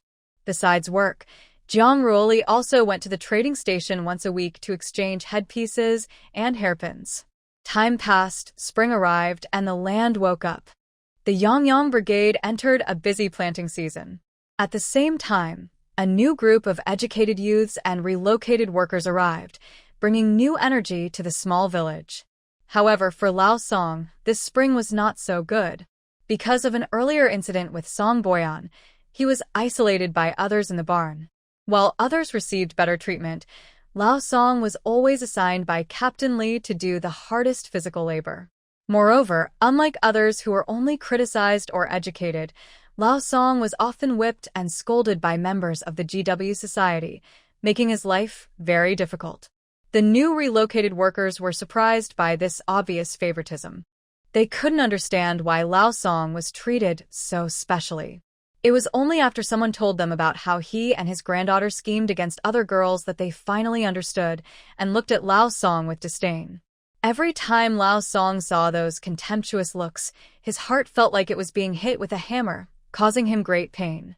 He often felt like life was not worth living, and even thought about ending his own life. But even ants try to survive, so how could a person give up? He still held onto a glimmer of hope, longing to see the light again one day. When that day came, he vowed to eliminate everyone who had bullied him, leaving no one behind. Especially Jiang Ruoli, that hateful, despicable girl. Not only did she cause his grandson to be sent to labor reform in the frontier, separating the grandfather and grandson, but she also made him suffer daily criticism and hardship, living a life of misery. All these crimes were committed by Jiang Ruoli. Jiang Ruoli didn't know about what was happening in the barn. She was already upset because the new educated youths were causing trouble for her. I said I built my house because I don't want to live with others, so I don't rent it out to outsiders. Why are you so uncooperative? You have such a big house. What's wrong with renting a room? If you have money, you can ask the team leader to build your own house. There's no need to rent for me. I don't want to, and I don't want to live with others. I will give you 3 yuan a month, which is less than what it costs in the county. That female comrade looked as if she thought I was lucky to rent my house. Are you deaf? What? Not only are you deaf, but you're also stuttering. Jiang Ruoli said with a mocking look, I've made it very clear. I won't rent. If you don't want to stay in the youth village, you can build your own house. You're shameless. And you act like you're lucky to stay in my house. Who needs your luck? You're crazy. Why are you still insulting people? I'm not insulting anyone. Your ears don't work, and your brain doesn't work either. Jiang Ruoli's words made everyone around burst into laughter. You scoundrel. That person angrily raised their hand to slap Jiang Ruoli. Jiang Ruoli blocked and slapped back. Hey, you dare hit me? You actually dared to hit me? I'll hit you if I want. Do I need a good day for it? Didn't you start it first? Everyone here is a witness. After Jiang Ruoli finished speaking, the old youth all agreed. People said, the youth from Jiang said, she won't rent to you anymore. You're just causing trouble. Exactly. Are you some big official? It seems like Jiang said. You probably can't hear well. The female comrade pointed at them in anger. You. Then she was so angry she ran away. Jiang Ruoli didn't bother to argue and simply closed the door and went inside. Dealing with people like that is really exhausting. The young woman who wanted to rent Jiang Ruoli's house cried as she ran to find Team Leader Li. Team Leader Li, I just wanted to rent Zhang's house. She refused and even hit and scolded me. How can she treat us new arrivals like this? Qian Auntie, hearing her slander Jiang Ruoli, was furious. Little youth, don't talk nonsense. I saw everything just now. You forced her to rent her house, and Jiang already refused you. You still act high and mighty, and now you're lying and blaming her. It was you who tried to hit her, and she fought back. You're the one who started it. Lin Yu was embarrassed for a moment, then covered her face and cried silently. Captain Li feels very tired. Lin Jiqing, you should go back. Jiang Jiqing's yard was built with their own money, so it's understandable that they don't rent it to you. Even I, as the team leader, can't force them to rent the yard to you. Hearing this, Lin Yu feels angry, but she knows it's true. She walks away heavily from Captain Li's house, feeling as gloomy as the gray sky. When she returns to the youth's courtyard, she hears loud noises and laughter from afar. As she enters, she sees everyone sitting around the dining table, eating happily, talking and laughing. It's lively. But this scene makes her feel very lonely and sad. She walks straight to the table, looking at the empty bowls, and her anger suddenly flares up. Why didn't you wait for me to eat? Her voice sounds loud in the noisy courtyard, and everyone's eyes turn to her at once. Why should we wait for you? Someone responds first. You ran out without saying a word. Who knows where you went? We've all worked hard all day, and you're supposed to eat with us? Are you the Empress or the Jade Emperor? This comment cuts her like a sharp sword. She opens her eyes wide, staring in disbelief at the speaker, her lips trembling but unable to speak. Yeah, another person agrees. If you don't come back, we can't eat either? We have to wait hungry for you? Faced with these questions, Lin Yu feels speechless. Her face turns from red to white, then pale. Her eyes start to fill with tears, but she stubbornly refuses to let them fall. You guys, you're too much, she says with a hint of crying, but she holds back her tears. After saying this, she quickly turns and walks into the room, slamming the door shut. Inside, Lin Yu looks at the messy bed and feels overwhelmed with sadness, like a flood. She can't hold back her emotions anymore and sits down heavily on the bed, crying loudly. Why is she the only one going to the countryside? She had agreed with Brother Junyu to go together, but why did she sign up and Junyu said he found a job? Ooh, she wants to go home. She misses her parents. Her parents once said that Brother Junyu didn't like her, but she didn't believe it then. Now she has to believe it. Lin Yu hugs her pillow and cries herself to sleep. The others didn't pay attention to her. The young lady kept losing her temper all the way, and everyone who came with her to the countryside couldn't stand her anymore. Yet, she still thought she was the most popular person. The next day, Lin Yu came out of the house with 2 big eye bags. She hadn't eaten much last night and was now very hungry. Seeing someone cooking, the young lady didn't dare to speak freely and just waited quietly to eat. Gan Huaji saw how Lin Yu looked and advised her, Lin Jiqing, you should put some cold water on your eyes. Okay. Everyone was surprised to hear how obedient she was. Was this still the same spoiled young lady from yesterday? Had she changed? Gan Huaji was also surprised and said, our youth group is actually quite nice. Jiang Jiqing used to live with her niece, so she built her own house. She usually likes to be alone, not meaning to target you. Lin Yu nodded and said, I understand. I'm not used to it. What's wrong with her? She's so well-behaved. Could she be hiding something bad? I don't know. The young lady's thoughts are hard to figure out. She's changed so quickly after just one night? That's pretty fast.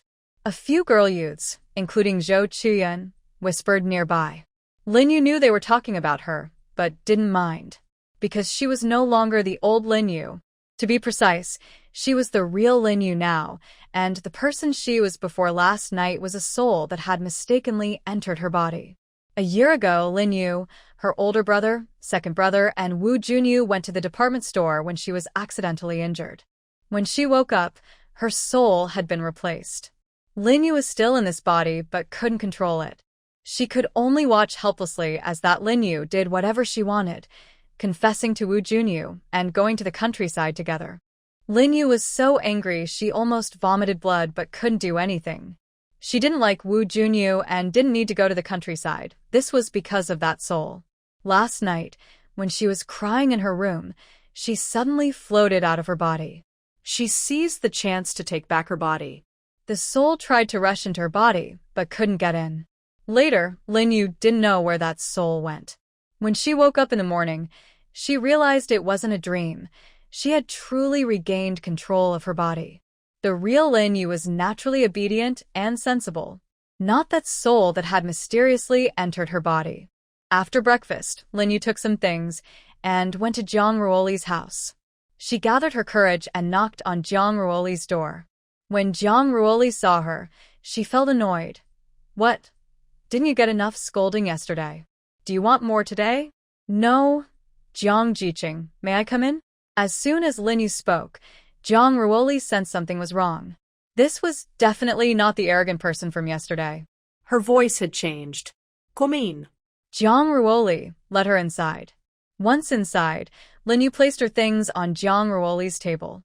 Jiang Jiqing, I don't know if you believe me, but the person causing trouble at your house yesterday was not me. Maybe you think I've lost my mind, but I really... Zhang Ruoli interrupted her. I believe you. Hearing this, Lin Yu's eyes welled up with tears. Sniff, a year ago, a strange spirit suddenly entered my body and took control. I was suppressed and couldn't do anything, just watched her do all sorts of bad things with my body.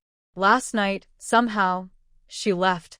I could have stayed home and not come to the countryside, but because of her, I had to come. Lin Yu rambled on about her past. Zhang Ruoli didn't know whether to comfort her poor little girl or to laugh at her misfortune. In the end, she could only pat her on the shoulder. Since that's the case, you should tell your family clearly. When you came to the countryside, your parents probably gave you a lot of money. Yes, my parents have been exhausted this year because of her. Don't worry about that now. You can call your family from the county and explain the situation. Writing a letter is also an option, though it might be slower. But a letter can clearly explain what happened. I believe your parents will find a way to get you back. After Jiang Ruoli finished speaking, Lin Yu's eyes lit up. Yes, her parents definitely had a way to bring her back to the city. If nothing else, she could build a house for herself and live alone. Even if she didn't work, her family had money to send her some food, so she wouldn't go hungry. After thanking Jiang Ruoli, Lin Yu left her house. Then she took some things and went to the team leader to talk about going to the county. The team leader saw her acting so obedient today, probably because she just arrived in the countryside yesterday and was still adjusting. Li de Dui Zhang didn't make things difficult for her. He nodded and let her go. As Lin Yu left Jiang Ruoli's yard, Zhou Chuyan saw her. She hurried over and looked at Jiang Ruoli. Jiang Jiqing, are you okay? Does Lin Jiqing come to bother you again? Jiang Ruoli smiled and shook her head. No. She came to apologize and said she shouldn't have done that yesterday. As for the kind of thing where a soul takes over a body, Jiang Ruoli wouldn't casually talk about it. Nowadays, those are considered old-fashioned and need to be eliminated. Oh, so she suddenly got better after just one night? Zhou Chuyun couldn't believe it. Yes, she's just a spoiled child. Zhou Chuyun. Can you stop calling someone her age a child with such a spoiled tone? People who don't know might think you're an old person. Since there's nothing more, Zhou Chuyun didn't say much to Jiang Ruoli. These women workers all work in the morning and go to the workshop in the afternoon to embroider headpieces. They deliver 100 headpieces and 100 clips every week. The women are very familiar with these tasks. So even if Jiang Ruoli isn't there, they can do it well. Over there, Lin Yu had already borrowed Jiang Ruoli's bicycle to go to the county to make a call. Mom. Lin Yu choked up when she heard her mother's voice. Xiao Yu? Lin's mother hadn't heard her daughter call her mom in a long time. That year, Xiao Yu always proudly said she was just a housewife, not capable or worthy of being her mother. God knows, Lin's mother's heart was shattered. The family was also chaotic because of her constant fussing. Mom, there are some things I can't say over the phone. I just want to tell you that the person I was before isn't me. I will write you a letter to explain. Okay, Xiao Yu, if you don't like there, I'll ask your dad to bring you back. Mom, I fine. I need to learn to grow up. The mother and daughter talked for a while and then hung up. The bill was 2 yuan 50 cents. Enough to buy about 3 jin of pork. The person looked at Lin Yu as if she were a spendthrift. Lin Yu didn't care. This time, she brought 300 yuan and many tickets. It was just enough for her. She just needed to build a small house and a place to wash up. As for eating, she planned to eat with the people from the youth commune. She just wasn't sure if they still wanted to. If possible, she would prefer to eat with Jiang Jiqing. Jiang Jiqing was very beautiful, and she liked her scent. It was very comfortable and soothing. When Lin Yu returned, she told the team leader she wanted to build her own house and asked to build it next to Jiang Ruoli's house. Captain Li also asked Jiang Ruoli for her opinion. Jiang Ruoli said she had no objections. After all, the real Lin Yu looks quite obedient, and she actually likes her. Lin Yu also likes Jiang Ruoli very much and wishes she could take her home to be her older brother's wife. Then, the soft and fragrant older sister-in-law would belong to her. Seeing Lin Yu suddenly seem like a different person, everyone in the youth village was confused. In the end, they just comforted themselves. Forget it, as long as she doesn't cause trouble, everything is fine. That night, Lin Yu took out a small piece of cured meat and said shyly, Sorry, I just arrived from the countryside yesterday and haven't adapted yet. It's my fault for taking out my frustration on you. This piece of cured meat is what I brought. Let's share it as a small treat. When they heard there was cured meat, everyone looked at Lin Yu kindly. Lin Yu slowly relaxed, feeling relieved. Although she didn't make the meat herself, it was hers, and they didn't know she didn't have the real core inside. Today, Zhou Chuyan and Gan Huaji, who were in charge of cooking, grabbed some wild garlic and cooked it with the cured meat. The aroma was so strong it seemed to hit their heads. That night, everyone in the youth village ate until their mouths were full and greasy. Their attitude toward Lin Yu also improved a lot. Recently, because of spring planting, Captain Li didn't send anyone to arrange a house for Lin Yu. She could only stay in the youth village. Fortunately, she adapted well. Besides earning only 1 or 2 work points a day, her spoiled upbringing made it hard for her to tell wild plants from seedlings when she was in the fields. Her aunt had to keep an eye on her all the time, or else she might pull out the wrong plants, which would reduce their harvest. Half a month later, after spring planting ended, Captain Li began arranging for people to build a house for Lin Yu. She lived alone, half the size of Jiang Ruoli's, and the cost was also half. The house was finished in just a few days. Lin Yu didn't invite everyone to a meal but gave each worker 50 cents as a meal allowance. They didn't mind. Having some money was fine. At this time, a package from Lin's family arrived for Lin Yu. Jiang Ruoli didn't care much and still went to the mountain in the mornings and checked the workshop in the afternoons. It was the 13th of the month again, and Jiang Ruoli went to the city. Night fell, and the clock pointed to 10 o'clock. Scarface Li arrived as promised.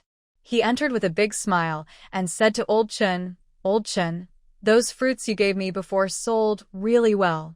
My business is getting better and better. Old Chen smiled slightly and answered calmly, oh, that's great.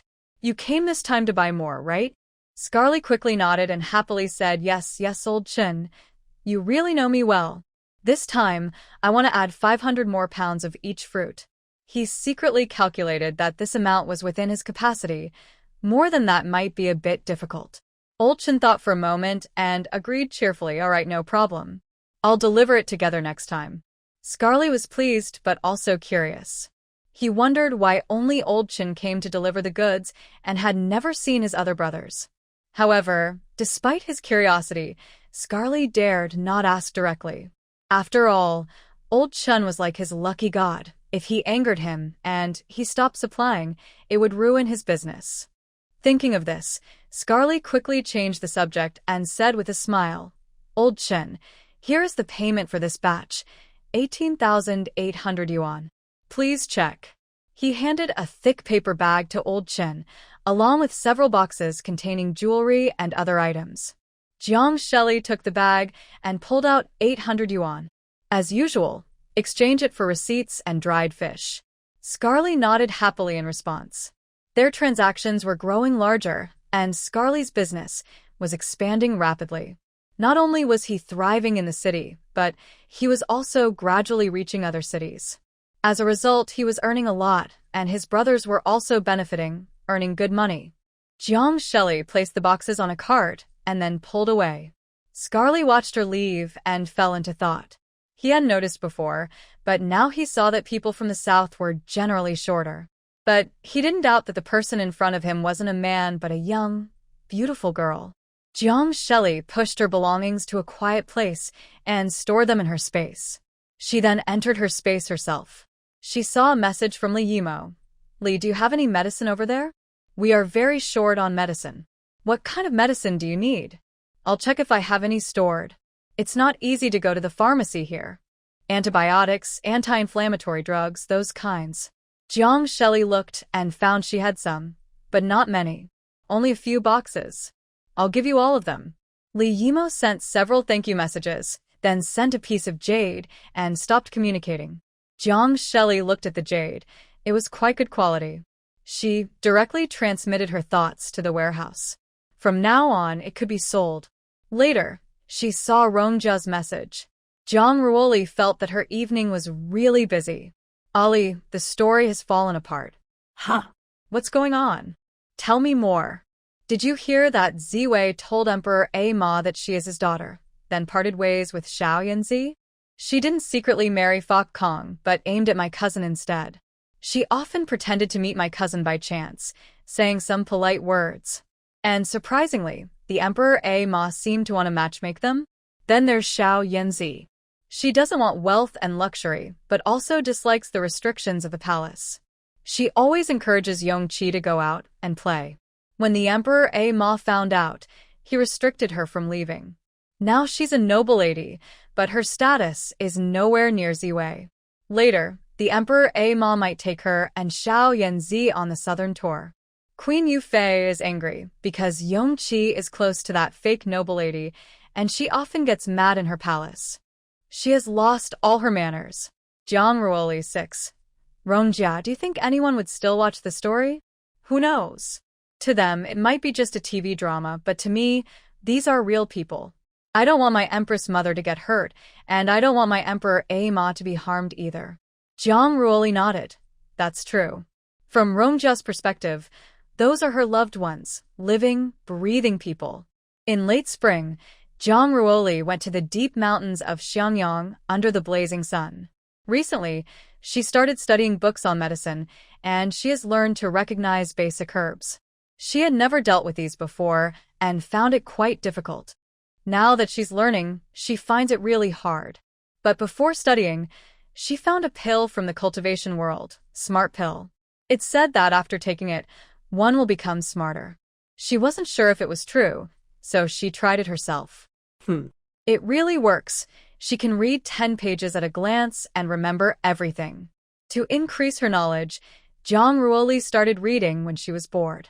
Inside the bamboo house, there are many books, all well-preserved, including cultivation manuals, herb dictionaries, and recipes. There are even techniques for alchemy and forging. But alchemy and forging require spiritual roots, which involve cultivation. Jang Ruoli felt helpless. She is just an ordinary person. After entering the deep mountains, Jang Ruoli sensed that someone was following her. Listening to the heavy breathing that sounded like a wind chest, she thought it must be an old man. The older villagers in the team had no complaints about anyone else except Bai Posey. And that heavy breathing was a man's voice. She could probably guess who it was. Jang Ruoli quietly moved toward a steep. On the way, she would pick suitable herbs if she saw any. Jang Ruoli felt the breathing sound getting closer and closer. She stood still, watching in the direction of the breathing. Bad girl. You knew all along I was following you? Old Song looked at Jang Ruoli with a fierce face and said harshly. Jiang Ruoli Shukja.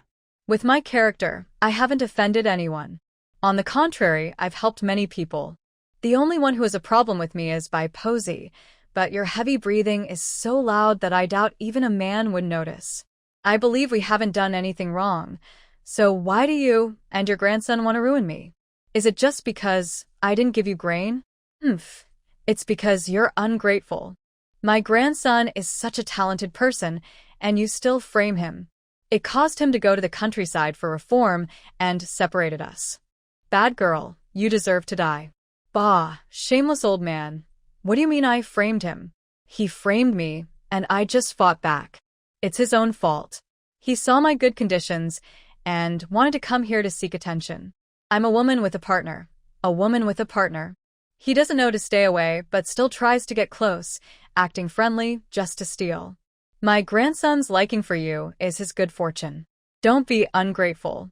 You have so much grain. What's wrong with sharing some with us? Old, I don't care about that good fortune. I have a partner, and my partner is 1,000 times better than your grandson. Your grandson is just a rural youth sent to the countryside, and he's dragging you along, trying to take advantage of me. No way. Jang Ruoli's words made Old Song breathe heavily with anger. Since he had been in a high position, no one dared to speak to him like that. You little brat, I'll kill you. He grabbed his machete and charged at Jang Ruoli. But Jang Ruoli was now very strong. To her, his movements looked like slow motion. She easily grabbed his arm, then kicked him with her toes, and he was knocked to the ground. Little brat? Then you're an old brat, shameless old thing. I have grain, and I want to give it to you? I think you're too old and wasting air just by living. Why don't you go die? Old Song, hearing Zhang Shelley's words, became furious and stood up quickly, rushing toward her side. Zhang Shelley slightly turned around, but Song Lao's force was too strong, and he fell down the steep. Zhang Shelley had no intention of killing anyone. She just found it annoying when people didn't die and kept bothering her. Since that's the case, he might as well die. Old Song looked at the steep, his pupils shrinking sharply. He knew he was definitely going to die today. That little troublemaker deliberately led him here, causing him to slip and fall down the mountain. Old Song closed his eyes in regret. He wasn't regretting causing trouble for Jiang Shelley, but regretting that he hadn't planned better before coming to bother her. People like him would never think they or their family were at fault. They always believed others were to blame. Watching that person fall down the mountain, Jiang Shelley stood above coldly observing. Harmful intentions should be avoided, but one must also be cautious of others. Harming others ultimately harms oneself. Jiang Shelley asked the system to check if the person below still had signs of life. Host, the person's vital signs will last for another minute. Jiang Shelley silently calculated the time. 1 minute felt incredibly long. Host, the person's vital signs have completely disappeared. The person is dead. Jiang Shelley simply said, got it. In her past and present life, Jiang Shelley was killing for the first time. Although she didn't physically do it herself, it was because of her. She withdrew her thoughts. When someone dies, they are gone. There's no point in keeping them alive just to cause trouble for herself. She had the system clear her footprints, leaving only Song Lao's, as if he accidentally fell down the mountain. Then she picked a basket of mushrooms and went down the mountain. Since it was her first time killing someone, her emotions were a bit subdued. She hurried home, locked the door, and entered her space. She teleported to the bottom of the waterfall, letting the water wash over her. Host, are you okay? Seeing Jiang Shelley had been under the waterfall for an hour without coming up, the system grew worried. System, am I going to turn into a monster who kills recklessly? No, host. This is a helpless choice. If you don't eliminate him, he will definitely cause trouble for you in the future. Although the system's words made sense, Jiang Shelley still felt uncomfortable. After another half hour under the waterfall, she finally returned home, took a hot bath, and then collapsed into bed for a deep sleep.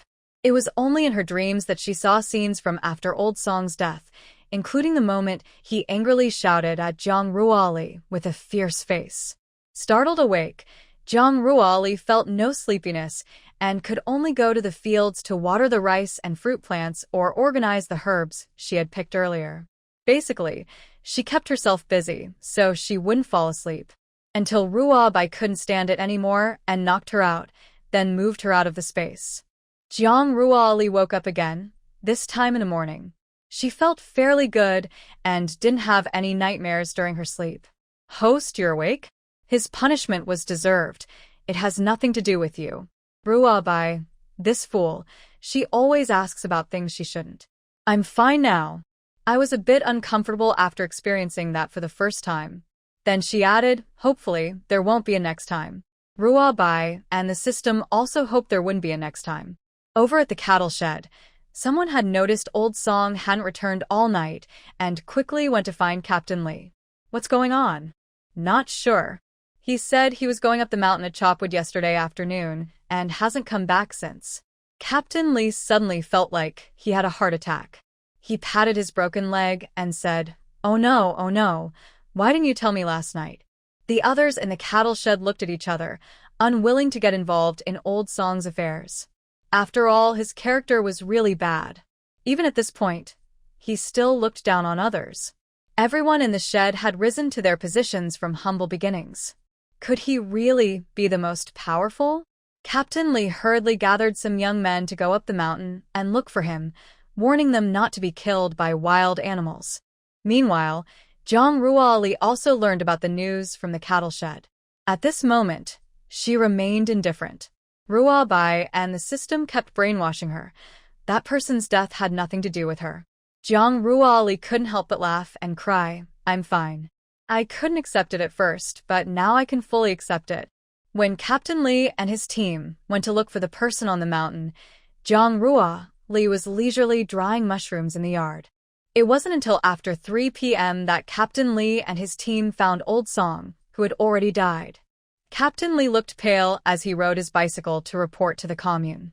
They examined the surrounding traces and believed Old Song had fallen by himself, without paying attention. It wasn't anyone's fault. They just hoped the commune wouldn't blame their team for this. Once Captain Li reported to the commune, the authorities forwarded the report upward. Director Lin from the commune side and told Captain Li to go back to the team first. Old Li, you should head back now. Maybe in a day or two, someone will come to check if he really fell and died by himself. Could someone really harm him? It doesn't matter if they did or not. He was under the supervision of higher authorities. If he died, it's their responsibility to handle it. Captain Li nodded. Got it. So, where should we put the body? In this hot weather, where can we place the body? Just find a place yourself, Director Lin replied. This comment made Captain Li feel helpless. Where on earth could he put the body?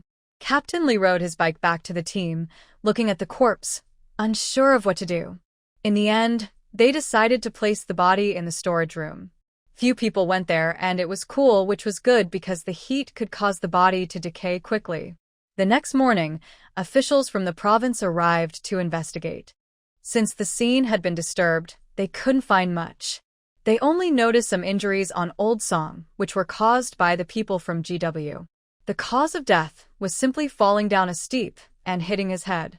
They told Captain Li to find a place to bury him. The conclusion was accidental death. After that, the case of Old Song was closed. Meanwhile, Song Boyan, who was in a labor camp far away in the border province, heard about his grandfather's death. His first thought was that Jiang Li was responsible. He kept appealing and reporting, but all he got was a beating. His grandfather was gone, his last family member was dead, and Song Boyan's heart also felt dead. He was holding back his anger, waiting for the day he would get out to seek revenge on Jiang Li. Unfortunately, he never lived to see that day. He didn't even survive until the college entrance exam was reinstated. He was frozen to death that winter. Jiang Li, having recovered, resumed her peaceful life. On August 12th, it was her birthday. Before that, she received gifts from the Jang family, the Feng family, and Feng Qiang. On her birthday, she finally started opening the presents. First, she opened the Jang family's package, which contained milk powder, malted milk, chocolates, and a wool sweater, things she liked. Next was the Feng family's package, similar to the Jang family's, including a set of the latest fashion braji. Finally, there was Feng Qiang's gift, small, but when she opened it, she found a watch. Jiang Li thought, does this fool not know he's giving a watch? And he's giving me one too? He's got some money to spare. She opened Feng Qiang's letter. Li Bao, seeing your letter feels like seeing you in person. Your birthday is coming soon. I have thought for a long time but couldn't decide what to give you. In the end, I chose to give you a watch. I know you already have a watch, but I still hope that when you look at the time, you will think of me. Li Bao, I wish you a happy birthday in advance from afar. I hope every year you have this day, and every day you enjoy today. Li Bao, I miss you very much. I really hope you grow up quickly. Next year, at this time, can I marry you? Li Bao. From Feng Qiang. Jiang Li looked at this long letter, full of her thoughts and love. Marrying her next year? That's not impossible. There are 4 or 5 years before the college entrance exam. They could get married first and then go to college. Of course, she decided not to tell Feng Qiang about this idea yet, or he might get too proud. Next, she opened a letter from Li Zhishu. It told her to cook something nice herself. If she didn't have enough money, she should ask Feng Qiang. They hoped Jiang Li would be happy and looked forward to her becoming their Feng family's daughter-in-law. After reading the letter, Jiang Li smiled slightly. Aunt Li was still as cheerful as ever. Finally, there was a letter from the Jang family. It was several pages long. The first part was from Jiang Bo and Zhao Shujun. They advised Jiang Li to eat well and not to tire herself out. If she needed anything, she should call home, and they would send it to her. They also wrote about family matters, which Jiang Li read with great interest. The second part was from Jiang Peihe and Guaning. It started with their father's advice, then included some trivial things from their mother, like Feng Qiang often visiting the house and bringing seafood. Guaning also suggested that Jiang Roli should apply to get married next year on her birthday and then go with the army. They all missed her. Jiang Roli nodded happily and agreed. Next were her older brother and sister-in-law, Jiang Yu and Jiang Pe, as well as her second brother and Jiang Yao. They all said they missed her, told her to take care of herself, and not to be herself. If she was short of money, she should tell the family. Jiang Roli felt that in their hearts. She was just a poor girl who couldn't afford food. She was also a delicate young lady who couldn't carry or lift things. She looked at the childish handwriting of the 3 children, all saying they missed their aunt and hoped she would come back soon. Jiang Yao even said that Uncle Feng Qiang always made Grandpa unhappy when he visited. Jiang Roli couldn't help but smile. After reading the letters, Jiang Roli wrote back to each of them. On December 28th, Feng Qiang took leave and came to Yingyang Brigade to celebrate the new year with Jiang Roli. Jiang Roli was glad that a few days ago she finished her deal with Scarface Li. The next deal would only be after the new year. Do you have so many holidays? Aren't you going back to celebrate the new year with your parents? No, I won't go back. I stay home every year. This year, I want to celebrate with you. I don't want you to be lonely alone. Hearing Feng Qing's words, Jiang Roli smiled happily. Li Xiangbei knew Feng Qing was coming, so he excitedly ran to Jiang Roli's house. Boss, you're really here. Feng Qing, Who told him I was coming? Captain Li, ahem, I did. How have you been lately? Pretty good. I have something to tell you. Jiang Roli saw the two start talking and decided to leave them space. She went inside to read medical books. But she didn't expect that leaving like this would set a trap for her. After Li Xiangbei left, Feng Qing's face disappeared into the shadows. Jiang Roli came out and couldn't see his expression clearly. Xiangbei left? What do you want to eat tonight? You. Before she finished speaking, Feng Qing held her tightly in his arms. The strength felt like he was reclaiming something lost. Li Bao, I'm sorry. When you had difficulties, I wasn't with you. What did Xiangbei say to you? About Song Boyan? Or? Li Bao, answer me seriously. Is that old man's song from the pigsty yours? Jiang Roli knew he wanted to ask if she was the one who caused Song Old Man's death. She looked directly at Feng Qing and asked, if I say I killed him, what will you do? Report me to the police? Or break up? Before she could finish her words, Feng Qing sealed her mouth. He gently kissed her, describing her with tender affection. After a while, he released her from his arms. No breaking up, no matter if you killed him or not. You never provoked them actively. They kept provoking you over and over. They deserve to die. When he heard Li Xiangbei talk about how Song Boyan harassed his little girl and set traps for her, Feng Qing wished he could tear Song Boyan apart. It didn't matter if he went to the border province. He wouldn't live to see the new year. In his heart, Feng Qing had already sentenced Song Boyan to death. I didn't do anything. He wanted to deal with me. I led him to the edge of a steep. When he charged forward, I dodged and he fell. Li Bao, don't say more. You must have been very scared at that moment. Jiang Roli looked at Feng Qing with complicated eyes. Don't you blame me? Don't you think I'm too cruel? Feng Qiang gently touched her hair and gave a light kiss on her slightly parted red lips. How could it be? He just slipped and fell by himself. It has nothing to do with our Li Bao. Li Bao, don't overthink. No matter what, you are my partner, my future wife, and the mother of my future children. You will only be mine in this life. Jiang Roli tiptoed and kissed Feng Qiang on the lips. Startled by her sudden attack, Feng Qiang paused for a moment, then took the lead, kissing her back on her sweet lips. Until both were breathless, Feng Qiang looked into Jiang Ruoli's eyes with full tenderness and love. Her eyes sparkled like tiny stars. That evening, Jiang Ruoli simply cooked a bowl of noodles to eat. Originally, she wanted Feng Qiang to sleep in the room next door, but he refused. In today's world, there is a lot of hostility toward women, so even if they are dating, they can't share the same room. Feng Qiang agreed to stay at Captain Li's house with Li Xiangbei. Take these to Uncle Li, consider it as a lodging fee. I understand. Rest well, don't think about those complicated things. As long as I'm here, I am your support. Yes. Tomorrow we'll go to the county supply and marketing cooperative to buy things. Will you come with me? Of course.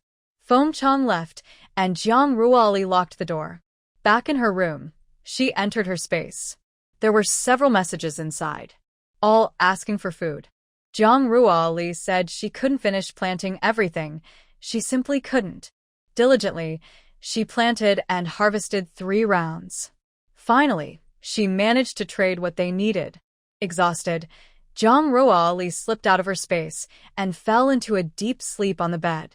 The next morning, Feng Qiang was already standing at Jiang Ruoli's door.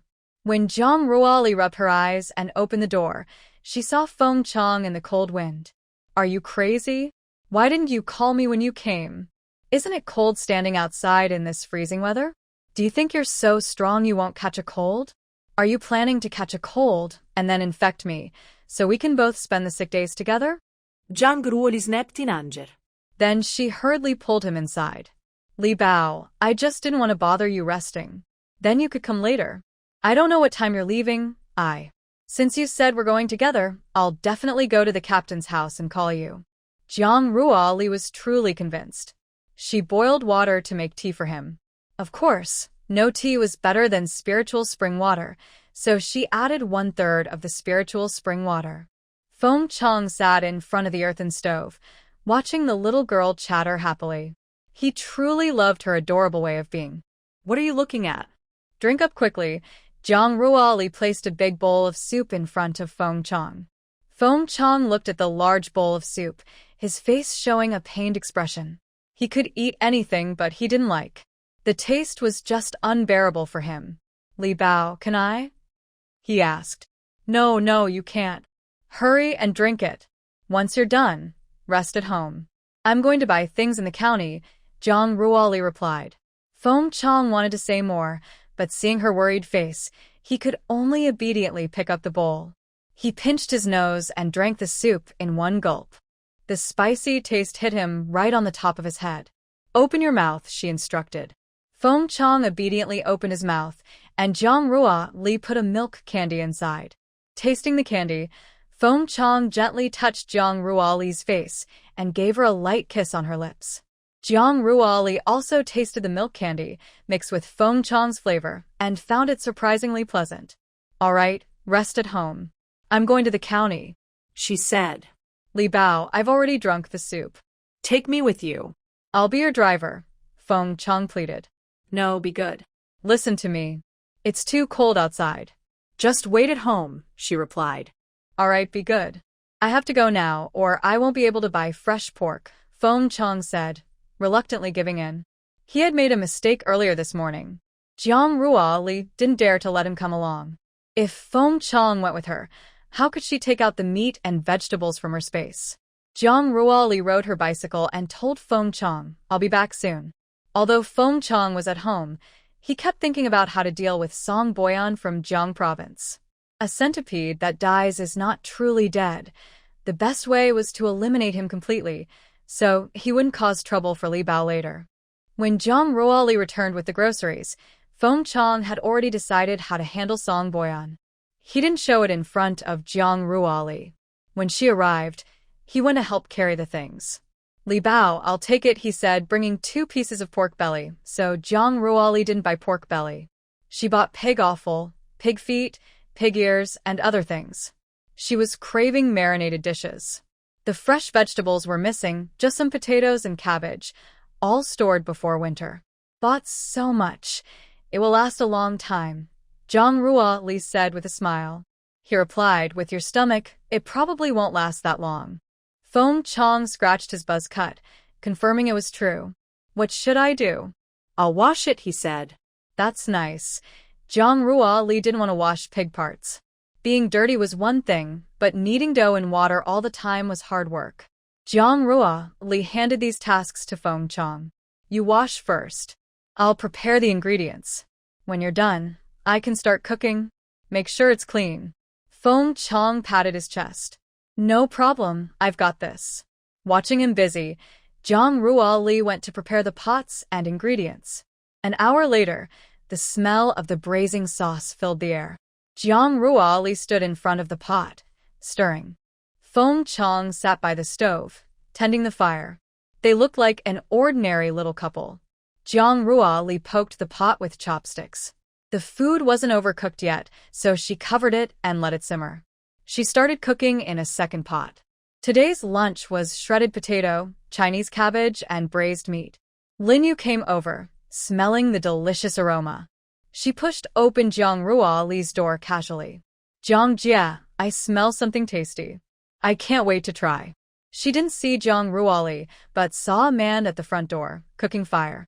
Feng Qiang heard the noise and turned to look. He saw a girl about the same age as the young lady. She was probably from the neighboring yard. When he arrived, he noticed a new room had appeared nearby. It was likely a new worker's place. Feng Qiang glanced and looked away. Lin Yu quickly realized she was probably Jiang Jie's partner. Brother-in-law, hello. I live next door, she said. Jiang Ruoli finished cooking and turned to Lin Yu. Xiao Yu is here. The food is ready. Take some home to eat. Since the last time Lin Yu told Jiang Ruoli about her other soul living inside her, she had considered Jiang Ruoli an irreplaceable sister. Lin Yu also shared her own story with her family. They all said they could bring Lin Yu home. But Lin Yu didn't want to go. She wanted to grow a bit more on her own. That's why she often stayed next door, coming to Jiang Ruoli's place to hang around. Every time Lin's family sent something over, Lin Yu would share a part with Jiang Ruoli. Feng Qiang heard her call him brother-in-law and raised an eyebrow. He thought, yes, she has good judgment. After greeting, Lin Yu took a pig's trotter and a small bowl of pig ears and left. After the meal, Feng Qiang washed the pots and dishes. Jiang Ruoli leaned against the wall, watching the man busy in the kitchen. She thought, if this was how life would always be, Jiang Ruoli felt it might not be so bad. Indeed, hard-working men are the most handsome. Until Feng Qiang finished washing the dishes and walked over to her, Jiang Ruoli was still lost in thought. Am I really that good-looking? Jiang Ruoli snapped back to reality and saw Feng Qiang standing beside her. Well, just so. Even so, her smile didn't fade at all. I'm glad you're satisfied, Li Bao. Jiang Ruoli rolled her eyes and pushed the person in front of her away. On a quiet afternoon, the young couple sat on the Kong bed, with sunlight shining through the window into the room. What do you think they are doing? Of course, they are reading books. Recently, Jiang Ruoli became interested in medical books. She thinks medicine is a very deep subject. But she studies traditional Chinese medicine. In this era, it's considered outdated and feudal. It can't be openly used. Feng Qiang was surprised when he saw this. When did you start liking reading medical books? I remember you used to love doing business.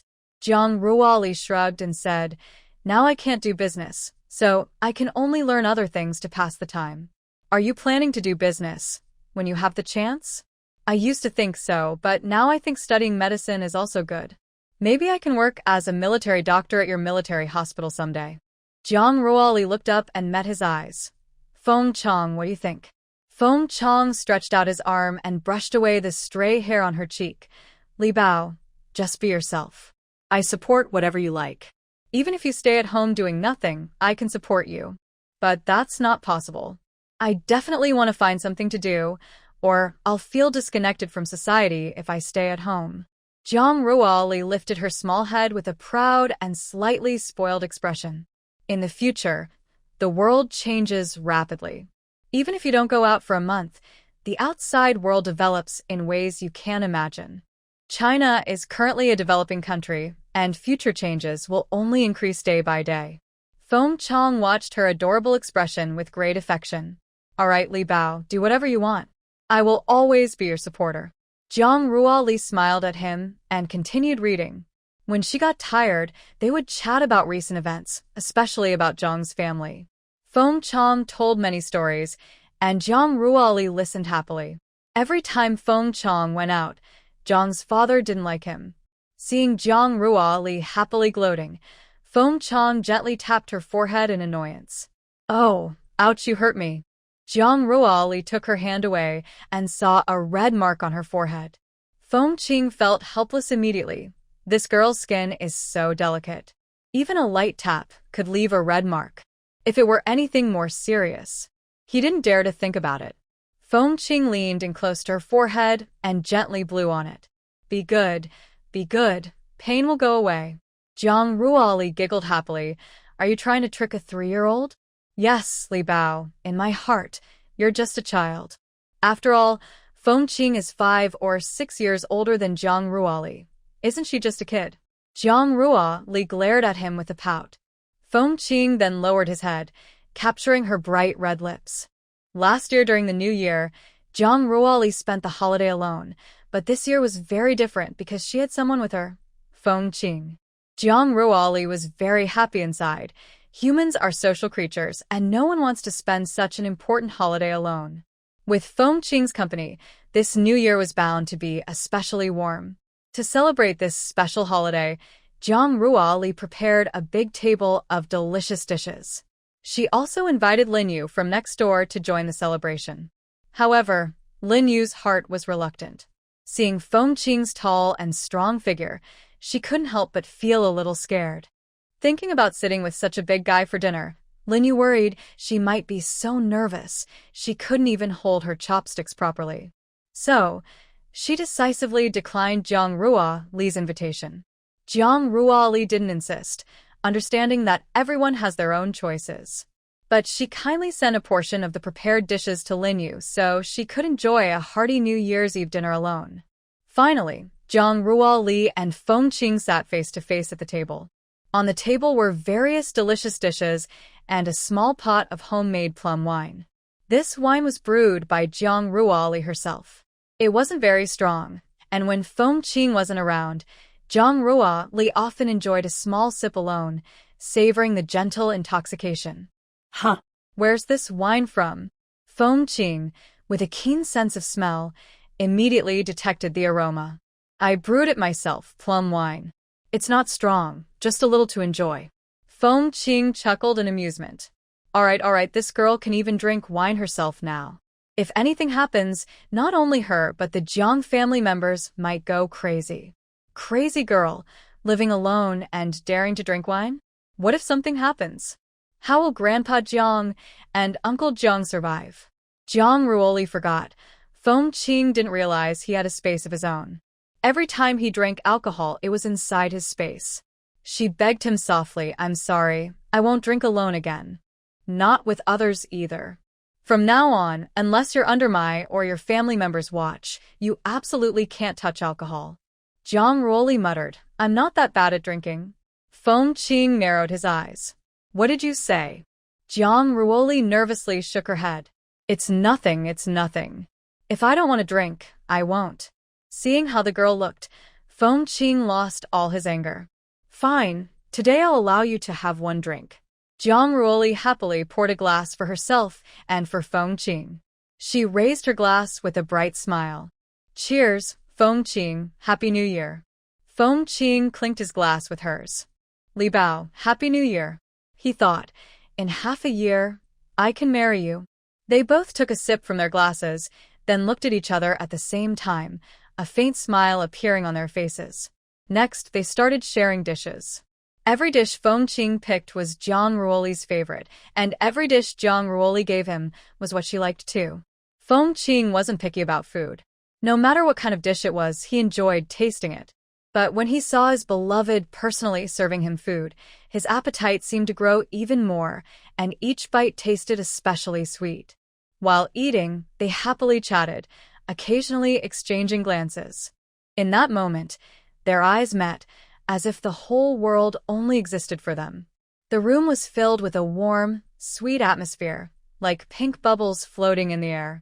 Lin Yu wasn't here now, which was definitely a wise choice. If she had been, she probably wouldn't have eaten much.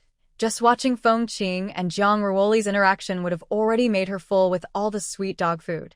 Unknowingly, time quietly passed. When they finished dinner, the clock pointed to 8 o'clock. There was no TV, no Spring Festival gala. After dinner, they suddenly felt a bit bored. Zhang Ruoli thought for a moment and decided to let Feng Qiang stay overnight at Zhang Yao's house. After all, on this family reunion day, It was a bit inconvenient for him to stay at someone else's home. Jiang Ruoli then turned to go to Lin Yu's house, thinking she could crash there for the night. It sounded pretty good. Lin Yu's room was decorated very warmly, full of a girl's charm. Jiang Ruoli felt this cozy atmosphere as soon as she entered, and her mood became happy. Actually, Jiang Ruoli had already told Lin Yu that she would come over to sleep that night. Lin Yu warmly welcomed her. The two lay on the bed chatting, and Lin Yu suddenly asked curiously, "Jiang Jia, don't you have 2 rooms over there? Wouldn't it be better if you and him each had one?" Jiang Ruoli smiled and explained, "For girls, reputation is very important. Even if I and he are a couple, we are not married yet. It's not quite right to sleep in the same room, even if there are 2 rooms." Hearing this, Lin Yu nodded thoughtfully and said, "I understand. Jiang Jia. You're right. Girls really need to protect themselves. Society still has some biases and unfriendly attitudes toward women." Jiang Ruoli gently said, "It's good that you understand." Lin Yu smiled and replied, "Yes, yes, I understand. Jiang Jia." Just like that time when a spirit used Lin Yu's body, like a ghost, to closely follow Wu Junyu, the people around looked at them with strange eyes. Some even showed contempt and dislike openly, pointing at them and criticizing loudly. Lin Yu knew well how these reactions affected her parents and brother. She understood how much stress and trouble it caused them. Whenever she thought of this, her heart felt heavy, like a big stone pressing down on her, making it hard to breathe. That's why Lin Yu was so determined not to go back. She preferred to stay away from that place, letting time slowly fade the memories and gradually forget what happened. Only then, when she returned to her hometown years later, would she not cause her parents and brother more trouble or embarrassment. She hoped that after a few years, when people's memories of this incident became blurry and they no longer looked at her and her family with strange eyes, she could return freely to that familiar place, reunite with her family, and start a peaceful life again. At night, Feng Qiang lay under the blanket covered by Jiang Ruoli, smelling her scent and drifting into sleep. In his dream, he was doing inappropriate things to a young girl. As you can imagine, the result was not good. In the middle of the night, Feng Qiang got up to wash his pants. He almost soiled the girl's blanket. Fortunately, the room was warm and the washed pants dried quickly. Otherwise, he really wouldn't be able to face the girl. The next day was the first day of the Lunar New Year. Families with children went out to pay New Year visits. They didn't care much about giving red envelopes. It was more about bringing good luck. Every household displayed melon seeds, peanuts, and sweets. When children saw the decorations, they would say auspicious words and grab a handful. The children weren't greedy. Each family took a handful, which was enough. Feng Qiang was inside the house, preparing breakfast for Jiang Ruoli.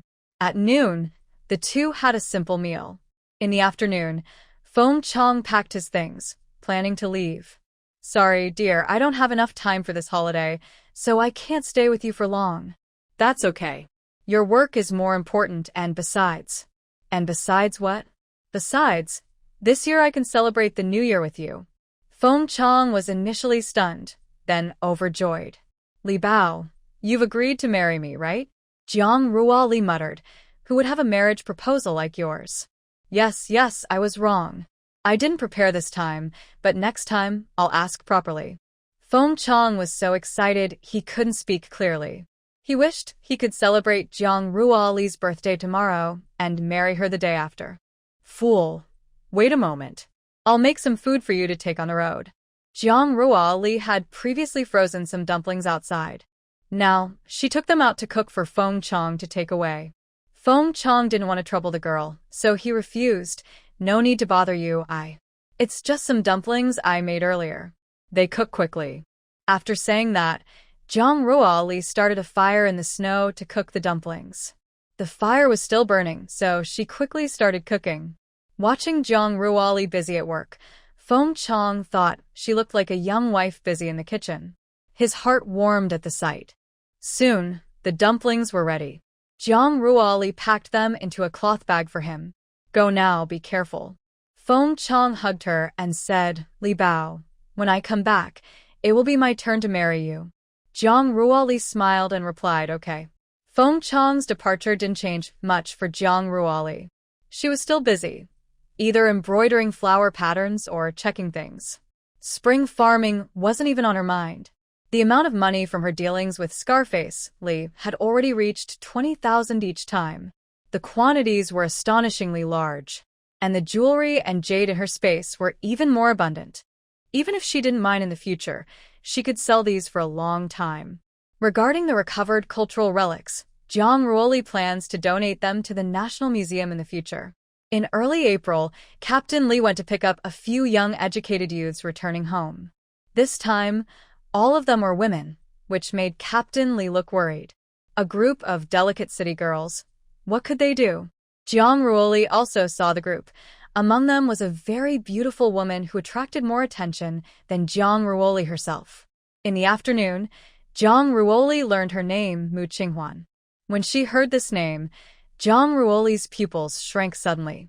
She was not from a different time or parallel universe, but had traveled into a novel called Rebirth of the Young Educated in the 70s, the boss's deep affection. Her family, grandparents, and parents were characters who didn't exist in the book. But the man Mu Qinghuan was flirting with was someone Jiang Ruoli knew, her target, Feng Qiang. She initially thought that the coincidence of Feng Qiang sharing the same name was just that, a coincidence. Now, it seemed it was no accident. This is definitely the male lead. Jiang Ruoli. Would the reborn female protagonist really flirt with others? Mu Qinghuan, who got off the ox cart, also sensed something was wrong. Was this Xiangyang village different from the past? According to the captain, their team had added a flower workshop, which never existed before. And the young educated youth who created the workshop, Jiang Ruoli, was also someone who wasn't there in the past. Why? Why has everything changed? Is Feng Qiang still here? Mu Qinghuan saw Li Xiangbei and brightened her eyes. Yes, Brother Xiangbei is Feng Qiang's subordinate. Is Feng Qiang still involved in the black market? She wanted to find a chance to check the black market. If she met Feng Qiang again, she definitely wouldn't abandon him like before. She must be a good wife. Mu Qingguan encouraged herself silently. Jiang Ruoli numbly walked into the workshop, never expecting that she was actually from a book. Did her grandparents and parents also come from a book? They hadn't read this book. She only read the beginning, where Mu Qinghuan flirts with Feng Qiang after going to the countryside. She didn't have time to read further before she was transported here. In the book, her family wasn't there, so she didn't know what happened later. Does she need to rewrite the story herself? Like Regia said, she's not a character in a TV drama, not a creation of Aunt Xiong. She is a real person. Her family is also real. Now, I am also a living person with flesh and blood. I get hurt when I bump or knock into things, and I bleed when I get a cut. Jiang Ruoli irritably rubbed her head. She really wanted to have a phone to complain to her parents. Forget it, forget it. Feng Qiang is also dating her. If she is just easily taken away by someone, it means she is not the right match for him. Jiang Ruoli relaxed her mind and honestly focused on drawing in her office. As for the female lead, Jiang Ruoli doesn't want to oppose her or be friends with her. Staying away is the best way. The female lead's aura is not to be underestimated. Jiang Ruoli doesn't know that Mu Qinghuan has secretly gone to ask Li Xiangbei about Feng Qiang. Li Xiangbei, as if he didn't hear clearly, asked back, Mu Jiqing, who are you looking for? Mu Qinghuan pretended to be very familiar with their boss. Feng Qiang, the boss of your black market. I know you're working with Feng Qiang in the black market. Don't try to fool me. Li Xiangbei sayalit suisha. He felt that this woman asking about the boss probably had bad intentions. So he pretended to be confused and said, I don't know what you're talking about. What's the black market? Is it a place for ordinary folks like me? Are you crazy? Mu Qinghuan snorted coldly. Don't pretend. I know you're making money in the black market and that your boss is Feng Qiang. Li Xiangbei, tired of dealing with this woman, cursed crazy and walked past her directly. He looked like a crazy person, not someone worth messing with. He wanted to remind Jiang Jiqing to stay away from Mu Jiqing. Next time he saw the boss, he also wanted to say hello. When Li Xiangbei was about to leave, Mu Qinghuan hurriedly stopped him. Li Xiangbei, wait. Don't go yet. Tell me clearly. Li Xiangbei was confused. How did this woman know his name was Li Xiangbei? And how did she know he and the boss were in the black market? Although he was curious, his boss had told him before, curiosity kills the cat.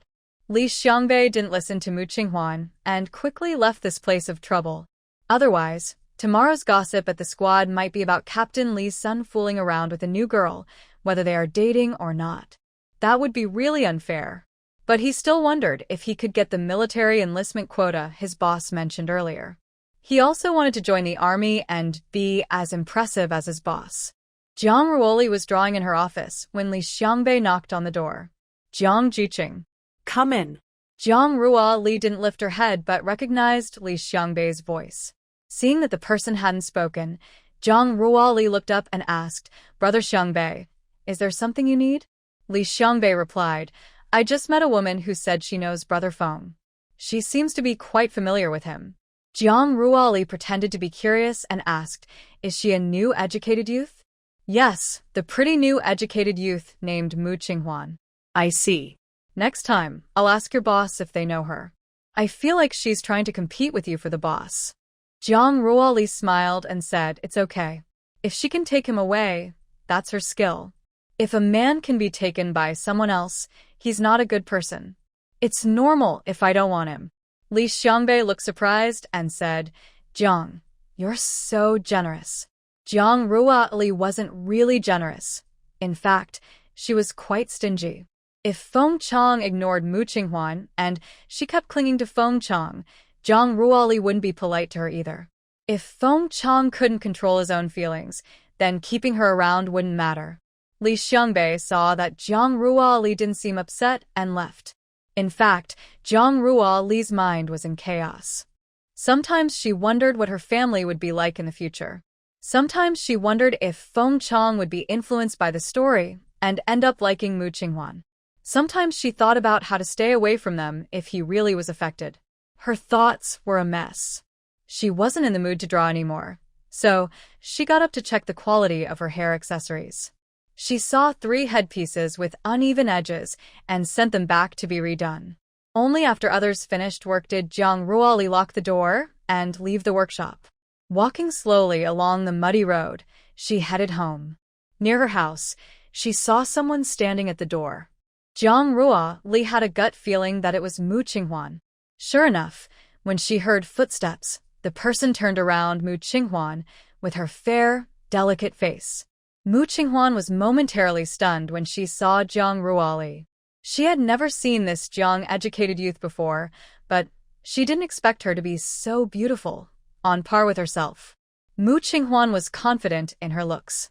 Seeing someone as beautiful as herself made her feel uneasy. It was as if she had lost something important.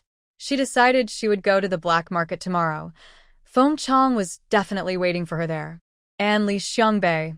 She didn't care if he denied it or not. Who are you? Jiang Ruoli asked, pretending to be curious, looking at the person in front of her. You are Jiang educated youth, right? I am a new educated youth, Mu Qinghuan. Hello, Mu Jiqing. Is there something you need at my house? Actually, the team leader of the educated youth said welcome to us newcomers, so they arranged dinner tonight. Come join us. Jiang Ruoli shook her head. I won't go. I cooked lunch, and there are leftovers. I'll eat by myself. Refused, Mu Qinghuan was surprised. She didn't expect to be turned down. If there's nothing else, I'll head back now. Welcome to Yangyang Brigade. Jiang Ruoli bypassed Mu Qinghuan and entered her yard. She closed the yard door, blocking Mu Qinghuan's view. Mu Qinghuan angrily left Jiang Ruoli's house. She felt an unprecedented dislike for the people inside. Even towards her bad father and stepmother, Mu Qinghuan had never felt this way. She didn't understand why. They had only just met today. When she returned to the educated youth yard, everyone was used to seeing Mu Qinghuan without Jiang Ruoli following. Jiang Jiqing didn't like socializing with others in the yard. Besides Lin Yu, no one was close to her. Even now, Mu Qinghuan complained that Jiang Ruoli was too unfriendly, but it didn't cause any fuss. The new educated youth kept a low profile. The older ones knew Jiang Ruoli well, so no one agreed with Mu Qinghuan's words. Seeing this, Mu Qinghuan could only stew in her own frustration. She also wanted to live alone, but she had no money. Even after causing trouble before going to the countryside, she only received a settling-in fee. Zhang Ruoli entered the house, locked the door, and went into her space. She had fully accepted the idea of traveling to another book world. She opened the system panel inside her space and saw a new message. When she clicked, it turned out to be a new world. Hello, I am Lu Bingru from Yao by Continent. Yao Bi continent? Where is that? What kind of place is it? Hello, Miss Lu. What kind of place is your side? It should be a cultivation world. Wow, now the cultivation world has appeared? Do cultivators still need to trade with others? Miss Lu, do you need anything from me? I want some food that can fill my stomach. Zhang Ruoli asked curiously, do cultivators not need to eat? I haven't reached the golden core stage yet, so I haven't started fasting. Alright, so you don't need to eat once you reach a certain level. May I ask, what stage are you at now? Foundation establishment stage. Zhang Ruoli thought for a moment. She didn't understand. Forget it. Trading still makes her happier. Do you need food? Anything edible is fine, cold or hot, raw or cooked. If there is normal food, that's even better. If not, fruits are also acceptable. Zhang Ruoli summoned 2 portions of food and sent them over. Please see if this suits your taste. After 10 minutes, a message was sent back. It's good. Do you have more? I want 20 more. Yes, I do. Different kinds. What are you trading for them? I don't have much. I'm currently a first-level alchemist. These are my own crafted beauty pills. Please don't mind. I also have nourishing pills, energy-enhancing pills, cleansing pills, and diamond-strengthening pills from my master. What is the diamond-strengthening pill? It's a pill that makes the body extremely tough and strong after taking it. How tough does it get?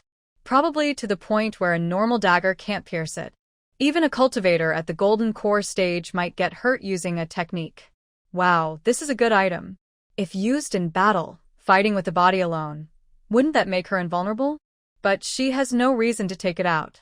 Could it be that she made it herself? Is it hard to make this kind of pill? I can't make it myself, but my master can.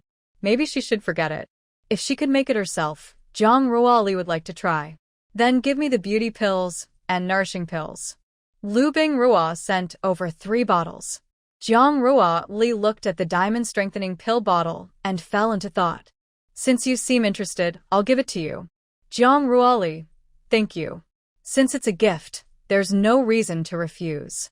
She then sent some grapes, strawberries, and cherries. The other side received them and responded with thanks. Zhang Ruoli thought about it. Next time, maybe she could trade for some medicinal formulas or spiritual plants.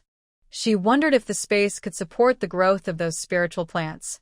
The next morning, just as the sun rose, Mu Qinghuan couldn't wait to set out for the county town. Her mood was extremely excited, as if an invisible force was pushing her forward.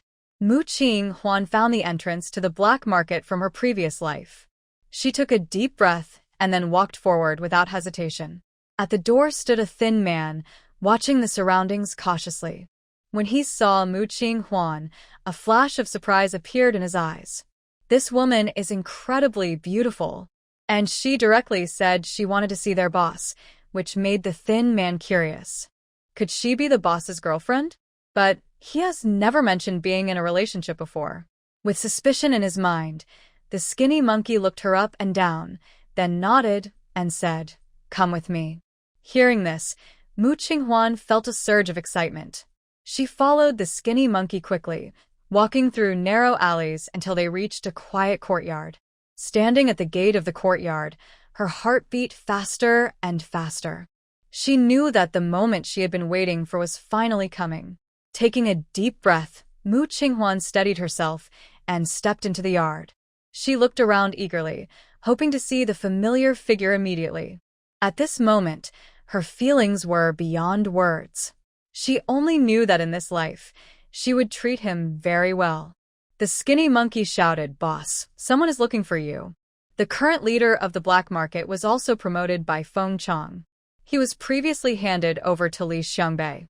But Li Xiangbei was not interested in this, so he only came to buy things and did nothing else. He was either training or waiting for Feng Qiang to send him a notice to join the army. Mu Qinghuan happily rushed in and said, "Feng Qiang, I came to see you." But instead, she saw a stranger. Who? Who are you? "Where is our boss Feng Qiang?" The skinny monkey entered and scolded, "What are you talking about? This is our boss." Who is this Feng Qiang? Mu Qinghuan's face showed disbelief. How could this be? Why isn't the boss of the black market Feng Qiang? Who is this person? Where has Feng Qiang gone? No way, no way. How could he be your boss? Your boss is Feng Qiang. Mu Qinghuan frantically searched inside the room. The skinny monkey exchanged glances with Wu Fu, understanding each other's thoughts. Boss Feng had said before that no matter who came, they should say they didn't know him. After all, the boss was in the army, and it wouldn't be good if others found out. So after Wu Fu took over, everyone was told to keep quiet. They absolutely could not reveal anything related to Feng Qiang. "Bah, if you're going crazy, get out and do it. Don't mess around in my house. Think I won't hit a woman?" Wu Fu's fierce expression scared Mu Qinghuan. She still couldn't believe why everything was different from her past life. Feng Qiang wasn't in the black market. So where did he go? Could she have come too early? Has Feng Qiang not retired from the army yet? Mu Qinghuan was flexible and adaptable. She apologized to the two men and then left the black market. She couldn't understand why everything had changed.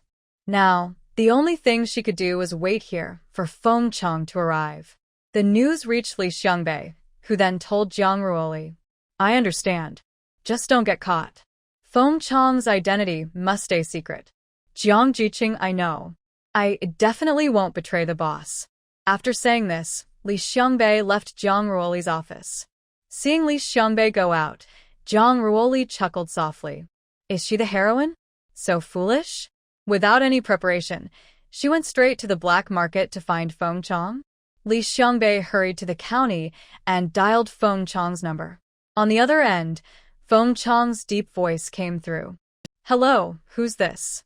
"Boss, it's me, Xiangbei," he quickly replied. "I need to tell you something. A young woman from the countryside came to see me, asking where you are." Feng Qiang sounded a bit impatient. "A young woman from the countryside? I don't know her.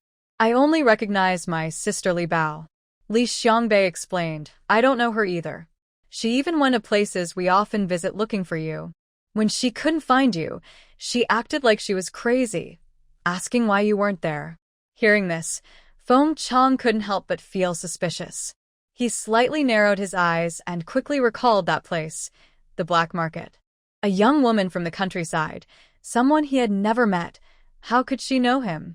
And she could find the black market so precisely to look for him. That was strange. "What's her name?"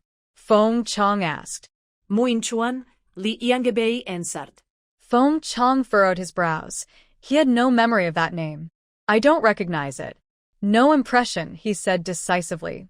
"By the way, does my sisterly Bao know about this?" Feng Qiang suddenly asked. "Yes, I told Jiang Jiqing. I asked her to pay more attention to that Mu Jiqing," Li Xiangbei replied. "Good. Take care of her. Oh, the military enlistment quota has been approved. It will be sent to your team next month. You'd better prepare in advance." Feng Qiang asked calmly, "Are you really sure you want to join the army? Will your parents agree?" Li Xiangbei answered without hesitation, "Absolutely. I've admired soldiers since I was a child. I've always dreamed of joining the army when I grow up. Unfortunately, our Yangyang team never had a quota before. Now that I have this chance, I won't give it up.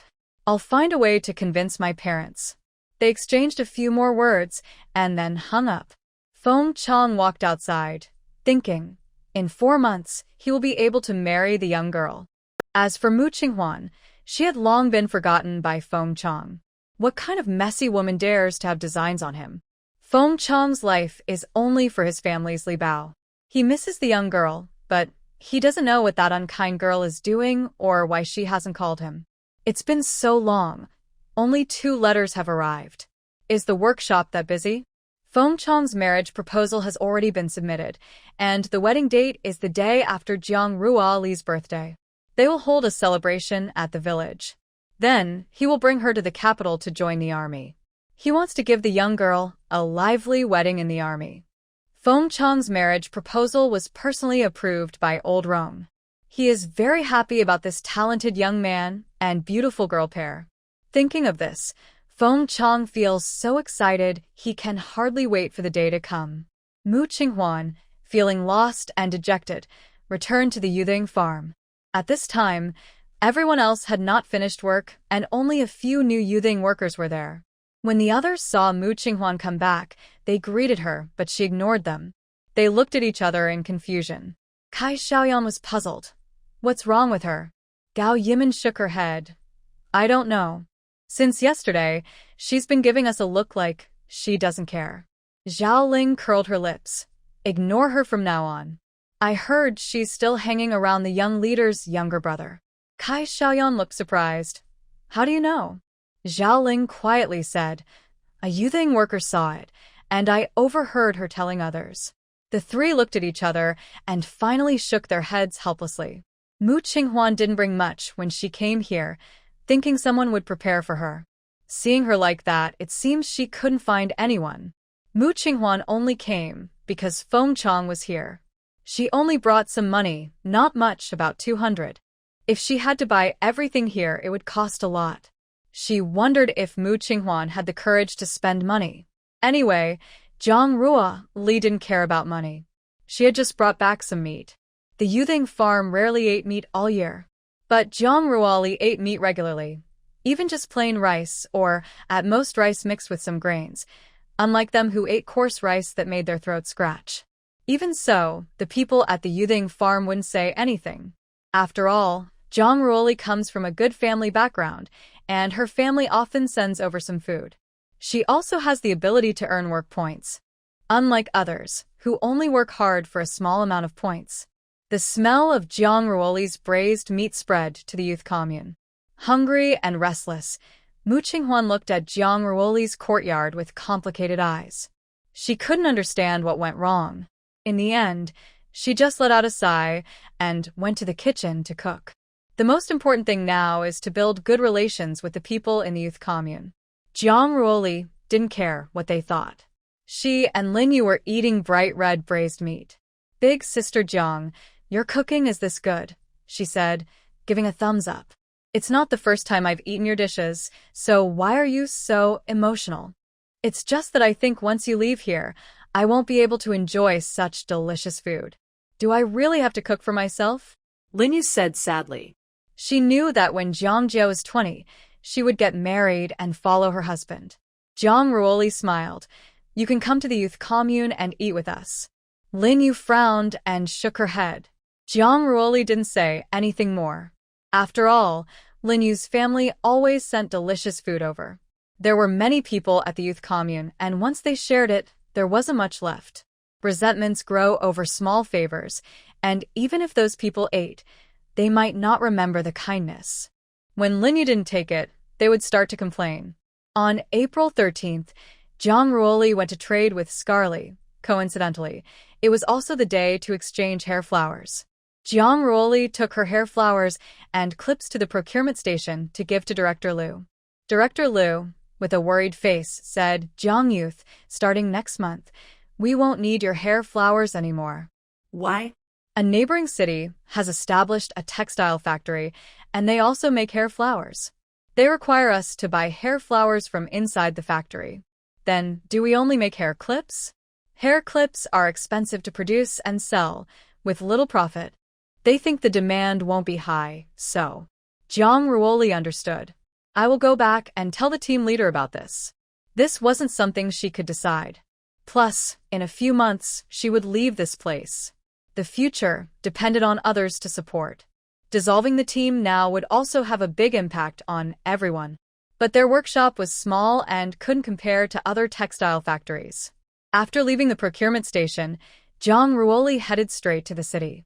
The next day, after completing the trade, she returned to Xiangyang Brigade. Uncle Li, I need to talk to you about something. What is it? Because Jiang Ruoli was responsible for making headpieces for everyone, the atmosphere in Xiangyang Brigade was very good. Captain Li was always smiling, and everyone seemed a few years younger. Director Liu said we can't buy headpieces from here next month. A textile factory was set up in the neighboring city, and they produce headpieces there. They require us to order headpieces directly from the factory. Hearing this news, Captain Li looked as if struck by lightning. Was this cutting off their source of income? Captain Li's face changed several times, finally settling into a sigh. Since that's the case, let's end the headpiece workshop this month. Jiang Ruoli had no other options. Their small workshop couldn't compete with a proper textile factory. At the end of the month, after everyone finished their work, Captain Li kept everyone behind. What's going on? Is this a meeting? Captain Li looked unhappy. Could something bad have happened? Did someone make a mistake? I don't know. Captain Li stood at the front, with Jiang Ruoli beside him. Ahem. I've gathered everyone today to inform you of something. Captain Li sighed. Starting tomorrow, our workshop will officially close. This news hit like a thunderclap through the workshop. Why? Did we do something wrong? Yes, Captain Li, tell us if we made a mistake and we'll fix it. Why are you closing down? Is Jiang Jiqing unable to draw the designs? Everyone argued and discussed loudly. Captain Li raised his hand to quiet them. Everyone fell silent. It's not that. The neighboring city has a new textile factory, which also makes headpieces. They require Director Liu from the procurement station to buy from the factory, so we can't sell ours anymore. Hearing this, everyone didn't know what to say. Their small workshop couldn't compete with a formal textile factory for orders. They had finally found a way to survive, and now it was gone. After the meeting, everyone spread the news throughout Xiangyang Brigade. Since it was an official decision from above, everyone felt helpless. Jiang Ruoli packed up her things from the office and took them home. Lying on her bed, she felt very helpless. The people in the youth commune also felt a little more at ease knowing the headpiece workshop was gone. After all, a group of young men couldn't really embroider. Zhou Chuyun and the others were about to return to working in the fields. As for Jiang Ruoli, she didn't plan to go back to the land. After she left, she wouldn't earn any work points anyway. During this time, I am quietly waiting for the day when Feng Qiang comes to marry me. Then I will be a fresh, beautiful bride. Who wouldn't want to be the prettiest bride? In May, Jiang Ruoli told Captain Li that she would be leaving with the troops in August, so she wouldn't be working during this period. Are you going to marry Captain Feng? Yes, his marriage registration is already prepared. When I turn 20, I will go to get the marriage license. Captain Li sighed. She was so obedient and sensible, never causing trouble, and always thinking of ways to help the team make money. Now she was leaving. All right, do as you see fit. Since she had already said so, Captain Li didn't say anything more. On August 16th, Feng Qiang hurried to Xiangyang Brigade. Mu Qinghuan saw the man in military uniform from afar, and her heart suddenly skipped a beat. That was Feng Qiang. How did he come to the brigade? Was he here to find someone? Pretending to have a stomach ache, she asked the team leader for leave, and then followed Feng Qiang's steps. Seeing Feng Qiang approaching the youth workers' courtyard, Mu Qinghuan quickly ran a few steps forward. Feng Qiang, she called out happily. She didn't expect that Feng Qiang, who was a business tycoon in her previous life, had become a soldier in this one. Hearing an unfamiliar voice calling him, Feng Qiang frowned and turned around. He saw a woman with a decent appearance but sun-darkened skin, with tears sparkling in her eyes, looking at him with deep affection. Feng Qiang immediately felt uncomfortable all over. Without reason, he disliked this woman. At the same time, he guessed that she was Mu Qinghuan, the one Li Xiangbei mentioned. Who are you? How do you know my name? In this brigade, only Jiang Ruoli, Captain Li, and Li Xiangbei knew his name. How did this woman find out? I am Mu Qinghuan. I ask you, how do you know my name? Mu Qinghuan didn't know how to answer. She couldn't say she was his wife in her past life. Are you going to the youth workers' courtyard? I can take you there. Seeing her evasive attitude, Feng Qiang's eyes narrowed slightly. This woman is not simple. Hopefully, he's not thinking the wrong thing. Answer my question. Why do you know my name? Mu Qinghuan's pupils flickered slightly. Li Xiangbei told me. Feng Qiang sneered. She was really bad at lying. Li Xiangbei had already told him that this woman seemed to know a lot about him and himself. Feng Qing, why did you join the army? Weren't you involved in the black market? Comrade, I prefer you call me comrade. Even my surname isn't allowed to be used by Mu Qinghuan. Jiang Rua Li had already heard the noise outside. She wasn't sure if she should go out. Actually, Jiang Rua Li also wanted to know if Feng Qing had been seduced by this female lead. Feng Qing ignored Mu Qinghuan and directly pushed open Jiang Rua Li's yard door, walking inside. Mu Qinghuan exclaimed, Feng Qing, why are you going to Jiang Jiqing's yard? You. She had a suspicion, but didn't want to believe it. What does it matter if I go to my partner's yard? Do I need to report to you? Who are you anyway? Feng Qing looked at Mu Qinghuan impatiently and coldly. At this moment, Mu Qinghuan's anxious heart broke completely. She couldn't believe that Feng Qing's current partner was Jiang Jiqing. No, impossible. You like me. How could you be Jiang Ruali's partner? That's absolutely impossible. Feng Qing shouted angrily, Comrade, please speak carefully. We've only just met. There's no question of liking or disliking you. Please don't talk nonsense, or my partner might misunderstand. At this time, Jiang Rua Li also came out of the house. She stood beside Feng Qing, looking at the female lead in front of her, feeling a mix of emotions. Mu Qinghuan was really foolish. She had memories from her past life, but Feng Qing didn't. Her careless words easily made people think she was crazy. Mu Qinghuan looked at Jiang Rua Li standing next to Feng Qing. The man was handsome, the woman pretty, like a perfect couple. Is it you? Did you, Feng Qing? I will beat you to death. He's my husband. You're stealing someone else's husband. How shameless. Mu Qinghuan's voice was loud, startling even the people working in the fields. Captain Li hurried over. And the lively aunties also came over. Mu Qinghuan rushed toward Jiang Ruali, her dirty fingernails filled with black mud. If she scratched a mark on her face, it would probably get infected. Jiang Ruali didn't tolerate her and kicked her 3 meters away with her foot. She landed right at Captain Li's feet. Captain Li was shocked to see her fall at his feet. Jiang Jiqing, what's going on? Why are you arguing? Arguing? I was clearly hit by you, and you kicked my stomach. It hurts so much. Why don't you admit that you tried to scratch my face and I fought back? What are you upset about here? You say Feng Qiang is your husband. Please show me your marriage certificate. If it proves he is your husband, I will return the person to you. We haven't registered our marriage. We just. No marriage registration? Feng Qiang is in the military. How could he not have registered? Come with me. I'll take you to see the leader. Jiang Ruoli instinctively grabs Mu Qinghuan and heads outside. Jiang Jiqing, let's talk nicely. Don't cause trouble at the commune. Jiang Ruoli knows she won't cause trouble for Captain Li. Jiang Ruoli, let me go. Feng Qiang is my husband. Nonsense. I am a clean person. In this life and the next, I belong to my Li Bao. Who do you think you are? With your look, I wouldn't even look at you. Mu Qinghuan mutters to herself, you last life, you didn't say that. Last life, you said you loved me like life itself. Others didn't hear much, but Jiang Ruoli and Feng Qiang heard everything.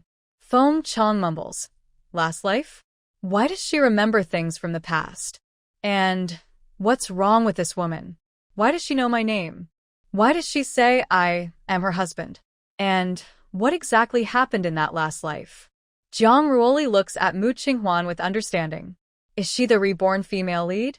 Is she fake? A fake? Could there really be another person with the same name and surname as the female lead? This girl doesn't seem very smart. She doesn't even know Feng Qiang, yet she runs up and says all sorts of nonsense. Since Mu Jiqing can't produce a marriage certificate, that means Feng Qiang isn't your husband. Are you mistaken about who he is? Impossible. Mu Qinghuan shakes her head. How could she be mistaken? This is her husband from the last life, someone who would cherish and love her. Although initially she flirted with him, teased him, moved him, and kept him warm, later, Feng Qiang was very caring and protective of her.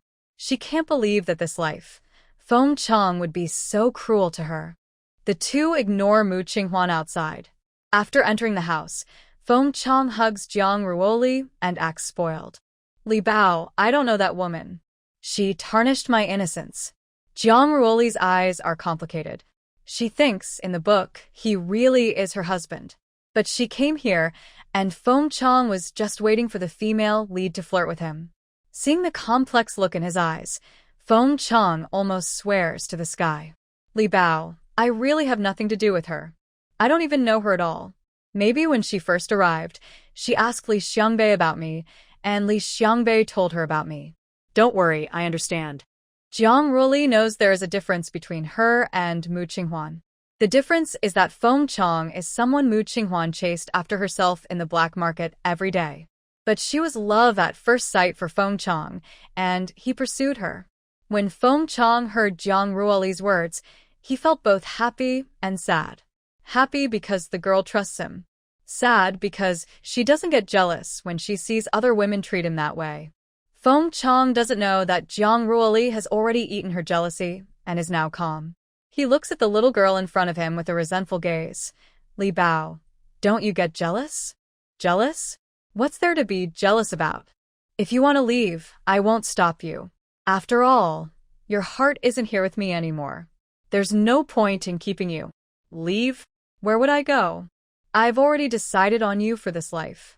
Outside the door, Mu Qinghuan falls to the ground, staring blankly at Jiang Ruoli's courtyard gate. What's going on? Why is Feng Qiang's current partner Jiang Ruoli, who has never appeared before? Why is Feng Qiang dressed in military uniform? Why is everything so different? Captain Li looks at Mu Qinghuan. Mu Jiqing, that soldier has been Jiang Ruoli's partner for 2 or 3 years. How do you know him since you just arrived? Mu Qinghuan stays silent. She can't say that she was his wife in her previous life. She might be thought of as a monster and burned.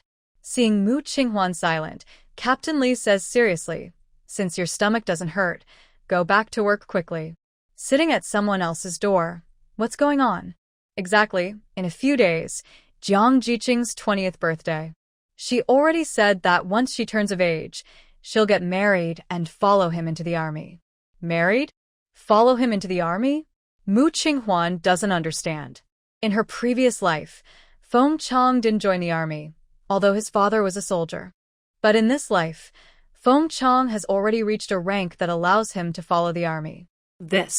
Mu Qinghuan feels her mind is in chaos. She wonders if she has traveled to another place. But her family, Xiangyang Brigade, Li Xiangbei, and Feng Qiang all exist. Mu Qinghuan drifts back to the youth commune, lying on her bed and tossing restlessly. Her mind is a tangled mess.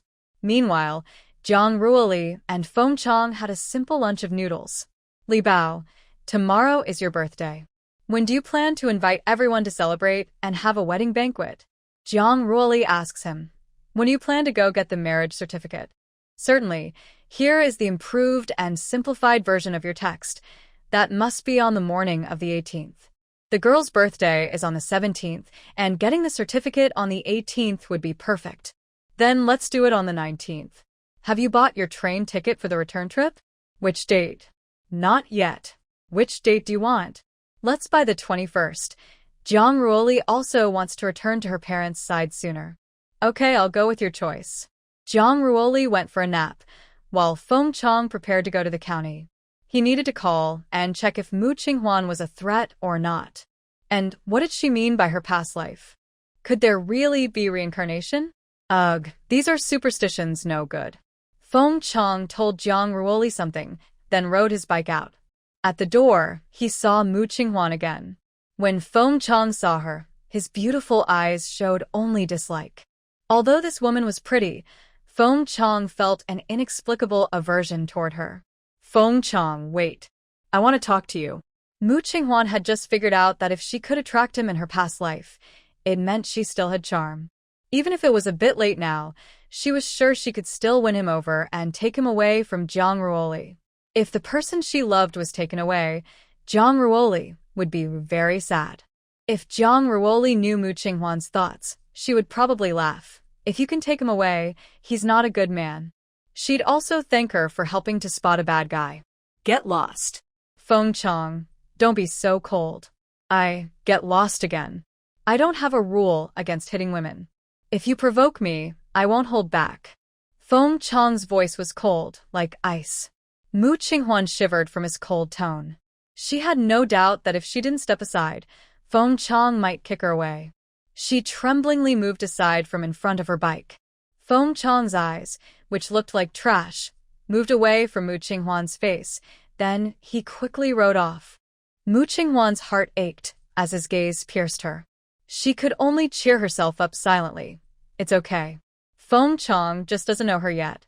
Once he sees how good she is, he'll change his mind.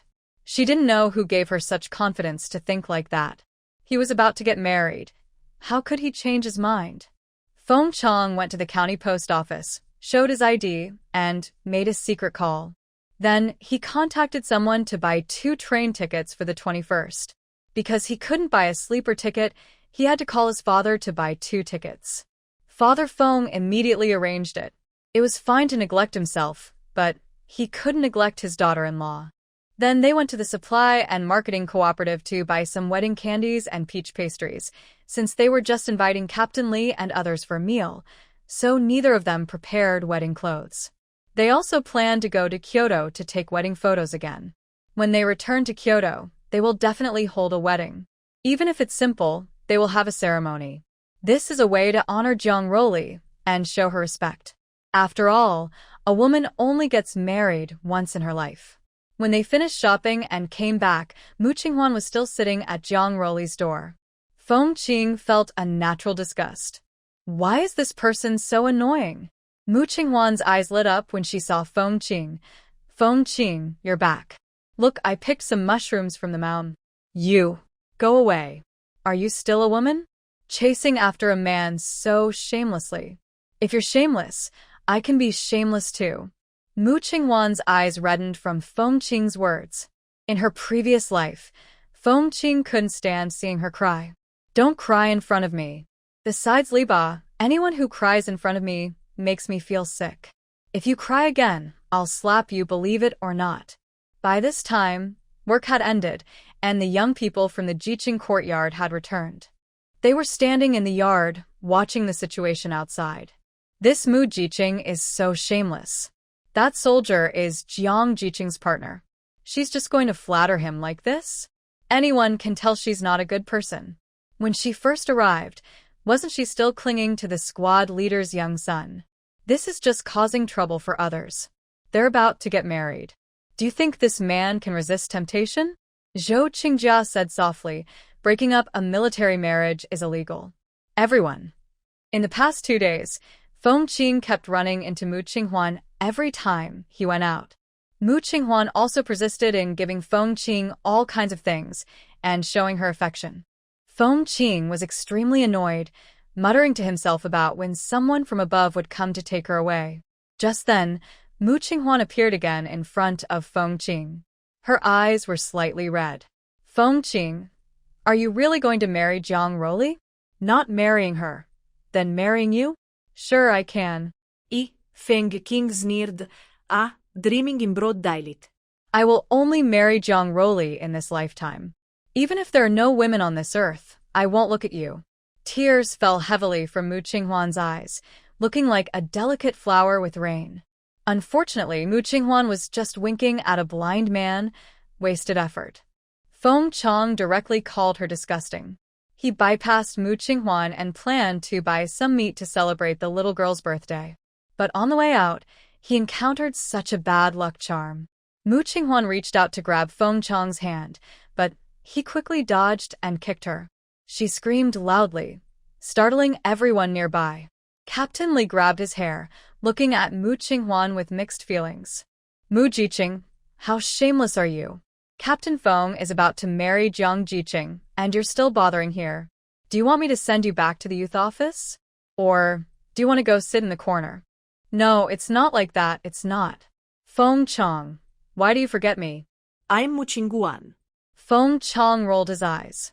What does Mu Qinghuan or Mu Qingming have to do with him? Stop bothering me, or don't blame me for being ruthless. After saying that, Feng Qiang left. Not long after, some people came to the team. They were few police officers. Is the team leader here? Captain Li stepped forward. Comrades from the police, I am Captain Xiangyang from the team. May I ask what brings you here? Is Comrade Mu Qinghuan from your team here? Captain Li thought they were here to find Jiang Shelley, but it turned out they were looking for Mu Qinghuan. Yes, she is here. I'll take you to her.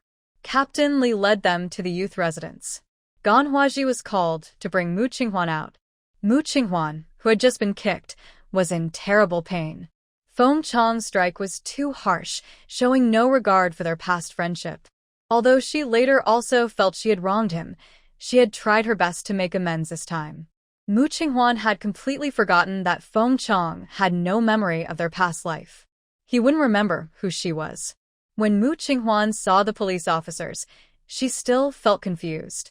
Comrade Mu Qinghuan, we need your help with an investigation. Please come with us. What's the matter? Mu Qinghuan tried to think hard but couldn't figure out what she could help with. This is confidential. Please come with us. Mu Qinghuan's intuition told her this was not a good thing, but she had no reason to refuse. She could only follow the police. When Feng Qiang returned, everyone at the team was gossiping about Mu Qinghuan. Their eyes on Feng Qiang were full of pity. After learning the truth, Feng Qiang showed no expression. What are they feeling sorry for? This woman has nothing to do with him. Finally, someone was sent down from above. He also didn't think about it. It only took one evening from when he made the call until the people arrived. Back home, Feng Qiang didn't mention Mu Qinghuan to Zhang Ruoli. Even if Zhang Ruoli knew, she wouldn't bother to say anything. Both of them silently agreed not to mention that unlucky thing. Meanwhile, Mu Qinghuan, who was taken away by the police, was in an interrogation room. Two serious police officers were questioning her about some matters. Whether Mu Qinghuan was a spy or not wasn't the main issue. The main point was what Feng Qiang said, that this woman claimed to have memories from a past life. The higher-ups attached great importance to this and wanted them to find out the truth. The interrogators had their methods, and Mu Qinghuan couldn't withstand 2 rounds of questioning and confessed everything. The police exchanged a look and secretly transferred Mu Qinghuan to a different place. Inside, there were researchers studying her specifically. If Zhang Ruoli found out, she would definitely be shocked to hear about the slice research. But she knew nothing about it. Right now, she was just waiting for her boyfriend to cook dinner for her birthday. Feng Qiang had been practicing cooking a lot over the past 2 years. Although his skills weren't as good as Zhang Ruoli's, they were much better than most people's.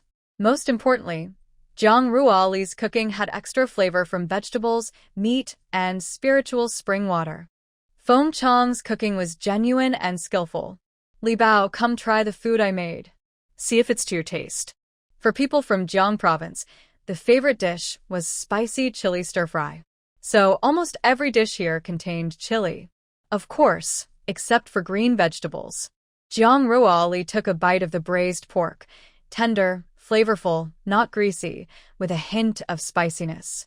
The potatoes cooked with it were soft and flavorful as well. She gave a thumbs up, delicious. Seeing the girl happy, Feng Qiang also smiled. 5 hours after Mu Qinghuan was taken away, the police officers came to the main team to talk to Captain Li. What? Mu Jiqing was taken away by the higher-ups? Yes. She won't be coming back here anymore. Captain Li nodded silently. He didn't understand why Mu Jiqing was taken by the police. The police didn't give any details either. Oh well, it wasn't his business anyway. The youth camp was in an uproar. Everyone was guessing why Mu Qinghuan was taken away. Could it be that Jiang Jiqing reported Mu Jiqing for damaging military marriage, and then Mu Jiqing was taken away to be detained? Nonsense. Jiang Jiqing hasn't left the house these days. She's always at home. Where could she have reported anything? You're right. I was thinking too much. So, what do you think is wrong with Mu Jiqing? Who knows? Maybe she's a spy. Didn't you see her belongings being taken away by the police officers? Wow, even spies who used to be unseen are now seen several times in this youth residence. They thought about it and realized that ever since Jiang Jiqing arrived, spies have appeared like mushrooms after rain. All of this outside has nothing to do with Jiang Ruoli and Feng Qiang. They are now cleaning the kitchen together. Li Bao, tonight I will stay at Li Xiangbei's house. Tomorrow morning, I will come to pick you up. Okay. Are you sure about applying for enlistment for Comrade Li Xiangbei? His parents probably won't agree. Xiangbei is a good candidate. I believe the squad leader will consider it carefully. All right, Feng Qiang said so I can't say anything. Good, then go ahead. I'll wait for you to pick me up tomorrow. Feng Qiang kissed Jiang Ruoli on the forehead and then went to Li Xiangbei's house. Li Xiangbei stood at the door, excited when he saw Feng Qiang coming toward his house. Boss, you're here. Seeing Li Xiangbei's eager look, Feng Qiang handed him the enlistment notice. Tell your parents properly. I understand. Feng Qiang didn't go inside, but sat in the yard waiting for their discussion to finish. Unexpectedly, Captain Li and Aunt Qian both agreed that Li Xiangbei should join the army. Mom and Dad, do you agree? Why wouldn't we? It's a great thing to bring honor to the country. How could we hold you back? Li Xiangbei was so excited he couldn't speak, his eyes turning red. Because his third brother had died on the battlefield. He couldn't believe his parents would actually agree to him joining the army. Mom and Dad, don't worry. I won't let you down.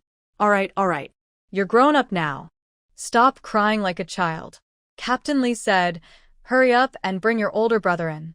Li Xiangbei wiped his tears, then went outside, and saw Feng Qiang sitting straight on a small stool. The stool was too low, and his long legs had to stretch out straight. This scene was completely different from when he was in the black market before. At that time, Feng Qiang was sometimes very strict, but most of the time he was quite relaxed. In modern words, it was a sense of ease. His nerves were not tense. When he heard footsteps, Feng Qiang turned his head and asked, Are you finished talking? Yes, my parents support me. Feng Qiang nodded, carrying some cigarettes, wine, and snacks into the Li family's house. Captain Feng, thank you for helping us get the enlistment notice from the north. Our family is very grateful. Then Captain Li quickly refused the items. You coming to stay with us is already a big favor. We can't take your things. Captain Li, tomorrow I will go with Lily to get our marriage certificate, and the day after, we will hold a small celebration at home. Please, Auntie, help us organize the banquet. Oh, that's wonderful. No need to ask, Auntie will definitely help. Auntie Qian loves Jiang Ruoli and treats her like her own daughter. If it weren't for Jiang Ruoli, their family wouldn't have had such good days these past 2 years. Now that her daughter is getting married, she will surely help with the preparations. Later, I will buy some groceries, and Auntie can invite a few friends to help organize everything. Yes, leave it to Annie. Big sister-in-law Zhou Hohot also said she would help. Feng Qiang kept thanking them. That night, Feng Qiang couldn't sleep at all, while beside him, Li Xiangbei was snoring loudly. A hint of helplessness flashed in his eyes. Luckily, tomorrow night, he could finally sleep next to the soft and fragrant wife. The next morning was a bright, sunny day. As Feng Qiang left the house, he heard magpies chirping happily. He curled his lips into a slight smile. It seemed the magpies also knew they were getting married and came to send their blessings. Feng Qiang, dressed neatly in his military uniform, greeted Captain Li and the others, then took the certificate Captain Li had issued and went to Jiang Ruoli's courtyard to pick her up. Jiang Ruoli had already changed into a new outfit. It was a dress sent by Li Zhishu the week before. The light blue dress was decorated with small white flowers, giving a cool feeling in the hot summer. The white Peter Pan collar made Jiang Ruoli look like a young girl. The moment Feng Qiang saw Jiang Ruoli, his eyes lit up. His wife was truly beautiful. The dress suited her perfectly. Li Bao, let's go. They wanted to be the first couple to arrive before the marriage registration office opened. Okay, let's go. Feng Qiang had been waiting for this day for a long time. When the two arrived at the county marriage registration office, the staff had just started working. Seeing such a handsome couple come to get married, they greeted them with a big smile. Feng Qiang handed over both of their information. When the staff saw that the groom was a soldier, they looked at him with respect. After checking the documents and confirming everything was correct, they asked the couple to fill out a form. Feng Qiang's hands were trembling with excitement. Jiang Ruoli chuckled softly and said, "Don't be nervous." With the young girl's comfort, Feng Qiang calmed down. The staff looked at them with a kind smile. This couple was truly very eye-catching. Both of them were so good-looking. Their children would be very beautiful. After filling out the forms, the staff looked at them, took out 2 certificate-like papers, wrote some words by hand, and stamped them with an official seal. From then on, Jiang Ruoli became Feng Qiang's wife. She was now a married woman, and he was a married man. Congratulations on your happy union. Wishing you a lifetime of happiness and many children, the staff said with good wishes.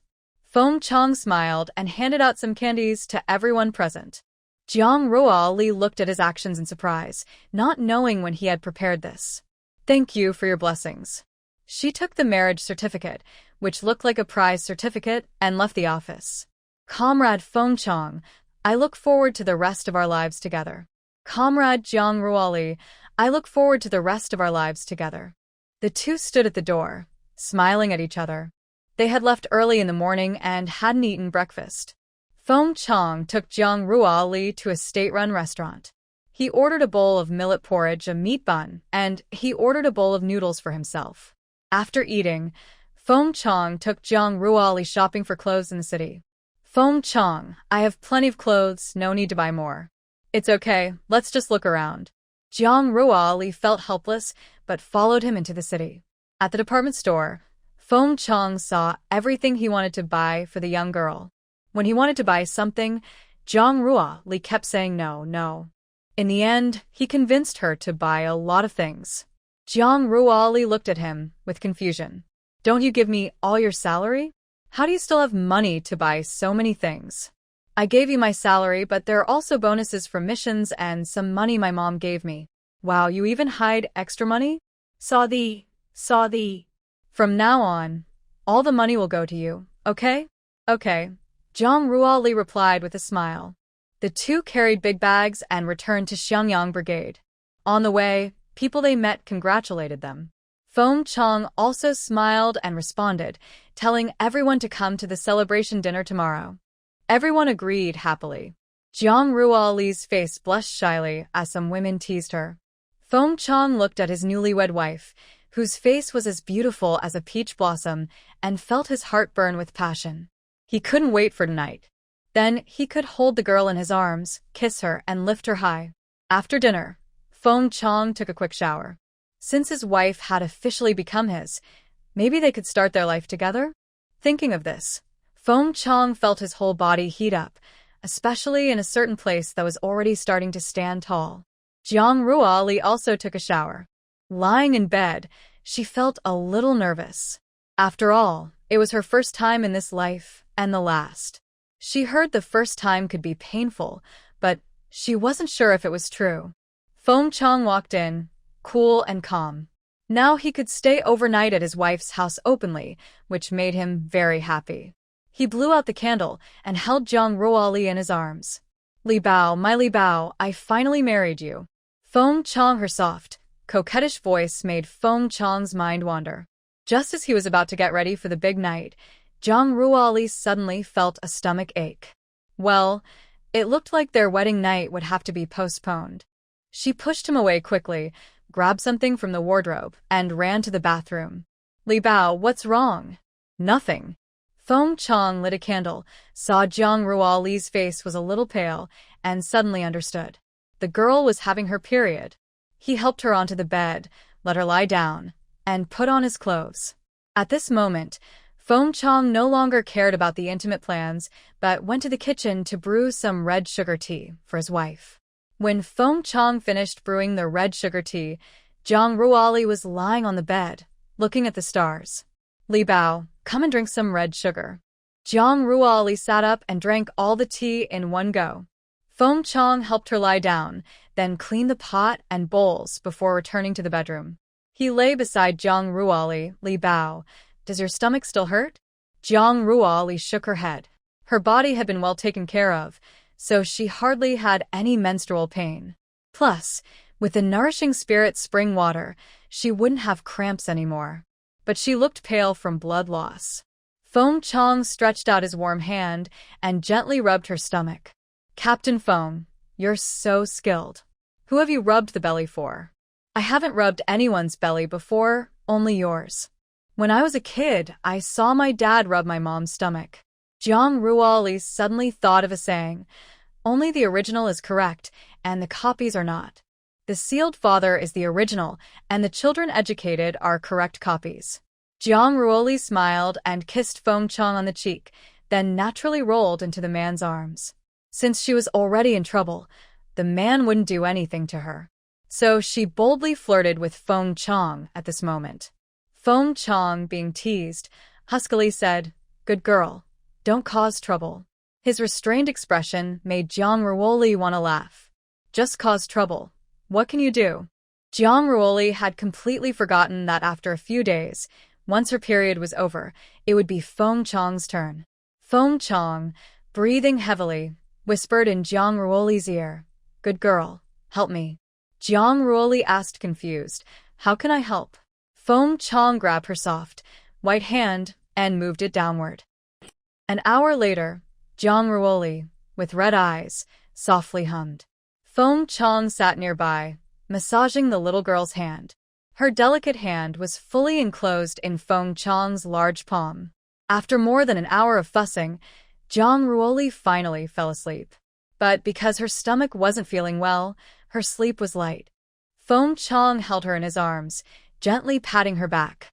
Gradually, Zhang Ruoli drifted into deep sleep. Using the moonlight, Feng Qiang looked at the person in his arms and said, "Li Bao, I love you." After saying this, he closed his eyes too. That night, Feng Qiang had a dream. In his dream, he saw himself in the black market. He wondered how he could be dreaming of himself at this time. Then he saw Mu Qinghuan, who was selling things in the black market. It was 1972 now. Feng Qiang still wondered why he hadn't seen Zhang Ruoli. That woman's eyes lit up when she saw him. So Mu Qinghuan started to subtly flirt with the dream version of Feng Qiang. At first, the dream Feng Qiang was very cold to her. Gradually, he found her quite interesting. He began to interact with Mu Qinghuan. Feng Qiang was angry and told her to leave him alone. But the dream Feng Qiang couldn't hear him. Thus, under Mu Qinghuan's teasing, the dream Feng Qiang and she became a couple. A year later, in 1973, they got married. After marriage, the dream Feng Qiang took Mu Qinghuan back to Kyoto. Mu Qinghuan was dazzled by Kyoto's bustling city, but the dream Feng Qiang still dealt in the black market there. Unfortunately, fate was unpredictable. During a black market deal, the dream Feng Qiang was caught. In 1975, to avoid implicating his family, the dream Feng Qiang chose to cut ties with them. In his dream, Feng Qiang was sent to a labor camp and his wife, Mu Qinghuan, had to go with him. Mu Qinghuan didn't really want a divorce. It was just that Feng Qiang in the dream was unwilling and begged her not to leave. After moving to the countryside, Feng Qiang worked hard to earn points to support Mu Qinghuan. Mu Qinghuan had become quite spoiled and couldn't be satisfied with such poor things. The two argued and fought for a year. By the end of 1976, to improve their life, Mu Qinghuan seduced a city official. They forcibly divorced Feng Qiang from the dream. Feng Qiang was so angry he vomited blood. His father managed to get Feng Qiang back. Feeling down for several months, Feng Qiang learned that the college entrance exam would be restored at the end of 1977. He cheered up and studied hard. He was accepted to Kyoto University, where he learned a lot about finance. After graduation, Feng Qiang started his own company and gradually rose to the top of Kyoto's business world. Meanwhile, the official Mu Qinghuan had been involved with was not a good person. He constantly scolded and mistreated her. Mu Qinghuan couldn't bear it anymore and ran away. Not having a marriage certificate at first had actually protected her. She then saw her ex-husband Feng Qiang at the top of the business world. Her heart filled with joy as she imagined living a better life. She told Feng Qiang that she had been forced by someone else. Feng Qiang didn't believe her and ordered her to be thrown out. Mu Qinghuan begged for a long time, but Feng Qiang remained unmoved. Out of love turned to hatred, Mu Qinghuan secretly got a car and tried to run Feng Qiang over. Feng Qiang watched from above and shouted for her to move aside, but it was too late. Both Feng Qiang and Mu Qinghuan died in the accident. Then Feng Qiang woke up. He opened his eyes, sweating coldly. Could this be what Mu Qinghuan called his past life? If so, Mu Qinghuan was definitely not a good person. In his dream, she constantly complained about not giving him a good life, betrayed him, and wore a green hat. Fortunately, in this life, he met Jiang Ruoli first. Although it was from his past life, Feng Qiang didn't know about it. If not for this dream tonight, he wouldn't have known what his past self was like. But Feng Qiang felt he owed the girl a lot. His past self had been tainted by that woman. He decided he must treat her even better in the future. Thinking this, Feng Qiang held her tighter. The confined Jiang Ruoli let out a few uncomfortable hums. Feng Qiang looked at the person in his arms and smiled, saying, "You're so delicate." He then loosened his grip. He gently got up, finished washing up, left a note for Jiang Ruoli and went out. Since it was still early, he went to buy half a pig. Today was his wedding banquet with the young girl, so he wanted to prepare something nice. Besides the pork, he also caught a nest of rabbits on the mountain. Perfect for making braised rabbit. As the sky brightened, Jiang Ruoli was awakened by the sunlight. She opened her eyes and touched the spot beside her, but it was cold now. Looking at the note Feng Qiang left, she didn't know what time he had left. Just then, Feng Qiang pushed the door open and entered. "You're awake? Are you hungry?" Jiang Ruoli nodded. "Yes, I'm hungry. Do you want to eat anything?" No, you can just prepare something. Feng Qiang gave her a good morning kiss and smiled, saying, "I'll go prepare breakfast for you. You can rest a little longer." Jiang Ruoli lay down directly, enjoying the man's care. Having ready-made food was just so comfortable. Jiang Ruoli happily finished the breakfast Feng Qiang made. Auntie Qian, along with a few familiar women, came to the yard. Jiang Jiqing, Captain Feng were here. Jiang Ruoli greeted with a smile. "Auntie, thank you all for coming today." "No trouble at all." "Oh, such a beautiful girl is getting married. That's good. She'll follow the army now, so she won't have to stay here." Jiang Zhiheng, happy wedding. The women all congratulated her. "Thank you, everyone." Feng Qiang took the women to the kitchen, where there was half a pig, several rabbits, several wild chickens, all prepared, along with a basket of mushrooms. There were also cabbage, potatoes, and other ingredients. Anyway, Jiang Ruoli cleared out her stock, or she wouldn't be able to take anything away. One woman was amazed at the abundance of these old vegetables. Li Xiangbei also brought over tables and chairs from his home. He even invited his friends to help move their tables too. Inside and outside, tables and chairs were set up everywhere. Jiang Ruoli's guests were quite numerous. Luckily, Feng Qiang had prepared enough food. In the kitchen, several women were busy working. Jiang Ruoli changed into a more festive dress. Feng Qiang was dressed in his military uniform. Some familiar old workers from the youth camp came to offer their congratulations. Jiang Ruoli smiled and accepted their gifts, inviting them to stay for a meal. During these days, they had gotten along quite well. She was about to leave here, so this was also a farewell banquet. At 12 o'clock, everyone was present. Jiqing Yuan's Zhou Chuyan and a few others helped Jiang Ruoli serve the dishes. The villagers saw several meat dishes and were amazed, unable to stop smiling. Jiang Jiqing and her husband are so generous. Yes, this big bone, rabbit meat, wild chicken yum. By 12:30 all the dishes were served. Feng Qiang raised his glass. "Hello everyone, I am Feng Qiang. I am Jiang Ruoli's husband. Thank you all for taking care of my wife over the years. Here I toast to everyone. Today is our wedding banquet. Eat happily and fill your stomachs. Best wishes to Jiang Jiqing and Captain Feng for a long and happy marriage, and may they have children soon. May Jiang Jiqing and Captain Feng be happy and harmonious. Best wishes to Jiang Jiqing." Well wishes came one after another. Feng Qiang and Jiang Ruoli responded with smiles. They also toasted the team leader Li and his wife. If it weren't for the care from team leader Li and Aunt Qian, life here might not have been so easy for Jiang Ruoli. Jiang Jiqing, these past 2 years, thanks to your headscarf, everyone has made quite a bit of money. Even though you're not working now, we still thank you. I also took advantage of the team, otherwise earning 20 work points a day wouldn't be so easy. No matter what, everyone sincerely thanks you. After toasting the team leader, the couple was surrounded by the villagers and fellow youths who kept pouring drinks. Jiang Ruoli didn't drink much, but Feng Qiang was heavily intoxicated.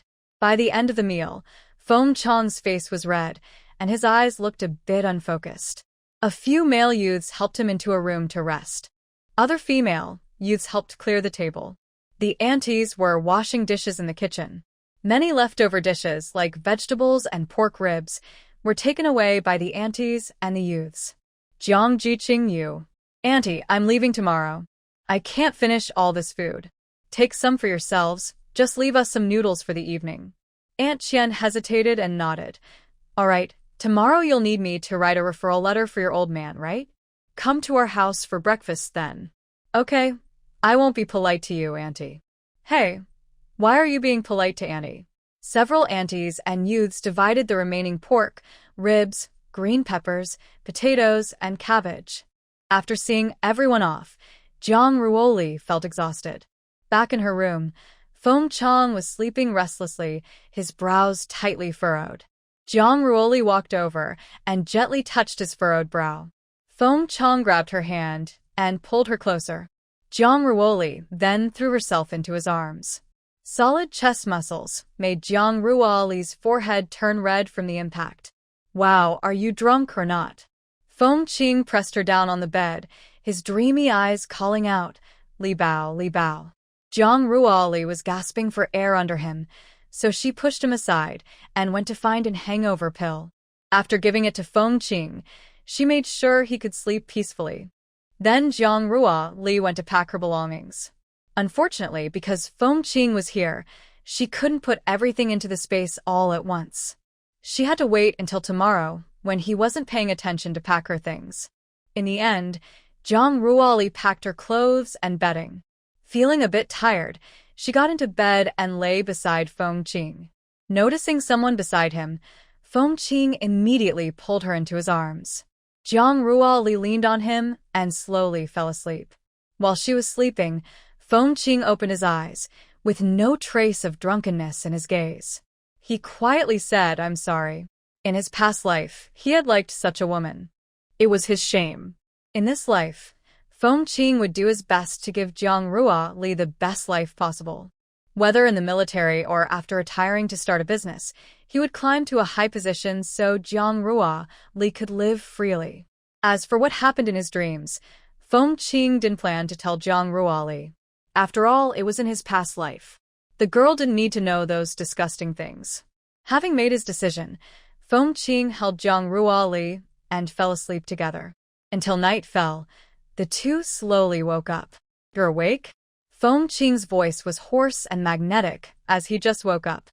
Jiang Ruoli loved this voice so much. Are you hungry? I'll go make you something to eat. Jiang Ruoli indeed felt a little hungry. Okay. She also got up, went to the bathroom, and changed her sanitary pad. As for the used ones, she directly handled them in the space. The two had a simple dinner before discussing how to deal with the remaining items. Just give the bowls and chopsticks to the squad leader. We don't need them. As for the pots, can they be taken apart? And the bicycle, we can't just sell it to someone, right? The squad might not know who would buy it. Jiang Ruoli looked at the large pot. Although there was plenty of space, throwing it away didn't seem practical. It was too wasteful. And the bicycle, she had ridden it for a long time and was reluctant to part with it. Plus, Feng Qiang helped her get it. Feng Qiang smiled and said, it's okay. I arranged for someone from the military district to pick it up. They'll come early tomorrow. Jiang Ruoli's eyes lit up. Really? That's great. I've used these things for years, and I can't bear to part with them. You're a silly girl. Of course it's true. I know you don't want to part with it, So I made this decision. Feng Qiang gently pinched her cute nose, with a look full of affection. Jiang Ruoli happily threw herself into the man's arms. Feng Qiang, you're so amazing. She was very pleased with the compliment. He held the little girl tightly and kissed her twice. Since she couldn't eat meat, she had to drink some meat broth instead. The next morning, Jiang Ruoli was still sleeping when she heard voices outside. She reached out and found no one beside her. She knew it was Feng Qiang's comrades who had come. She quickly got up to pack her things, leaving the rest for them to take away. She planned to travel light on the train. When she stepped out, she saw Feng Qiang with his back to her, and two men in military uniforms in front of him. "Hello, sister-in-law," they greeted her immediately. Jiang Ruoli smiled. "Hello. You haven't had breakfast yet, right? I'll make some for you." "No need, sister-in-law. Brother Feng gave us some money. We're going to the county for a meal later." Jiang Ruoli then realized there wasn't much food at home. She smiled awkwardly. She poured them each a glass of water, adding a drop of spiritual spring water. These are soldiers defending the country. She hoped they would be well. The two men, with dark faces and big white teeth, smiled and thanked Jiang Ruoli. "Thank you, sister-in-law." Then they drank the water quickly. They thought the water at her home was really good, with a hint of sweetness. "Let's start." Feng Qiang borrowed a large team's ox cart, first placing the items on it, then transporting them to the grain drying yard. The truck couldn't come here, so they had to stop at the drying yard. Jiang Ruoli felt it was quite troublesome. She wished she could just store everything in her space. But she didn't dare say so, afraid of being taken away for research. From Feng Qiang's words earlier, she knew Mu Qinghuan had been taken by the research institute for slicing and studying. Just thinking about it was scary. Jiang Ruoli also wanted to help but was stopped by Feng Qiang. "Aren't you feeling unwell? Just sit and rest. We can handle this." As soon as he finished speaking, Li Xiangbei and a group of friends arrived to help. "Brother Feng, I'm here to help you and sister-in-law." "Thanks. Come on, no need to be polite." "My mom asked me to bring breakfast for you and sister-in-law." "All right, you're taking the train this afternoon too, right? Are you ready?" "All set." Thinking about going to join the army, Li Xiangbei felt excited. That was the life she had always dreamed of. Feng Qiang nodded, finished his breakfast quickly, and then went to help move the belongings. Meanwhile, Jiang Ruoli sat nearby, slowly eating. An hour later, everything except some essential personal items had been moved out of the house. "Be careful on the road." The two nodded. "Yes, Commander." They saluted and drove away. Jiang Ruoli looked at the empty house, feeling a bit sad. She had paid for it herself and lived there for 2 years, so she felt a sense of belonging. It was also her first house in life. After locking the door, Jiang Ruoli and Feng Qiang went to Captain Li's house. Zhou Guohua saw Jiang Ruoli and opened the yard gate. "Jiang Jiqing, you're here. My father-in-law is inside." "Thank you, Sister Zhou." Captain Li heard the voices, came out holding Jiang Ruoli's introduction letter and moving out certificate. From now on, Jiang Jiqing no longer belonged to the Xiangyang Brigade. "Uncle, here is the key to my yard. If anyone needs to stay there in the future, they can rent it." "All right, thank you, Jiang girl." Jiang Ruoli said goodbye to the captain. Aunt Qian took out a small bag. "Girl, Auntie doesn't have much, but take these pancakes for the road." "No need, Auntie. You all are busy too. My husband is in the army, so I can't take things from civilians. That wouldn't be proper. I can give some to my own children, right?" She handed the things to Jiang Ruoli, clearly meaning she was like her own daughter. Tears welled up in Jiang Ruoli's eyes. "Thank you, Auntie." Captain Li also had a package, and he carried his bag as they set out together. Captain Li advised Li Xiangbei to be obedient and work hard. Li Xiangbei nodded in response. When it was getting late, they finally boarded a bullock cart to the county bus station. At the city train station, there was only an hour before the train departure. The three of them ate some food at a state-run restaurant near the station, then bought tickets and boarded the train. Li Xiangbei had a hard seat, while Jiang Ruoli and Feng Qiang had soft sleepers. Feng Qiang's father bought the soft sleepers to make Jiang Ruoli more comfortable.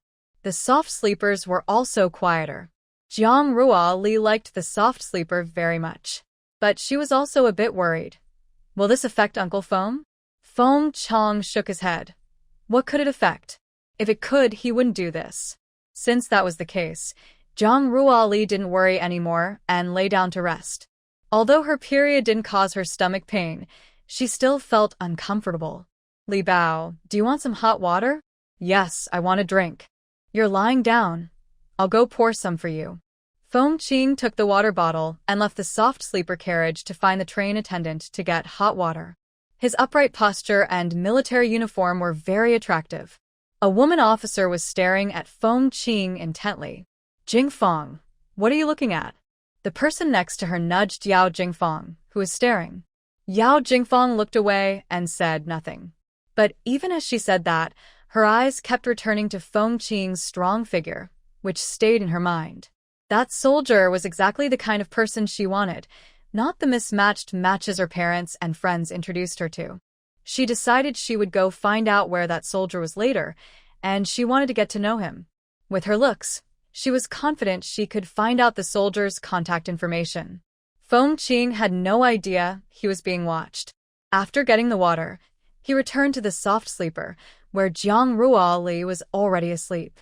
He placed the water bottle down and covered Jiang Ruoli with a blanket. He sat nearby, watching the sleeping girl. She looked soft and beautiful. Half an hour into the train ride, Jiang Ruoli felt her pad was full and decided to get up to go to the bathroom and change it in the space. Seeing Jiang Ruoli stand up, Feng Qiang hurriedly asked, Li Bao, what's wrong? I want to go to the bathroom. Feng Qiang put down his book. Okay, I'll take you. No need, I can do it on the train. I might lose it otherwise. That's not certain. My Li Bao is so pretty.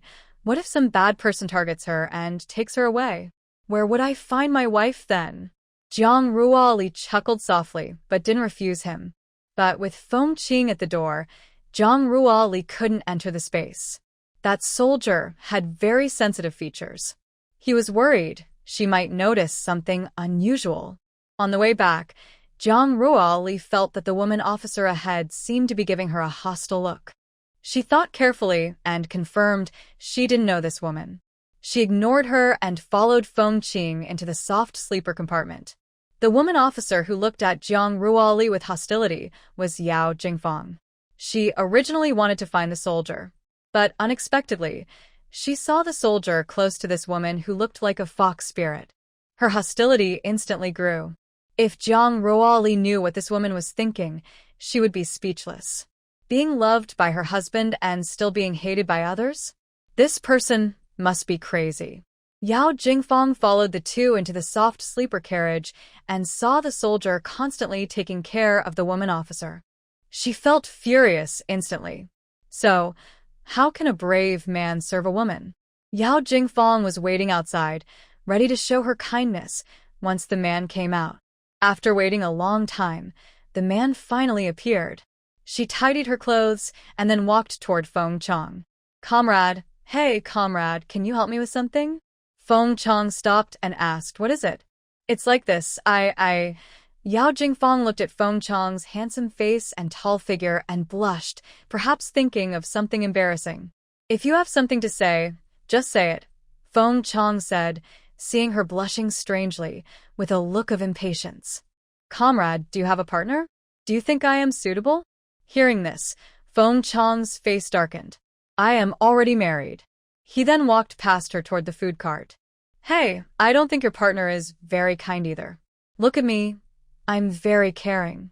I can definitely take good care of you. Shut up. I am a soldier, and I am married. Are you trying to break up a military marriage? That's illegal, and you'll get into trouble. Yao Jingfeng muttered, I'm not trying to break anything. I just think it's strange for a man to serve a woman.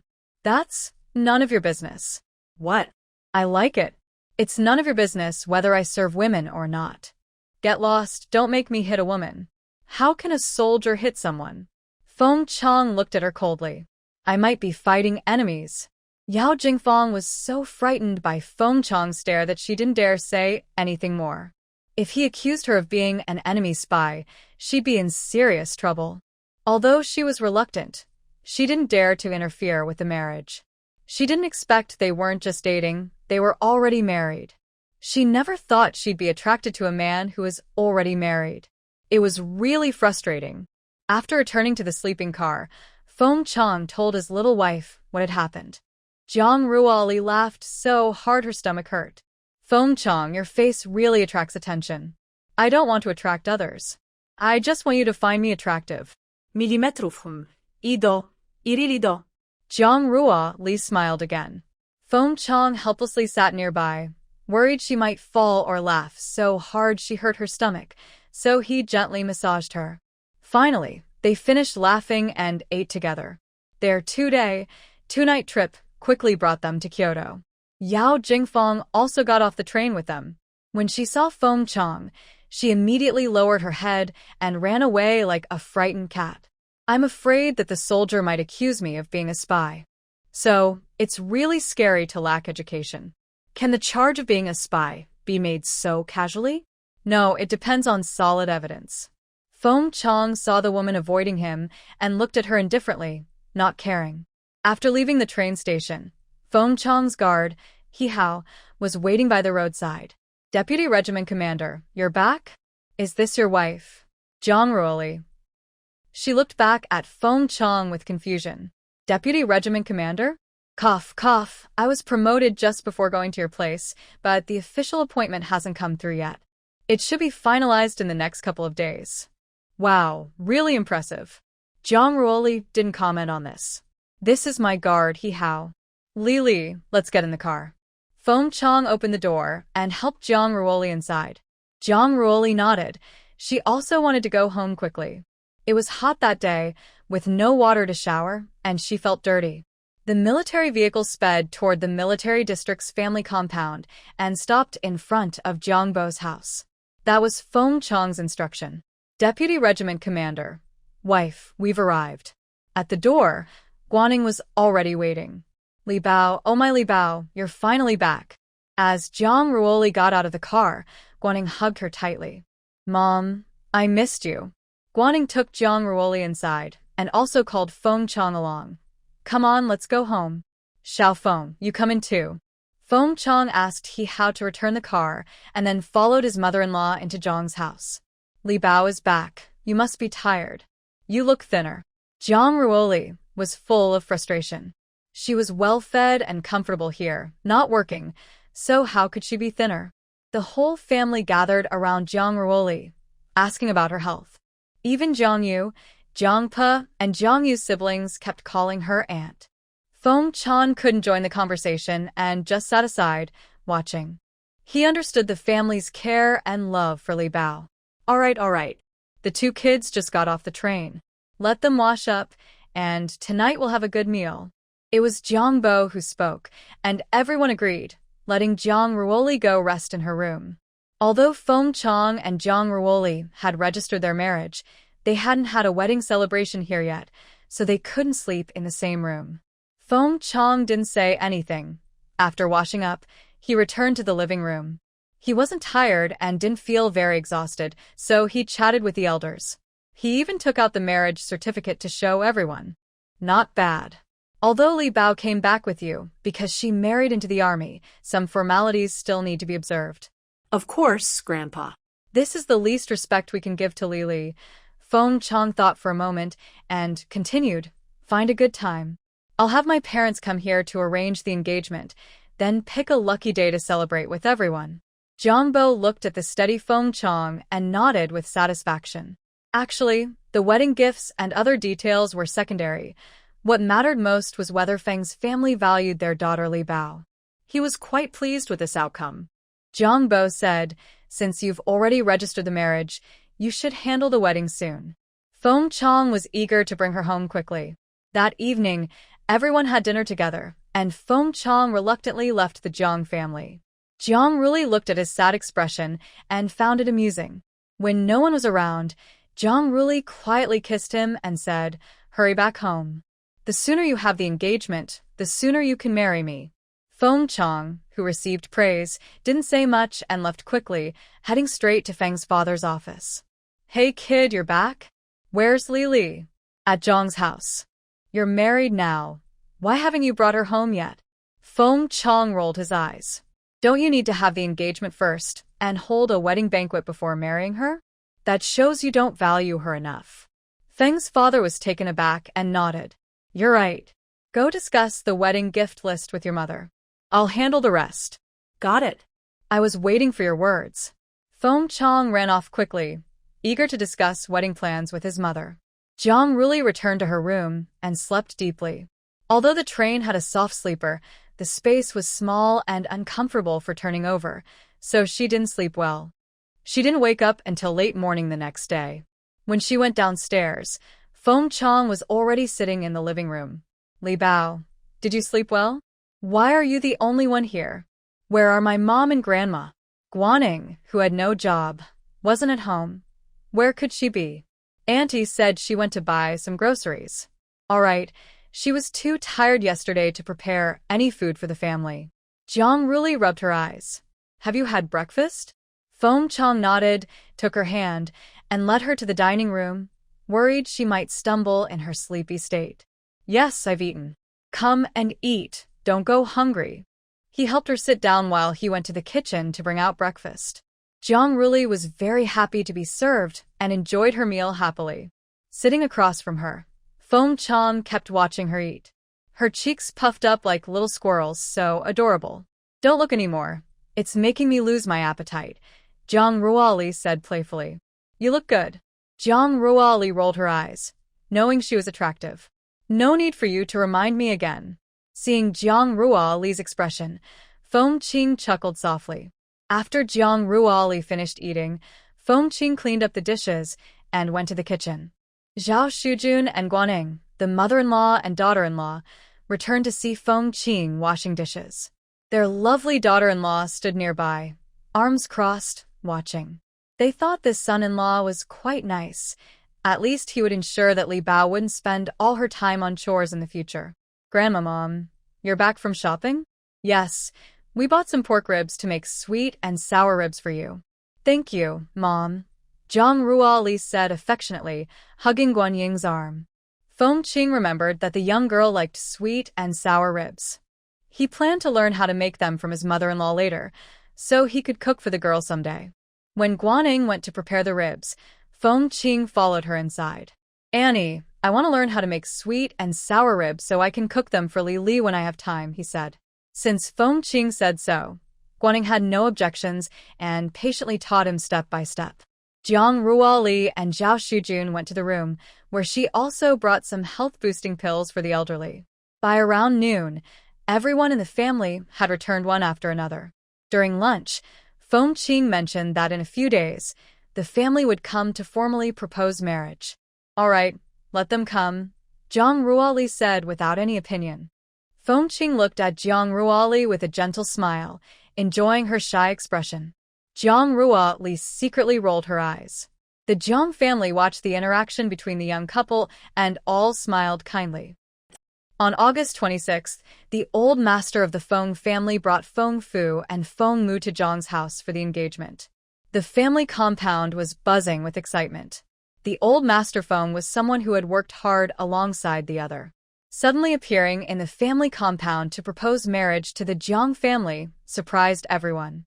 They all knew Zhang's daughter had a boyfriend, but no one expected that this boyfriend was actually Feng Lao Ye's grandson. At that moment, many young girls in the big courtyard felt their hearts break. Old Jiang, today we're here because of the marriage of the two children. Take a look at this engagement gift list and see if anything's inappropriate, said the old master Feng. Jiang Bo appeared calm on the surface, but was secretly frustrated inside. This was a general after all, and he was calling himself Old Jiang so casually. Having experienced many hardships in his later life, Jiang Bo took the engagement list and casually looked it over. These material gifts don't matter much to them. What they care about is how the Feng family values and respects Zhang Ruoli. Old General Feng, any amount you give is just a gesture of kindness.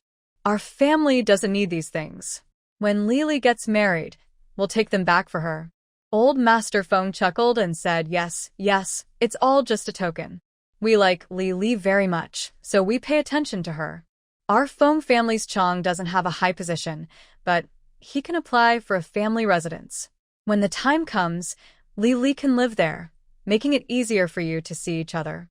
If she wants to go home, she can come and stay anytime. His words sounded very polite, all considering Jang's family. Jang's family was pleased because they only had this precious daughter, and of course, they wanted her clothes. Although the betrothal gift included a 4-courtyard house, which might be livable in the future, they planned to stay modestly for the next few years. With Feng family's good manners, Chang probably wouldn't do anything to bully her, but exceptions can happen. Li Zhishu sat beside Jiang Ruoli, holding her hand tightly, her eyes full of affection. Feng's father also looked at Jiang Ruoli kindly. He was very satisfied with his daughter-in-law. They had lunch at Zhang's house. Going to a restaurant would be too showy. Their status still requires some modesty. The cooks were Guaning and Huang Mei.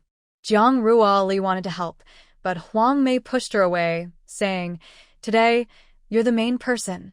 No need for you to go into the kitchen." Even Li Zhishu, who wanted to help, was not allowed. Soon, the mother and daughter-in-law prepared a big table of dishes. All these dishes came from Jiang Ruoli's space. The taste was naturally very delicious. The lunch was very happy and both families enjoyed eating together. Zhang's family also saw how much the Feng family valued Jiang Ruoli, especially Feng Qiang and Li Zhishu, who took care of her at the table. From then on, they fully trusted Feng Qiang to take care of Jiang Ruoli. The two families agreed to hold a banquet for the children on the 6th day of September. Feng Qiang and Jiang Ruoli had no objections, and others had no objections either. After the Feng family left, Jiang Ruoli finally saw the list of betrothal gifts from the Feng family. Honestly, she felt quite wealthy already, but she didn't expect the Feng family's gift to include a cash gift of just over 10,000 yuan. It was said to be a once-in-a-lifetime opportunity. If it weren't for the need to be modest in this era, Li Zhishu might have given her 10 times that amount. Besides the cash, there was a sewing machine, a bicycle, a watch, a full set of furniture, and a 4-courtyard house in Nanluo Guxiang. Jiang Ruoli was stunned by this generous gift. This shows she is very valued. At least, she doesn't have her own courtyard house. The Jiang family also said they would bring back these items for Jiang Ruoli, along with an additional 1,000 yuan and some other things. After all, with the Jiang family's background, they can't afford that much money. As for the banquet, both families will just invite close friends to a simple meal. A few days later, Li Zhishu also sent Jiang Ruoli a set of wedding clothes and a pair of red high heels. The style is simple and elegant, and the red color is very festive. Jiang Ruoli also made a new bridal hairpiece, planning to wear it at the wedding. It's like fulfilling her dream of getting married. Since there are no wedding dresses like in later times, having a festive outfit is good enough. September 6th is an auspicious day for marriage. Early in the morning, the Jiang and Feng families started to get busy. One family is preparing to marry off their daughter, and the other is preparing to marry their daughter-in-law. The wedding banquet will be held at Feng Qiang's family yard. They are inviting only close friends. They are also discussing whether to invite Old Rong, but Jiang Ruoli decided it must be done. Their family has received so much kindness from Old Rong, so they definitely will invite him. But the invitation will be separate. They won't let everyone sit together. When the time comes, everyone will go to toast Old Rong, which wouldn't look right. So, the Jiang family decided to host a family banquet at home on the day they return from the bride's home. Old Rong isn't a petty person. He thinks this arrangement by the Jiang family is very good. At 8 o'clock, Jiang Ruoli sat on her bed waiting for Feng Qiang to come pick her up. By 8:30, Feng Qiang arrived with a group of soldiers in uniform to pick her up. Jiang Ruoli's two brothers stood at the door to block the way. One is literary, the other martial, testing Feng Qiang's cultural knowledge and martial skills. His martial skills are much better than Jiang Junnan's. His cultural knowledge is just a little weaker. Of course, he can't compare to the extraordinary Jiang Junxia. Jiang Junxia barely let him go. Zhang Ruoli sat on the bed, listening to the noise outside, smiling happily. Her sister-in-law Huang Mei couldn't help but tease her. Wow, wow, wow. How happy are you? Zhang Ruoli blushed and replied playfully, wasn't your wedding to my brother also happy? Huang Mei didn't mind Zhang Ruoli's teasing and said, of course, I was grinning from ear to ear. I can't wait for your brother to come and take me away. Zhang Ruoli fell silent, realizing that married women are truly more daring, especially the women in the family yard, who talk openly about everything. But little sister, you're different. You are the treasure of our whole family. We don't want you to get married and leave. Even after marriage, I will still be in the family housing, not far from you. Feng Qiang's house is located between the Jiang family and Jiang Junan's family, making it very convenient to go anywhere. After chatting with Huang Mei for a while, they heard the sounds of Feng Qiang coming upstairs. Huang Mei raised her eyebrows and stood to the side. Feng Qiang pushed open the door and saw his beautiful wife sitting on the bed, looking stunning. The soldiers who followed behind took a deep breath in surprise. Wow. This wife of the regiment looks like a fairy from heaven. No wonder the deputy regiment is so captivated. Comrade Zhang Ruoli, I came to pick you up. Would you like to marry me? Zhang Ruoli smiled and nodded yes. The soldiers nearby cheered, and Feng Qiang carried her horizontally down the stairs. Downstairs, Zhang Bo and Zhao Shujun sat at the main seat, with Zhang Peihe and Guaning sitting on the sides. Feng Qiang set her down, and Huang Mei brought over a teacup. The newlyweds raised their cups to give tea to the elders. Grandpa and Grandma, please have some tea. Zhang Bo and Zhao Shujun took the cups, sipped, then handed over 2 red envelopes. We don't have many demands, just hope you two support each other. If there's a problem, talk it out face to face. Don't keep things inside. Feng Qiang, I have just one thing to say. Our Ruoli is the treasure of the family. If she makes a mistake, tell Grandpa, and he will teach her a lesson. Grandpa and Grandma, rest assured, I will cherish and love Ruoli with all my heart. Seeing that the elders had no more to say, the newlyweds offered tea to Zhang Peihe and Guaning as well. Same red envelopes, same advice. When leaving, Zhang Ruoli suddenly felt reluctant and her eyes turned red. Feng Qiang looked at her with concern. Be good, we still live in the family housing. If you miss your parents, you can come back anytime. Even though Feng Qiang said this, Zhang Ruoli knew she was now married and couldn't visit her parents every day. Her in-laws would have opinions about that. After saying goodbye to her family, Feng Qiang rode his bicycle with Zhang Ruoli around the family housing. It's not that they can't drive, but since they are still in a sensitive situation, no one dares to use the official car for personal reasons, as it might cause trouble. Bicycles are good. At least they show others who is protecting this new wife in the future. When they arrived at Feng Qiang's house, he helped Zhang Ruoli down and they went into the living room. They exchanged a few words with the host. Then the ceremony was complete. For lunch, Li Zhishu invited the women from the family compound to help cook. Each table had 8 dishes and a soup, symbolizing long-lasting happiness. Of course, they kept most dishes vegetarian to avoid drawing too much attention, with some meat dishes including vegetables. The only pure meat was braised pork. Zhang Ruoli was brought into the house, while Feng Qiang stayed outside to entertain the guests. She looked around and saw that everything inside was arranged just like her previous house in Yangyang Brigade. She was touched by her husband's thoughtfulness. This house also had a heated brick bed, and the wardrobes and furniture were the same as before. Yao Yuyu, Feng Qiang's older sister-in-law, brought in a plate of food. Little sister-in-law, this is what my third brother asked me to prepare for you. Are you hungry? Please eat. Thank you, sister-in-law, Zhang Ruoli replied. She was indeed hungry, having woken up very early that morning. To look nice in her clothes and avoid looking ugly, she hadn't eaten much. Have you eaten yet, sister-in-law? Would you like to eat together? Yao Yu looked at Zhang Ruoli's delicate face and smiled. No need, I'll go out to eat soon. Seeing how fresh and lovely Zhang Ruoli looked, Yao Yu liked her more and more. She couldn't help but imagine if she could have a daughter as obedient and sweet as her. She would cherish and pamper such a daughter with all her heart. Yao Yuyu also knew that both Feng Qiang and Zhang Ruoli were very attractive. Their children would likely be beautiful and very charming. After finishing her meal, Zhang Ruoli saw Yao Yuyu neatly clear the dishes and took them out of the room, so she could rest peacefully. However, Yao Yuyu's eyes held a teasing glint that Zhang Ruoli couldn't ignore. Deep down, Zhang Ruoli understood that Yao Yuyu's behavior was because she remembered what happened on the day they registered their marriage. At that time, Zhang Ruoli had been busy with other matters, so they hadn't taken the final step. But today, there was no way to avoid it anymore. Zhang Ruoli didn't act shy or awkward. She believed that feelings and desires between men and women were natural.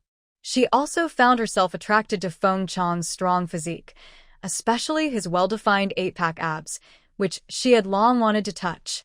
After Yao Yuyu left, Zhang Ruoli changed into a new dress. It was a beautiful dress that Li Zhishu had bought for her. She liked it very much.